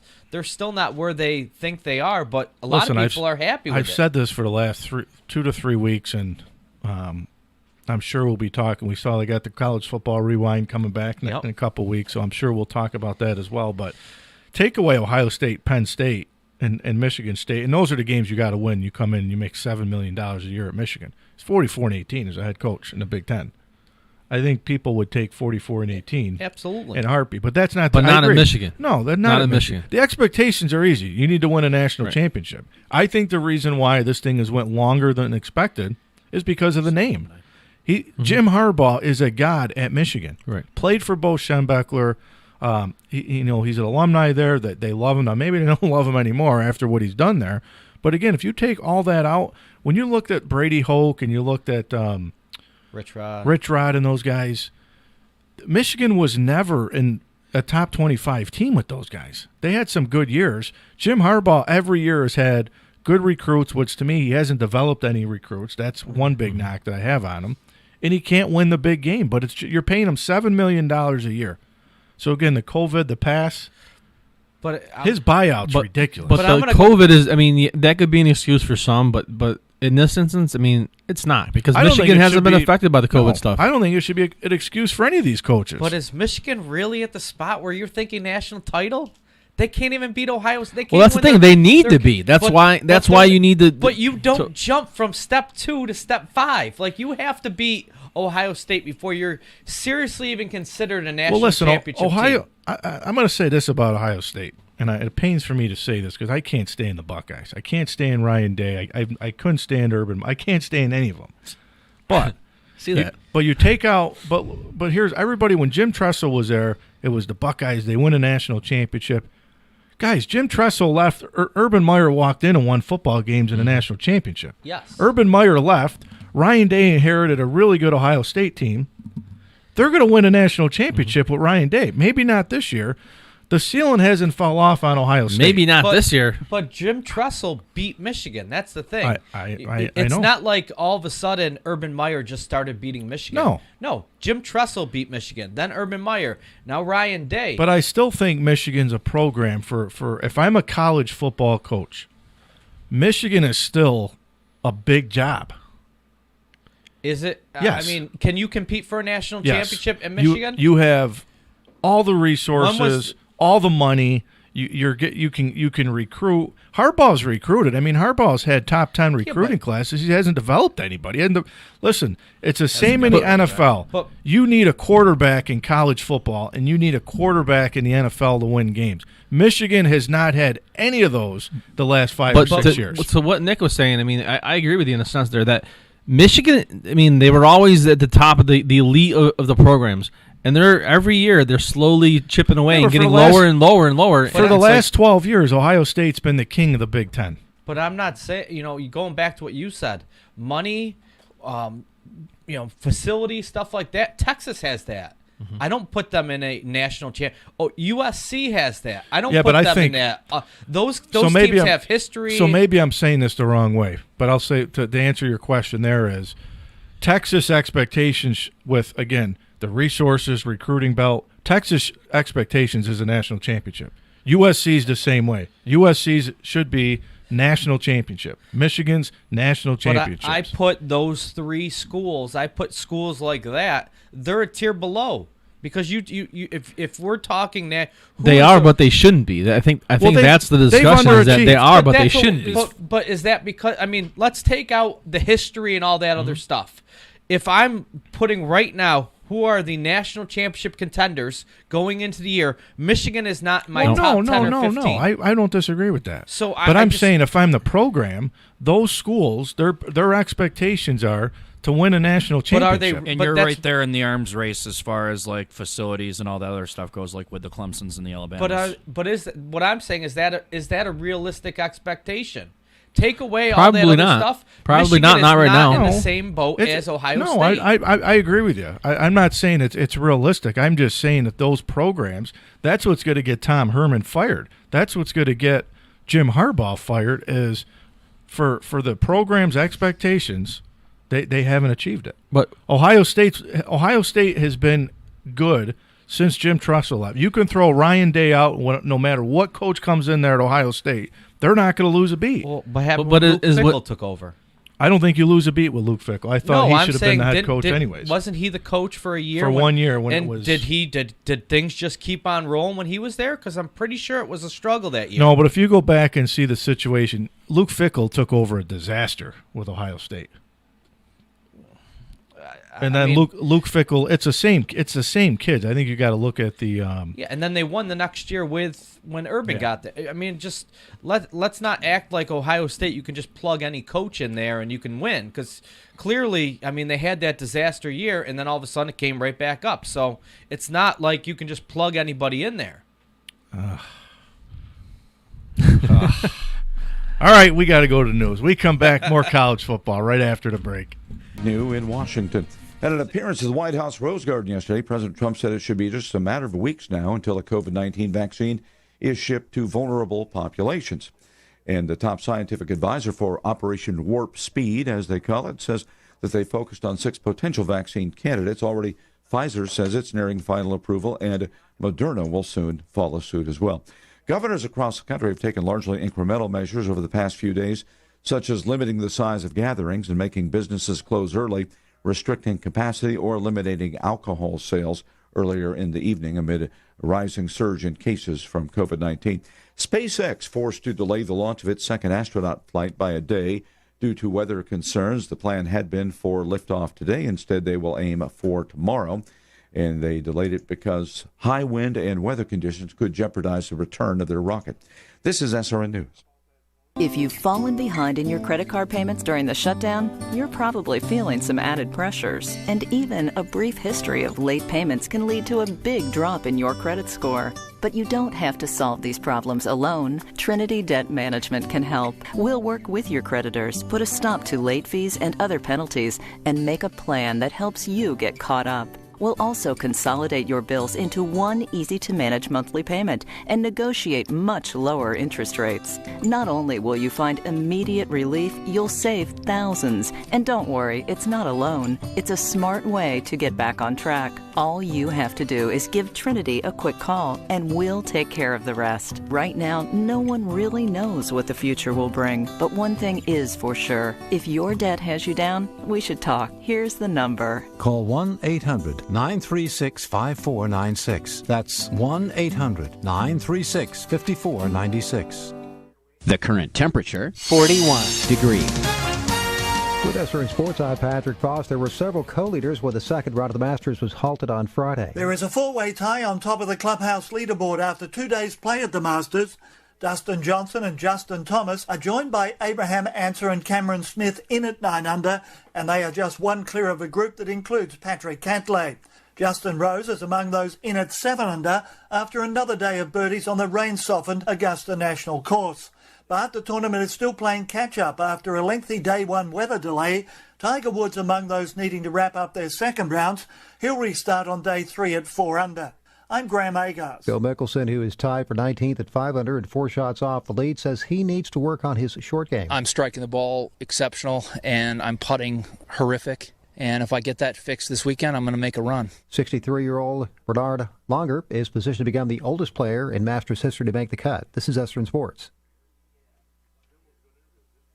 COVID-19 forces the Pac-12 to get creative with this weekend's schedule. Pac-12's football schedule has been scrambled for a second straight week, with positive COVID-19 tests leading to the cancellation of both the Arizona State Cal and UCLA-Utah games. The games were scrapped due to positive cases among the Sun Devils and Utes. Arizona State head coach Herm Edwards is among those who tested positive. Neither the Sun Devils nor the Utes had enough players to field the team. With the postponements came some creative scheduling. Cal will now play UCLA on Sunday at the Rose Bowl. I'm Dave Ferry. 7th-ranked Cincinnati remains unbeaten at 7-0. The Bearcats blew out East Carolina 55-17 last night. The unbeaten Pittsburgh Steelers expect to have quarterback Ben Roethlisberger available when they host the Bengals Sunday. Roethlisberger is one of 4 Steelers who have spent the week in self-quarantine as part of the NFL's COVID-19 protocols. 4 Dolphin assistant coaches will miss Sunday's game against the Chargers because of COVID-19. With SRN Sports, I'm Patrick Foss. I want to say slimy, and maybe that's not fair to people like you and others that are above that fray, but it seems like that still exists to some degree. Has it? This is Coach Big C, and you're listening to the Mohawk Valley Sports Watch on WKAL 1450. Welcome back to the Mohawk Valley Sports Watch. We're still talking behind the mics here. There's guys are still giving me the business here. We're debating on the Michigan thing here, the expectations. I think what Nick's saying is Michigan's only relevant in this room. No, I'm not saying that. I'm not disagreeing with anything he's saying, but I'm just saying as a Michigan fan and the history and the type of program that Michigan is, you're paying Jim Harbaugh $7-8 million. And listen, whoever replaces Jim Harbaugh is going to get a big payday. It could be Luke Fickell. It could be me. It could be anybody. You're still going to get the payday. Whoa. He just threw his name out. Did Rocky Crigliano just get? But I'm still telling you. Hold on a second. On Twitter, it's trending. Rocky Crigliano to Michigan. The expectations are still a BCS game, national championship. As a Michigan fan, that's your expectations. But all right, I'm never going to win. You this take one. the Michigan fan out, and you ask anybody else. All right, let me feel good. Let me feel good. That's pretty for awesome when you rumor your own. Can I feel good for 1 minute? That's kind of cool. I got to feel good here for a minute. We got to talk Syracuse football. They're off, and now I can give you guys the business. He has to feel good for a minute so we can talk Syracuse. Because now I can get Statman to talk a little bit. For the Syracuse fans, you got to feel good about this week. Yeah, they're going to look good. Fighting bias. Yeah. Listen, Syracuse may lose this week. We'll buy. At this point, the fighting bias are tough, guys. At this point, somebody could get hurt at practice and really hurt us. So true. Well, they'll get the bye this week, and then they'll be at Louisville, NC State at home, and then they'll play at Notre Dame, the last game of the year. And I don't know if I can see. Louisville's been up and down. I'm telling you right now, they're winning next week. I'm calling it right now. Oh, so to go 2-9. I don't see it. I think they finished 1-10. I think they could have beat BC last week. Monkey wrench. I think it's a wrap on the season for them. I think they're done. I don't think they won that game. I'm telling you right now, they're going to beat Louisville. Then they'll lose out. They'll play it. The other two teams close. How are they going to beat Louisville? 1-10. Louisville stinks. So does Syracuse. 1-10, 2-8. Syracuse stinks more. Happy New Year, Dino Babers. Yes, sir. What the hell's the difference between 1-10 and 2-8? Listen, I'm not arguing either way. I'm just saying I think Syracuse wins against Louisville. I still think Babers should be done. I still think the program needs to recycle a little bit and restart because what's going on clearly is not progress. But I mean, like we talked about off the air, you could say what's your real expectations at Syracuse? Boy, that's why you're a fan, because you still have hope that Syracuse can beat the Central Association for the Blind. Well, listen, I'll make you guys feel Louisville is not. I'll make you guys. At the beginning of the season, I thought the Louisville game was absolutely impossible to win, but they could win that Louisville game. Stinks. They're bad. We're bad too. I think so- I think they got better athletes and players in Syracuse. But hang on, now you guys jump all over rock and stuff, but Syracuse has been horrible all year, right? Yeah. We got a bye week coming up, and all of a sudden Syracuse might be able to beat Louisville. I've been saying that for a couple Syracuse weeks stinks. I know they stink, but They so stink. does Louisville. So does Louisville, but they stink. Okay, so because Syracuse I'm with you, stinks, Pags. they automatically like look at Louisville's schedule. Look at how they've been playing, though. Look at how they played. They almost beat BC last week with a freshman. They finally played the freshman quarterback who we've been calling for weeks. Nick, you know who you reminded me of? Rocky talking about Michigan. That's what I look like. Well, a little bit. But you remind me of my Aunt Helen. This is the next Michigan coach. Be careful. Because my Aunt Helen, when years ago, when she was alive, and God rest Helen making an God appearance rest on the her show. soul. But we used to play football tickets, and I would always play like 50 cents or $1 to win like $10. And my aunt would play it, and then let's say she picked Syracuse, right? And they were playing Pittsburgh. She'd call me up and say, "I knew I should have picked Pittsburgh. I wanted to pick Pittsburgh," and listening to you. Are you ripping Aunt Helen on the show? No, Come I on, love dude. my Aunt Helen, but Aunt she used Helen to drive me. gets- She used to drive me nuts because she'd always say, "I Jeez. should have picked them. I knew I should have picked them." I'm not What saying an I analyst. should've- He even rips, and that's what I like about him. He has his show. Aunt Helen can get picked on too. It doesn't matter. Aunt Helen just brought her up. I mean, geez. Can I make you guys feel even more better? More better. More better. Yes. Where'd you go to Yes. school? What, her face? Yes. Syracuse basketball schedule came out. Yeah. And Well, they got a barn burner week 1. yeah, with some local kids. Yeah, I'm excited. They open up. I just told you before the show, this is going to be a really good test for Boeheim because he doesn't play the 12 non-conference games against 12 nobodies. The New York trip. Well, he can't this year because of COVID. He hasn't been doing that the past 5-10 years. So Hey, listen, He's been doing it. not even worth 5 it right to 10 now. years. he doesn't play He's marathon still on the oil Michigan anymore. kick. Don't get him all fired up. He's still on. Hold Throw in on. the timeout. If you want to bring facts to the show, do your research at night, people. They played Seattle University last year. They played Bucknell, which was awful. And they played Cornell, which Boeheim's kid, it wasn't too bad. Colgate was, a tournament team, tournament right? team, Buffalo tournament team. I mean, they played a lot of good teams. Okay. Like I said, this isn't Nike Elite that they Okay. play in the preseason anymore. Marathon oil. Come Hold on, though. This gets better because the prior year, it gets better, Marathon too. Because oil. you said within the last 5 years. Yes. Eastern Washington, Morehead State, You know what? Statman. Cornell again. Statman, pull up Gonzaga's schedule. Oh, you're going to expose them. Uh-oh. Oh, here you go. Oh, here it comes. Oh, it just so happened to be I do have it up. Because I knew where you guys were going. Where with me else this in morning. New York State does somebody have the Gonzaga schedule pulled up? I'm just saying. Listen, Can I I like tell you Gonzaga. Basically, this is a flip-flop. I mean, as bad as Syracuse's Listen. non-conference schedule is, Gonzaga outside of a couple of teams is awful. Yes, Gonzaga's non-conference schedule is very tough. Syracuse's conference schedule is very Coach tough. is calling They timeout, offset. and the referee All right. can't see the timeout. Can I just tell you this? You need a whistle. I do no, because you know what I got? I'll just put you guys Yes. all on mute like Tony Reilly does. And then none of you guys can talk on this show. Right?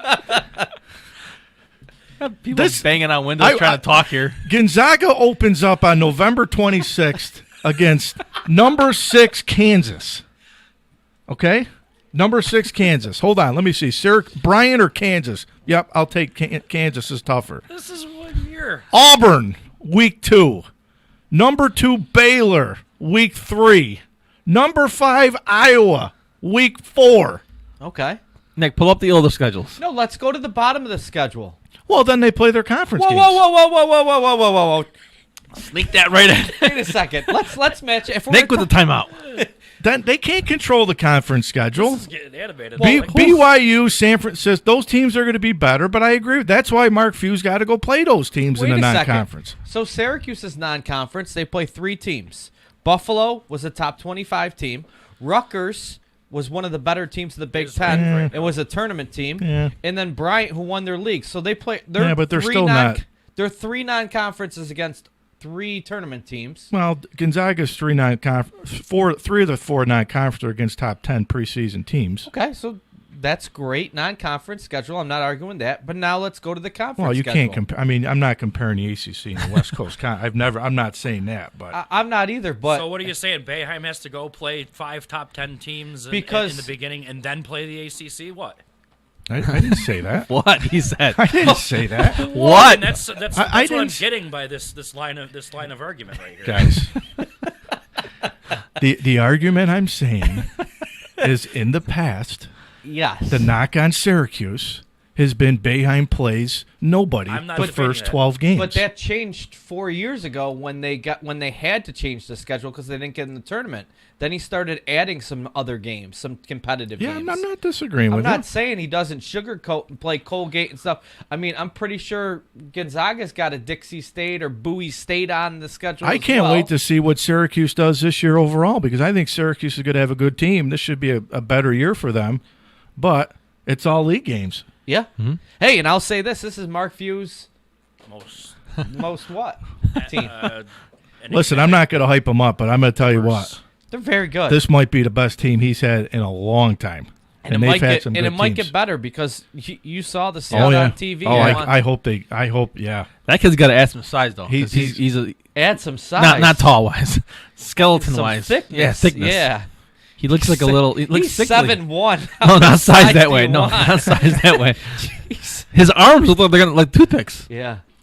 No, they're going to be fun to watch. Listen, we better just hope we have college basketball. I know. Yeah. Because the way this thing's going, it's not looking too promising. Just to recap on the timeouts, you got 2 left, and Nick's got a full set. Yeah, 3. Well, Statman sleeps the first part of the show until he hears Syracuse. Then all of a sudden he wakes up.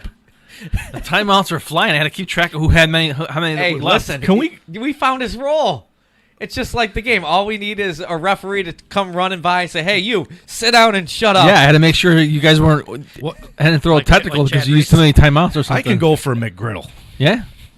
Anybody else? I can go for a McGriddle this morning.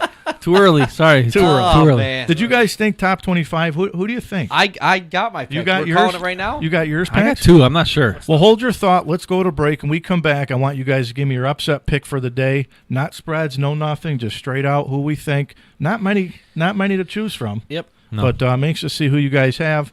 So we'll come back right out of the break with our upset picks in college football. So stay tuned. We'll be right back.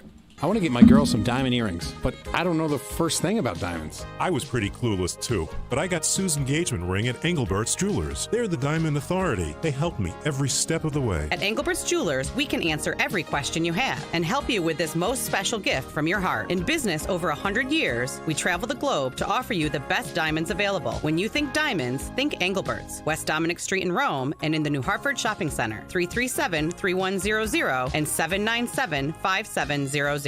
Step up to the plate and drive a great deal off the lot today at Nye Automotive Group in Oneida and Rome. Talk about a great team. This level of care really puts Nye Automotive Group ahead. Yes, Nye Automotive Group's been on a roll with game-winning pricing all season long on an all-star lineup of Ford, Toyota, Scion, Buick, GMC, and Volkswagen vehicles. Looks like we're in for a great season, folks. It's time to play ball. Visit Nye Automotive Group in Oneida and Rome or online at NyeAuto.com and come see why. It's got to be Nye.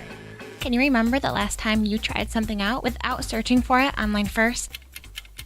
Me either. Yet, over half of all small businesses don't even have a website. Why is that? It's so easy. There2 Design will work with your business to create an affordable, customizable, and easy-to-use website that appears in today's top search engines. That way consumers can find you. Don't let your business get lost in cyberspace. Visit there2design.com and tell them WKAL sent you. THAYER2design.com. All right, guys, we're ready for our four-season sunroom, and Daddy's gonna get a rec room with refreshments. Oh no, we'll be sleeping under the stars. Mom, what about the one with, the fun? Nice try, little bro. It's a gym. My gym. Hey, Grandma's getting her Four Seasons garden room. Weather tight and still like being outdoors. Maybe a living room. Oh no, wait, a family hub. Yeah!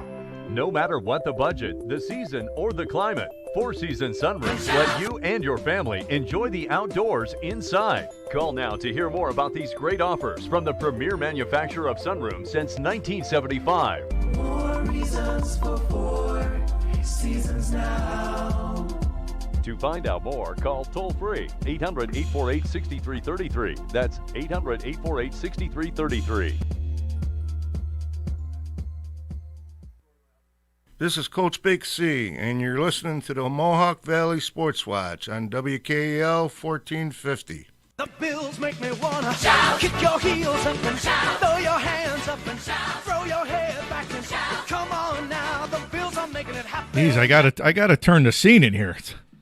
I had to get the Bill song on to get you guys, in a little bit better of a mood. Get off. He's trying to get back on our good side. Whew. Hey, the Bills might have made my storylines. You know what? I might be on the bandwagon now. I don't want to even go there. I'm gonna give a shout out to Grandma, my Aunt Helen. Ellen. No, Grandma Ellen. Oh, Grandma Ellen. I she thought you were passed talking away. about my Aunt Helen. Yep. And the Bills fans came out and donated money to Josh Allen's cause. I think they're up to $500,000 now. Yep. Allen just Oh, donated. he played good last week. He went into his pocketbook. Hey. All right, who we got? Top 25. Nick, who you want to start with first? Pags? No, you know what? Let's go to the stat man.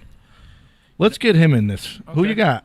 I'm actually going to go with Michigan over Wisconsin. I took mine. Boy, I'll tell you, he always knows where I'm coming from. Good pick, stat man. I like that one. Well, I was going to go with Michigan, but now the other pick I was going to go with, I don't know.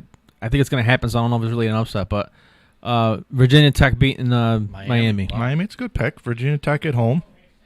Yep. I was a big Florida State fan growing up. I love Charlie Ward. I love work done. So the 93 upset when Florida State went to Notre Dame and lost and then turned around, which was the last time they beat a number 1 seed. Then they turned around the next week, went to I could see it Chestnut happening. Hill I'm with and you. lost in the last-second field goal. I'm telling you right now, Boston College will upset Notre Dame this week. Stop it so fast. Stop it. Red bandana game. It's a good one. If you don't know what the red bandana game is, look that up tonight. It's a really good story. I think I posted it a few times. But I think you're right. It's Boston College at home tonight, or this afternoon, I guess. Right? It's supposed to be nice weather out. We'll see how Notre Dame responds. But I'm with Statman on this one. I said before the show, all this talk on Jim Harbaugh, he gets another chance against a top 25 team. Wisconsin looked really good 2 weeks ago, but they haven't played. So we'll see how they come out. I'm going to say this. I like Michigan by 2 touchdowns tonight on primetime TV. Jeez. Wow. By 2 touchdowns tonight. Listen, I was going to say Michigan too, but not by 2 touchdowns. Come on, that's now you're putting. I'm going on a limb. Now you're part of the Harbaugh. Now Harbaugh's a good man. coach. You know what? You sound like me picking Syracuse games right Wisconsin may beat them by 3 touchdowns tonight, but I'm going with some hope. I think they find a way. They may beat them by 3 touchdowns, but I'm going to pick them to beat them by lose by 2. 2 touchdowns tonight. Jim Harbaugh at home. What you got? Steffen's on. He's going to probably talk about Syracuse. He's going to talk about the Mets. The Mets probably spending some money. Let's see. Hey, Steffen, you're on with the coach. How are you? Hi, Coach. Now, what do you think of the National League MVP as Mr. Pacini nicknamed him Freddie Jack Freeman? Listen, I think it's a great story. I think Freddie had a great year, obviously, but I think the Braves are a team within the next 2 to 3 years. I don't think they're going away in that NL East. They got a lot of young talent on that team, Steffen. Yes, they do, and also now in the National League East, my Mets have a new owner officially, and he has a big wallet, so he can spend a little bit here in free agency. Well, I heard a rumor this week, and I hope it's not true, being a Yankee fan, but they're trying to get DJ LeMahieu and Luke Voit to come over there and play for the Mets. I would love DJ LeMahieu, and I don't know about Luke Voit. His defense is questionable, but I'd love DJ LeMahieu.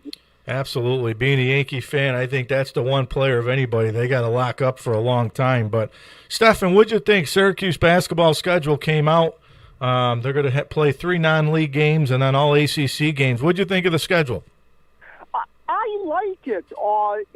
In January they're going to host Georgetown again. That's going to be bring back some memories, and I like the schedule.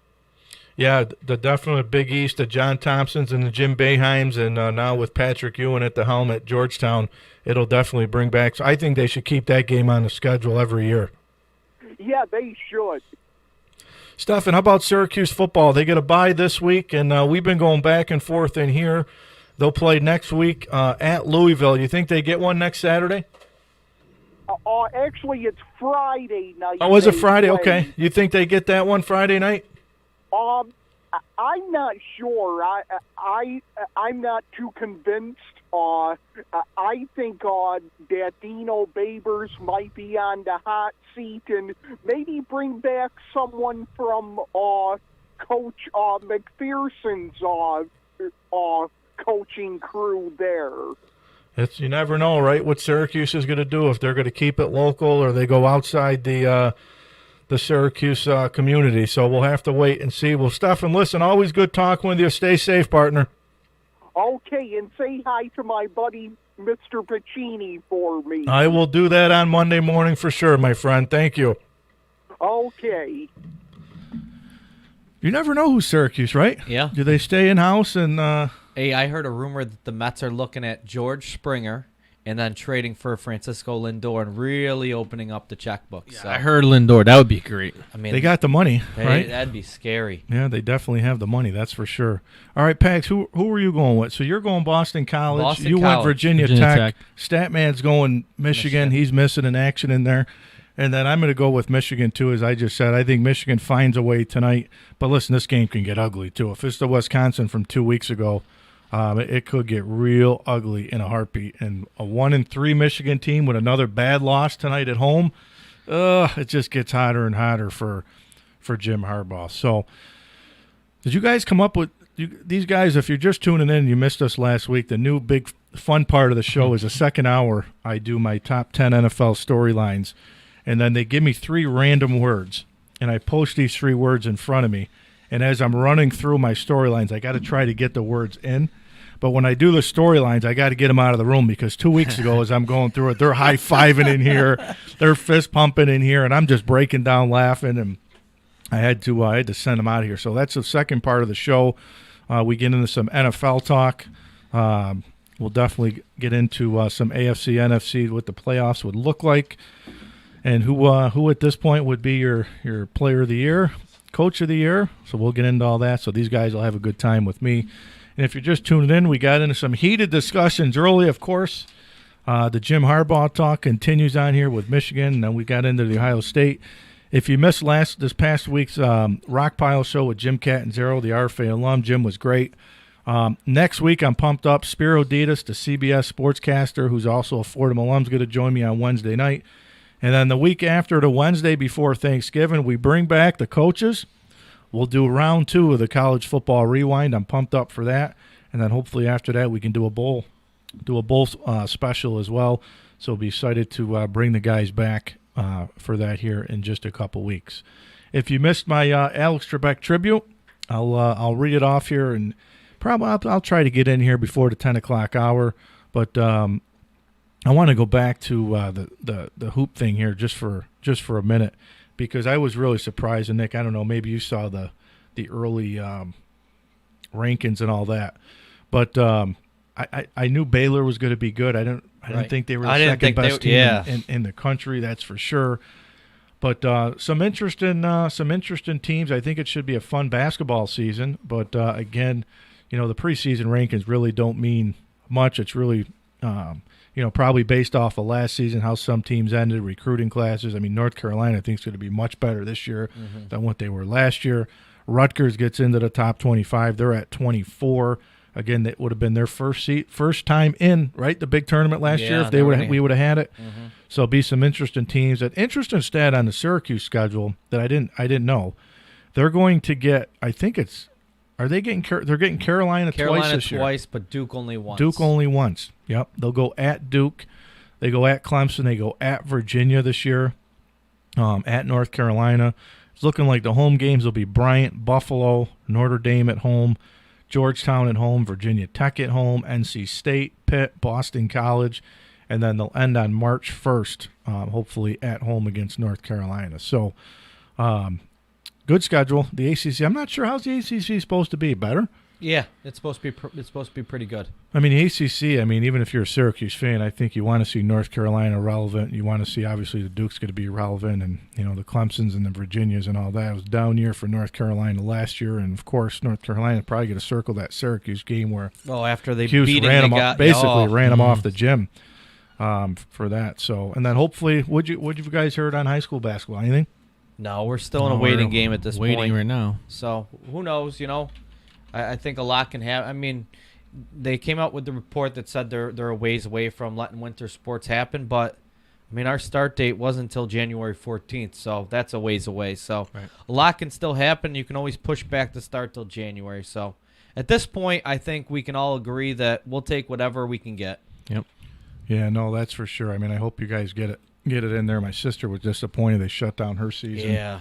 And RFA last night, but hats off to Rome. The field hockey team finished 9-0, undefeated. They finished undefeated, and they beat New Hartford yesterday. And one of your sister's girls I saw signed a letter of intent. Yep, Mackenzie Mick signed to go on and play Division Great 2. article too. Yeah. Great article. Yep. Did you? Oh, the Snickers. Yeah. Great article. Yeah. We'll have to get. I'll have to get Mackenzie on. We'll see if we can get Coach on, the RFA field hockey coach. Talk to her about the season as well next week. On the show. So we got a minute here. I wanted to read my tribute one more time on the radio. I read it last week on the podcast, and then we'll send you the news, and we come back. You guys got to get me 2 more words. Oh, we got them. You got them? All right. We'll huddle up in a second. So let me read you through this thing here. I'm going to even cue the music up. It was pretty cool. All right, I read this last week. I wanted to pay tribute to the late Alex Trebek. I wanted to thank him for coming into many living rooms all over the world. But I wanted to especially thank him for coming into my grandparents' houses growing up. He brought smiles, laughter, competition, but most of all, he brought families together. Growing up, we always watched Pat Sajak and Wheel of Fortune, and of course, Jeopardy with Alex Trebek. I always wanted to be the next game show host, and as we say goodbye to Alex, the show must go on. And in one of his last interviews, he told the producers to give him 30 seconds, and to try to fit 30 seconds into 36 years of being a game show host is incredible. And I read this quote: "Don't ask me who's going to replace me, because I have no say whatsoever, but I'm sure if you give them the same love and respect that you've shown me, then they will be a success, and the show will continue being a success." His final words: "Until we meet again, God bless you and goodbye." So thank you, Alex, for bringing your show into our living rooms, and especially mine. And I leave you with 3 words. This is Jeopardy. Thanks, Alex, and we'll be right back after the break. The guys got their 3 words. I'll give you my storylines right after the break. This is AM 1450 WKAL, Rome, New York. The time is 10 o'clock. Breaking news this hour at townhall.com. I'm Bob Agnew in Washington. President Trump touting the rapid progress toward a COVID-19 vaccine. He says one of the reasons why some of the coronavirus levels are so high right now is because there has been more mass testing of people. The president appearing at the White House yesterday, praising his administration's effort at being quick about developing a vaccine. We will work to secure an emergency use authorization, which should be coming down extremely soon.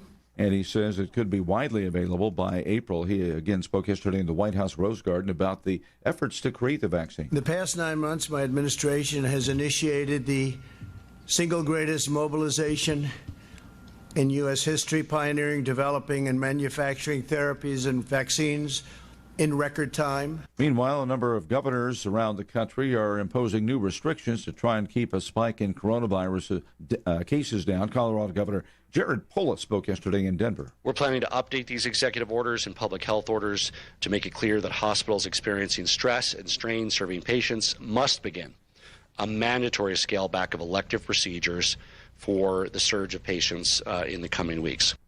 Meanwhile, SpaceX forced to delay the launch of its second astronaut flight by an extra day because of weather concerns. Here's Mike Grazia. Launch of a historic SpaceX flight taking 4 astronauts to the International Space Station has been pushed back due to weather concerns, according to NASA's Steve Stitch. We were targeting a Saturday launch.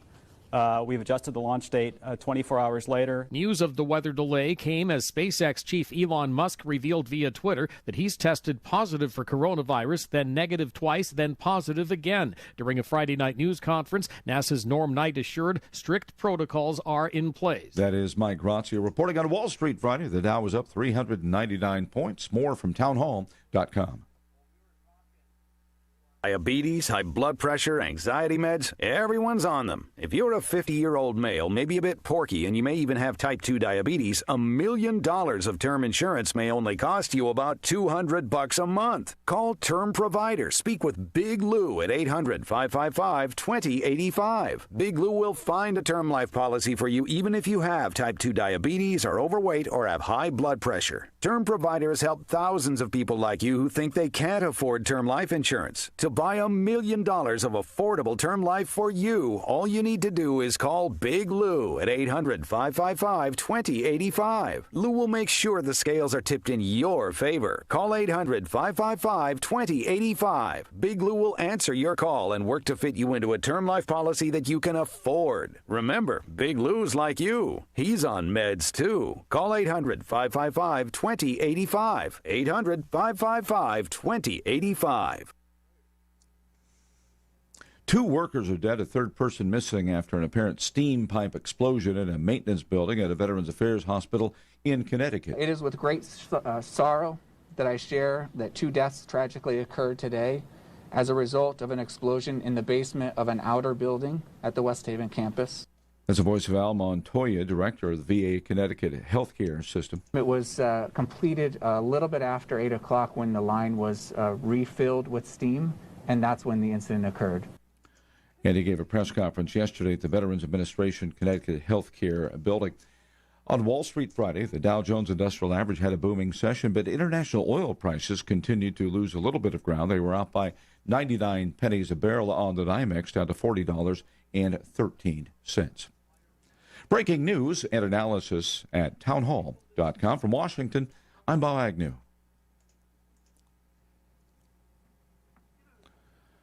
Security officials say the 2020 presidential election was the most secure in U.S. history. President Trump has alleged that tens of thousands of votes were stolen from him and given to Joe Biden, and that millions of votes were deleted by electronic voting systems. 2 security groups responded, saying there is no evidence that any voting system deleted or lost votes, changed votes, or was in any way compromised. Their statement was released by the Department of Homeland Security's Cybersecurity Agency.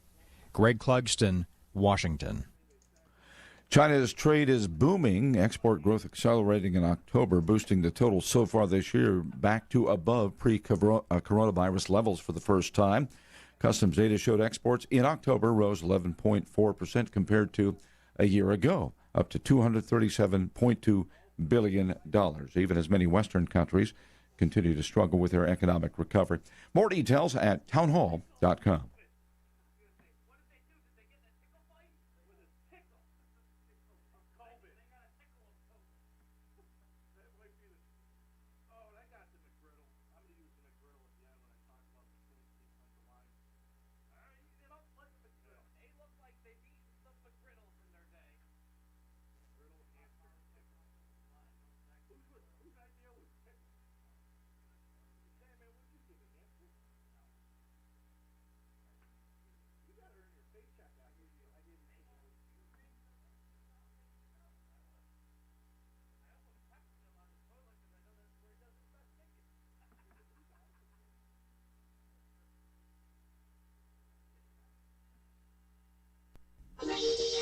You know all about radio. FM means clean, clear, stereo sound. But don't go over the hill. AM, great. Long distance reception. But not known for high fidelity. Something's changed. AM radio now has FM's best qualities because of AMAX. New technology delivering full fidelity, less noise, maximum clarity stereo sound. AMAX. Look for it when you shop for your next radio or stereo tuner. AMAX. The best sound available on AM.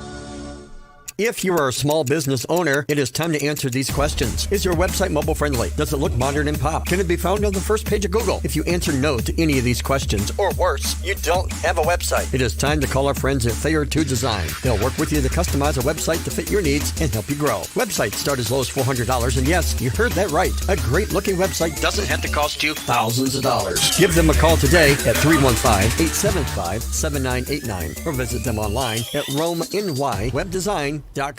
This is Coach Big C, and you're listening to the Mohawk Valley Sports Watch on WKAL 1450.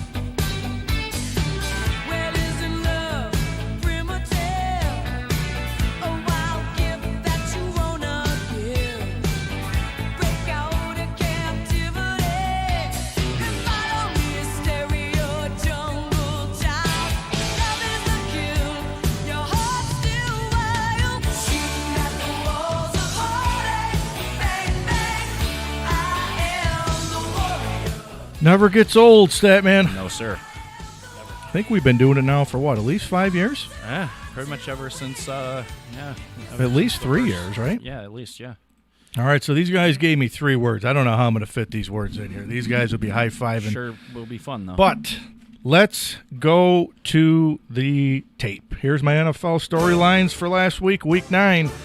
The Bills 44-34 over Seattle. Josh Allen regained his groove. He threw 3 touchdowns. He ran for 1 touchdown. The Bills defense sacked Wilson 5 times. Like a group of hamsters, he was squishing them as he went down the field, but he did throw. Russell Wilson, 2 interceptions, and he lost 2 fumbles. The Bills, 7-2, first time since 1993. That's the best record. Number 2, Miami 34-31. Tua threw for 248, 2 touchdowns in his second start, and the Dolphins rallied in the fourth quarter. Miami now 5-3. They've won 4 straight. The Miami defense came in allowing the fewest points per game in the NFL, and the Dolphins had 5 assistant coaches out because of a tickle of COVID. Saints 38-3 over the Bucs. Drew Brees versus Tom Brady Part 2. In the battle for supremacy in the NFC South, Brees threw for 222 with 4 touchdowns, and he passed Tom Brady with the record for most career touchdown passes at 564. Note, Tampa set an NFL record with just 5 run attempts. Byron Leftwich, this is not Marshall. Patriots 30-27 winners over the Jets. Nick Folk kicked a 51-yard field goal to beat his former team as time expired to end a 4-game losing streak. The loss drops the Jets to 0-9. It's the worst start in franchise history. On a positive note, Joe Flacco, 18-25 for 262 and 3 touchdowns. The Packers, 34-17 over the Niners. Aaron Rodgers and Devontae Adams continue their scoring and scorching start to the season in a blowout win over the Niners. Rodgers was 25-31 for 305 and 4 touchdowns. Adams caught 10 catches for 173 and a score. The last 3 weeks, here's an interesting stat line. Aaron Rodgers, 70% completion, 11 touchdown passes, and 0 interceptions. Minnesota, 30-34-20 over the Detroit Lie Down, Statman. Yes, I am buying Delvin Cook that he could potentially carry this team into the playoffs. Just 2 weeks ago, the Vikings were sitting at 1-5 as the entire team looked to be eating McGriddles last week after a horrible start. But I believe that Delvin Cook can run this team. He is leading the NFL in rushing, and they have scored 62 points in the last 3 weeks. Watch out for Minnesota.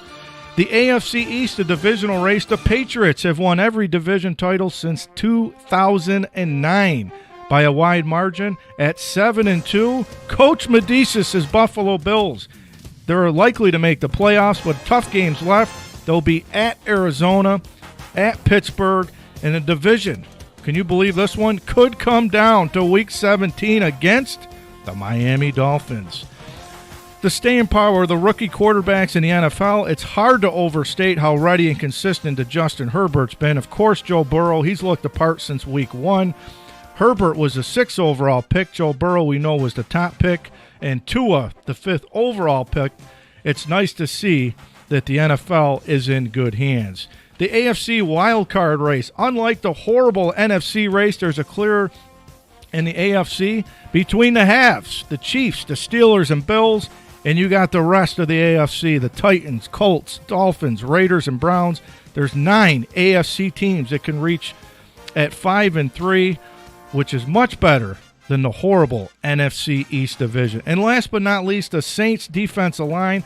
For all the talk about Drew Brees and his weapons he got back, I believe the path to the Super Bowl will go through New Orleans and the big defensive line, who they are back bigger than ever. Cam Jordan, David Onyemata, Marcus Davenport, Trey Hendrickson, and Malcolm Brown. The New Orleans Saints, I believe the NFC will go through the Saints. And that is the NFL storylines for Week 9. So the guys can come on back in, and you guys kind of stumped me a little bit, because as I'm going through these, the 3 words were the McGriddle, whose Pags came in here this morning, never sent a message to see if anybody wanted any, but he came in eating a McGriddle. They gave me the word hamster, and they gave me the word tickle. Tough. Very tough. This was tough for this week. Very tough. You know, the Saints, man, they've been knocking at the door the last 3 or 4 seasons now. Had some bad breaks go their way, so I mean, it seems like we're back there again this year with the Saints. Well, I'll tell you what, I know they got Mike Thomas back. Can't guard Mike or can't cover Mike. Yep, he looks good. But he made a huge difference for Drew Brees. But that defense, they got some guys back on defense.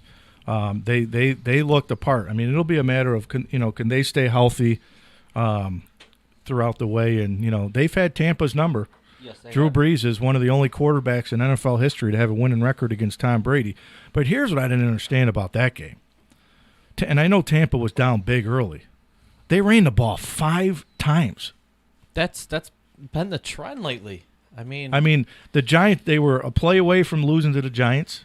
They got shellacked on primetime TV. So we'll see. I mean, 2 weeks ago, everybody is saying, well, Tampa's the team to beat. They get all their weapons back. I think Byron Leftwich has got to get a little bit more creative with his play calling. Well, I don't know if it's that. I think they wanted to get Antonio Brown into the mix.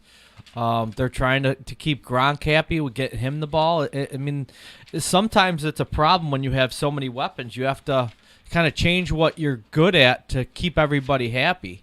And I think that's what happened with Tampa. And I mean, if you watch the first quarter of that game, it was 17-0 very quick, and they were in trouble. Brady's got 5 interceptions this year, and 3 of them are against the Saints. Yep. I mean, they've had his number in both games, and I think everybody was looking for Brady and Brees Part 2 to be.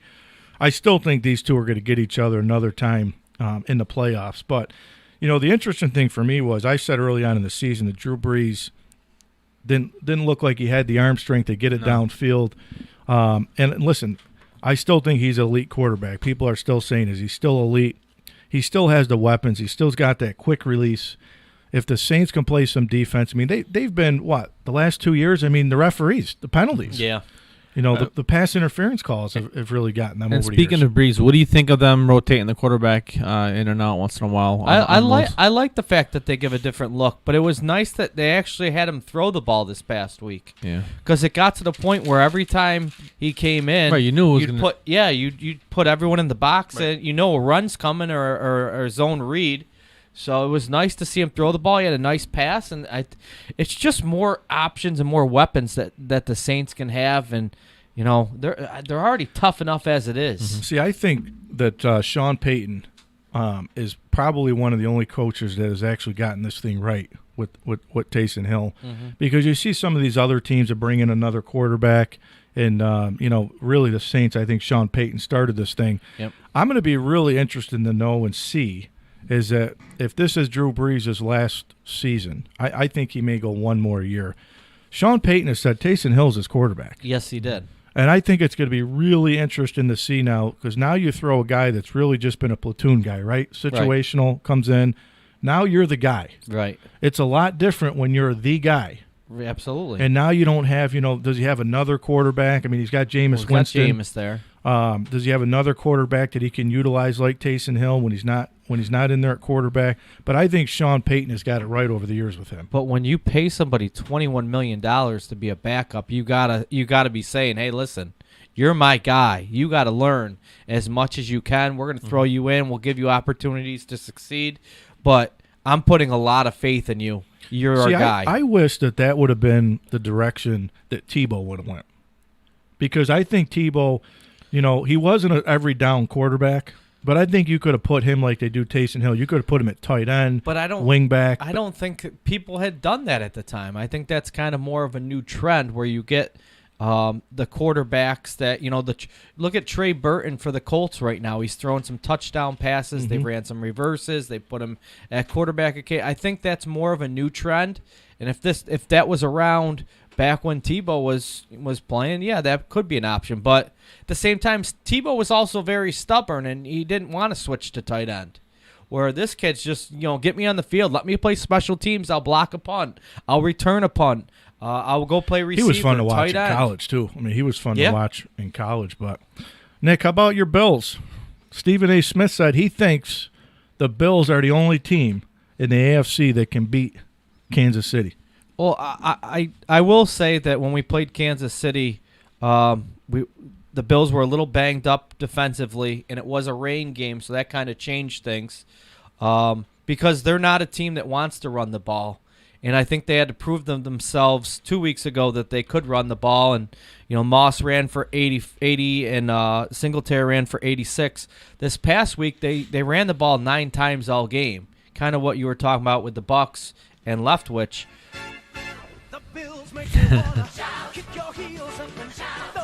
But I think it comes the bandwagon. But I think it comes down to the Bills' defense has improved. They've gotten healthy the last couple of weeks, and they kind of figured it out. Early on, it was, our offense is going to score a lot of points. Our defense is just kind of bend but don't break.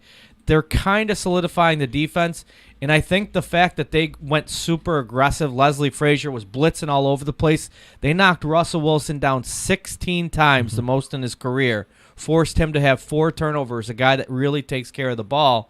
It's really going to be interesting. I think they have a really big test in front of them with Kyler Murray because he's another mobile quarterback who wants to run a little bit more than Russell. They're going to blitz him like crazy and make him make decisions. I can't pick an NFL game to save my life. Me neither.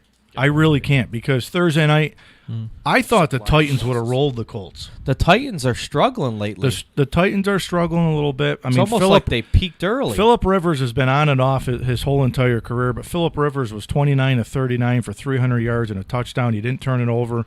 The Colts have that really good defense. I was to say, you got to give credit to the Colts defense because they're really playing well. I just can't pick a game, though. That and Nakeem Himes had a great game, ran for 80 and a touchdown, caught a touchdown. It was his birthday. He's all fired up for the game.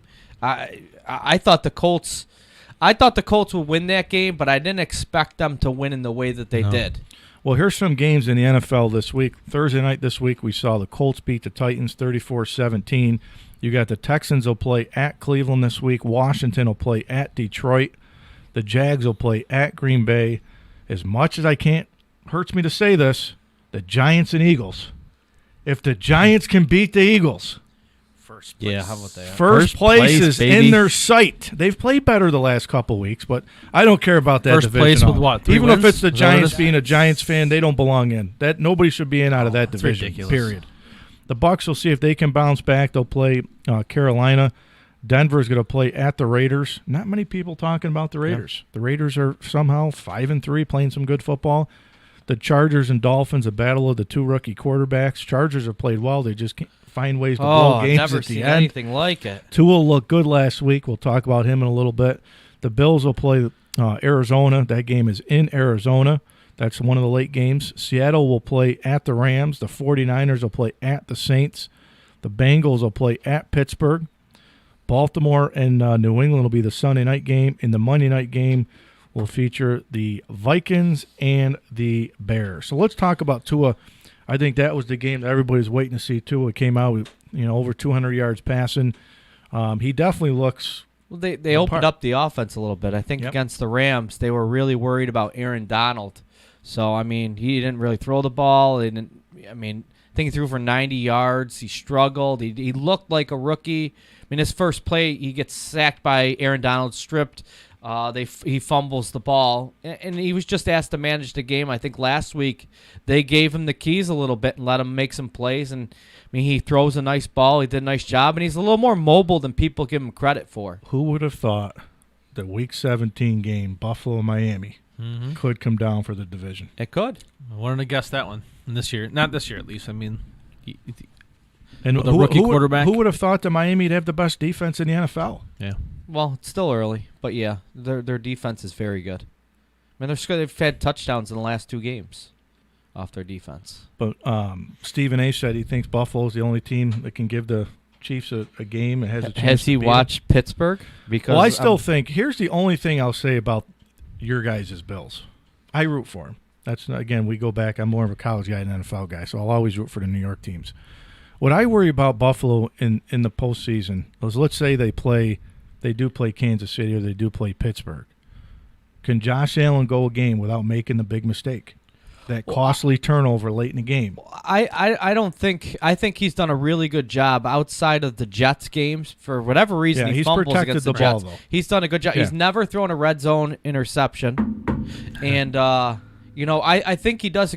His biggest thing, and he's cut down on this, is he's always trying to make the big play. Like he's trying to lateral the ball after an 8-yard gain to get, he's trying to jump over defenders. This year, he's not looking to run as much. His eyes are downfield, and he's okay with making the check down and getting 5 or 6 yards instead of trying to throw the home run ball to a guy that's double covered. Just be the quarterback and make smart decisions. Yeah. I think he's starting to get that. You put him in Kansas City, because I was just trying to look to see. Kansas City right now is 8-1, so they would have the home field right in the AFC. Could he go toe-to-toe if it's a game in the 40s? Can he go back and forth with Patrick Mahomes? Well, that's going to be the big. I think the Bills can score. I think what it comes down to is in December, in January, when it's snowing, when it's wet, when it's rainy, when it's cold, can the Bills run the ball, and can they stop people from running the ball? Because the first time they played Kansas City, when it was raining, it was a home game, coming off a loss, and they got absolutely embarrassed. And now Kansas City, adds Le'Veon Bell to the mix. They're adding more weapons. I do think the Bills can give him trouble. I think if the weather was a little nicer, they would have passed the ball. I think the Bills' defense would have been really aggressive on Patrick Mahomes and frustrated him a little bit. But I still think the Bills are, third or fourth in line right now. I still think the Steelers are the best team in the league right now until somebody proves otherwise, and Kansas City's right behind them. You still have Baltimore, which is for some reason overlooked constantly, even though they have one of the best teams in the league. So there's still a lot of teams. I mean, Vegas knocked off the Chiefs already this year. So there's a lot of good teams in the AFC. And then, you throw the Dolphins and that defense in. And if Tua can take care of the ball, they become a scary team. You know what? One thing that, and I put this in my storylines with the young quarterbacks, but you could throw Josh Allen in the mix too. But you look to see where the game is today. The Josh Allens, the Tuas, the Joe Burrows, and then the kid I mentioned, Josh Herbert. The game's in good hands. Absolutely, I mean these quarterbacks are, and what's really surprised me is to see that the Joe Burrows and all these guys were NFL ready from day one. Yes. Because you really don't see that, right? Peyton Manning, when he started his first year in the NFL, had a horrible season. Yep. These guys are coming in, being able to make all the throws, contributing right out of the gate. Well, I think it's a different game now, too. It's a passing game right now, and the rules, I mean, you got to remember the rules when Peyton Manning was playing was a lot different than the rules right now. You go near anybody, it's flag automatically. It's not even close. There's no hand battling. There's no nothing. So I think it's definitely in the offense's favor, and it makes it tougher to play defense. But, yeah, I mean, then you look at what the style is of these teams when they're in college, these kids when they're in college, and they're in the spread, and they're in the shotgun, and they're throwing the ball a ton. Yeah. And you look at a kid like Justin Herbert, who could have came out last year or 2 years ago and been the number 1 pick, and he wanted to go back to school at Oregon. He wanted to graduate, goes back. Well, that's another year to prepare and get ready for the NFL. Yeah. So, Easily. you give him credit. But at the same time, he didn't beat out Tyrod Taylor for the starting job. That's the crazy thing. Well, but it's amazing how you get your break. You would have never thought. I mean, Tyrod Taylor's a great teammate from everything that I read and see in the NFL. But look how he got the starting job. I know. I mean, he got a break. That's all it takes. If you get a break in the NFL, well, and get then, your lung punctured by. And then he got hurt. He got hurt in that last game when they needed a 2-point conversion. They bring Tyrod in. He looked awful. He looked confused. He looked like he didn't want to be there. It was just like, man, how did this guy lose out on the job to Tyrod? I know. You're 100% right. One more I want to get into, then we got to go to break, and I want to get into some of my other storylines here. I'm not going to spend too much time on the Patriots and Jets game because it was a horrible game. Doesn't deserve it. Horrible game to watch. But again, everybody keeps saying the Adam Gase thing. 0-9 for the first time in franchise history. The Patriots looked, again, they're not a good football team at all this year. Well, let's be honest. Gase right? is doing a great job coaching. He's doing exactly what he needs to do to get the number 1 pick. They're not going to fire him because he's doing the job. He's losing. But he's done at the end of the season. Oh, 100%. But if you fire Gase right now, everybody's going to get fired up. They're going to win some games. They're going to lose out on Trevor Lawrence.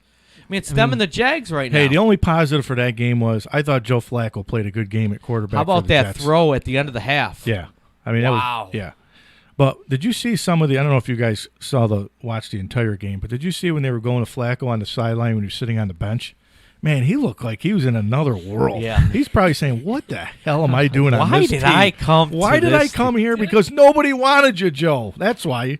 But, he looked good. He looked like the bright spot for the Jets, but they somehow find a way to lose another game. So we're going to take a break, send you the news, and we come back. We're going to talk more NFL with the guys, and then we'll wrap things up here on the Mohawk Valley Sports Watch. So stay tuned. We'll be right back. Hi, I'm Avina. I'm 7 years old and I'm blind. I love gymnastics, piano, public speaking, and riding on the trail bike with my dad. You can help me live the life I want. Help Ravina and other blind people by making a tax-deductible donation of your used car, truck, or almost anything with wheels to the National Federation of the Blind. Your donation will ensure a brighter future for blind children and adults. Just call 866-282-7327. That's 866-282-7327. Or visit carshelpingtheblind.com. That's carshelpingtheblind.com. We will arrange to have the donated vehicle picked up and provide you with a tax-deductible receipt. And if you know someone who is blind that can use our help, email nfb@nfb.org. Blindness does not hold me back at all. Donate today. Hi, this is State Senator Joe Griffo. Please join me monthly on WKAL 1450 on the dial to hear updates of what's happening in the state capitol and across the state, and for a chance for you to interact with me on what's important. So join us each month on WKAL. Honey, did you turn on the heat? Yes, dear. Honey, did you turn off the lights? Yes, dear. Honey, did you lock the door? Yes, dear. If we're going to make this relationship work, it needs to be less of a checklist and more of a connection. Is this your impression of what church is like? We at Mohawk Missionary Baptist Church want to teach you that it's more of a relationship than a religion. Join us for our regularly scheduled services to find out more. We have Sunday school at 10 a.m., worship at 11 and 6:30 p.m., and Wednesday Bible study at 6:30. And we at Mohawk Missionary Baptist Church are glad that WKAL cares.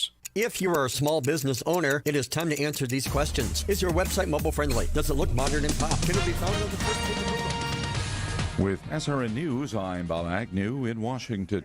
President Trump is touting the rapid progress toward a COVID-19 vaccine. Meanwhile, governors across the U.S. have taken largely incremental measures over the past few days, like limiting the size of gatherings, making businesses close early, restricting capacity, and eliminating alcohol sales earlier in the evening to fight against a spike in the cases. At a news conference, Idaho Governor Brad Little said he's activating the National Guard to assist with the coronavirus pandemic. SpaceX forced to delay its second astronaut flight by a day because of high wind and weather conditions that could jeopardize the recovery and recycling of the rocket booster, pushing the launch onto tomorrow. Tropical storm Iota has formed in the Caribbean. It's expected to strengthen into a major hurricane as it approaches Central America, a region still dealing with the havoc caused by a hurricane just a couple of weeks ago. This is SRN News. Diabetes, high blood pressure, anxiety meds, everyone's on them. If you're a 50-year-old male, maybe a bit porky, and you may even have type 2 diabetes, $1 million of term insurance may only cost you about $200 a month. Call Term Provider. Speak with Big Lou at 800-555-2085. Big Lou will find a term life policy for you even if you have type 2 diabetes, are overweight, or have high blood pressure. Term Providers help thousands of people like you who think they can't afford term life insurance. To buy $1 million of affordable term life for you, all you need to do is call Big Lou at 800-555-2085. Lou will make sure the scales are tipped in your favor. Call 800-555-2085. Big Lou will answer your call and work to fit you into a term life policy that you can afford. Remember, Big Lou's like you. He's on meds too. Call 800-555-2085. 800-555-2085. The current temperature, 41 degrees. With SRN Sports, I'm Patrick Foss. Cincinnati dominates both sides of the field in a 55-7 run of East Carolina. While Desmond Ritter threw for 327 yards and 3 touchdowns and ran for another score, Cincinnati coach Luke Fickell says it was impressive to hold Tyler Ehlers to 87 yards passing. I think there's only one time that he had an opportunity to scramble around, and some of his best throws and most creative things that he does offensively is when he gets outside the edge. And I got to give those guys, the front guys, a lot of credit. It's one thing about getting sacks, another thing to do what we ask them to do and really keep him inside the pocket. Cincinnati improves to 7-0 overall and 5-0 in the American Athletic Conference. Fresh off their huge victory over top-ranked Clemson in overtime last week, number 2 Notre Dame plays at Boston College this afternoon. 6th-ranked Florida hosts Arkansas. Florida has a favorable schedule that has them on track for an SEC title game appearance. This is SRN Sports. The Marlins have made a groundbreaking front office hire. Kim Ng has become the major's highest-ranking woman in baseball operations, hired by the Marlins as their general manager. The club said Ng is believed to be the first female GM in the 4 major North American professional sports leagues. She's won 3 World Series rings while spending 21 years in the front offices of the White Sox, Yankees, and Dodgers. Ng becomes the 5th person to hold the Marlins' top position in baseball ops. She succeeds Michael Hill, who was not retained after this past season. I'm Dave Ferry. Chicago Bears coach Matt Nagy is handing off play-calling duties to offensive coordinator Bill Lazor. In an effort to lift an offense that ranks among the NFL's worst, the Bears have lost 3 in a row, heading into their game against the Minnesota Vikings at Soldier Field on Monday night.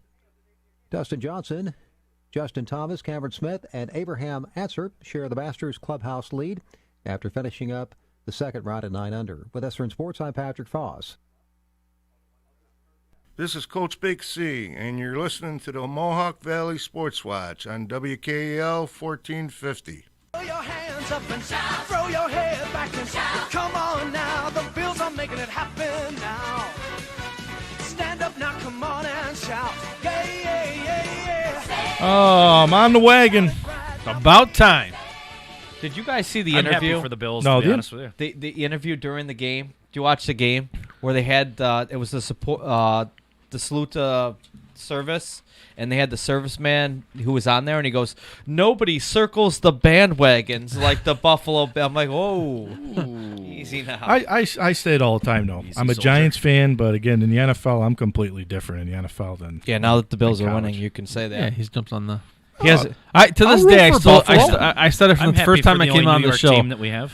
I thought you were going to be like an NFL guy, but no, he's a college guy. Right. I don't have a problem rooting for Buffalo. I root for the Jets, though. Any New York team I'll root for in the NFL. Well, I do. There's only one. What is there to root for Buffalo. with the Jets, really? Thank you. Can you say that again for the people There's in the only back? there's only really one true New York team, and it's Buffalo. Thank you. Right, everybody else plays in Jersey. Yeah. Okay. Okay. I agree with that, man. So, anyways, all right, moving on. All right, let's move on. Hey, let me use my second one. Let's use the timeout. Maybe we incorporate the timeouts into the show. Maybe we keep track. I think you do need a whistle. That'd be cool. He's got 3. He used his last one right He there. used his last time out. He kind of wasted it. Oh. Well, honestly, wasted time you out. guys right there. do forget, and it's been a while since I've actually done this, but I actually have on here. Hold on a minute. This could be really good or really bad. Yeah, could be. I'm not 100% sure, but this could be real bad if I get this thing to work. Oh man. So Nick, what's going on this weekend? We got the air horn. Got the air horn. Got the air horn. Or Got the whistle. There it is. Perfect. Now I just don't know how to stop it. Oh, yeah, this is pretty bad. But how about that? I keep It's it a up. weak whistle, though, man. It is a weak Yeah, it's a whistle. weak whistle. I don't like that That one. must not be a Fox 40. Or I got. Hey, can you turn the volume up on that organ? Yeah. Oh, I feel like I'm in a Knicks game right Yeah. now. Like a current one, because there's no one there, and you can kind of hear the organ very loud. I think you just get the take the whistle off the perch wherever you have it in the house and bring it in. You need to give whatever that you have right there to Statman. And I got this was when I first came on the air here. I had all these different little sounds. you got to on here. give those to Statman back there in the production room, and he can throw them in throughout the show. Do you hear that? That's what I think of all you guys. You're out. You're out. You need like a soundboard and just click. I can put him on. All right, let's got to get back to the show. We can't get Anyways. sidetracked here. Green Bay came back. Aaron Rodgers has looked unbelievable the last 3 to 4 weeks. 70% completion, 11 touchdowns, no interceptions. New coach has done it for him. I think that's what it. I mean, he seems like a different guy since he's had his new head coach. I think it's that he's single again and he can focus on football again. Danica had too much going on with him, huh? How about Devontae Adams though? Devontae Adams is a stud. I mean, he's a How about him coming out and saying, "Now you can say that I'm the number one receiver in the league." Still not putting him. I'm still not putting him above some other guys, but he's definitely one of the he's best. He's got an one. argument. Yeah. I mean, the only thing with Green Bay is they're going to score points, right? I mean, Tampa made them look bad. They couldn't run the football against Tampa. But, again, in a shootout, there's no fans or limited fans in the NFL. Yep. Green Bay could be a tough team in the NFC in the playoffs. Absolutely, they can. And they've been playing without Aaron Jones. They're getting him back they got him back last week, but he's getting healthy, so he's just another weapon. I mean, poor Aaron Rodgers. Has he made bunch of nobodies into somebodies more than anyone else? He really I has. mean, Brady does the same thing when he was in New England, but man, I mean, you look at the receivers that he has outside of Devontae. Can you name two of them? One of them? No. I mean, it's incredible what he does. He gave Jordy Nelson a career, Mike Evans a career. Is the Undertaker coming? Where's that gong? Is that like in a cave or something? Holy! It sounds like we're in a Buddhist temple or something like right now. Do you remember when we first came on the air, we had the Chuck Norris at the end? Yeah, Chucky. We spent like hours on Chuck Norris. It became great. the Chuck Norris show. I mean, we were. Oh, that's a lot. Wow. Yeah, Statman. I think next week we'll get you the sounds here. And he saw a shiny object and just like veered off. He's like, whoa, look at that. Ooh.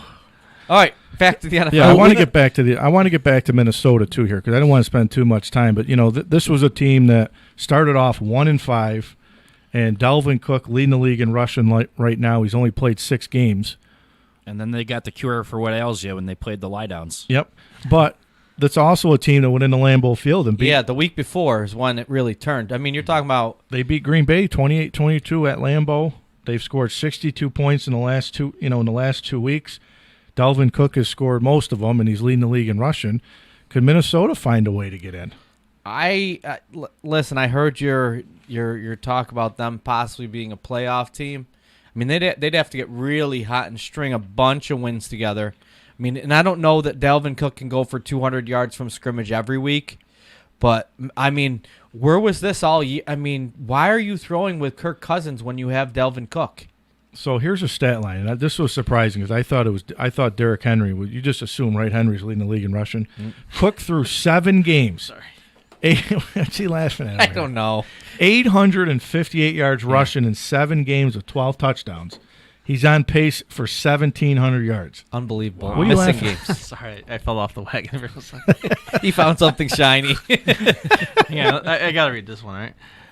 The dinosaurs looked at Chuck Norris. We're on Chuck the Norris. wrong way once. You know what happened to that? we gotta bring it back for a week because I mean, unbelievable. They're just too good. Unbelievable. All right. One of my storylines was the rookie quarterbacks, and I think we all would agree that the NFL is in really good hands.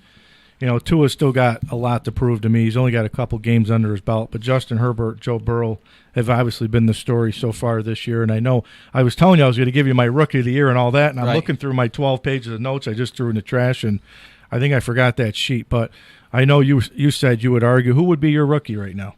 I think James Robinson's got to be in the discussion as well. Okay. The undrafted rookie running back at Jacksonville. He's right up there. I think he's like 5th in the league in rushing. I mean, that team might be in worse shape than Cincinnati. Oh, yeah. I mean, that's just awful. And the fact that you can run for 100 yards in Jacksonville with that mess I think he's in the conversation. I still think it's Burrow right now. Yeah, I think it's Burrow just, simply on the fact that he's winning games and Justin Herbert isn't. I mean, Justin Herbert could easily be 4-0 as a starter, and you could say, hey, he's beat Tom Brady, he beat Drew Brees. I mean, you could just go off the list of the guys that he's beat, but for whatever reason. How about your coach so far through midway point of the season? Who do you think would be your coach?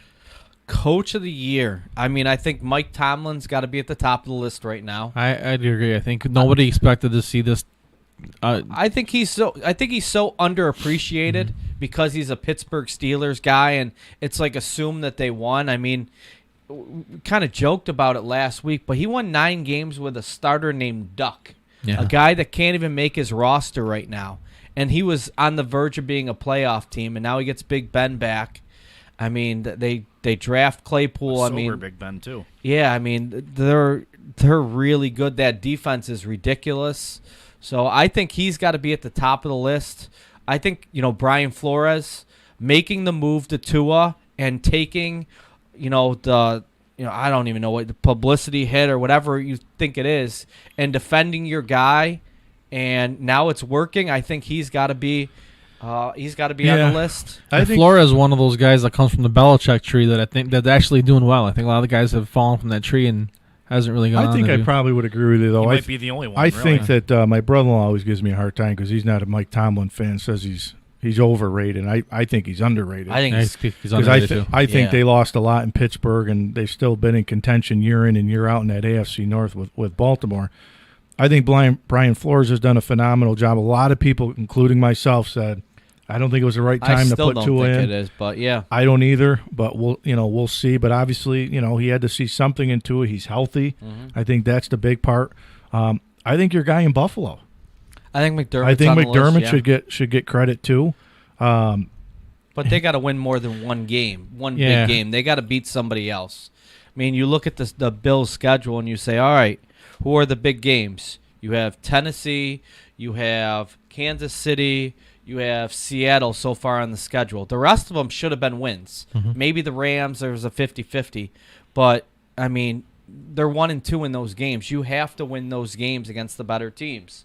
And until they do that, you can't put Buffalo or McDermott in that top tier right now. So I think he's there. He's on the list, but he's not near the top.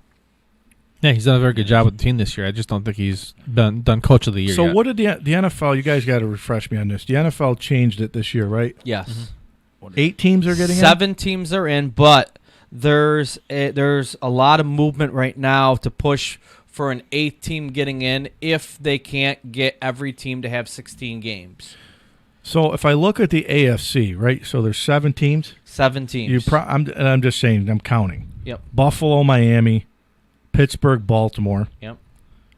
The Colts, Tennessee. That's 6. And then you got Kansas City and Vegas. That's 8. So one of those teams wouldn't get in unless, for whatever reason, the season kind of gets cut short and they have to go to like 15 games for this team, 14. Then we'll take an 8th team and nobody will get a bye. So here's your NFC. Somebody, unfortunately, in the NFC East is going to get in. So let's say it's Philly. That's one. That's one.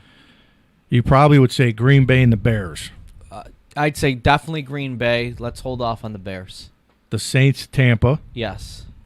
And then the NFC West, you might get Seattle, Arizona, and the Rams. Yeah, you could get 3 from there. So you could get 3 there. New Orleans and Tampa's 5. Yep. Green Bay, you would think, is 6. Yep. The Giants. And then Philly Eagles, or whoever 7. wins the East. That's 7. And then the Bears.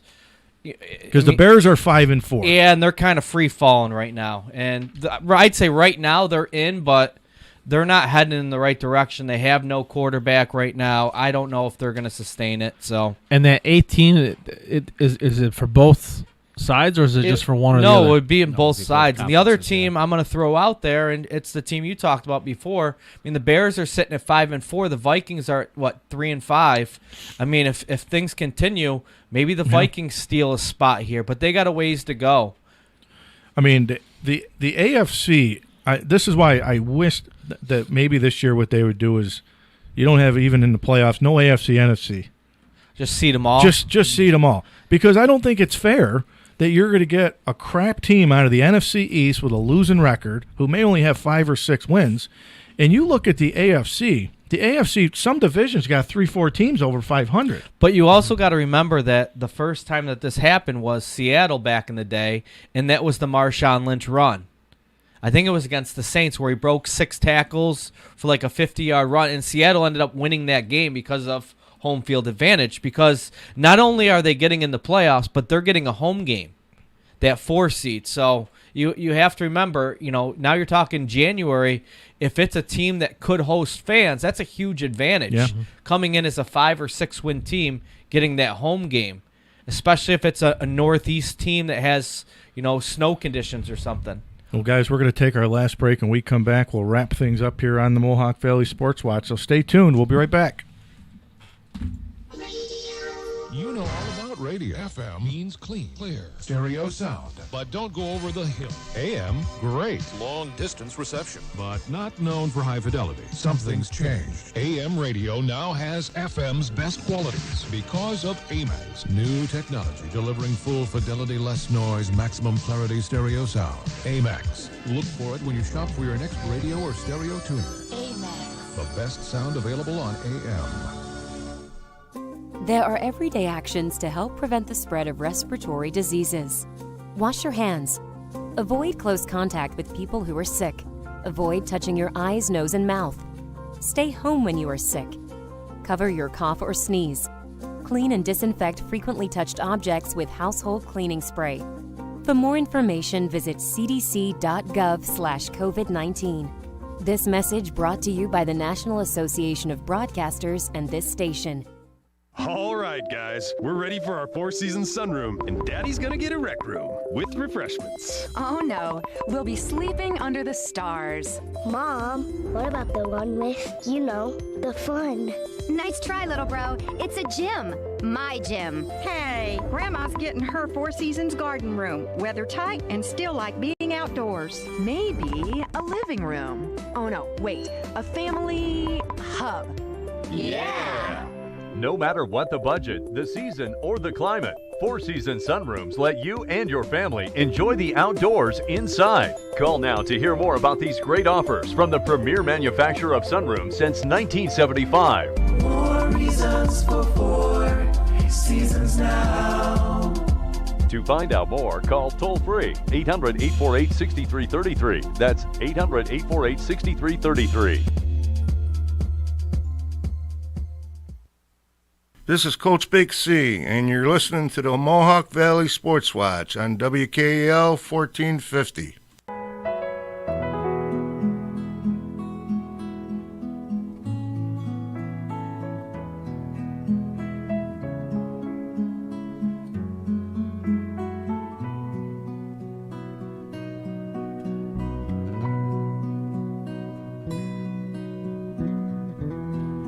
My favorite time of the year is November Masters. It's the November Masters. My favorite golf tournament of the year is the Masters, and I watched a little bit of it yesterday. And Tiger and Phil are both in the hunt. It's weird. The azaleas are not in bloom. And I gotta ask you, because I just watched. Are you a pianist? Because I saw you playing along. Like I'm a man of many talents. Man, I saw you hitting the notes and everything. That was impressive. Yep. I'm a man of many talents. Those hands just don't throw footballs, man. No. I was a runner, man. Look, did you hear the interview with Jim Catanzaro? He used to tickle the twine at I used Stroud to tickle Middle the School. twine on the hamster wheel. Eating them Well, a griddle. But maybe we should just give him words to use like throughout the show like this, and he can just go off and. Yeah, that's what you need. You're throwing me off my game. I mean, that was pretty good. We started with, hey, let's give him some words he's got to work in. He's like, I'll do it in the next segment. You put the segment together. Listen, I keep saying we should have a mic on during the breaks, because if you had the mic on during the breaks, the hamsters got squished in a basket or something. I mean, that was awesome. The Masters, just getting back to that real quickly here, that's underway. They're playing the third round today. Some of them are finishing up the second round into the third round. But right now, John Rahm is your leader at 9 under. Dustin Johnson, Cameron Smith, Justin Thomas all at 9 under. Phil Mickelson and Tiger Woods at 5 under par. So they're both 4 shots off the lead. Tiger will tee off at about 10:42 this morning. And then Phil Mickelson will tee off right behind him at 11:04. So it looks like we're going to have a lot of big names coming down the hunt, down the finish line tomorrow for the Masters. So we'll see if Tiger can win back-to-back Masters and one more major win. He ties Jack Nicklaus for the most tournaments, right? Most majors. So let's get back here real quickly. We were finishing up with college football. We talked some NFL as we always do. The guys for upset specials, Statman and I are going with Michigan tonight. Statman, I hope we're right, but unfortunately, I don't know if we're going to be right. Nick, you're going with Boston College over Notre Dame. I think that's, if you're looking at the top 25 games, that's one I think that is probably the best rivalry storyline, I think, of the day is that game. And then, Pags, you're going Virginia Tech. I can easily see Virginia Tech beat. You don't know which Virginia Tech team's going to show up. No. I still don't know how good Miami is at 6-1, but they're 9th in the country at 6-1, so we'll see. Virginia Tech actually the favorite at home.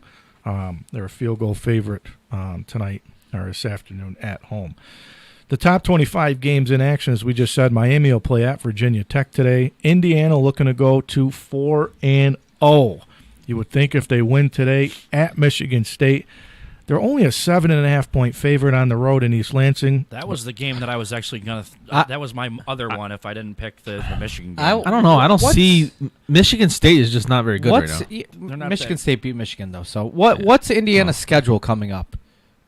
Let's see here. Indiana's schedule coming up? Yeah. You had to throw they beat Michigan in there, didn't you? Well, they look good the one week. They play Ohio State on the 21st. Then it's Maryland, Wisconsin, and Purdue. They play at Ohio State next week? Saturday. Yeah. Yep. So if you're Indiana, you could be peeking ahead at next week at Ohio State, because Ohio State's got now 2 weeks to prepare for you because they're off this week. You know what's scary? Is if Indiana wins today, you could have 2 top 10 Big Ten teams, Indiana in the top 10, within the top 10, playing Ohio State next week. That'd be awesome. Maybe the prime-time game on ABC. How bad does Indiana lose next week to Ohio State? 3 touchdowns or more. Easily. Or we come in here next week and talk about the slim chance that Indiana Not can so beat fast, sweetheart. Not so fast. Maybe we do the college game day picks. Maybe we bring the webcam in. I put the helmet Well, on. I mean, we did Put pick the 7 mascot games last year, and all of that kind of disappeared. Well, I felt bad because no there's no Colgate, Fordham. no Fordham. I mean, there are other teams We that could are always playing. we pick Syracuse every week. We'd all be winning because nobody would be picking them to win in. So that'd be a Well, game except well. you, except You got a you. good point there. The stat man would have had him at least a couple games this year. We all would have had him against Liberty. We could pick like the Sunday night and the Monday game. You could still pick that. I know you're not big on picking NFL games, but Well, we usually would pick the Sunday night and the Monday night game. We used to have the Piznat on, remember? Yeah. Piznat, yep. He used to send us the picks every week.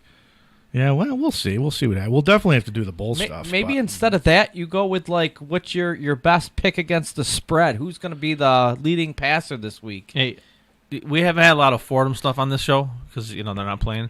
But I did come across something last week that I want to. Let me just read it real quick, okay? Former Ram Rocky Carigliano was in attendance today. How many times are we going to bring this up? It amazes me. It was on the Fordham website. That's right. I think probably twice a year. Joe DeBerry, the SID guy, is one of the best sports information directors in the entire country. Well, I mean, which one of us, which of the 4 of us in this room, who else shows up on a, college football website in attendance at a game? Well, only one. Who else got downhill when they were in high school? True. Right, Old I number didn't get 10. downhill. Guys, listen. Don't knock the coach over here this morning. We're not knocking Coach you was a little down. You guys are hard on me the first part of the show. I'm hey, used listen, to it. you got your You've turned it Listen, around. You did it. You here's jumped what right I back. always say about myself. Okay? Here's what I always say about myself. And I'm going to throw Statman under the table you got here. 6 minutes. You got enough time to do this? Go. Because Statman. if you're a fan of a team, then the Statman's a Lions fan. He don't even watch them, but when they're winning, he's the first one to watch them. I'm not watching them. You guys as fans, right? They're never winning. Wouldn't you say it? What's that? You got to support your team through the ups and downs. Ups and downs. I know. I'm siding with you. So you guys can all get on me on Michigan. No. At some point in time, Michigan's going to get this thing turned around. It may not be for a couple years, but I'm going to stand by them. I'm going to be cheering them on tonight. Absolutely. And you got to stand by your teams. As you should. Is Right? Is that what's going to be your when you go do your press conference later in the day and you get announced as Michigan, the new Michigan man? All right, now I'm going to put a poll out. All right, over under the amount of times Rock fires Harbaugh by the end of the year. I said after last week's loss to Indiana, they should have walked him out. You fired him last year. A couple you times. Fired him this year. I fired the stat man 100 times on this show. Right? Yeah, but he keeps coming still back. here. He keeps coming back. He doesn't. The pink slip doesn't work for him. Hey, on a side note, Spiro Ditas this week. Yeah, how about that? That's huge. awesome. I'm That's huge. I'm That's excited awesome. to talk to. I don't know. This I might be a little nervous. This might be the last time we see him. Spiro might say, "Hey, listen, we're shorthanded. Come on up. Call a game with me." Spiro's called a lot of big games. NFL guy now. He's doing all kinds of stuff. Yeah. I'm excited to talk to And him. you mentioned that. I forgot he was the voice of the Lakers for a while, right? Yep. He was the Lakers, the Knicks. Spiro's been all over the place. You said you called the game with him in college? I called an A-10 game. It was Fordham and St. John's. With him And Tony Raleigh. That was the three of you? Tony Raleigh and him were the two guys that called they were a year ahead of me. Right. So obviously I couldn't do football games, and I struggled to do any games because we were always practicing. But they did football and they did basketball. So that's a crew. Raleigh, Corigliano. Is he going to, like, when you get on the Rock pile next week, you'll be like, "Hey, Rock, He'll haven't-" remember. Yeah, okay. yeah, He's he'll not going to be like, "Rocky Corigliano, that sounds familiar. You played Yeah, we've free never done a show safety, together. Do you but I remember who don't- the coach was at St. John's? Mike Jarvis. Mike Jarvis. Yep. So what was your role in that game? Like what was your? I was a color guy. Spiro did the play-by-play, and Tony and I did the What color. kind of things you chip in? Remember?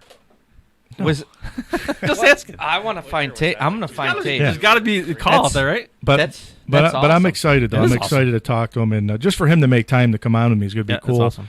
And then Nick, we'll do the college football rewind Yep. again in a couple weeks. That show was fantastic. The first time, and we had a lot of listeners that first time around. So I'm sure we'll have more to say.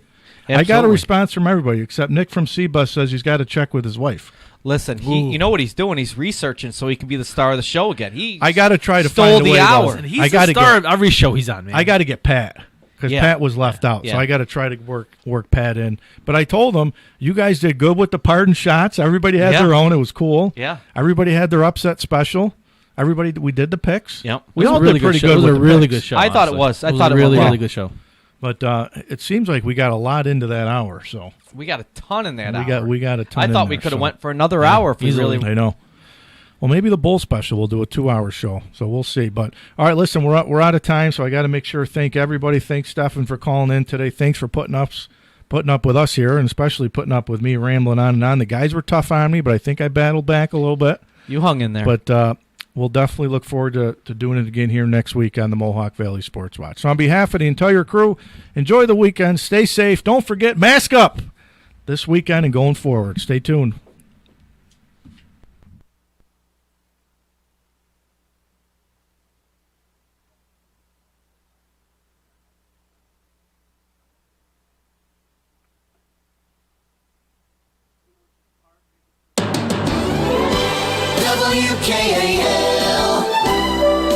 WKAL. This is AM 1450 WKAL, Rome, New York. Time now is exactly 11 o'clock. Breaking news this hour at townhall.com. I'm Bob Agnew in Washington. President Trump is touting the rapid progress toward a COVID-19 vaccine. Here's White House correspondent Greg Clugston. The president said the effort to develop a vaccine and treatments for COVID-19 has been incredible. Operation Warp Speed is unequaled, and unrivaled anywhere in the world. Appearing in the Rose Garden, he said a vaccine could be available to the general public as soon as April. Millions of doses will soon be going out the door. They're all ready, waiting for that final approval. Vice President Pence added that with cases surging nationwide, the government is meeting hospital requests for personal protective equipment. Greg Clugston, Washington. Tim McGuire reports governors across the country are scrambling now to reimpose restrictions as COVID-19 cases explode. Colorado Governor Jared Polis says the pandemic is setting new infection records. I think the country's going to pass 200,000 cases per day. Deaths are also averaging about 1,000 per day, meaning the nation will reach the 250,000 mark sometime next week.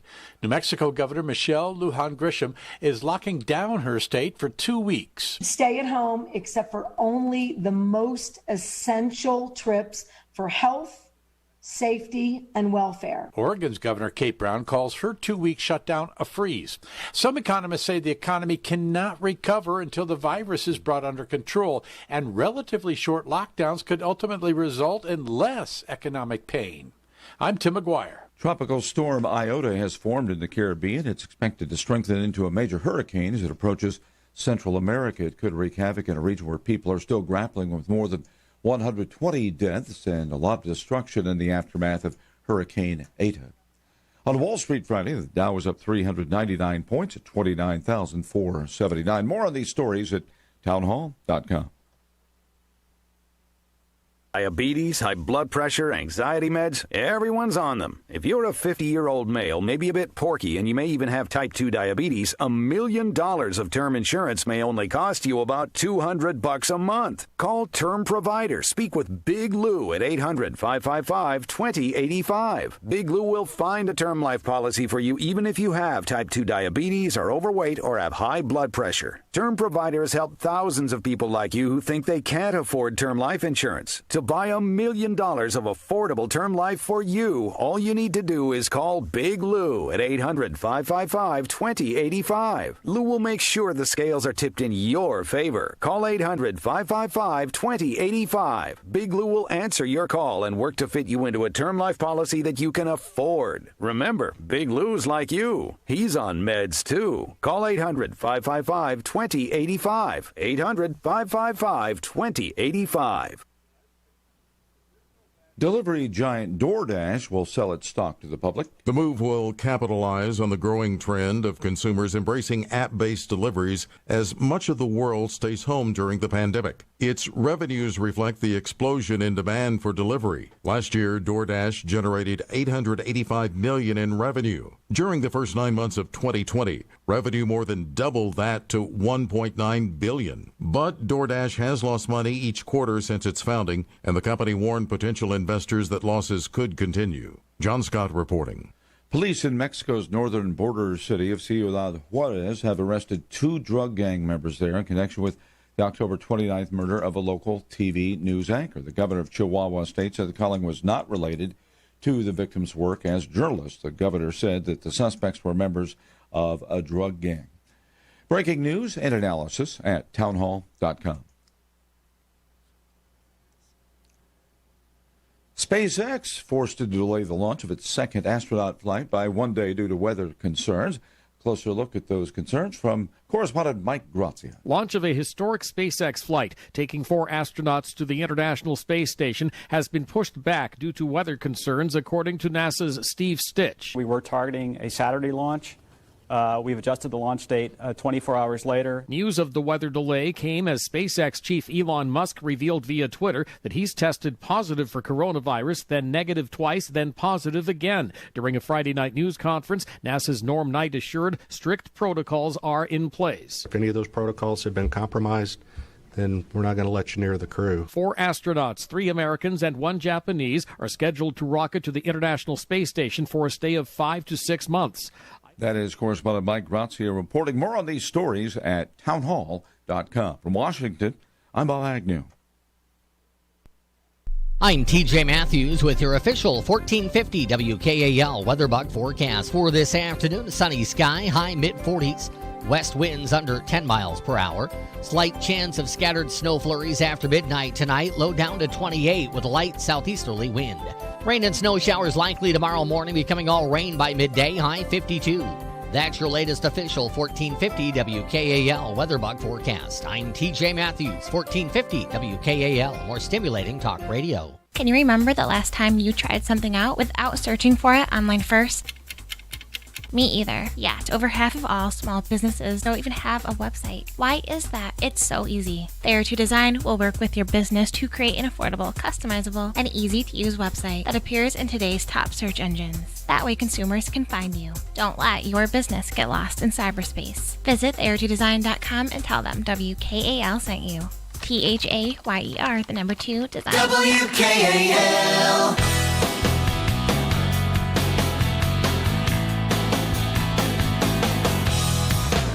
Welcome to Today's Homeowner with Danny Lipford, your partner in home improvement. Everyone has questions about their home. We've got the answers, and we have a few laughs along the way. Informative, entertaining, and sometimes off the wall. Home improvement has never been this much fun. Hello, everybody, and welcome to the Today's Homeowner Radio Show. Yes, it's that time where we're able to share with you all of the most current home improvement information you're going to find anywhere. We're going to have a little fun. We're going to answer a few emails and phone calls from all over the country. I'm Danny Lipford along with my buddy Joe Truini, and some of the things we're going to tackle during this hour, some of the wireless-enabled deadbolts. You would be amazed at how convenient and how much safety that can bring your home. Joe, I think people might be a little confused and maybe misunderstanding how easy it is to take the deadbolt out, put another one in, and connect it with your wireless almost effortlessly. Yeah, it is, because the manufacturers were very smart, even with the very first generation of electronic deadbolts, is they designed them to just replace your existing mechanical deadbolt. So you don't even have to do anything to the door other than pull out the old one and plug in the new one, and literally you could probably do it within 10 minutes. Mm-hmm. Yeah, it does make such a difference on that. And I'll tell you, it's one of those things, too.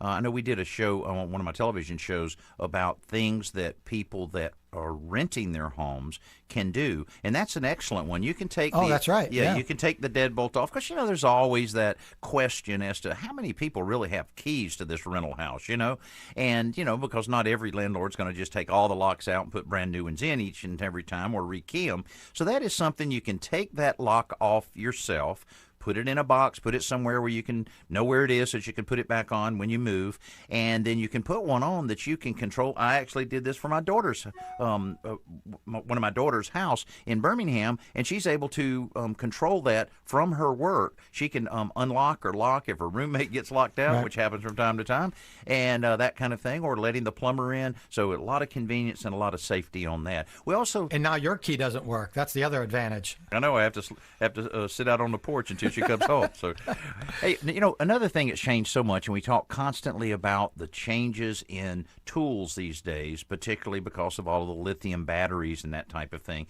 And I'll tell you, I was so thrilled when I got my very first cordless circular saw. I thought that was the greatest thing in the world. Yep. Finally, I wouldn't be cutting my cord again, that I've done a time or two. You're trying to make your own cordless saw. Yeah, exactly. So, but they didn't work. They were kind of odd in how they worked there when they first brought them out. Now we're going to tell you about a brand new one that just hit the market that really gets past all of that. And Joe, you do a lot of tool testing, and I know you used to write a lot of articles like that. That's got to be an extremely interesting way to spend your day.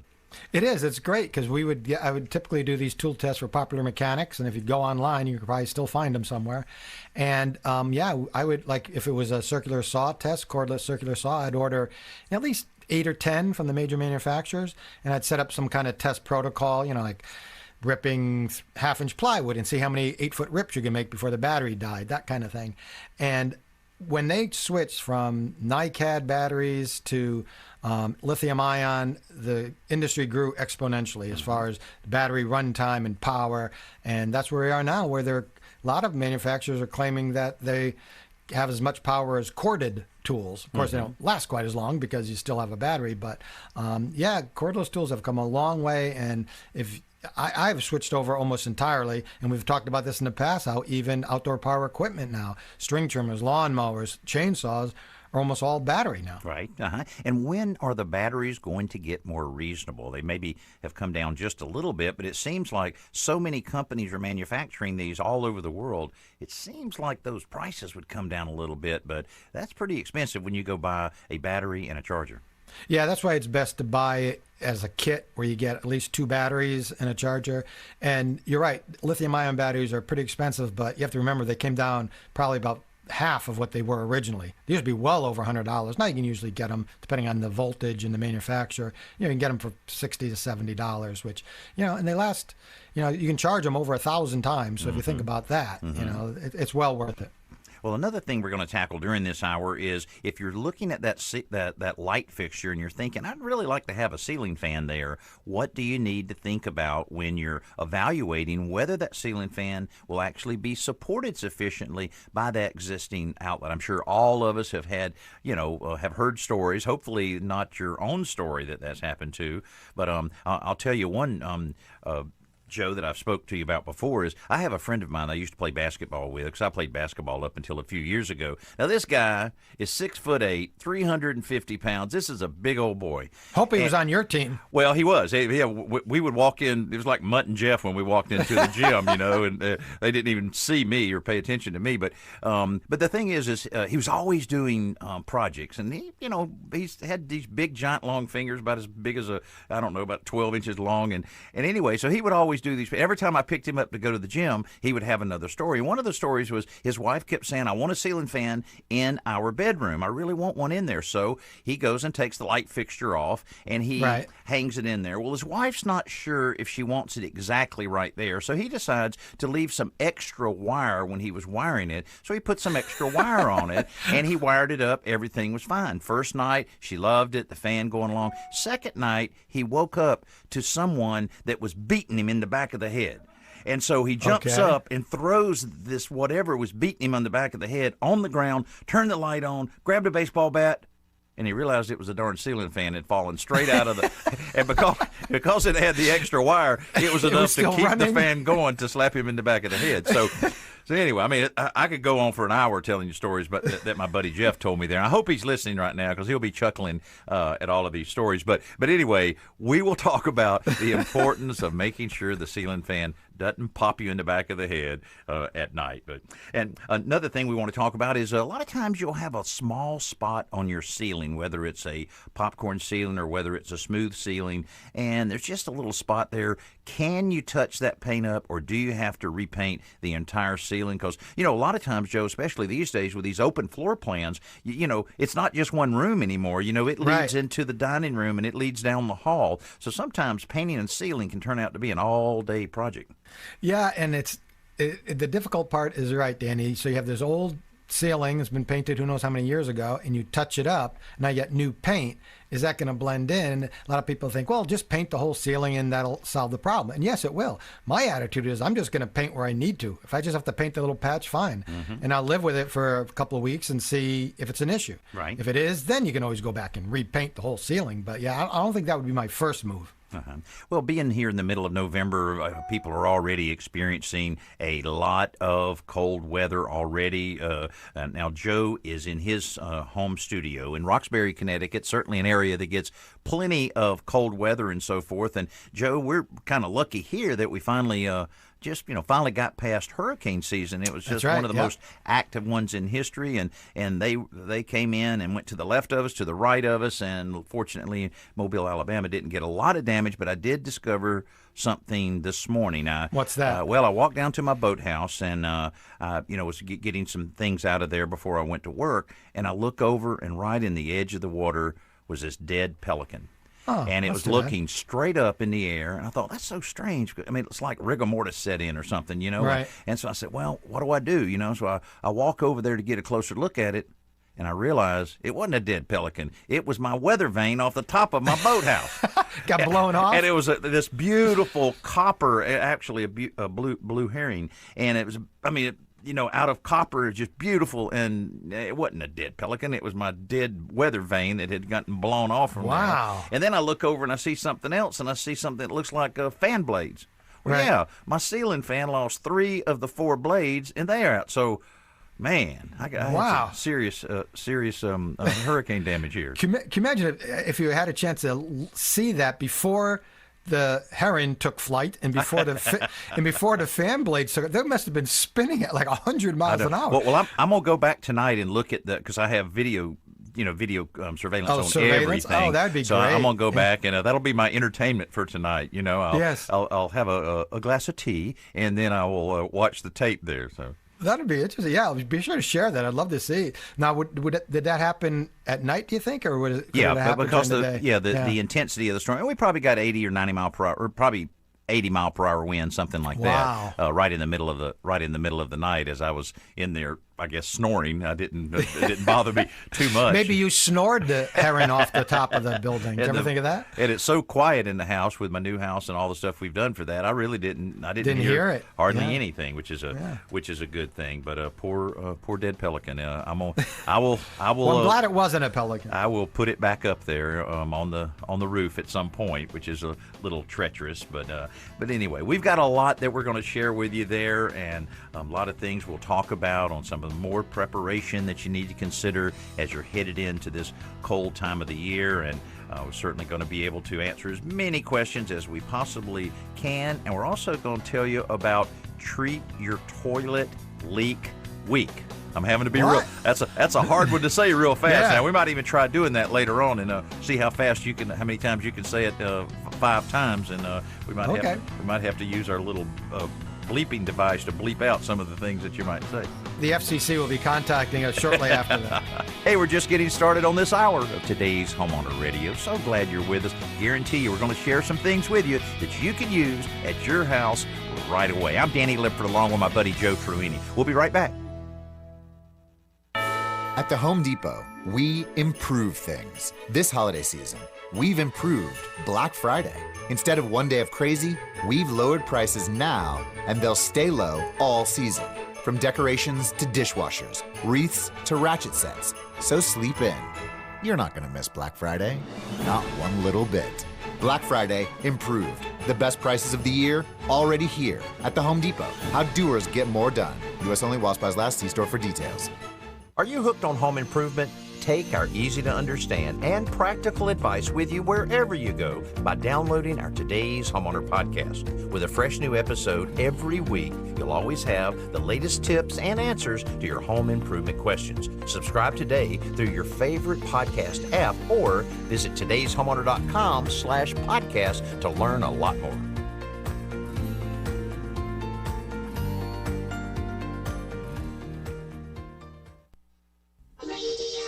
You know all about radio. FM means clean, clear, stereo sound. But don't go over the hill. AM, great. Long distance reception. But not known for high fidelity. Something's changed. AM radio now has FM's best qualities because of AMAX. New technology delivering full fidelity, less noise, maximum clarity stereo sound. AMAX. Look for it when you shop for your next radio or stereo tuner. AMAX. The best sound available on AM.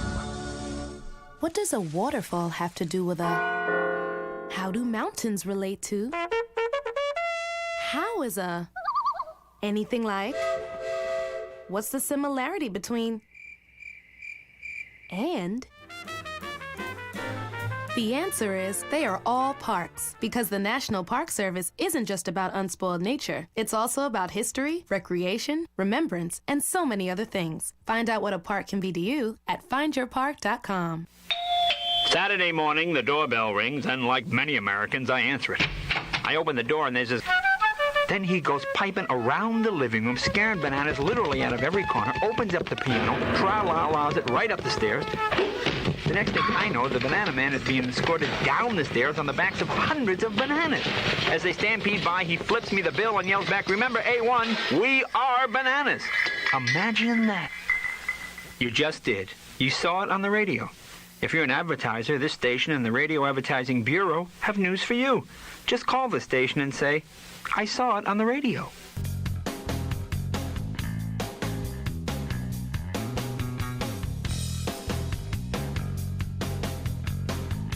Today's Homeowner is brought to you by The Home Depot.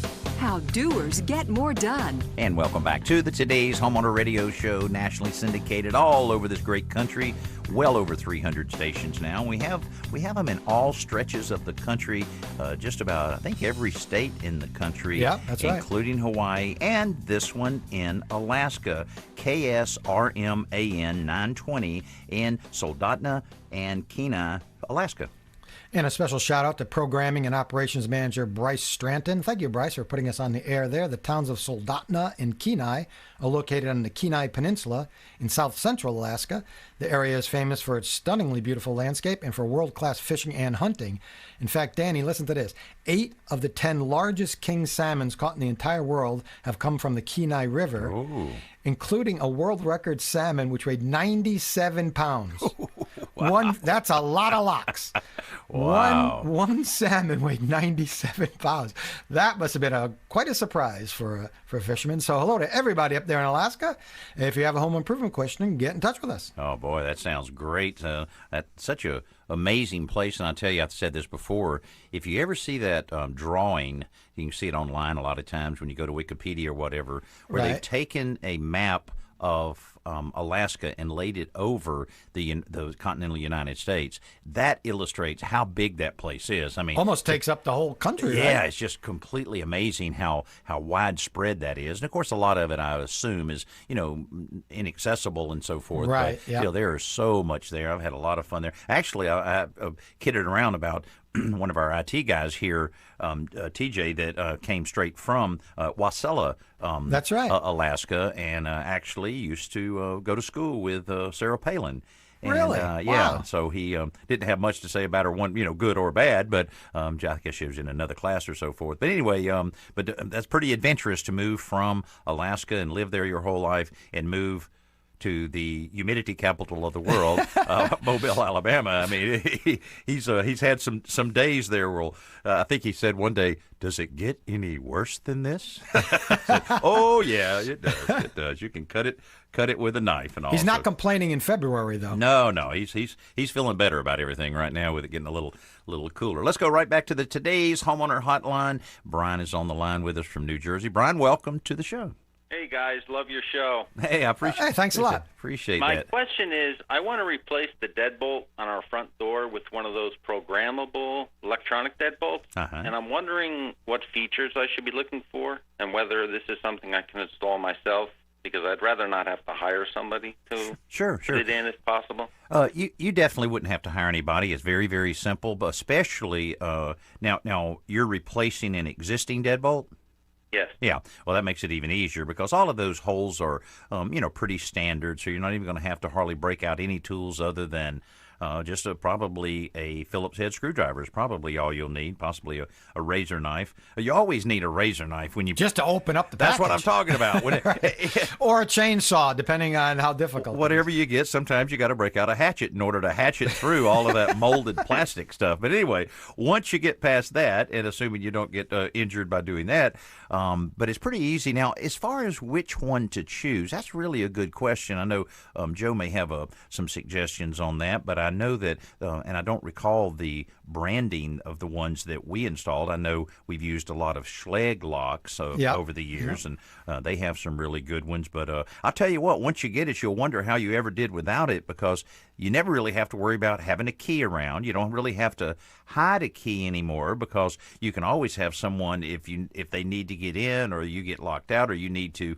actually open the door remotely from wherever you are. All of that is pretty much standard with some of the wireless ones. Do you have any other suggestions, Joe, in terms of branding or anything? Yeah, well, most manufacturers, Brian, have at this point, because they've been around for a few years now, have sort of like a good, better, best. So sometimes you have to, just let price be a indication of quality. So you wouldn't want to get the cheapest one, but you certainly don't need the most expensive one. I would think for between $80 and $120, you could probably get a really good one.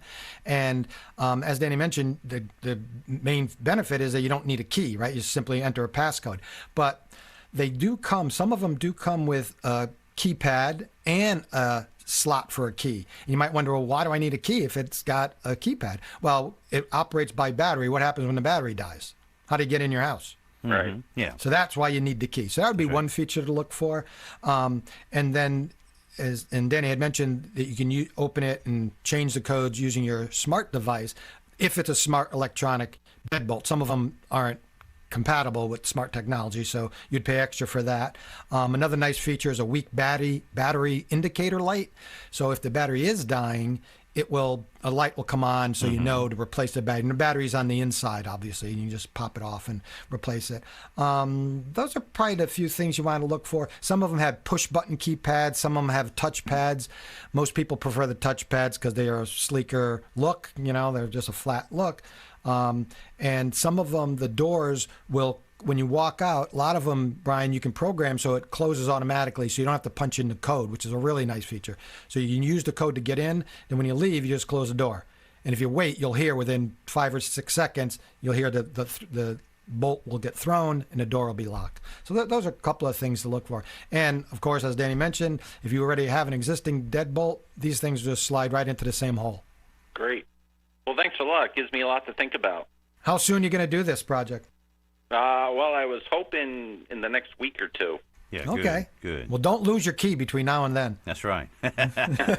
Well, good, Brian. I'm glad we were able to give you a little bit of insight on that. Definitely a great way to go. Something that you'll, as I mentioned earlier, once you get it in there, you'll be glad you did and wondered how you did without it. So best of luck on that. If we can help you any other way, let us know. All right. Thanks, guys.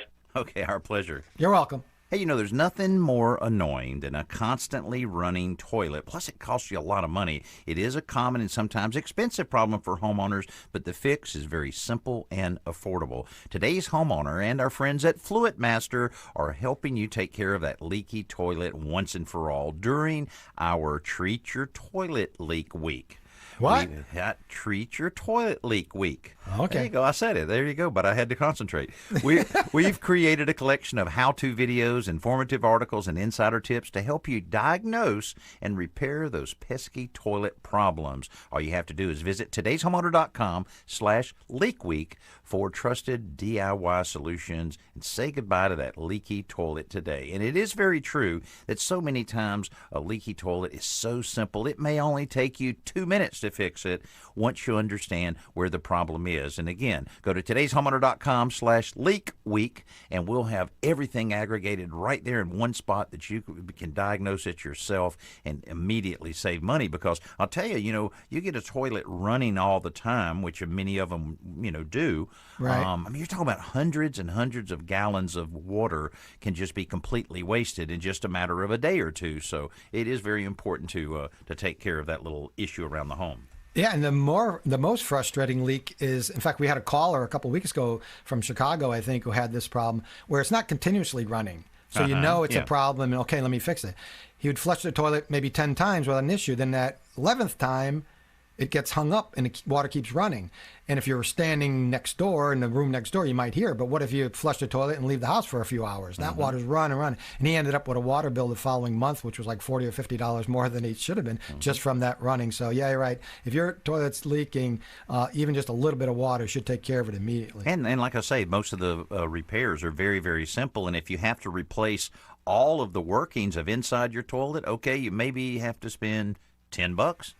It's just a very, very simple thing to take care of. And once you get it fixed, then most likely it'll stay repaired for a long, long time. Hey, coming up, we're going to be going through all kinds of things, including telling you about this brand new DeWalt circular saw that's completely cordless. And they say it's just as good as one that you plug into the wall. We'll tell you about that. Also, how to make sure that ceiling fan that you're installing and to replace that light fixture on the ceiling stays where it needs to go. And it doesn't mean necessarily you have to get in the attic or cut any hole in order to secure that electrical box there. We'll tell you some tricks that'll make that a lot easier for you. We're going to do that and a whole lot more over the next few minutes here on today's Homeowner Radio. Don't go anywhere. We'll be right back. Call today's Homeowner Radio anytime. 800-946-4420. Danny and Joe will be right back. Thanks for listening to Today's Homeowner. If there's a tip or piece of advice you may have missed, find it at today'shomeowner.com/radio. Talk Radio 1450. With SRN News, I'm Bob Agnew in Washington. Joe Biden expected to take an historic step and select a woman to head the Pentagon for the first time. The move would shatter one of the few remaining barriers to women in the department and the presidential cabinet. Of course, President Trump continues to challenge the stated results of last week's election. He and many of his supporters gathering today at the White House. They're showing their support for his ongoing legal challenges. Some governors across the country scrambling to reimpose restrictions as COVID-19 cases explode around the country. Meanwhile, President Trump is touting the rapid progress his administration has made toward aiding the development of a COVID-19 vaccine. Tropical storm Iota has formed in the Caribbean and is expected to strengthen into a major hurricane as it approaches Central America. It could wreak havoc in a region where people are still grappling with more than 100 deaths from a recent hurricane. This is SRN News. Diabetes, high blood pressure, anxiety meds, everyone's on them. If you're a 50-year-old male, maybe a bit porky, and you may even have type 2 diabetes, $1 million of term insurance may only cost you about $200 a month. Call Term Provider. Speak with Big Lou at 800-555-2085. Big Lou will find a term life policy for you even if you have type 2 diabetes, are overweight, or have high blood pressure. Term Provider has helped thousands of people like you who think they can't afford term life insurance. To buy $1 million of affordable term life for you, all you need to do is call Big Lou at 800-555-2085. Lou will make sure the scales are tipped in your favor. Call 800-555-2085. Big Lou will answer your call and work to fit you into a term life policy that you can afford. Remember, Big Lou's like you. He's on meds too. Call 800-555-2085. 800-555-2085. The current temperature, 42 degrees. I'm TJ Matthews with your official 1450 WKAL weather bug forecast for this afternoon. Sunny sky, high mid-40s. West winds under 10 miles per hour. Slight chance of scattered snow flurries after midnight tonight. Low down to 28 with a light southeasterly wind. Rain and snow showers likely tomorrow morning, becoming all rain by midday. High 52. That's your latest official 1450 WKAL weather bug forecast. I'm TJ Matthews, 1450 WKAL, more stimulating talk radio. Hi, this is State Senator Joe Griffo. Please join me monthly on WKAL 1450 on the dial to hear updates of what's happening in the state capitol and across the state, and for a chance for you to interact with me on what's important. So join us each month on WKAL. Special treat, folks. We have secured Dennis Prager. He will be on the line for 3 hours, live and in person. Dennis Prager. That's right, uninterrupted. We'll just be having Dennis Prager, one of my favorite guests. In fact, the only place you can ever hear Dennis Prager for 3 hours is on the Dennis Prager Show. So don't forget, Dennis Prager on the next Dennis Prager Show. The Dennis Prager Show, live weekdays, noon to 3, only on Talk Radio 1450 WKAL. Hi, I'm Alan Taylor from Popular Science Radio. Will you be forced someday to drive a car that drives you? Autonomous driving cars. How about global warming? What is your interest?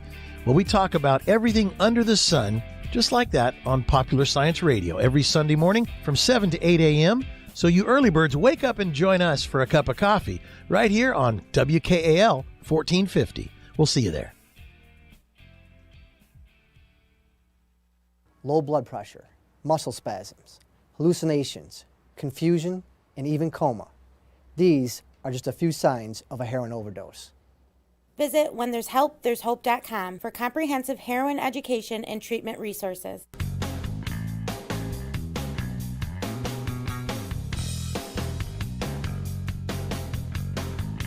Today's Homeowner is brought to you by Deitch Coatings. Easily roll on your new stone countertop, garage floor, and more in just a weekend with Deitch. And welcome back to the Today's Homeowner Radio Show. I'm Danny Lipford along with my buddy Joe Truini, and it's time for our Best New Product segment brought to you by the Home Depot. How doers get more done. When cordless circular saws first came out, they were kind of a novelty. They were good for some jobs, but certainly no replacement for a corded model. Well, they've gotten much better in the last few years, and the folks at DeWalt have taken it to a whole new level with their new FlexVolt Advantage circular saw. First off, it uses a full-size 7 1/4-inch blade instead of those smaller ones, so the depth of cut matches or exceeds their own corded saw. And the degree of bevel is also equal. But get this battery-powered saw actually has a higher blade speed than the corded version by 300 RPMs. The reason is their battery ID technology. The saw knows when you pair it with their 20-volt or 60-volt flex-volt batteries, so it'll give you 77% more power than their regular existing 20-volt circular saw. That power means this saw can do the same work as its corded cousins, and that makes any job you're doing a lot easier. So to get more information on this DeWalt flex-volt circular saw, head on over to HomeDepot.com for more information. 60-volt circular saw. I know it. Throw away the cords. I knew sooner or later we would need extension cords, and save them all. Well, we will need them in a few weeks when we start stringing lights all over our house. That's right. So don't throw them all away. Hey, let's go right to Connecticut. Lincoln is on the line right now with a great question. Lincoln, welcome to the show. Hey, guys. Thanks for taking my call. Sure, man. Yeah, of course. All right, so I have a sunroom out in the back of my house, and there are some light fixtures in the ceiling, and I want to replace one of those with a ceiling fan, and I'm not sure if it's safe to attach the fan to the electrical box that's there, if I need to do something different with that. Okay, and in a sunroom like that, I kind of tend to think you probably don't have access to the attic, I assume. Correct. Okay. All right. Well, there's several different ways to go. First of all, you can take the light fixture down, make sure you're turning the power off so that you're not working with a hot box there, and make sure that it is off at the breaker box. And then look at the electrical box itself, and just play with it a little bit. Get up there real close with a flashlight and see if it is screwed straight into a ceiling joist or any blocking. And you can almost kind of pull on it. You might even take pliers and pull on a little bit just to see how substantial it is. And I would say 50% of the time, you'll be in good shape, depending on how old it is. Some of the newer installations will have more of the plastic boxes in it, and maybe some pop-in boxes, as we say, that would not be safe for that. But there's also some other ways. Joe, you're familiar with those expandable type of things that are available that you can, I can't think of what they're called, but you... Fan brace. Yeah, fan brace, that you actually fish it up into that small hole. Yep. Really innovative way of providing that kind of spot for you. Yeah, Lincoln, I agree that the first thing to do is take down the light and remove the box that's in there. And the easiest way, what I've found, is I just used my hammer and I turn it upside down and I just press up and bang up using the end of the hammer handle and just knock that box out. It's usually just supported by thin metal brackets that go to the right and left to each joist, or maybe it's nailed into the side of a joist, but you can usually just pop that out. And don't worry about damaging it because you're not going to use it. And then you'll know where the joist is. Hopefully it's really close to a joist. If you don't see it, you can put your hand up there, and what I would recommend is going to the nearest joist, cutting a hole, and putting in a fan box, which is it's a pancake-style electrical box specifically designed for installation of fans, and it's only 1/2 inch deep, which is the thickness of the sheetrock, and just screw that to the underside, right to the underside of the joist. Now you've got a really strong hold. Now you might say, well, what if I moved it over 5 or 6 inches? Now I have the old hole. Well, to hide that, you can buy a medallion. They just put up against the ceiling, and then put the fan in there so you have a little decorative accent above there. If you decide that you want to use the fan brace, then you can use that too. You just slip it up inside the hole, the existing hole, and you just, by hand, you just turn it until it spreads out and has little teeth that dig into the side of each joist. Because the electrical box you have now is only rated to hold 50 pounds, and you need a box that can hold 150 pounds to safely hold the fan. Because, of course, not only is it heavier, but you have all that wobbling around. Right. That's what I would do, Lincoln. If there's a joist close enough, even if you have to cut a new hole, that's what I would do. Then, if you don't want to put a medallion up, you can just patch the drywall hole. But the medallion makes it really easy. Right. Excellent. That's great. Thanks so much for your help. I appreciate it. Yeah, of course. Our pleasure. We don't want the fan falling on you at any time. That's important there. Don't want to be decapitated by my fan. Exactly. Well, Lincoln, have a great success on that project, and also have a great weekend. All right. Thanks, guys. Okay. Thanks, buddy. Lincoln. Thank Bye. you now. Yeah, that's really important. We appreciate homeowners that are very cautious about certain projects like that because, we all tend to kind of get in a hurry sometimes, and that's something you don't want to do on anything that you're working with your home. Make sure you've thought it through, read enough, got enough information, and we're certainly always glad to help. And here's how we can help. Pick up the phone, 800-946-4420 is the Today's Homeowner hotline. You can send us an email anytime at todayshomeowner.com/ask. That's exactly what.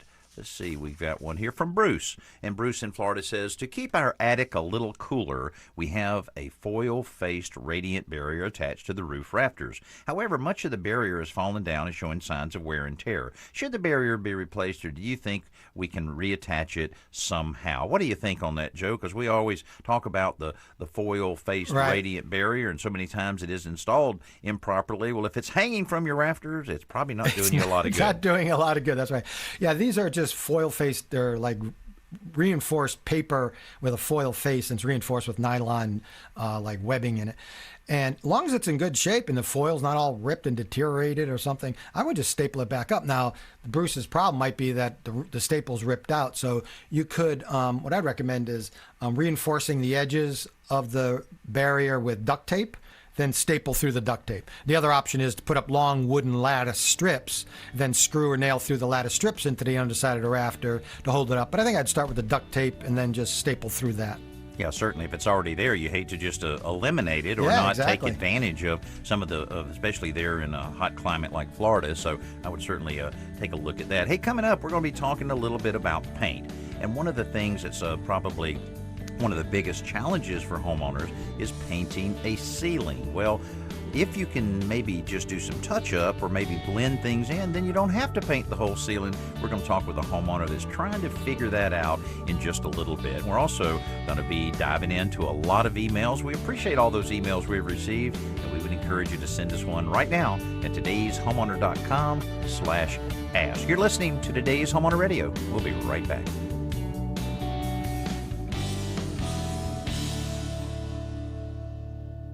So you like improving your home? Me too. Join me, Chelsea, at checkingInWithChelsea.com for even more home improvement tips, tricks, and inspiration. I love improving my home and sharing the ups and downs with you so we can all learn together. Every month I post a new project or how-to video with lots of other DIY posts in between. If I can do it, I know you can too. So drop by checkingInWithChelsea.com or follow me on Instagram at checkingInWithChelsea. Brought to you by Type Bond.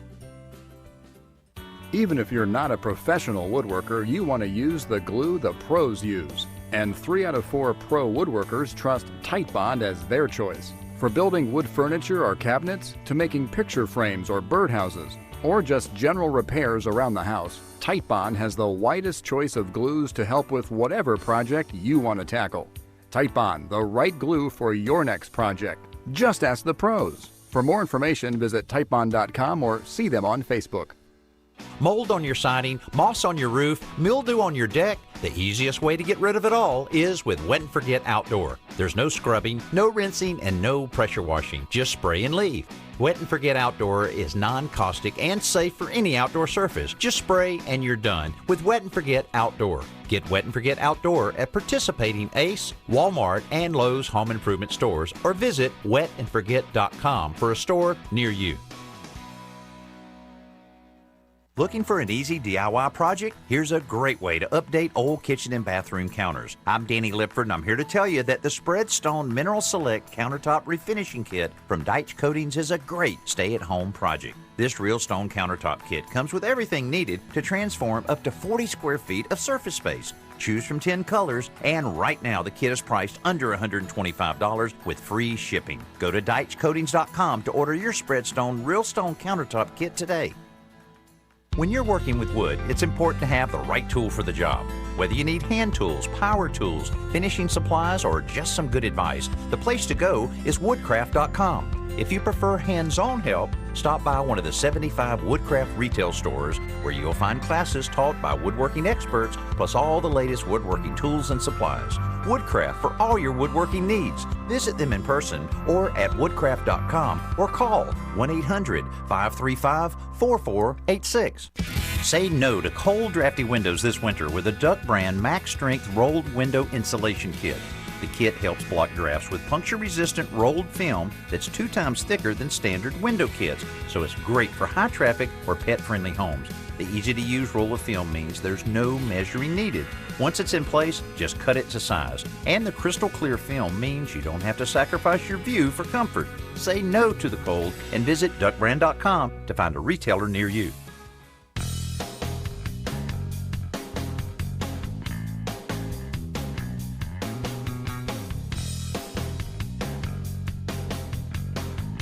Today's homeowner is brought to you by Tight Bond, the pros advantage. We're so glad you're with us this week and hope everything's going well with whatever project you might be tackling. Of course, if you run into a snag, we want you to reach out to us anytime. 1-800-946-4420 is the Today's Homeowner hotline. Or send us an email, todayshomeowner.com/ask, or jump over to the Today's Homeowner Facebook page. There's so much happening on our Facebook page. We put out a lot of information for you there every single day, and it's another way that you can get in contact with us. Of course, Instagram is very popular. Pinterest is going crazy. And if you'd like to send me something through Twitter, it's at Danny Lipford. Right now, we're headed to Kentucky, and Chuck is on the line with a paint question. Chuck, welcome to the show. Well, thank you, Danny and Joe. It's a pleasure to be on, and I appreciate you taking my question. Of course. Thanks for calling. It's a good one because, so many times people are, you have a little, something going on with the ceiling, and maybe nobody else sees it, but darn, when you walk into the room, you're going to look at that one spot every single time. Tell us about what's going on at your house. Exactly, Danny. Well, I think I got a little overzealous with a magic scrubber, as I'm sure I'm not the first one. What happened was I installed a ceiling fan recently, and I noticed after I was done, there was just a few light scuff marks in the ceiling, nothing, too bad. So I went down and got my trusty magic eraser, and I went to town with it, and I was, I looked up, everything looked great, the scuffs were gone. I thought, job done, until the next time I entered into the room, and the sun was coming through, and I caught the ceiling from an angle. And now there is a shiny halo around the area that I scrubbed, and I wasn't too vigorous with it. I tried to be as gentle as I could. And so like I say, now it's a flat white, typical flat white latex paint on the ceiling. And now there's that kind of shiny halo. And I really don't want to repaint the entire ceiling because it looks gorgeous outside of that if I can help it. So I just wondered if you guys had run across this and maybe if there's a tip or two you could think of. Well, I tell you, I think this is a classic example of all about luck because, you get a flat ceiling, ceiling flat paint, and even if it's the exact same paint that was used on your ceiling originally, when you paint it on there, maybe it gets on there a little too heavy, maybe too light. The other has faded a little bit. Maybe there's been, something that's caused the ceiling to fade just a little bit, like sun and so forth.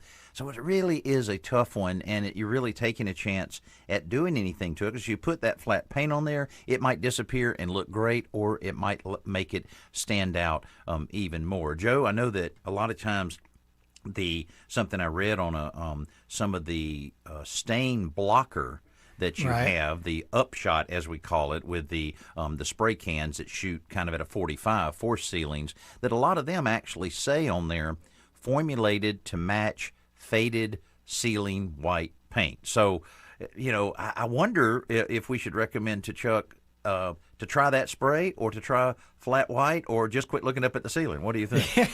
Yeah, stop looking at the ceiling, Chuck. What are you doing?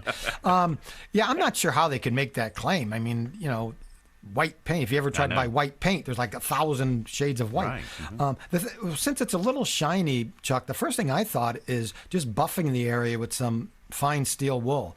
And again, you want to be really gentle and just do it in one spot. I wouldn't do the entire halo around the whole ceiling fan and find out, it looks even worse. So I would do one little area and see if that works. If that helps, but it's not eliminated completely, you maybe step up to some very light hand sanding with like 120, maybe even something finer, 180 grit sandpaper. Because if it's shiny, you want to knock that down to get to the texture of the flat ceiling.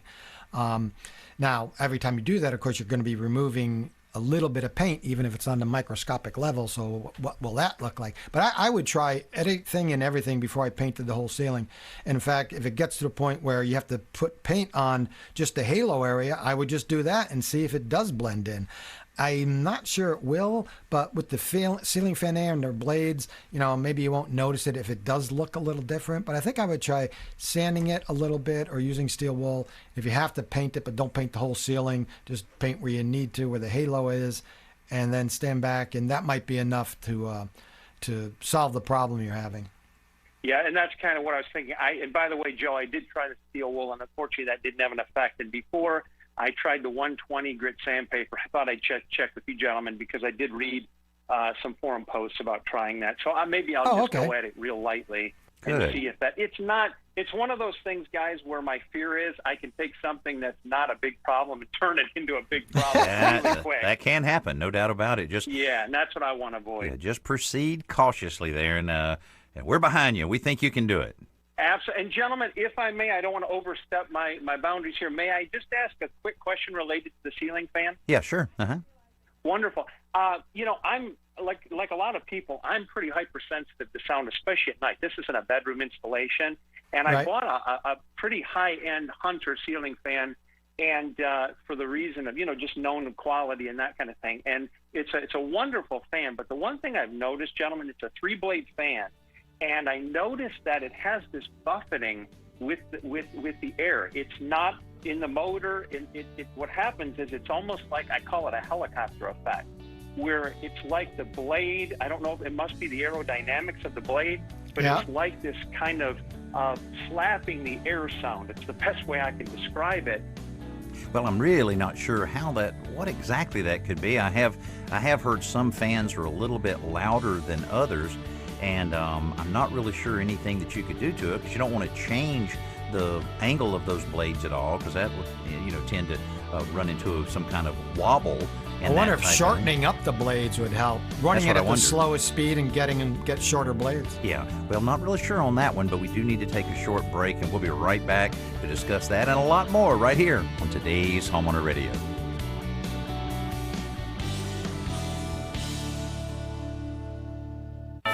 This year, the Home Depot is improving how we do the holidays, starting with our Holiday Gift Center. Find great gifts for any doer and the best prices of the year just for you. Like the top-rated Ryobi One Plus drill kit and the DeWalt Atomic drill kit. Get easy in-store pickup or even easier home delivery. The Holiday Gift Center, in-store and online, and Black Friday prices now through December. Gift giving improved from the Home Depot. How doers get more done. U.S. only while supplies last. See store for details. So you like improving your home? Me too. Join me, Chelsea, at checkingInWithChelsea.com for even more home improvement tips, tricks, and inspiration. I love improving my home and sharing the ups and downs with you so we can all learn together. Every month I post a new project or how-to video with lots of other DIY posts in between. If I can do it, I know you can too. So drop by checkingInWithChelsea.com or follow me on Instagram at checkingInWithChelsea. Could your backyard use a makeover? You can create beautiful outdoor living spaces with Rumblestone from Pavestone. Create a paver patio or walkway, garden retaining wall, grill enclosure, fire pit, or even an outdoor kitchen. These rustic building blocks make it easy and they look great. Rumblestone from Pavestone is available at the Home Depot. And be sure to check out the project ideas and how-to videos at pavestone.com. That's pavestone.com. Is there anything more annoying than a constantly running toilet? It's a common and sometimes expensive problem for homeowners, but the fix is simple and affordable. Today's Homeowner and Fluid Master are helping you take care of your leaky toilet once and for all during Treat Your Toilet Leak Week. We've created a collection of how-to videos, informative articles, and insider tips to help you diagnose and repair pesky toilet problems. Visit today'shomeowner.com/leakweek for trusted DIY solutions and say goodbye to your leaky toilet today. Watch the Mohawk Valley Living TV show every Sunday on Fox 33 and pick up the free monthly magazine. Visit MohawkValleyLiving.com to watch previous shows and read the magazine online. Mohawk Valley Living. See what's in it for you. If you are a small business owner, it is time to answer these questions. Is your website mobile friendly? Does it look modern and pop? Can it be found on the first page of Google? If you answer no to any of these questions, or worse, you don't have a website, it is time to call our friends at Thayer 2 Design. They'll work with you to customize a website to fit your needs and help you grow. Websites start as low as $400, and yes, you heard that right. A great looking website doesn't have to cost you thousands of dollars. Give them a call today at 315-875-7989 or visit them online at RomeNYWebDesign.com. Hi, this is State Senator Joe Griffo. Please join me monthly on WKAL 1450 on the dial to hear updates of what's happening in the state capitol and across the state, and for a chance for you to interact with me on what's important. So join us each month on WKAL.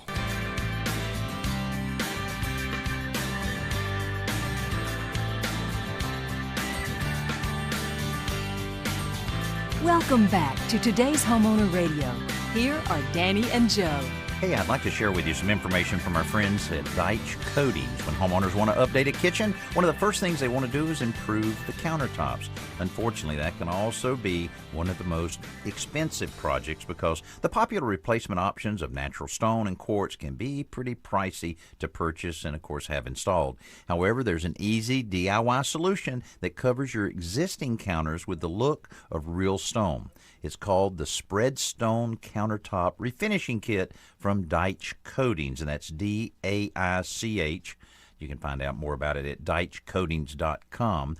But it's really very, very, very interesting. It's the Spread Stone Countertop Refinishing Kit from Deitch delivers the shimmering mineral accents and color highlights found in natural mined rock. But all you have to do is roll it on. Here's the best part. The process doesn't require any artistic skill like some faux finishing options. Best of all, the kit includes everything you need for the entire project. Because the finish contains real stone, these counters have real good durability with resistance to water stains, heat, abrasion, and mold and mildew. In just 3 easy steps, you roll on a base coat, 2 coats of stone coating, and 2 coats of clear sealer. Plus, you only need an hour or 2 of dry time between each of the coats. So in just one weekend, you can transform your existing laminate countertop, MDF, concrete, or tile countertops into a durable stain-resistant surface with the design elegance of real stone. If you need an economical solution to updating your counters, check out Spread Stone Countertop Refinishing Kit from Deitch Coatings. And you can find out more at HomeDepot.com or DeitchCoatings.com. Right now, we're going to shift right to our simple solution from our buddy Joe Truini. All right, Danny, when prying moldings off a wall, baseboard molding, chair rail, window or door casing, it's too easy to damage the wall because you slip the pry bar behind it, and, even if you're on right in front of a stud, if you pry a little bit, that pry bar can sometimes damage, dent, and cave in the drywall. And I've actually made the mistake of prying a little too hard in between the joists and punched a hole right through the drywall. So here's how to prevent that. All you need to do is slip a 1x4 behind the pry bar, and preferably get one, cut it long enough so it spans at least 2 joists and two studs, and the studs are typically about 16 inches apart. So if you get the 1x4, make it 18 or 20 inches long, because this way, if you're prying against the 2x4, the 1x4, the 1x4 will protect the drywall. Mm-hmm. But if you really put a lot of pressure, you can actually dent the wall with the 1x4. So you put the 1x4 long enough to span the joists. This way, the studs the studs will support it, and that's all you need to do. And then you can just move this 1x4 wherever you need it. And the reason you use a 1x4 not a 2x4 is a 2x4 is a little too fat, at 1.5 inches thick, so it's hard to get the leverage you need. So that's it. So use the 1x4 behind your pry bar and stop wrecking that drywall, Danny. Right. That's right. And actually, that gives you a little more leverage because it acts, as a fulcrum there, and really does provide you a little more leverage. So that's an excellent way to go. Hey, this hour has gone very, very quickly. If you're listening to a radio station that doesn't carry the second hour of today's Homeowner Radio, that's okay. You can download our podcast at todayshomeowner.com/podcast or wherever you download your podcast that you listen to regular. Or you can go to todayshomeowner.com and hear the second hour of all the things that we're going to share with you. But we certainly appreciate you spending some time with us during this hour of Today's Homeowner, and hope we've been able to share something with you that you can definitely use around your home. I'm Danny Lipford, along with my buddy Joe Truini. Thank you so much for listening to this hour of Today's Homeowner Radio.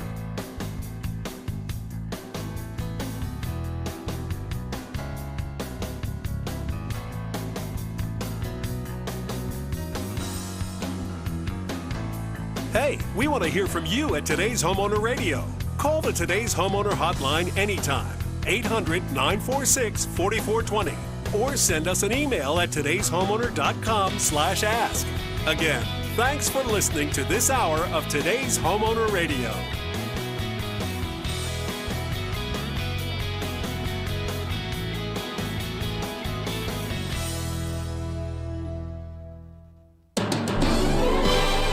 WKAL.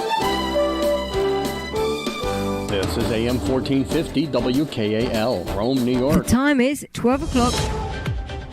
Breaking news this hour at townhall.com. I'm Bob Agnew at Washington. Supporters of President Trump gathering at the White House today to voice their support for his demand for a closer look at the election results from last week. The president appeared at the White House yesterday, praising his administration's speed in helping develop a COVID-19 vaccine. We will work to secure an emergency use authorization, which should be coming down extremely soon.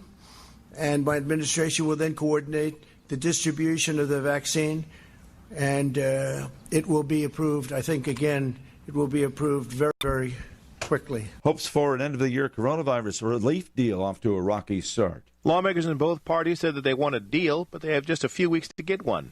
Senate Minority Leader Charles Schumer says the starting point on any agreement should be the $2.2 trillion coronavirus bill passed by the House in October. Senate Republicans are digging in on a roughly $500 billion figure that they previously coalesced behind. Federal Reserve Chairman Jerome Powell warned that the U.S. economy will likely need further support from Congress and the central bank, even if a coronavirus vaccine becomes available by the end of the year.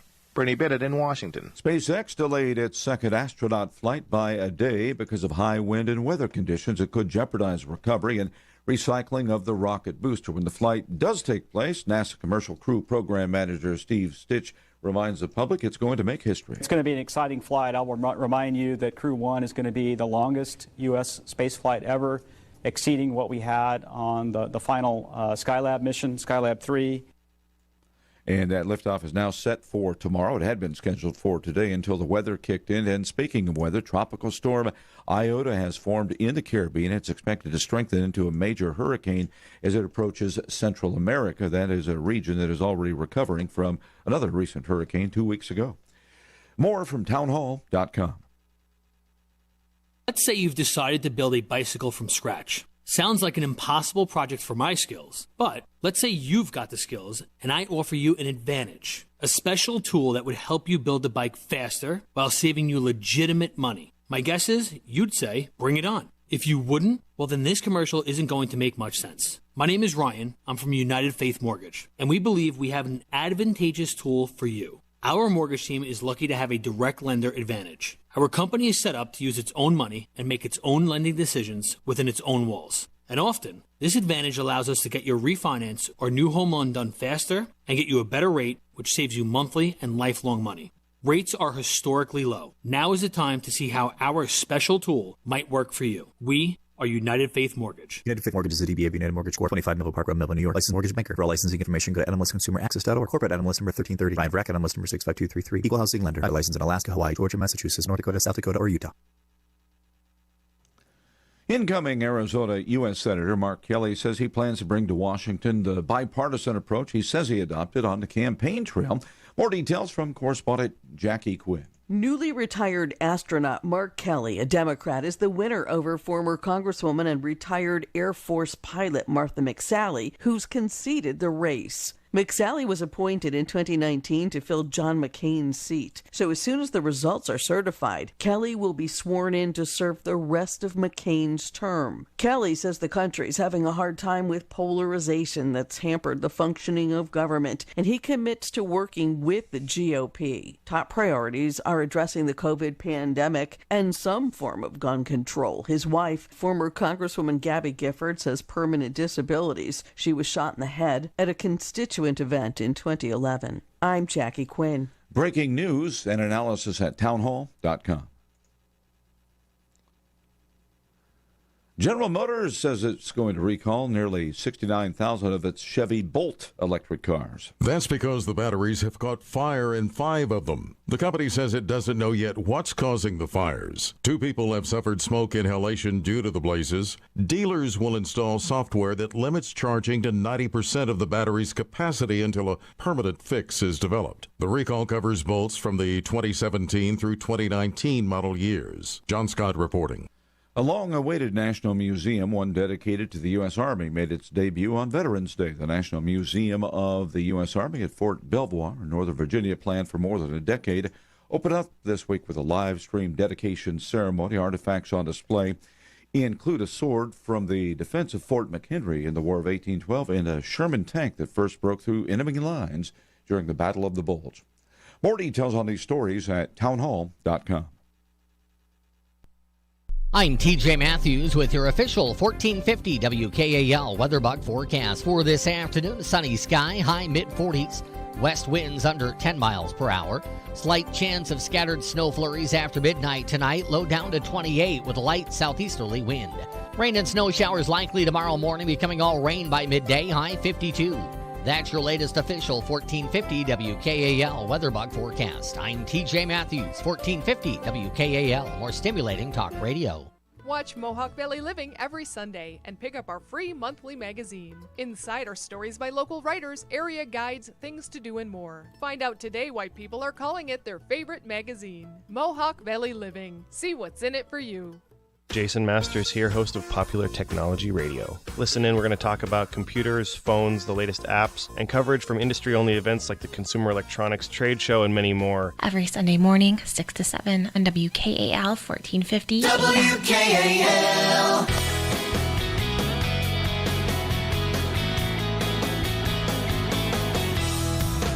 Welcome back to today's Homeowner with Danny Lipford. You're in the right place for the most practical, realistic, and current home improvement information that you'll find anywhere. Here are Danny and Joe. Hey, so glad that you're with us here on this hour of today's Homeowner Radio. We've got a lot of information to share with you. We certainly enjoy each and every one of you to be able to be with us here. I'm Danny Lipford along with my buddy Joe Truini, and we do have a lot of things here to deal with. And Joe, we have gotten a lot of emails and a lot of calls on the hotline this week. Not only that, but we get them from all over the country, which is great because we get to experience what people are experiencing depending on where they live, what the climate's like, how the house is constructed. Danny's down in Mobile, Alabama. I'm up in Connecticut. So we have different building techniques just between the two of us, and especially climate. Here it's been snowing. We've already had a couple of very small snow squalls blow through. And Danny, I guess the weather down there in the middle of November must be beautiful, right? Hey, it's pretty nice right now. Of course, we're glad to get past the hurricane season and so forth. It's been a very, very busy one. We've been dodging and bobbing and weaving and trying to make sure they've been missing you, right?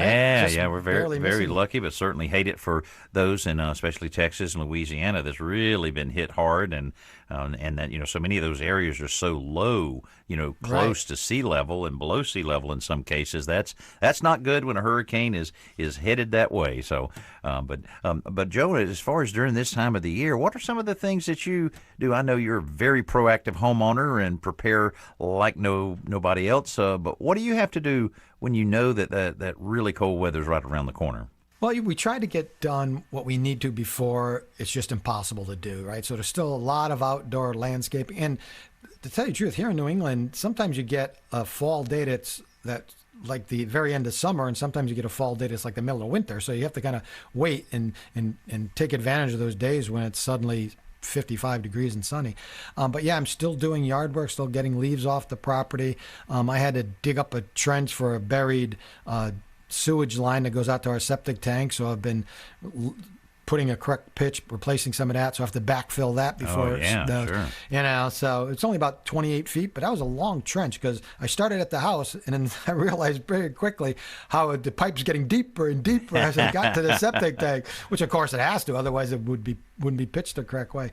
But yeah, we're just trying to we'll be indoors for 3 months very shortly. But now where you are, I mean, you still can continue your outdoor projects, right? For another, probably forever, right? You don't have to go inside. Not much prep necessary at all, other than making sure that heater is going to take care of us during those few days that we need it. So not bad at all. You have a little more intensity there than we do. Hey, we have gotten a lot of calls on the today's homeowner hotline, 800-946-4420. Sometimes we get questions asked and no contact information, so we like to tackle a lot of those as well. Let's start a few of those with Cindy in Massachusetts. I got a brass J-bed, and apparently it's lost a lot of its shine, meaning the brass, and I was just wondering if there's anything that I can do to get that brass color back again. Well, Cindy, there are a number of things that you can do. A lot of times with, especially when you're talking about a large thing like a bed, they generally come out of the factory with a lacquer finish on it. And probably what you're seeing is a lot of that's faded, and you really need to get the rest of that off. So you probably need to disassemble the bed and then use lacquer thinner to really clean all of that off. Now, you can also, once you get that off, there's a couple home remedies you can use. Of course, you can use Brasso or some of the other brass polish that's out there, but you might not realize that you can actually use a lemon and put a little salt on it and just rub that over the whole thing. It's a great way of cleaning it up and kind of etching it a little bit. Same way that you can use ketchup. Yes, just regular ketchup. You can put Wait a minute. Yeah, oh yeah, it's the acidity in there, and you can put it on the whole entire thing. Let it sit for about an hour. May want to take it out in the garage, and then again, the acidic nature of that will also clean it off real well. Then you can get to the polishing of it. That can make a big difference, but it does require a little bit of elbow grease to make that work. Let's go to Fred in Illinois. I have several fuel tanks one is on a generator, one is on a tractor that are thoroughly rusted inside. I'm trying to figure out a way to clean the fuel tanks, and buying new fuel tanks really is not an option. Well, depends how badly rusted they are. If they're going to be rusted almost through and you have a pinhole in them and you have fuel leaking out, that is a bad thing, so you will absolutely have to replace them. But the first thing you need to do, assuming it's just surface rust, is rinse out the tanks really well. You can use a degreaser or even muriatic acid diluted with some water. And then, rinse it out, clean it as well as you can. And then they actually make products for this. They're called liquid tank liners. And Rust-Oleum makes one called Leak Seal. And there's another company called, I think it's POR15. I don't know the name of the company, but the product's POR15 Fuel Tank Sealer. And you basically just pour that in and follow the directions. It seals little pinholes, but it also coats the surface and prevents it from rusting any further. So that would be the only thing to try, short of replacing the tanks. Okay, let's go to Harry, who's in Mississippi, with a question. My wooden driveway expansion joints have rotted out, and I do have some wood left at the bottom, which is going to be a little more difficult to get out. But what is the best way to not only remove what's left, but to replace those wooden expansion joints? Okay. It always confuses me why they would use wood like that. Probably best intentions. They use treated wood, but boy, you've got water sitting in there, and it's just not keeping the moisture out as well as it should. What I would suggest, Harry, is to go ahead and take a chisel that, you can get a chisel that's 3/8 of an inch or 1/2 inch wide, and just chisel everything out that you can. You might find that once you start splitting it, it'll pull out of there and get the majority of it out of there to where at least you have an inch deep crevice on all of those control joints. Then I would look at putting some backer rod in there, just some backer rod that you can put in. It's a foam type of material. Lay that in there well. Then use a good quality caulk to just go ahead and seal that up. Our friends at Quikrete have some great concrete repair caulk that would work well, because you want it to remain flexible to take care of the expansion and contraction that's inevitable with a concrete driveway. And then you can carefully just kind of flush that out. And what you're doing, you're going to make it look a lot better, plus just as important, you'll keep any of that moisture from migrating down through that area, because you get that water down underneath that driveway, sooner or later it's going to have some problems with the deterioration of that foundation. And if you're let's see, you're in Mississippi, so you don't have to worry about any of the freeze and the leverage that comes with that, because that can really be a problem. But I think that's all you need to do. Now, you'll end up using a fair amount of caulk, but I would look at Quikrete.com and find out exactly what they recommend. You can pick it up at Home Depot fairly easy. And, Joe, that's another thing we've talked about a lot is people should look at that area at their driveway where it meets their garage, because a lot of times that area there starts deteriorating before long. That driveway starts dropping a few inches, which is not a good thing at all. Yeah, those expansion joints are needed, because the slabs expand and contract, and they're trying to eliminate cracking as much as possible. And the reason you want to use Baccarat, by the way, that Danny recommended, is caulk, even really good caulks or sealants, they really only are successful at about 1/4 inch, maybe slightly deeper in 1/4 inch. If you fill like a 1/2 inch or 3/4 inch gap with caulk, it's going to fail. So that's why you want the Baccarat in there, push it down about 1/4 inch below the surface. And if you don't want to go that route, they do make vinyl expansion joints. They come in a big roll. There's a company that I'm familiar with called Slab Gasket. And they're really cool. They come in a long roll and you just basically shove them in. They're kind of, if you look at them in profile, they're kind of shaped like a V shape, like a pyramid, and they're hollow, and they have little barbs. So you just shove them, press them in. That's basically it. Cut them to length, press them in, and that's another way. That's another option for after you remove the wooden expansion joints. Because when you think of concrete, you want to think of it as pretty much maintenance free, but if you completely ignore it, especially around those control joints, you're going to end up with some settling that's almost impossible to fix. And also, we talk about how rare it is for people to actually seal their concrete. But if you really want to be proactive, to be able to go out with a pressure washer and really clean that driveway off or sidewalk or wherever, and then use your pump-up garden sprayer and put 2 to 3 coats of clear masonry sealer on. Now, it's not going to change the look of the concrete very much, but it'll help repel water, repel stains. It'll look a lot better, and the water will run off it a lot better. It's not going to make it slick or anything, because this really soaks down in there. But boy, and it's very inexpensive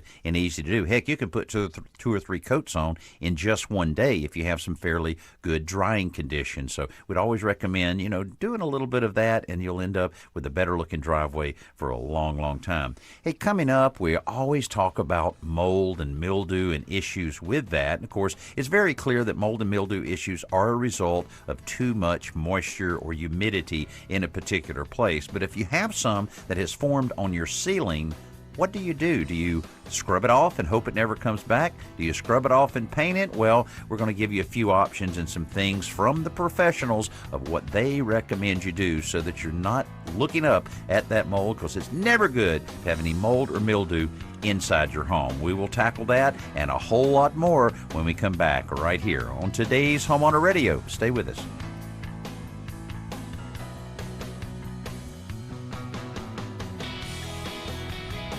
Call today's Homeowner Radio anytime. 800-946-4420. 800-946-4420. Chelsea here. When I'm not on today's Homeowner TV or radio shows, I'm sharing projects, how-to DIY tips, and other home inspiration over on my blog at checkingwithchelsea.com. Be sure to stop by, sign up for my newsletter, and watch my latest episode to get home improvement information with a Chelsea twist. I don't spare any details, so you'll know how to take a project from zero to completion and hopefully enjoy the process. See you soon over at checkingwithchelsea.com. Brought to you by Type Bond. Are you hooked on home improvement?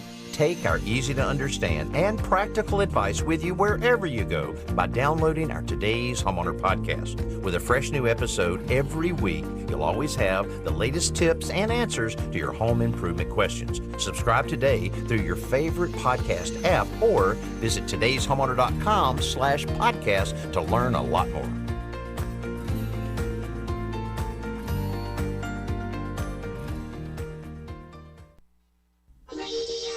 You know all about radio. FM means clean, clear, stereo sound. But don't go over the hill. AM, great. Long distance reception. But not known for high fidelity. Something's changed. AM radio now has FM's best qualities because of AMAX. New technology delivering full fidelity, less noise, maximum clarity stereo sound. AMAX. Look for it when you shop for your next radio or stereo tuner. AMAX. The best sound available on AM.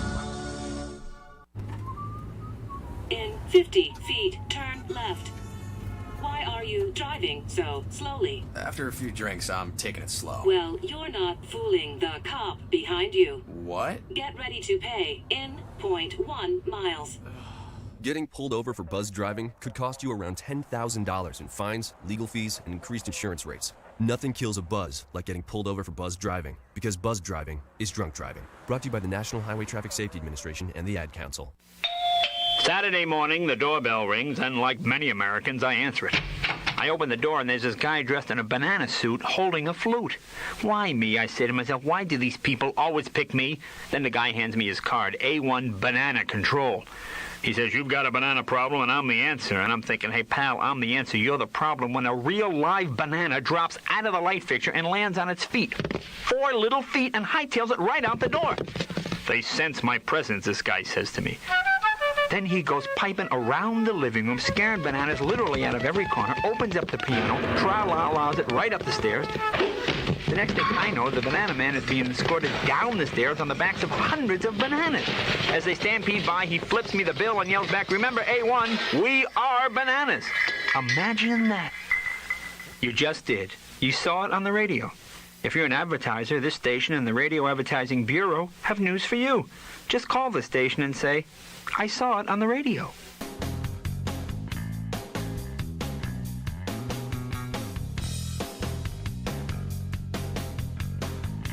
Today's homeowner is brought to you by Duck Brand Weatherization Products.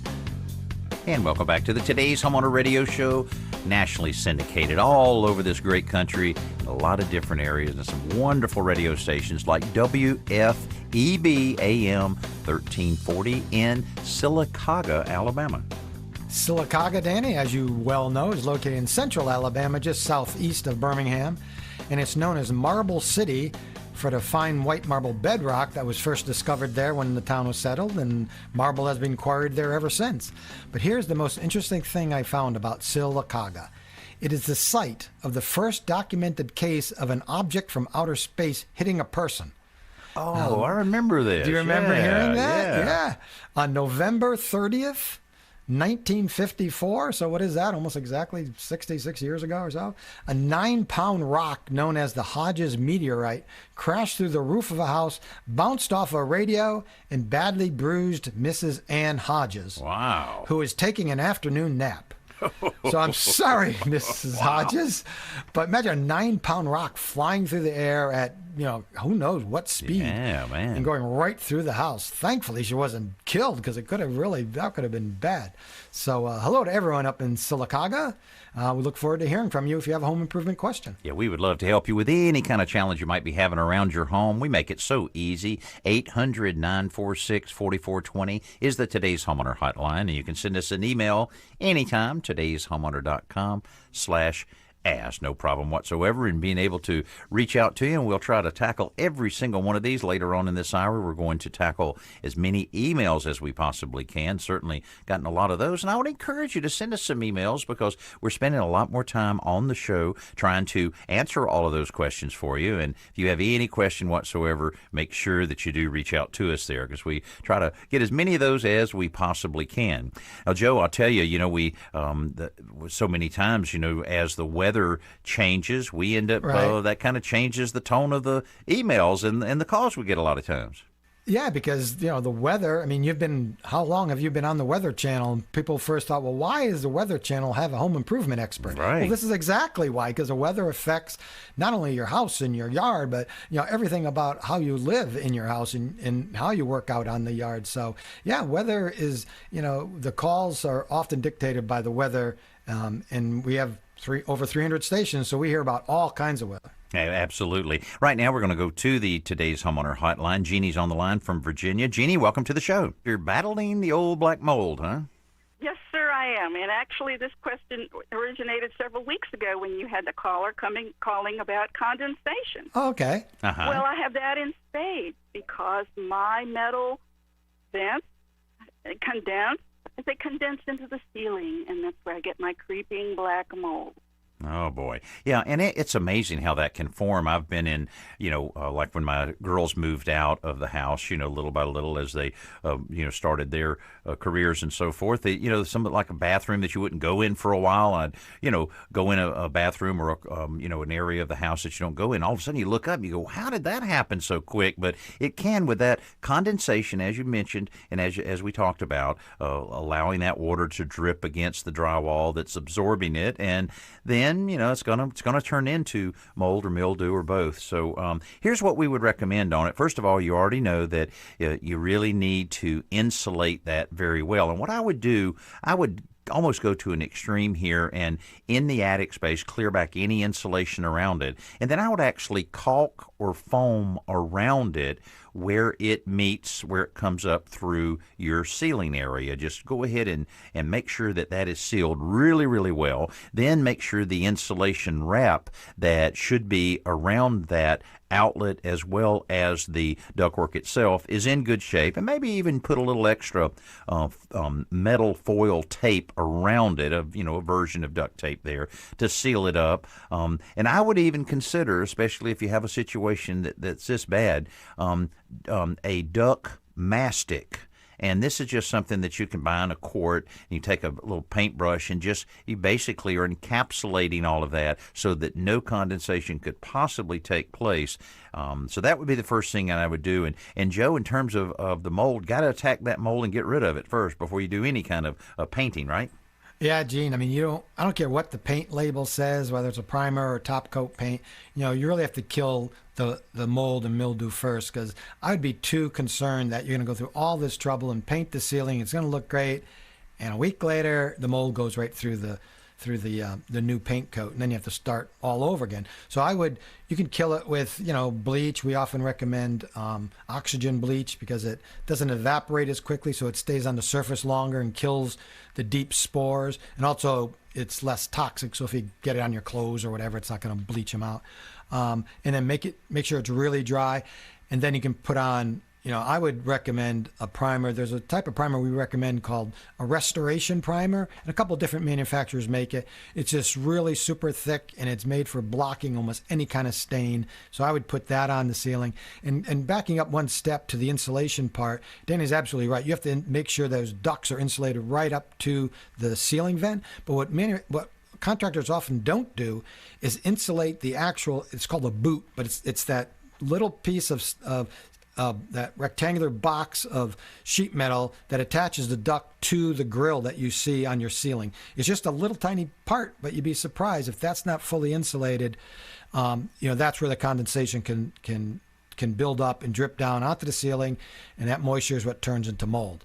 So, it sounds like a lot of work, but it's something that has to be done, because this problem's not going to go away until you eliminate the source of moisture. Well, Joe, that's exactly what I kind of thought about, and it sounds like you have approved my use of Kills paint to take care of that. Yeah, Kills is a perfectly good paint. Yeah, and it's not bad to completely paint the whole ceiling, right? I mean...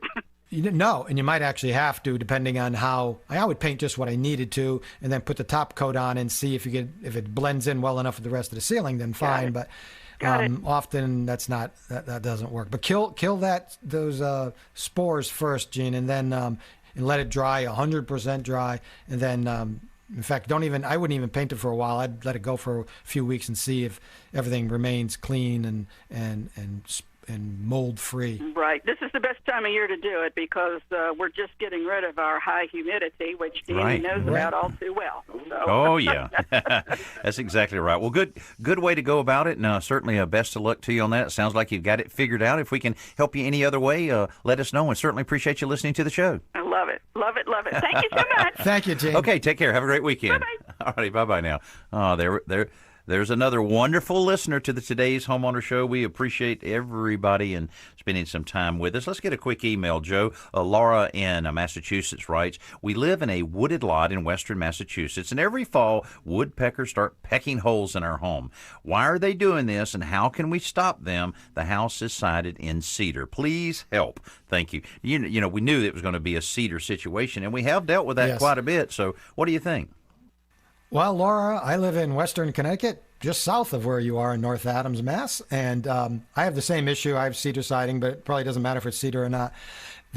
Every fall, the woodpeckers come out, and they're named woodpeckers, by the way, for a perfectly good reason, because they're pecking on the wood. And there are three reasons they typically do it. They're either looking for bugs, or they're trying to enlarge a hole to make a home.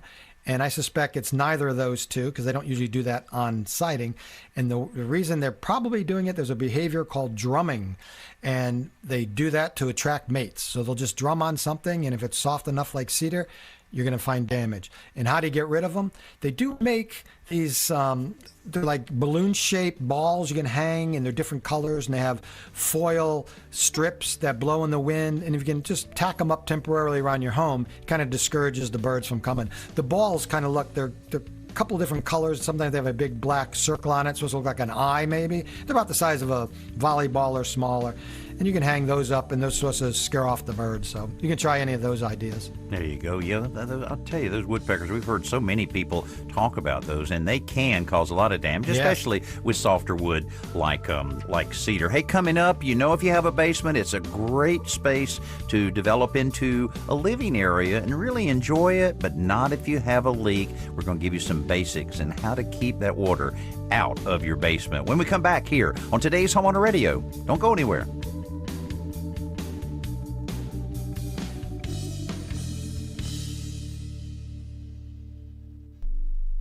Have a question about your home? Call the Today's Homeowner hotline anytime, day or night, at 1-800-946-4420.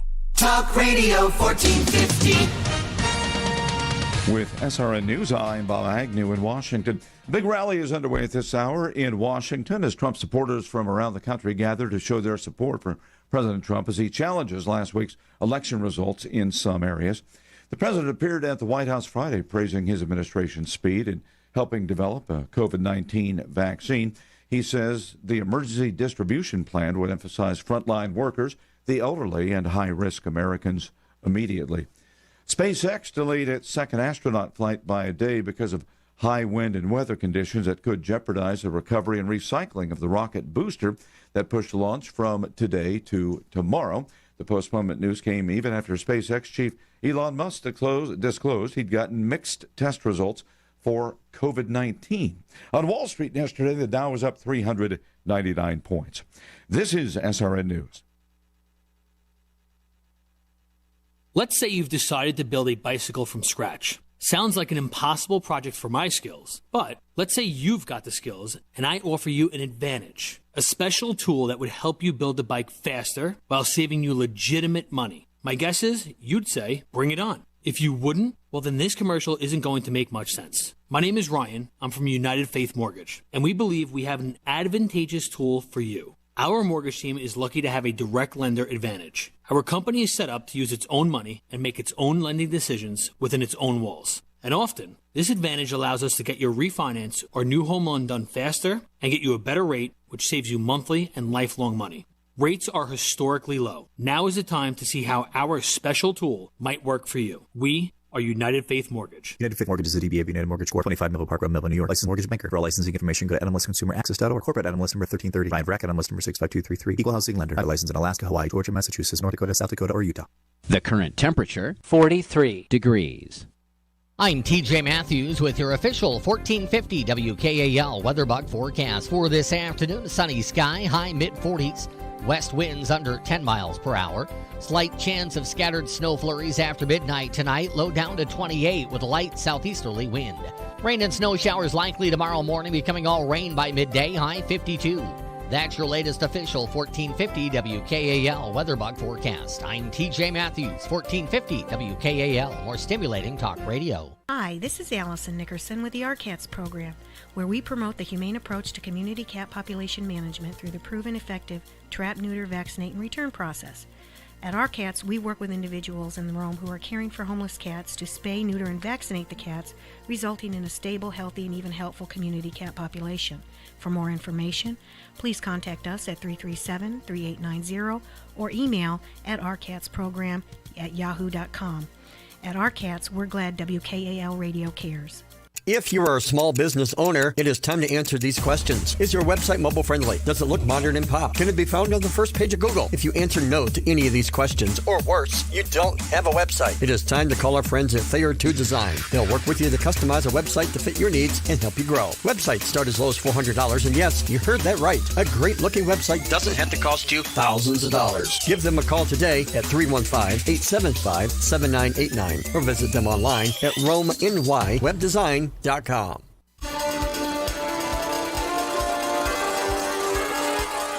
Behind the Headlines, Sunday on WKAL. Are you looking for some behind the headlines information, news you won't get anywhere else, not in the paper and not on TV? How about interesting information on people, places, and things in central New York?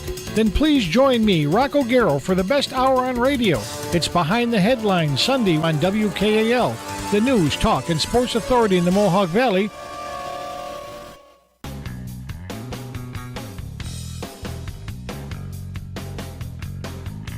If there's a tip or piece of advice you may have missed, find it at todayshomeowner.com/radio. And welcome back to the show. Want to tell you about our Treat Your Toilet Leak Week. Here's what we've done for you here. Is there anything more annoying than a constantly running toilet? It's very common and can be very expensive, but the fix is very simple and affordable. So here's what we've done. Today's Homeowner and Fluid Master are helping you take care of your leaky toilet once and for all during our Treat Your Toilet Leak Week. Now, we've collected all these how-to videos, all types of articles and insider tips to help you diagnose and repair pesky toilet problems. So all you have to do is go to todayshomeowner.com/leak-week for trusted DIY solutions and say goodbye to your leaky toilet today. So many times a toilet that's running and leaking in any way can be repaired so easily and so inexpensively with almost no tools needed. It's just understanding the basic workings of a toilet and the replacement pieces that are needed. And our friends at Fluid Master have everything you need, including a great website at fluidmaster.com to help you out on that. But right now, all you need to know is todayshomeowner.com/leak week. We have so many different tips and tricks on that kind of thing because, boy, if that keeps running, you're going to have a lot of problems. Let's go to our emails real quick, Joe. Jason in Milwaukee says, "Hi, Danny. I just remodeled my basement into a man cave for playing poker and watching football. And we'll be right over. Yeah, we'll be right over now. And I bought a large flat-screen TV that I want to mount to the wall. I remember hearing you and Joe talk about ways to hide all of the TV wires, but I don't recall what you mentioned. The wall where the TV will go is framed with 2x4s and covered with drywall. Thanks a lot." Well, it really depends on that, Joe, of course. How if it's a basement area, it actually can be a little harder because you don't have access below it. You don't have access above it in most cases, so you really have to route those wires pretty creatively. But I'll tell you what, popping a baseboard off or popping some crown molding up, or maybe even adding crown molding to hide the routing of wires to where you're able to route them and then cut a small hole to drop that wire down inside the wall. There's a lot of creative ways of doing it. Now, of course, in some basements you have access to behind the wall if it happens to be studded like that. But most of the time you're going to be dealing with masonry with 2x4s or 1x4s nailed directly against that concrete block wall or poured walls. Makes it a little easier. Any other tips you got? Yeah, Jason does mention that it's going on a wall that's 2x4s covered with sheetrock, so he sounds like he does have space behind the wall. But Jason, there are basically two ways to hide the wires, either on the wall or behind the wall. And on the wall is a lot easier. And the wires are hidden, but they're hidden behind something called a raceway. So you will see like either a metal or a plastic cap. It's basically a track that goes on the wall. You put the wires inside this, then it has a plastic or metal cap that kind of snaps over it. Mm-hmm. It's actually, you can paint it, and once it's on the wall and it's painted, you probably wouldn't really see it. So I would probably suggest that that'd be the easiest way. If you wanted to bury it behind the wall, they have something called the in-wall power kit, which it's hard to describe on the radio. It's basically two modules, low voltage modules, and everything plugs into this one outlet after you snake the wires behind the wall. So that hides everything, because the outlet box, you can put like behind a shelf, maybe put a book in front of it or something like that.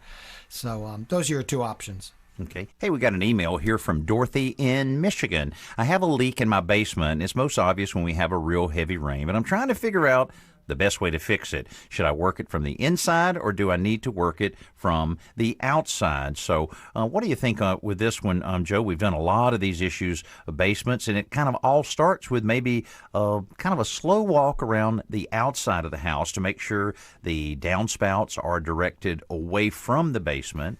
And, of course, so many times, especially during this time of the year, where people maybe during the summer, they've added some wonderful flower beds. Maybe they put some borders up and that type of thing. And though the meaning was good to dress it up, make things look a little better, a lot of times that can be the problem in causing that area to dam up a little bit. You get a blowing rain and it blows up, within a few feet of the foundation, and all of a sudden that water has no place to go. It's going to find its way inside the house one way or the other. So I think the downspouts and making sure the ground around your house is encouraging that water to move away, I think that's the first step.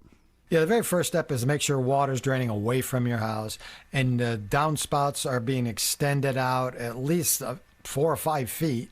Now, if you live on a hill and the hill's coming down toward your house, what are you supposed to do? You kind of excavate the whole neighborhood so it slopes away.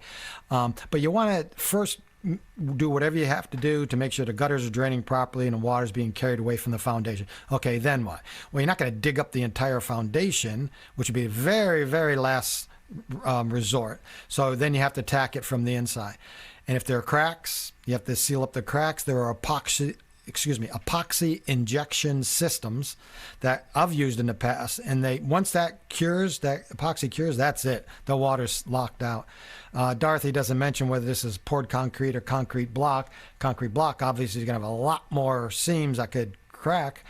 But once you get the big cracks sealed up, then there are lots of dry lock, makes lots of different materials you can brush or roll on the wall to hold back surface moisture. Yeah, check in that hole outside first, and then I'll tell you with something like dry lock or any of that material, it can really, if you apply it, put one coat on, it can really pinpoint where the problem is. You might go down to a regular basement, there's just water and you can't figure out where it's coming from.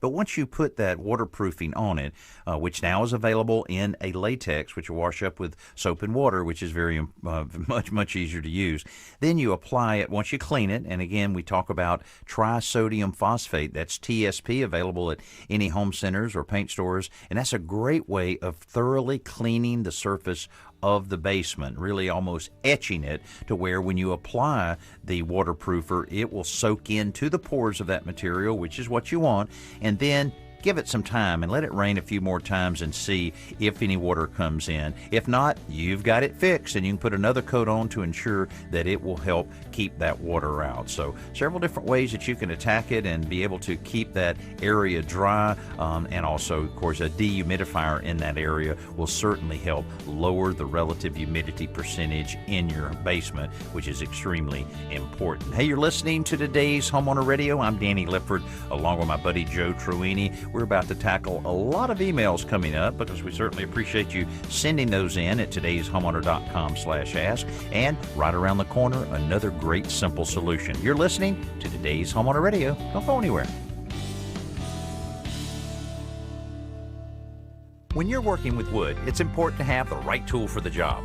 Whether you need hand tools, power tools, finishing supplies, or just some good advice, the place to go is woodcraft.com. If you prefer hands-on help, stop by one of the 75 Woodcraft retail stores where you'll find classes taught by woodworking experts, plus all the latest woodworking tools and supplies. Woodcraft for all your woodworking needs. Visit them in person or at woodcraft.com or call 1-800-535-4486. Is there anything more annoying than a constantly running toilet? It's a common and sometimes expensive problem for homeowners, but the fix is simple and affordable. Today's Homeowner and Fluid Master are helping you take care of your leaky toilet once and for all during Treat Your Toilet Leak Week. We've created a collection of how-to videos, informative articles, and insider tips to help you diagnose and repair pesky toilet problems. Visit todayshomeowner.com/leak week for trusted DIY solutions and say goodbye to your leaky toilet today. What's behind your walls? In older homes with old electrical wiring, the hazards you don't see may be the most dangerous ones. Loose wiring connections or damaged wires can cause arcing or sparks that can lead to a fire. The solution is an arc fault circuit interrupter, or AFCI. Leviton offers AFCI outlets and circuit breakers that detect hazardous arc faults and interrupt the power, reducing the likelihood of electrical fire. At Leviton, we believe there's no place like a safe home. Keeping the inside of your home comfortable and controlling your energy bills is always a challenge. So let Duck Brand help you defend your home from the cold weather. Duck Brand has a variety of weatherization products that can help make your home more comfortable and efficient. If you're not exactly sure what you need, check out the Project Selector Guide on duckbrand.com to view all of their solutions and step-by-step product instructions. Get started today at duckbrand.com/weatherize. Black and green stuff growing on your roof or siding? Pick up Wet and Forget's new rapid application hose end. Now Wet and Forget No Scrub Outdoor Cleaner is even easier with a brand new nozzle that attaches to your garden hose and sprays up to 30 feet. Wet and Forget hose end quickly and easily treats surfaces you normally couldn't reach without climbing up the ladder. Each bottle cleans up to a whopping 2,000 square feet. Visit wetandforget.com to find a retailer near you. Are you hooked on home improvement? Take our easy-to-understand and practical advice with you wherever you go by downloading our Today's Homeowner podcast. With a fresh new episode every week, you'll always have the latest tips and answers to your home improvement questions. Subscribe today through your favorite podcast app or visit todayshomeowner.com/podcast to learn a lot more.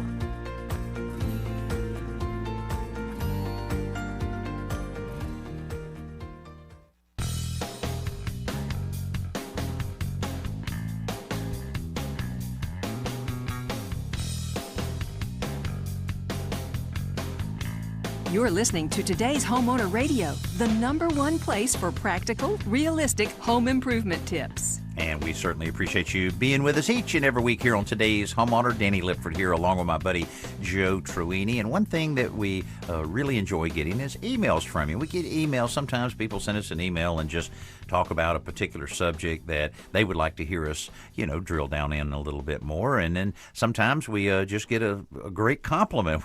We certainly appreciate that. But, of course, we get plenty of home improvement questions. We want to tackle a few of those right now. If you have one and you would like to email us, we'd really try to spend as much time as we can in answering every one of these when we can.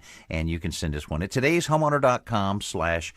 That's what Jake in Warren, Michigan did. And Jake says, now that the leaves have fallen from the trees, I would like to prune some branches off several maple and oak trees. Now, I heard you talking about cutting branches by making 2 or 3 cuts, but I don't quite remember why or how, and is that really necessary? Could you explain that? Well, Jake, what you're talking about there is really something that is important when you're cutting a branch that may have a little size to it.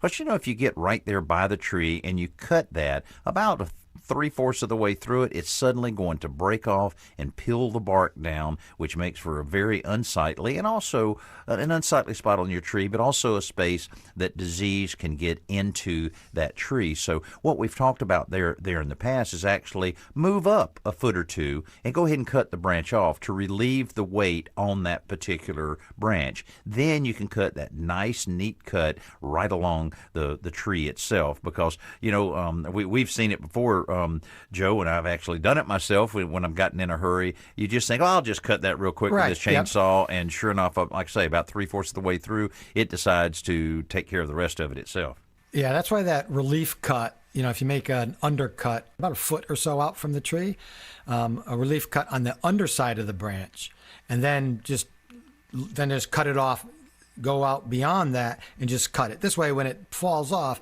if it starts to peel, when it hits that relief cut on the underside, the bark will break off and it won't peel down the tree, because, as Danny said, bacteria and bugs and everything else, the bark is protecting the tree. And then what you end up with is just this stump of the branch sticking out a foot or so, and then that you can cut off cleanly. Because it has no weight to it, it's not going to peel the bark off and harm that tree. There you go. Hey, here's another one from Dan in Mississippi. We're remodeling the first floor of our home, and I need to remove some 12-inch by 12-inch tile from the kitchen and the dining room. The combined area is about 300 square feet. The tile is set into a concrete slab. What's the best and easiest way to remove the tile? Thanks, Danny. We listen to you and Joe each Saturday on WOSM 103.1 in Ocean Springs, Mississippi. Keep up the good work. Well, thanks a lot, Dan. I appreciate that. Thanks. Well, a little bit of work ahead of you there with 300 square feet is a lot of work. I think is a fair amount, and certainly that tile is probably glued with a thin set adhesive right to the concrete. Now, concrete that's not treated really absorbs anything that you put on it. And if you put thin set adhesive on it, of course, it's going to soak down into there. That's one of the main reasons it's so hard to remove some of that. Joe, I'll tell you, I can't remember the name of that machine that they have that you can rent that has the chipping blade on the front of it. Fairly heavy machine. Right. Certainly about the loudest machine that you can possibly turn on. Yeah. And so you definitely need ear protection, eye protection, gloves, and so forth. But if you have this much and you want to kind of take a lot of the frustration out, I would suggest maybe that Dan rent that machine. And like I said, it has this aggressive chipping blade on the front. You get a few of the tiles up, probably take your small sledgehammer and break a few of them up to where you can get it started. And then hopefully that blade will get underneath the thin set enough in order to chip it all out. But you've done a lot of this in a lot of your tile work that you've done. Yes. Yeah, Dan, Dan, I think what Danny is referring to, I think it's called a breaker. I'm not sure why they call it that, but it's simply an electric jackhammer. But it's pretty big and it's pretty heavy, and it accepts different blades. So tell the rental dealer what you're doing with it, and he'll give you a wider chisel blade, not like a pointed chipper blade. But to make the job, especially since you have 300 square feet, Dan, what I would recommend is there's an accessory. They call it an easy hammer cart, and it's basically like if you can imagine a hand truck that's at an angle, and you slip the breaker into this, and then it has two little handles. You just push it forward. This way you're not trying to, first it holds it at the exact right angle, but this way you're not holding the weight of the tool, which is pretty heavy. So that's what I would recommend. Get the breaker and see if they have the easy hammer cart to go along with it. All right, let's see if we can squeeze another one in here from Karen in New York. Hi, Danny. I love this whole email and concept. Hi, Danny. Each January, my husband and I ring in the new year with a home improvement project. It's a tradition we started about 10 years ago. Instead of buying each other Christmas gift, we now spend the money on the grandkids, and this coming year we're remodeling our kitchen. What a great attitude. Which will include all new countertops. I originally wanted granite, and then I started reading about solid surface counters and quartz. What's the difference between these two materials, and why should I choose one over the other? It's a good question. Yeah, it is a good question. Of course, solid surface material has been around a long time. Most people know it as Corian, one of the brand names. It's seamless, so if you want something completely seamless, that's good. But it's surprising to a lot of people, it's not resistant to heat. So if you set that hot pan on top of it, you're going to have some problems. It might split or might stain. Quartz is a lot heavier, a lot more heavy duty, but you will see the seams there. And certainly granite is one that and of course, granite is a natural material, and just like any natural stone, it can, there's better quality stone in some than others, but the manufacturing process certainly has driven that cost down. But I'll tell you this, you can't go wrong with either granite or quartz, and it may kind of boil down to your personal preference and exact look that you want. So get out there and take a look at some showrooms that have both of it. I think something will stand out that you'll want in your kitchen. You're listening to today's Homeowner Radio. We'll be right back. Are you hooked on home improvement? Take our easy-to-understand and practical advice with you wherever you go by downloading our Today's Homeowner podcast. With a fresh new episode every week, you'll always have the latest tips and answers to your home improvement questions. Subscribe today through your favorite podcast app or visit todayshomeowner.com/podcast to learn a lot more.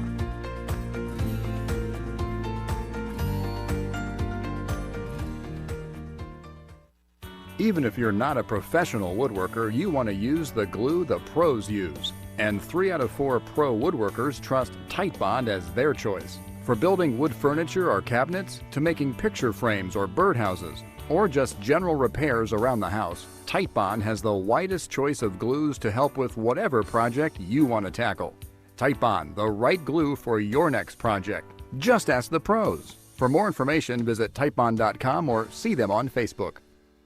Could your backyard use a makeover? You can create beautiful outdoor living spaces with Rumblestone from Pavestone. Create a paver patio or walkway, garden retaining wall, grill enclosure, fire pit, or even an outdoor kitchen. These rustic building blocks make it easy and they look great. Rumblestone from Pavestone is available at the Home Depot. And be sure to check out the project ideas and how-to videos at pavestone.com. That's pavestone.com. Looking to update the look of your fireplace mantle? I've got just what you need at checkingitwithchelsea.com. Just search for fireplace plans for free printable plans. Then watch my how-to video of this simplistic but sophisticated design, and you're on your way to building your own fireplace mantle too. I can't wait to see what you build, so be sure to share your mantles by tagging me on social media. I'm at checkingitwithchelsea. Again, the plans and video are online now at checkingitwithchelsea.com. Brought to you by Titebond. Can you remember the last time you tried something out without searching for it online first? Me either. Yet, over half of all small businesses don't even have a website. Why is that? It's so easy. There2 Design will work with your business to create an affordable, customizable, and easy-to-use website that appears in today's top search engines. That way consumers can find you. Don't let your business get lost in cyberspace. Visit there2design.com and tell them WKAL sent you. THAYER 2design.com. We are on air with Doug, Jen, and Victoria. So the judge denied Gawker's motion for a new trial in the Hulk Hogan case. That video, by the way, was so gross. I can't believe I watched it. I didn't. I can't believe you watched it either. I didn't. I used to love wrestling as a kid. How could I not watch Hulk Hogan in his most intimate moment? But the minute he burped and said, "I don't know how I'm going to do this," I was like, "Oh gosh, check please." We are on air with Doug, Jen, and Victoria. Weekday mornings 4 to 6 on 1450 WKAL.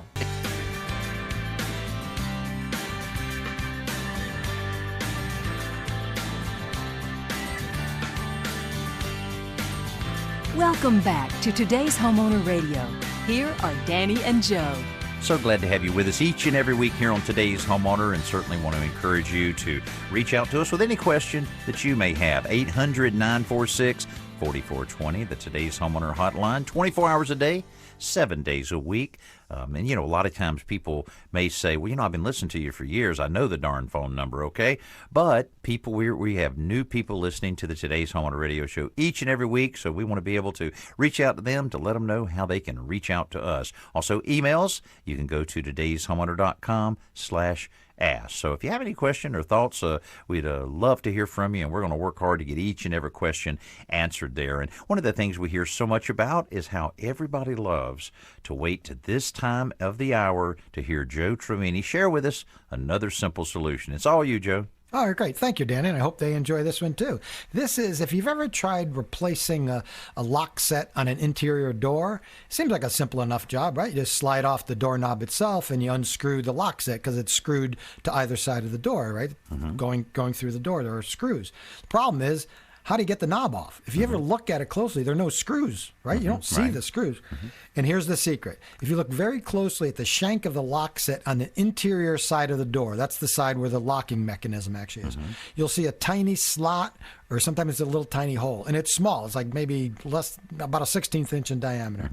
And that's what's holding the doorknob on. So what you need to do is push the tip of if it's a slot, you can use a really narrow screwdriver or a nail set or even a finishing nail or something. You just push in on that and then tug on the doorknob and it'll slide off. And then you'll find a round decorative plate, like a little escutcheon plate, and that you can, which was being held on by the knob itself, that you can pry off. That easily enough comes right off, and then you'll see the screws. And at that point, you can unscrew it. So that's a simple solution. Just find that little tiny hole, put a small tool up there, just press it in lightly and tug on the doorknob at the same time. You'll see it'll slide right off. Even a paper clip sometimes works pretty well on that. That's right. And being able to use that, it seems like it works very, very well.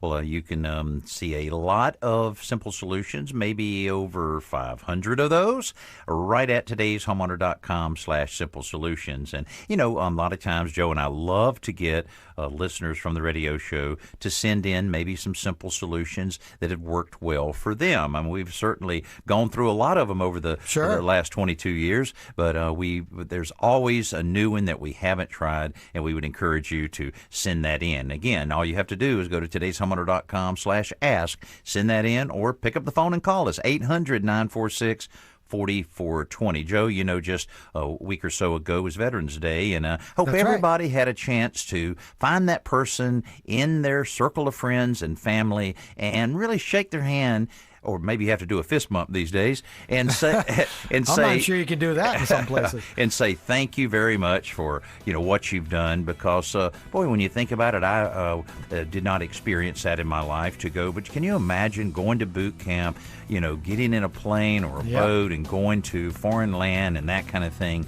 That's why we have the country that we have, and we certainly need to make sure they know we appreciate what they've done to help us have the life we're living here in the United States. I'm Danny Lippert, along with my buddy Joe Truini, and that pretty much wraps up today's Homeowner for this week, and hope you will join us each and every week, because I guarantee you we're going to be working hard between now and next week to put together the absolute best home improvement information that you're going to find anywhere. Thanks so much for being with us. We'll see you next week.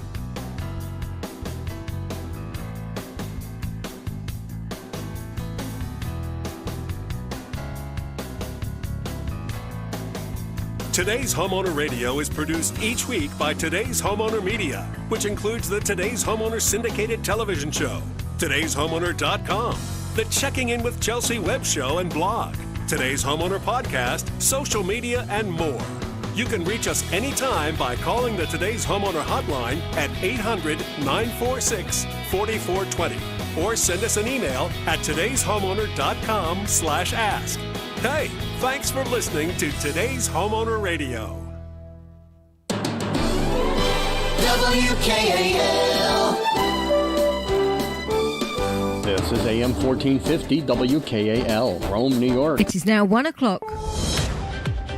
Breaking news this hour at townhall.com. I'm Bob Agnew in Washington. A big rally is underway today in Washington. Trump supporters from around the country gathering to show their support for the president as he challenges last week's election results.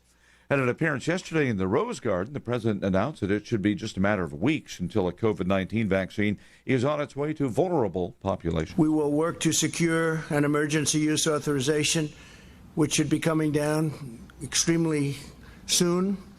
And my administration will then coordinate the distribution of the vaccine. And the top scientific advisor for Operation Warp Speed, as it's called, says that they focused on 6 potential vaccine candidates.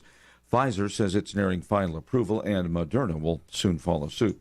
Governors across the country have taken largely incremental measures over the past few days, like limiting the size of gatherings to clamp down on a rise in COVID-19 cases. An update on the COVID numbers. The most single cases reported in a day, both nationally as well as in Colorado. Nationally, 194,000. SpaceX has delayed the launch of its second astronaut flight by a day due to weather concerns. We looked carefully at the weather, and the onshore flow looked really not so good for Saturday. Also, we needed to get the drone recovery ship in place to recover the booster. And that is NASA Commercial Crew Program Director Steve Stitch yesterday. Meanwhile, Tropical Storm Iota has formed in the Caribbean. It is expected to strengthen into a major hurricane as it approaches Central America. This could wreak havoc in a region where people are still grappling with more than 120 deaths, many more missing in the aftermath of Hurricane Eta. The National Hurricane Center on Friday said Iota could bring dangerous windstorms and a powerful storm surge to areas like Nicaragua and Honduras. More on these stories from townhall.com. Let's say you've decided to build a bicycle from scratch. Sounds like an impossible project for my skills, but let's say you've got the skills and I offer you an advantage, a special tool that would help you build the bike faster while saving you legitimate money. My guess is you'd say, bring it on. If you wouldn't, well then this commercial isn't going to make much sense. My name is Ryan. I'm from United Faith Mortgage, and we believe we have an advantageous tool for you. Our mortgage team is lucky to have a direct lender advantage. Our company is set up to use its own money and make its own lending decisions within its own walls. And often, this advantage allows us to get your refinance or new home loan done faster and get you a better rate, which saves you monthly and lifelong money. Rates are historically low. Now is the time to see how our special tool might work for you. We are United Faith Mortgage. United Faith Mortgage is a DBA of United Mortgage Corp. 25 Melville Park Road, Melville, New York. Licensed mortgage banker. For all licensing information, go to nmlsconsumeraccess.org. Corporate NMLS number 1330. Find RAC NMLS number 65233. Equal housing lender. Not licensed in Alaska, Hawaii, Georgia, Massachusetts, North Dakota, South Dakota, or Utah. A long-awaited National Museum dedicated to the U.S. Army made its debut on Veterans Day. The National Museum of the United States Army at Fort Belvoir in Northern Virginia, planned for more than a decade, opened this week with a live-stream dedication ceremony.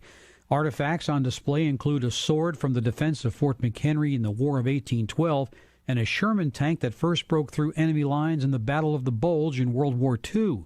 Admission to the museum is free, but is limited through the use of time-stamped tickets.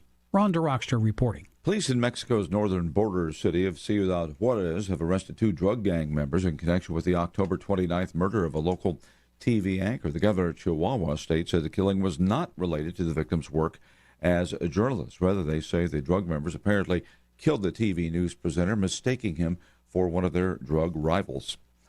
Breaking news and analysis at townhall.com.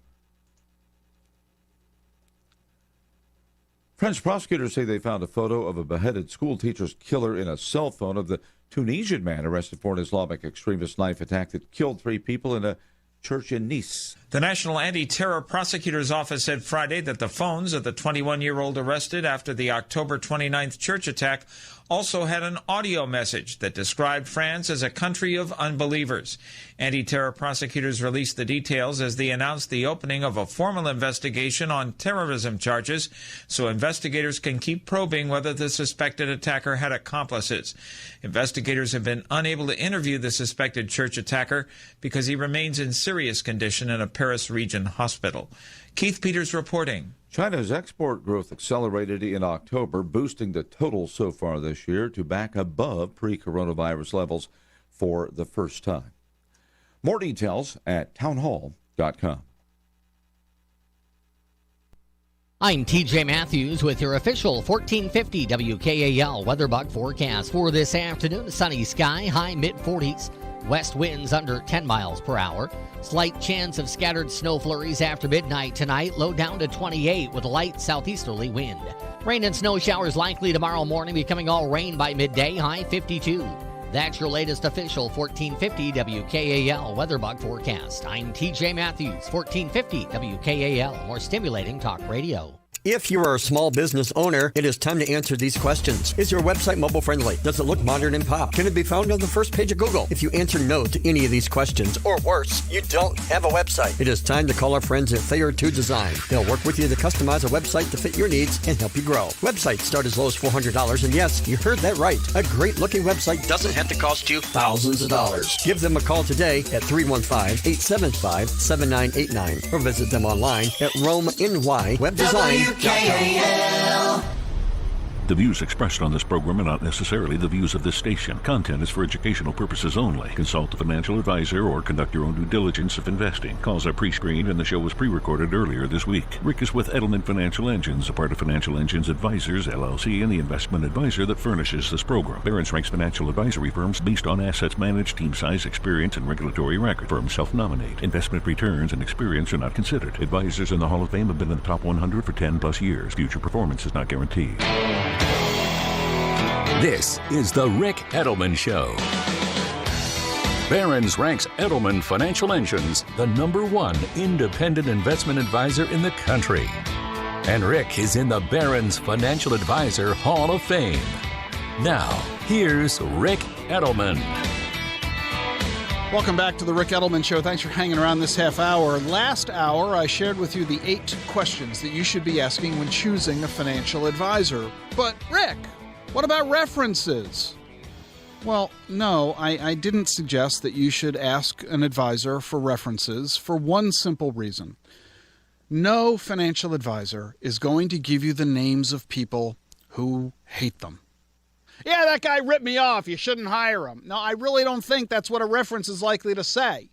So, no, I think asking for references is a waste of time. What you should do instead is check with the regulators about their regulatory record. Both the SEC and FINRA have databases, free, available to the public. Go to finra.org, sec.gov, and you can look at the regulatory history of any advisor. And it's amazing to me that people don't do that. Just this week, the SEC announced that they caught someone who was pretending to be an investment advisor. The guy is a convicted felon, and he sold fake investments from 2017 through this year, 2020, and he raised over the past 4 years $5 million from 40 investors before the SEC caught him. His name is Terrence Chalk of Passaic, New Jersey, and he now faces criminal charges. He had previously been convicted of identity theft and bank fraud. In this latest scam, he called himself, quote, a seasoned entrepreneur, accredited private investor, coach, author, and philanthropist. The only thing he really is a serial criminal. He was promising returns of 12 to 77% per year. What did he do with the $5 million? According to the SEC, he spent the money on luxury cars, jewelry, and a swimming pool. And yeah, I guess a bunch of his investors did get thrown into the deep end. So all of these folks could have easily avoided the scam if they had just gone to sec.gov or finra.org, and they would have realized that the guy was not really a financial advisor. So no, don't ask for references. Many of the times, people who are being defrauded by someone don't even know they're being defrauded. I'm willing to bet that a lot of those 40 investors were people who were friends of each other. In other words, somebody invested, not knowing they were giving their money to a crook, and told a friend of theirs. And the friend relied on the friend, called it affinity fraud. So forget about references. Just go to the databases to check them out. And there's really a ninth question. Are you a fiduciary? Well, yeah, I guess we could ask that as well. But the reason I didn't is because it's so basic. It's sort of like going to a lawyer and asking, did you go to law school? Do you have a law degree? I mean, it's so basic, isn't it? Of course. It's a fundamental assumption. I can be accused of skipping a basic. I hope you do know this. I talk about it enough here on the program. Make sure that any financial advisor you choose is a fiduciary. Stockbrokers are not fiduciaries. Insurance agents are not fiduciaries. The guy in the bank branch selling annuities, he's not a fiduciary. Only registered investment advisors are required by law to be a fiduciary, to act in your best interest. Just being an RIA, being a registered investment advisor, doesn't itself convey any particular expertise or experience. It just simply means they're registered with the SEC or their state regulator, and they adhere to the fiduciary standards. So it's a given. As you're interviewing advisors, it's a given that the only advisors you're even considering are, in fact, fiduciaries. All right, let's change the subject here to taxes. Two issues I want to talk about regarding tax. One of them about the elections. Something happened in this election season that is a really important message for all of us, not just those living in California, which is where this happened. California had on the ballot this year Proposition 15. This was a really big deal. Proposition 15 would have amended Proposition 13, which was put into place way back in 1978, 42 years ago. And it's a really big deal. A lot of folks know, you don't have to be living here in California to know what a big deal property taxes are and property values in California. Between the Bay Area and Northern California and the LA, Orange County area and Southern California, property values are really very high and property taxes were skyrocketing. And back in the 70s, Californians got fed up and they voted to implement Proposition 13, which severely limited the ability of local governments to increase property taxes. And ever since 1978, property taxes are now 1% of the purchase price. And increases in the property tax are limited to 2% a year. Now, this is a big deal because most states get most of their tax revenue from property taxes. And in California, they basically said, forget about it. They stole a line from Brooklyn. Forget about it. You're not going to raise property taxes in California. These housing prices are already high enough.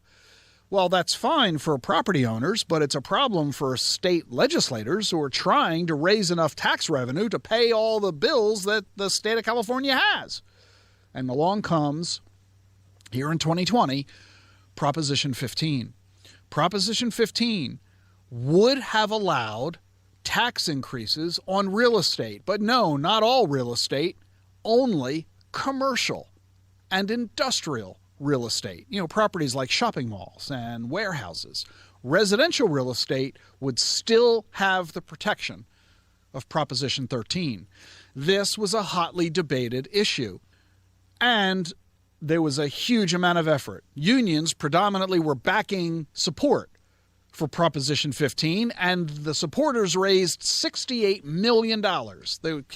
Forget about all the TV ads about senators and members of Congress and the White House. There were a huge amount of ads about Proposition 15, $68 million raised in support. The opponents raised $74 million. Mostly, as you would imagine, the big owners of commercial real estate hated this idea because their taxes would have gone up. The vote turned out 52 to 48. It was a very close vote. The 52 to 48% was the same as the money raised, 74 million to 68 million. That's 52 to 48. And the vote was defeated. The proposition lost 52% to 48%. And therefore, Californians will not be able to generate more tax revenue from commercial real estate going forward. This is a really big deal for two reasons. Number one, it basically tells California you got to figure out your budget problems another way. But secondly, there's a fundamental message I want to convey to you, because taxes are going to be a very big conversation with the new presidential administration because of the massive budget shortfall that the federal government has suffered, as well as state and local governments, all because of the massive unemployment of 2020 due to the pandemic. We are going to find the need for significant tax increases. And it's inevitable because the federal government has already spent $3.5 trillion in stimulus, with more coming, everybody's expecting, and still millions of Americans out of work, reducing tax revenues. What does all this mean? It means we need to be careful, we need to be sober, we need to be measured in our approach to tax increases. Attempting to raise taxes on corporations, which is what Proposition 15 tried to do, is misguided. And let me explain why. And what I'm about to tell you has nothing to do with 2020, has nothing to do with Trump versus Biden. This has simple, basic arithmetic that I've been sharing here on this radio show for 30 years. And I'm going to say it to you, as I've said many, many times over the decades, and it's shocking every time I say it, but you need to hear it. There's no such thing as a corporate income tax. How could that be? What's he talking about? Corporations demand to earn profits. If you increase their costs, they will increase their prices. If you increase a corporate tax, they will increase the prices that they charge to consumers for their products and services. Consumers pay the taxes of corporations. It's that simple. If you think you can raise a tax on companies so that the taxes aren't raised by you, surprise, it's not going to work out that way. So I'm not suggesting that we don't alter the corporate income tax or that we don't change commercial real estate property taxes, etc. I'm simply saying that if you believe raising taxes on companies is a panacea to prevent or alleviate the need to raise taxes on individuals, you're kidding yourself. You are likely going to become disappointed, and you will therefore react negatively to the elected officials who end up engaging in those games. I'm not making a political statement, red or blue, conservative or liberal. I'm just explaining the math. Corporations are all really good at figuring out how to make money. And the more money they have to spend, the higher the prices they're going to charge. It's that simple. I'm Rick Edelman, and believe it or not, you're listening to The Truth About Money. You can't handle the truth. 888-PLAN-RICK, rickedelman.com. Stay with us.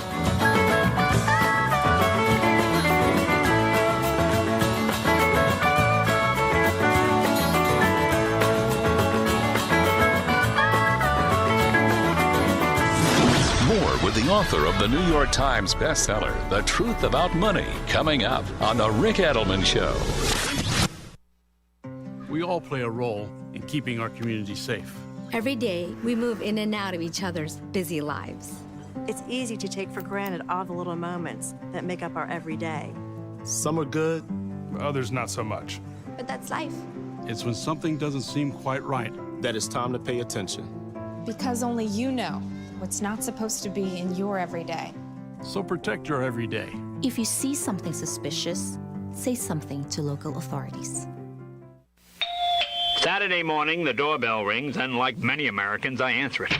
I open the door, and there's this guy dressed in a banana suit holding a flute. Why me? I say to myself, why do these people always pick me? Then the guy hands me his card, A1 Banana Control. He says, you've got a banana problem, and I'm the answer. And I'm thinking, hey, pal, I'm the answer. You're the problem when a real live banana drops out of the light fixture and lands on its feet. 4 little feet and hightails it right out the door. They sense my presence, this guy says to me. Then he goes piping around the living room, scaring bananas literally out of every corner, opens up the piano, tra-la-la's it right up the stairs. The next thing I know, the banana man is being escorted down the stairs on the backs of hundreds of bananas. As they stampede by, he flips me the bill and yells back, remember, A1, we are bananas. Imagine that. You just did. You saw it on the radio. If you're an advertiser, this station and the Radio Advertising Bureau have news for you. Just call the station and say, I saw it on the radio.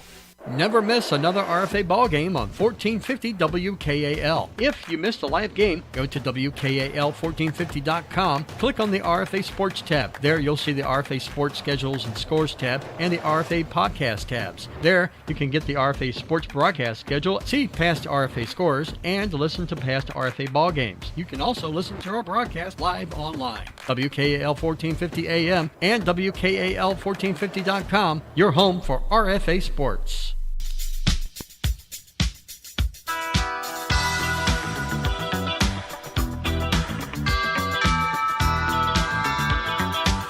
Welcome back to the Rick Edelman Show.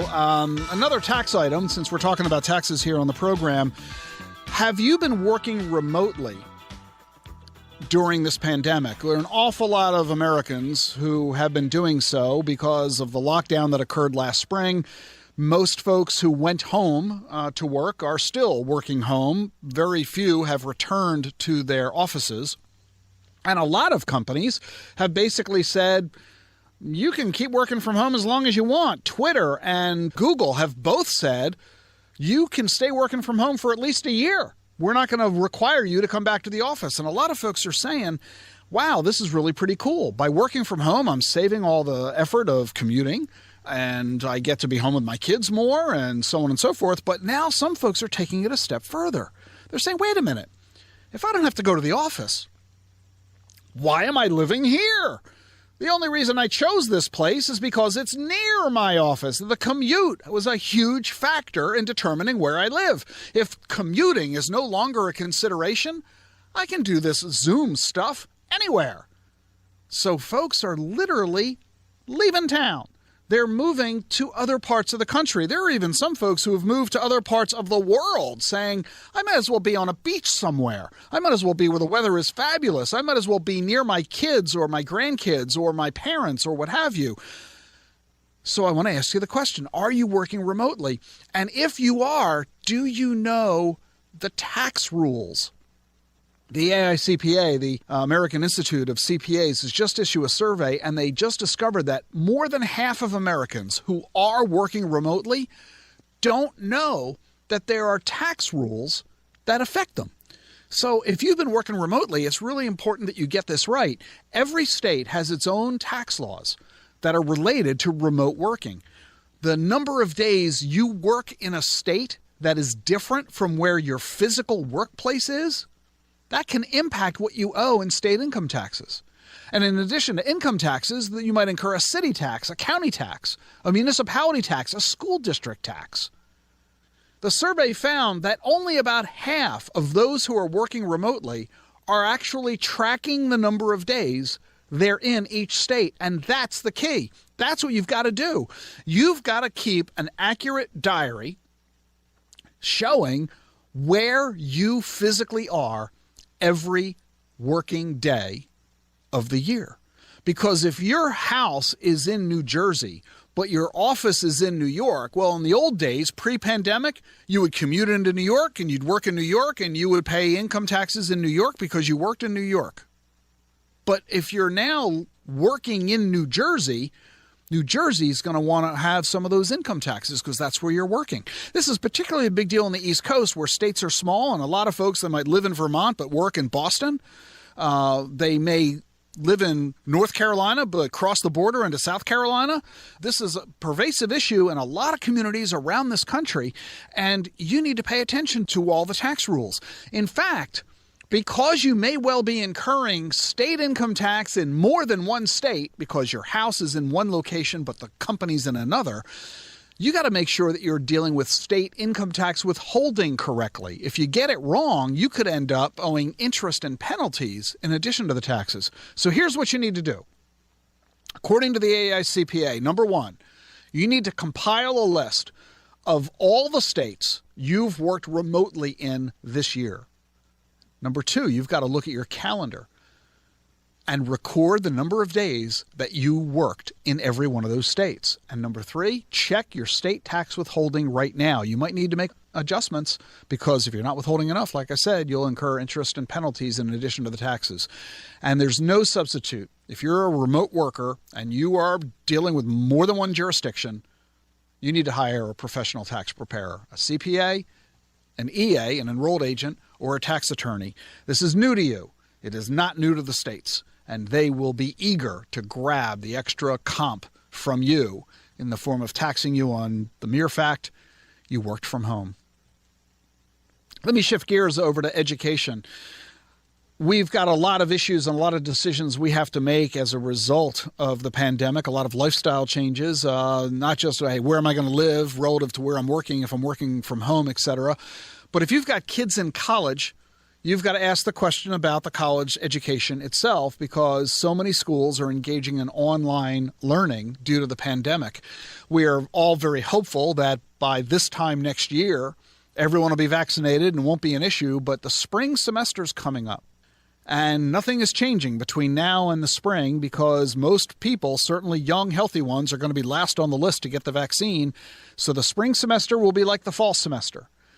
So a poll was just done of 10,000 students across the country at more than 200 colleges and universities. And here's the simple question they asked. Have your online classes been worth the tuition price? And a shocking 94% of students said no. No! Online classes are not worth the tuition price. You need to talk with your student to see if they should go back to class after the winter break, or should they take the semester off and wait for the vaccines, which we are all hoping and praying will in fact be available in the spring and summertime, the way Pfizer has indicated. I'm Rick Edelman. You're listening to The Truth About Money. Let's do an Ask Rick. Doug sent in his question. He recorded his voice on his smartphone, sent me the file. Here's his question. Hi, Rick. This is Doug from Lafayette, Indiana. I wanted to ask you some questions about emergency funds placement. The Fed has made rates so low and talked about having them low for an extended period of time that maybe a high-yield savings account is not going to get me as far as maybe considering other options. And I'm wondering what you think about having a taxable account to put emergency funds into that I can have access to, or using a Roth IRA vehicle where, and correct me if I'm wrong, I can put money in and I can take the money I put in out, not the earnings, to use an emergency, and I have a retirement vehicle there that grows tax-free. I wonder what you thought about some of the options other than super safe, like high yield savings account, and whether you would talk about that. Thank you. Yeah, Doug, I get it. The interest rates being offered by banks and savings and checking accounts, money markets, they're all 0 point nothing. I get that, and people are desperate to try to find something of a higher yield. But no, do not be tempted to yield chase in a desperate effort to earn a higher return. Your cash reserves are a rainy day fund so that you have immediate access to the money should an emergency or unexpected need arise. An IRA does not work for two reasons. Number one, that letter R, retirement. That's what the R stands for in IRA. An IRA is for retirement, not cash reserves. Second, an IRA is not an investment. Even if you put money into the Roth IRA, you still have to put the money into an investment inside the Roth IRA. You haven't solved your problem. All you've done is taken massive risk by choosing stocks or bonds or real estate or who knows what, and that defeats the purpose of cash reserves. So grin and bear it, my friend. Cash reserves go into a bank, checking, savings, money market, that kind of thing. The low return is the price you pay for the high safety. It's as simple as that. You can do what Doug did. Just record your question on your phone and send it to me to askrick@rickedelman.com. And when we come back, our tribute to Alex Trebek.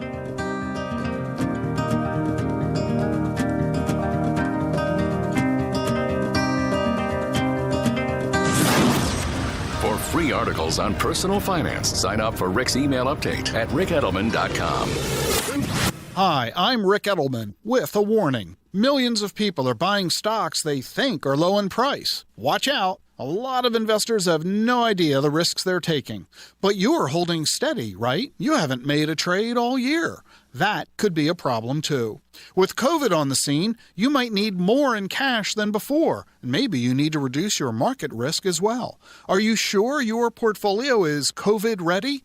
Call us at Edelman Financial Engines and let's review your investments and your entire financial situation and see if you're in good shape as this crisis continues. It's not the time to go it alone. Call us at 888-PLAN-RICK. Talk with one of my colleagues here at Edelman Financial Engines. We'll review your portfolio and make sure you're ready for what comes next. And we'll help you get through this crisis just like we've helped clients get through every crisis for the past 35 years. Call us at 888-PLAN-RICK. That's 888-PLAN-RICK. Online at ricedelman.com.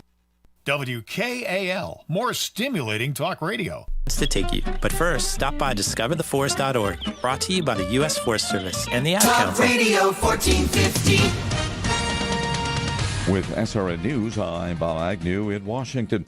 Big rally underway at this hour in the nation's capital. Trump supporters from around the country gathering to show strong support for the president as he challenged some of last week's election results. Meanwhile, Joe Biden is expected to take an historic step if he makes it to the White House and select a woman to head up the Pentagon for the first time. The move would shatter one of the few remaining barriers to women in the department and in the presidential cabinet as well. Governors across the U.S. have taken largely incremental measures over the past few days, like limiting the size of gatherings, making businesses close early, restricting capacity, or eliminating alcohol sales earlier in the evening as they try to stave off a growing surge in coronavirus cases. In an appearance at the White House Rose Garden, President Trump announced yesterday it should be, in his words, just a matter of weeks until a COVID-19 vaccine is shipped to vulnerable populations. This is SRN News. Let's say you've decided to build a bicycle from scratch. Sounds like an impossible project for my skills, but let's say you've got the skills and I offer you an advantage, a special tool that would help you build the bike faster while saving you legitimate money. My guess is you'd say, bring it on. If you wouldn't, well then this commercial isn't going to make much sense. My name is Ryan, I'm from United Faith Mortgage, and we believe we have an advantageous tool for you. Our mortgage team is lucky to have a direct lender advantage. Our company is set up to use its own money and make its own lending decisions within its own walls. And often, this advantage allows us to get your refinance or new home loan done faster and get you a better rate, which saves you monthly and lifelong money.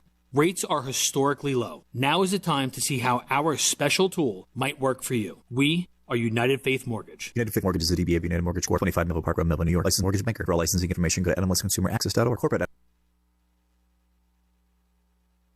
I'm TJ Matthews with your official 1450 The current WKAL temperature, weather bug 43 forecast degrees. for this afternoon. Sunny sky, high mid-40s.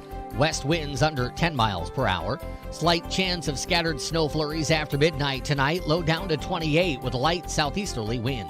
Rain and snow showers likely tomorrow morning, becoming all rain by midday. High 52. That's your latest official 1450 WKAL weather bug forecast. I'm TJ Matthews, 1450 WKAL. More stimulating talk radio. If you are a small business owner, it is time to answer these questions. Is your website mobile friendly? Does it look modern and pop? Can it be found on the first page of Google? If you answer no to any of these questions, or worse, you don't have a website, it is time to call our friends at Thayer 2 Design. They'll work with you to customize a website to fit your needs and help you grow. Websites start as low as $400, and yes, you heard that right. A great looking website doesn't have to cost you thousands of dollars. Give them a call today at 315-875-7989 or visit them online at RomeNYWebDesign.com. We are on air with Doug, Jen, and Victoria. Ludacris is in the news. He's going to headline a Freedom Festival concert at Gitmo. Let's see here. There are how many War on Terror detainees that are still there? 79, I think, 80. And all of them love Luda. Of course they do. Well, they don't get to go to the concert. What's his real name? Chris something. Got it. Chris Ludacco. That's his name. From now on. We are on air with Doug, Jen, and Victoria. Weekday mornings 4 to 6 on 1450 WKAL.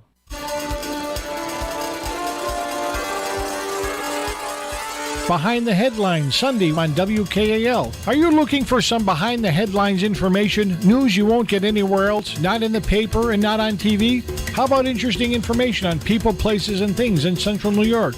Then please join me, Rocco Garrow, for the best hour on radio. It's Behind the Headlines Sunday on WKAL, the news, talk, and sports authority in the Mohawk Valley. United Way and the Ad Council.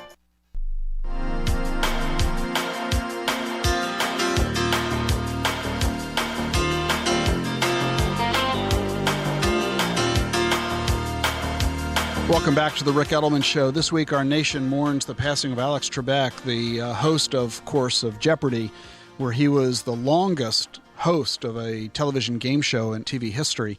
And he was so widely admired for his compassion, his humanity, his honorable demeanor and behavior, not only on the set, but also in his personal life.